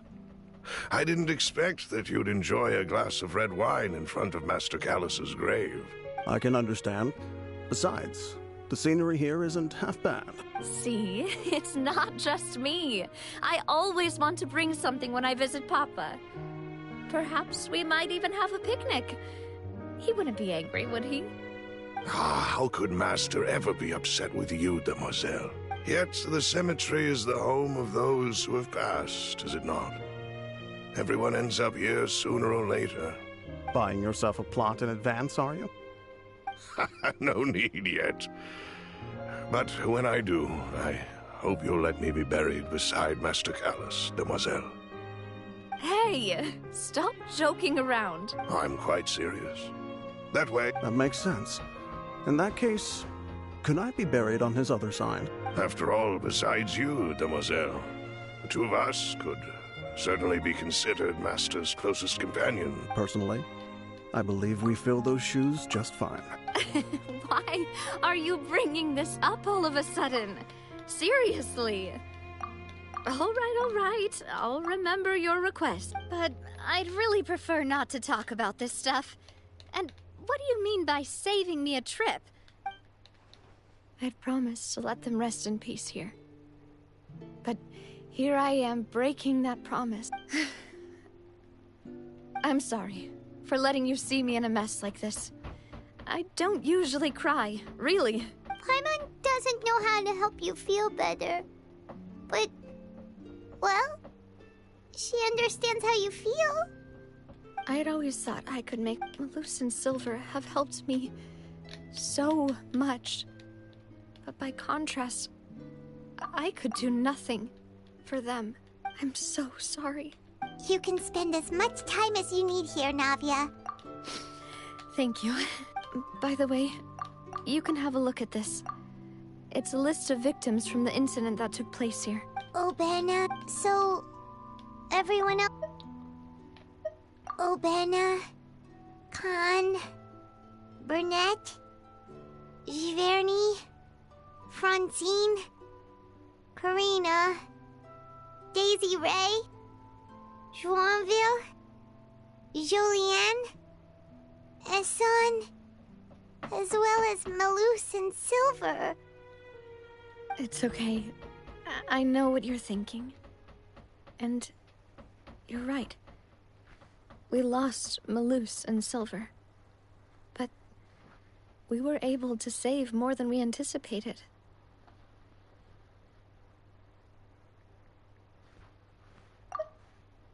It's okay. The overall outcome indicates that the cost was worth it.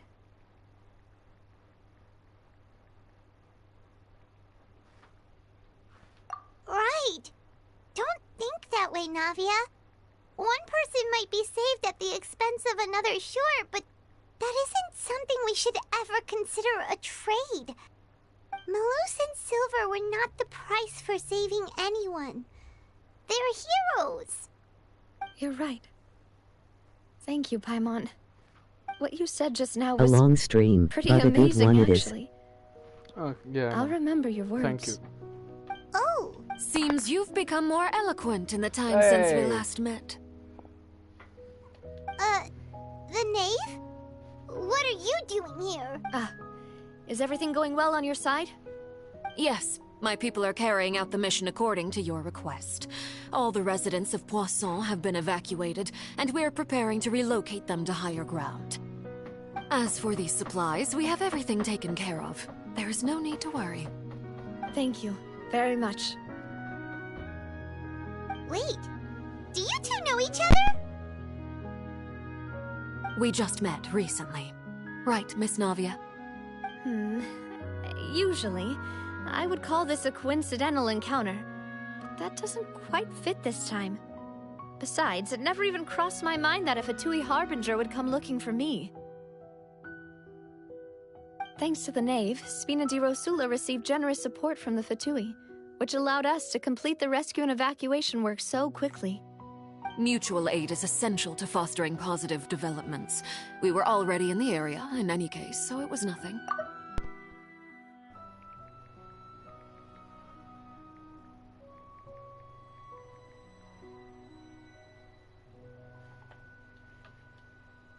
That said, I must say that you're a lot sharper than you let on. I'm sure you understand what I mean. I apologize for all the ways in which I tested you previously.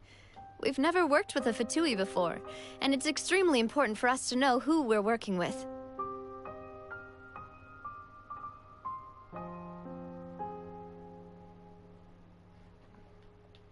My subordinates have reported that Fatui soldiers have been observing water levels and taking head counts in various locations.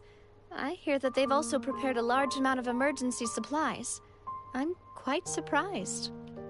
This is nothing to brag about, nor do I intend to. It is simply the way of powerful organizations to act forcefully, whether they are doing good or ill. You've witnessed that firsthand, in any case.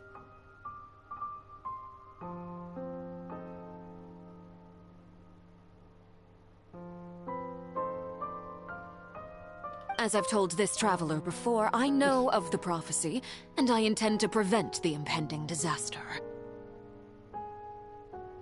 Lending your organization a hand was a natural first step in accomplishing that. As such, do not be troubled by this token of our sincerity. Perhaps one day, you'll also be able to help me in the same way. Without your help, there would have been many more casualties. I won't forget your kindness. Furthermore, I sincerely regret what happened to Malus and Silver. I only wish that my people could have arrived a little earlier to prevent this from happening. Don't say that. You and your subordinates did everything. As Paimon said, Malus and Silver didn't choose to sacrifice themselves for any specific person. And they weren't the price paid for other salvation. They chose to become heroes themselves. I've never liked hearing people put it that way. It's like trying to relieve pain by saying some noble-sounding words. But right now, there's nothing more suitable. They really did become heroes.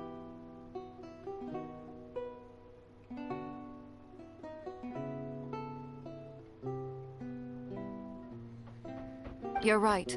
Water is... So, you're one... Of course. By the way, Traveler, Paimon, one more thing. Alright, then we'll just... That is a clever and useful conversation technique, which I do like to use when necessary. But there's no need today. It would not hurt to have Miss Navia listening in. Traveler, I'm sure you remember that I said we could work together when we had the chance. You and I both know that there may be issues with the Primordial Sea. Previously, it was the Fortress of Meripede's sluice gate, and this time it was the water levels in Poisson. These are both signals. Indeed. Allow me to share the latest intel I've received from the House of the Hearth's intelligence network with you. During some recent investigations, a child claimed to have discovered some ruins near Poisson. The ruins date back to ancient times, and seem to be worth investigating in many ways.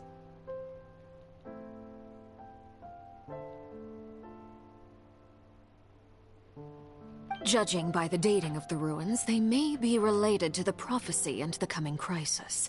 The situation is becoming more urgent, so any pertinent information will prove extremely precious. My people initially came to prepare for ruin exploration. Unexpectedly, this disaster struck, and at present, we're all busy prioritizing the rescue effort.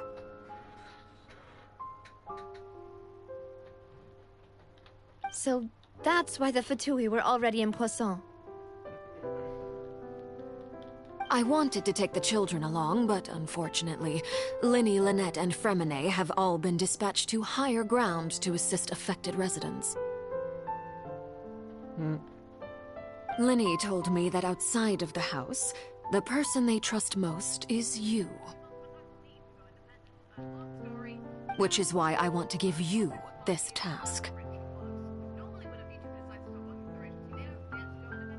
The House of the Hearth's members see each other as family, but Linny, Lynette, and Fremine said that they also see you as such, even though you are not from the house. I'm sure you already understand how earnest they consider their friendship with you to be. Oh, that somehow makes Paimon feel kinda happy. The intel I just shared about the ruins could fetch a high price. But since the children consider you family, it's only natural that I freely share it with you. Got it! So all we gotta do is go to some ruins, right? We can handle that. Excuse me, but may I tag along? You wish to join, Miss Navia? But are you sure you're up to exploring some ruins? You need to rest. Well, I'm sad, yes. But I can't just go back and plop myself into a chair by the roadside and do nothing. There's no point in being depressed while we still have a disaster on our hands. Super long stream. As my father's successor, I must live up to the hopes he had in me. Besides, I'm also doing this for myself. Button holding on. Something, a distraction, to keep my mind off Malus and Silver. Emoji blowing kiss, emoji starstruck, emoji starstruck, emoji starstruck, emoji The ruins are to the starstruck. south of Poisson. Here's the map. Okay, the three of us will handle it. Come on, let's pack up and get going.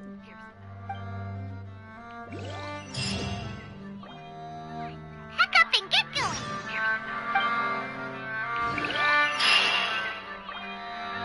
Pack up and get going.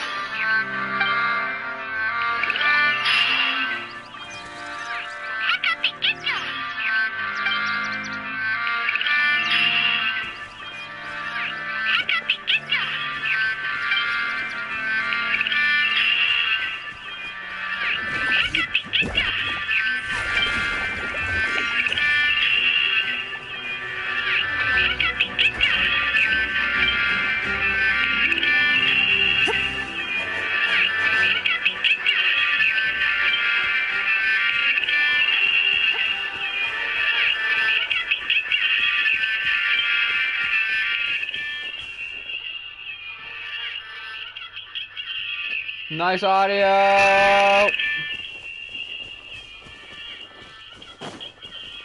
Nice audio!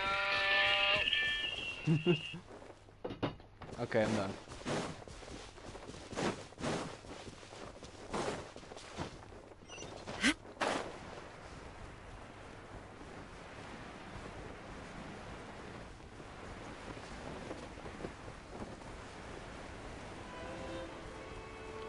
It's a long strip without any supports.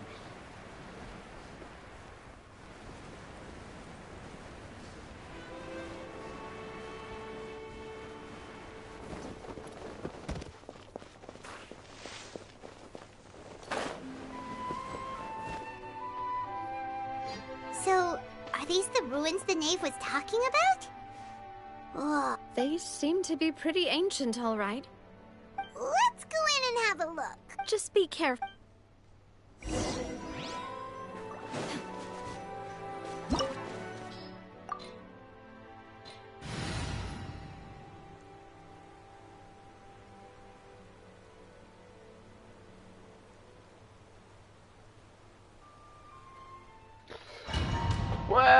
Well, here we go, go. The climax.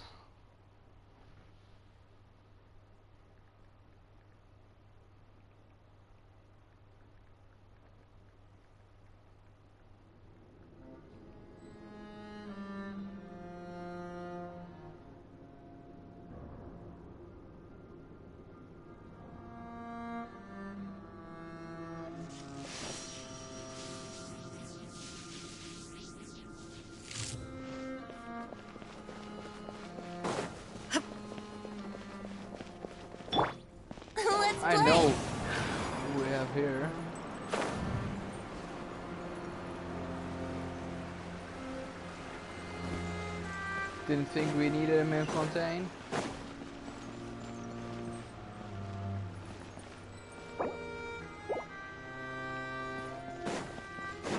Dodge this! This man will be frozen in time.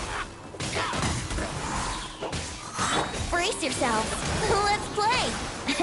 I swear by my sword. Cool it!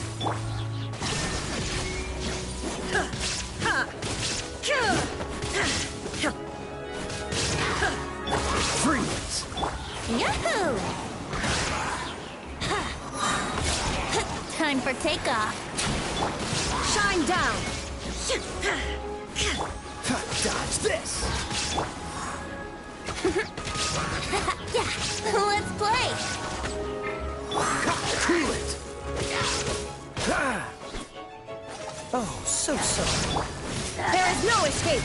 Dodge this! Yahoo!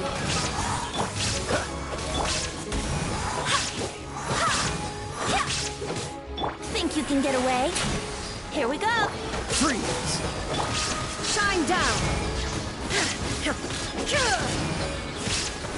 Torn to oblivion. Nada condana.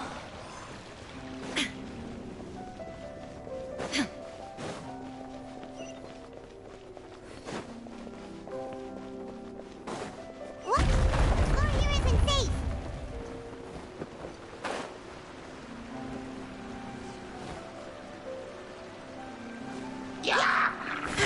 Oh, nice. I would have done nothing. Wind, hear me.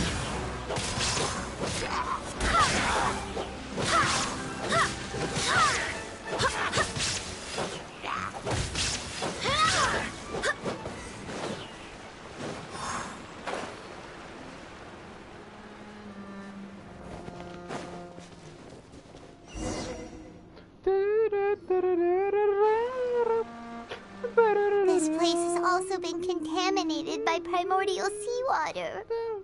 Yeah. And a lot of it, too. A Fontanian would most likely dissolve the moment they fell in. Right! You can't go down if there's primordial seawater. It's too dangerous, and it won't be any help for you to just stay here. Don't get Paimon wrong. We're not saying you're useless. It's just that... No, you're right. I can't do anything in this situation. I'll leave this to you.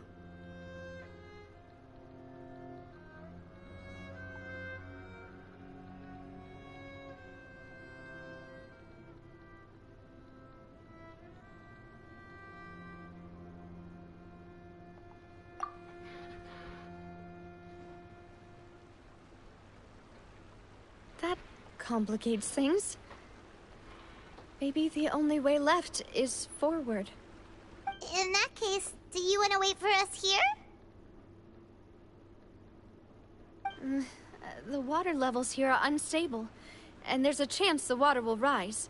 So staying here wouldn't be safe either. I'll go together with you. Perhaps we'll find the exit just up ahead. All right. Come with us for now then, but please be careful. Yeah. I want that too. Please be careful. Oh no, it's a dead end! Let's try climbing over from the side.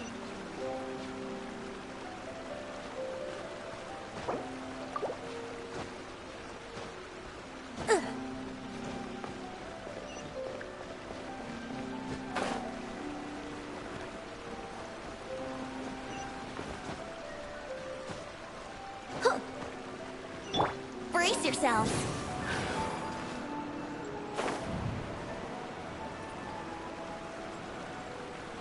Godverdomme.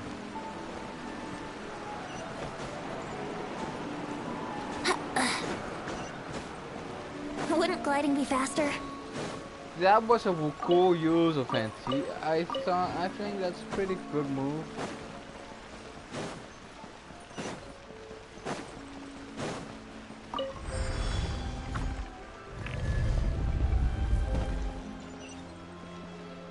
Oh no, I've seen this somewhere.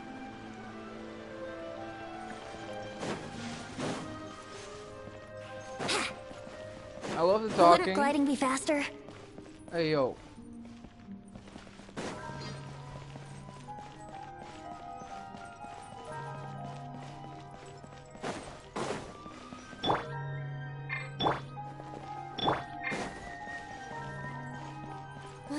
Wait, there's something wrong with this bridge. Run!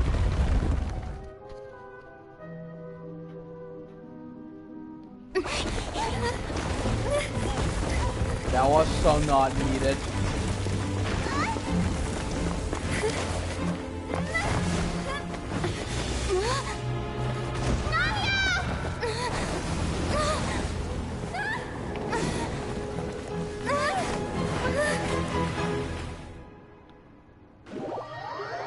Holy shit, that was I mean, okay, now you get it, but I get what it did. I get it, but so unneeded.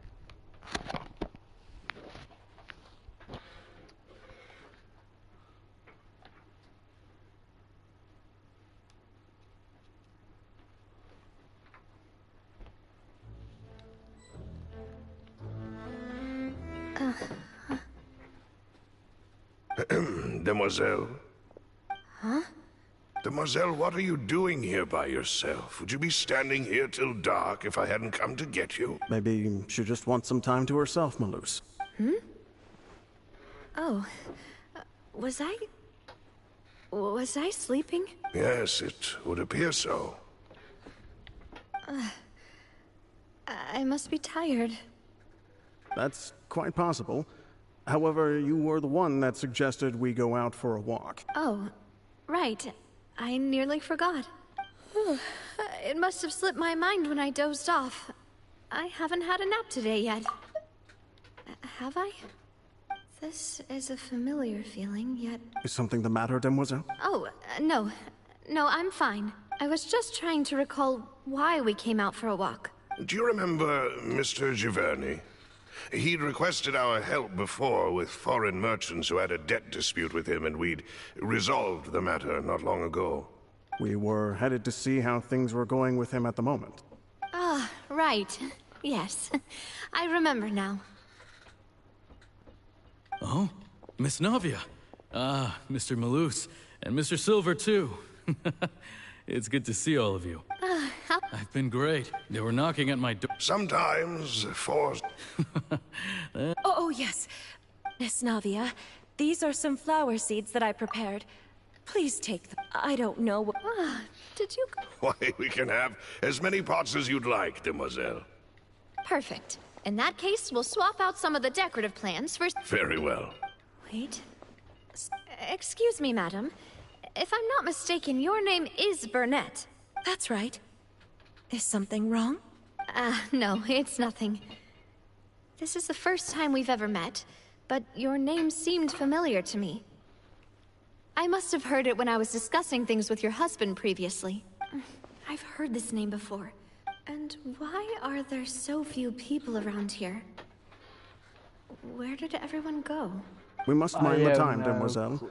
We still have important things to attend to today. Huh? We do? Well, now... Miss...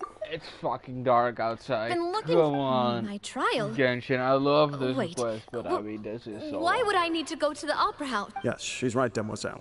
It's just about time now, so we should get going. Oh? All right. Oh my god. It's such weird. So weird. So weird. So weird. Oh my, so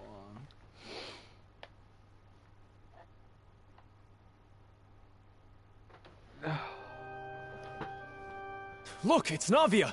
She's here. And her two attendants are with her. Goodness. Everyone's finally here. There sure are a lot of people here to see the trial. And they all seem to be oddly... excited about something. I even... Karina, Desiree, Joyville, Jolien, Essen. Why are so many people here? And why do... And as for the judge... huh? Where's Monsieur Neuvillette? Please sit in the defendant's seat. Don't worry, Silver and I shall accompany you. All right, but... Typically, it wouldn't be allowed, but today is an exception. Hey, what kind of place do they think this is? Come on, do they have any idea what they're doing? Enough with the whispering! Could someone please tell me where Monsieur Neuvillette is? And why I'm standing trial? My dear Miss Navia, have you not yet realized what you've done? In that case, allow me to explain. As all here know, you are Master Callus's successor, the head of the Spina di Rosula, someone held in high regard by every soul in Poisson. After you took over the Spina, you treated all of us just like the late Master Callus had. If anyone in need reached out to you for help, you responded. Not only you, but your butler, your subordinates, nearly everyone in the Spina di Rosula fought for the well-being of those in Poisson. Wait a moment. Yes, correct. Absolutely right. And that is why you stand accused. You have helped so many people get through so many difficulties. You are one with us. We are one big family. All of us who are from Poisson, inextricably linked. And with you being so important, we couldn't possibly do without you. Therefore, this fair and honorable court shall declare you guilty, and you shall stay here. You will be together with us forever. Huh? What are you saying? Everything you have said is correct. I have... Oh, well, if that's what you think, then How wonderful, Miss Navia! I know all these people. Why are they laughing? I seem to remember now. Yes. Wait just a moment. This isn't right! Malus? What was that, Mr. Malus? Our conclusion is very clear and unanimous. Let the court judge her now. She's guilty! Stay here, Navia! You're one of... Demoiselle, don't admit guilt. This trial means to keep you here forever. I wish to exercise my right to defend Our Lady. Mr. Joinville, you only know of Navia's goodness, but nothing of her utterly independent mind. She was born What a the free fuck and is independent spirit. Her actions cannot serve. Please do not Really? As an individual, you say? This is like, Don't yes. forget, we are all Yeah, we give a Fontanians random ass here. moment in her This life. is the nation of justice. The nation of... Even if Miss Navia only voluntarily rendered her assistance, that does... Everything is measured here in the nation of Hydra. Now, I speak for everyone. Our opinion is consistent. Navia should stay. And you would call this justice? Have you forgotten how much you all once longed to become individuals? Do you mean to defy our justice? If your justice is flawed, then why should we acknowledge it? As you said, we can also have our own justice. And that is how we will enforce We can have our own justice, and that's how we enforce our justice. My head... It hurts. It's brain rot. Demoiselle. Silver, I remember now. Everything that seemed odd from the very beginning. Karina, Desiree, Joyville, Jolien, Essen, and Mr. Giverny and Mrs. Burnett, who we met earlier. Even Malus and Silver. I don't want to admit it, but they're all dead. Don't be afraid. And don't admit guilt. We will protect you to the very end. Absurd! Who are you to say that she cannot be judged? Don't let them escape!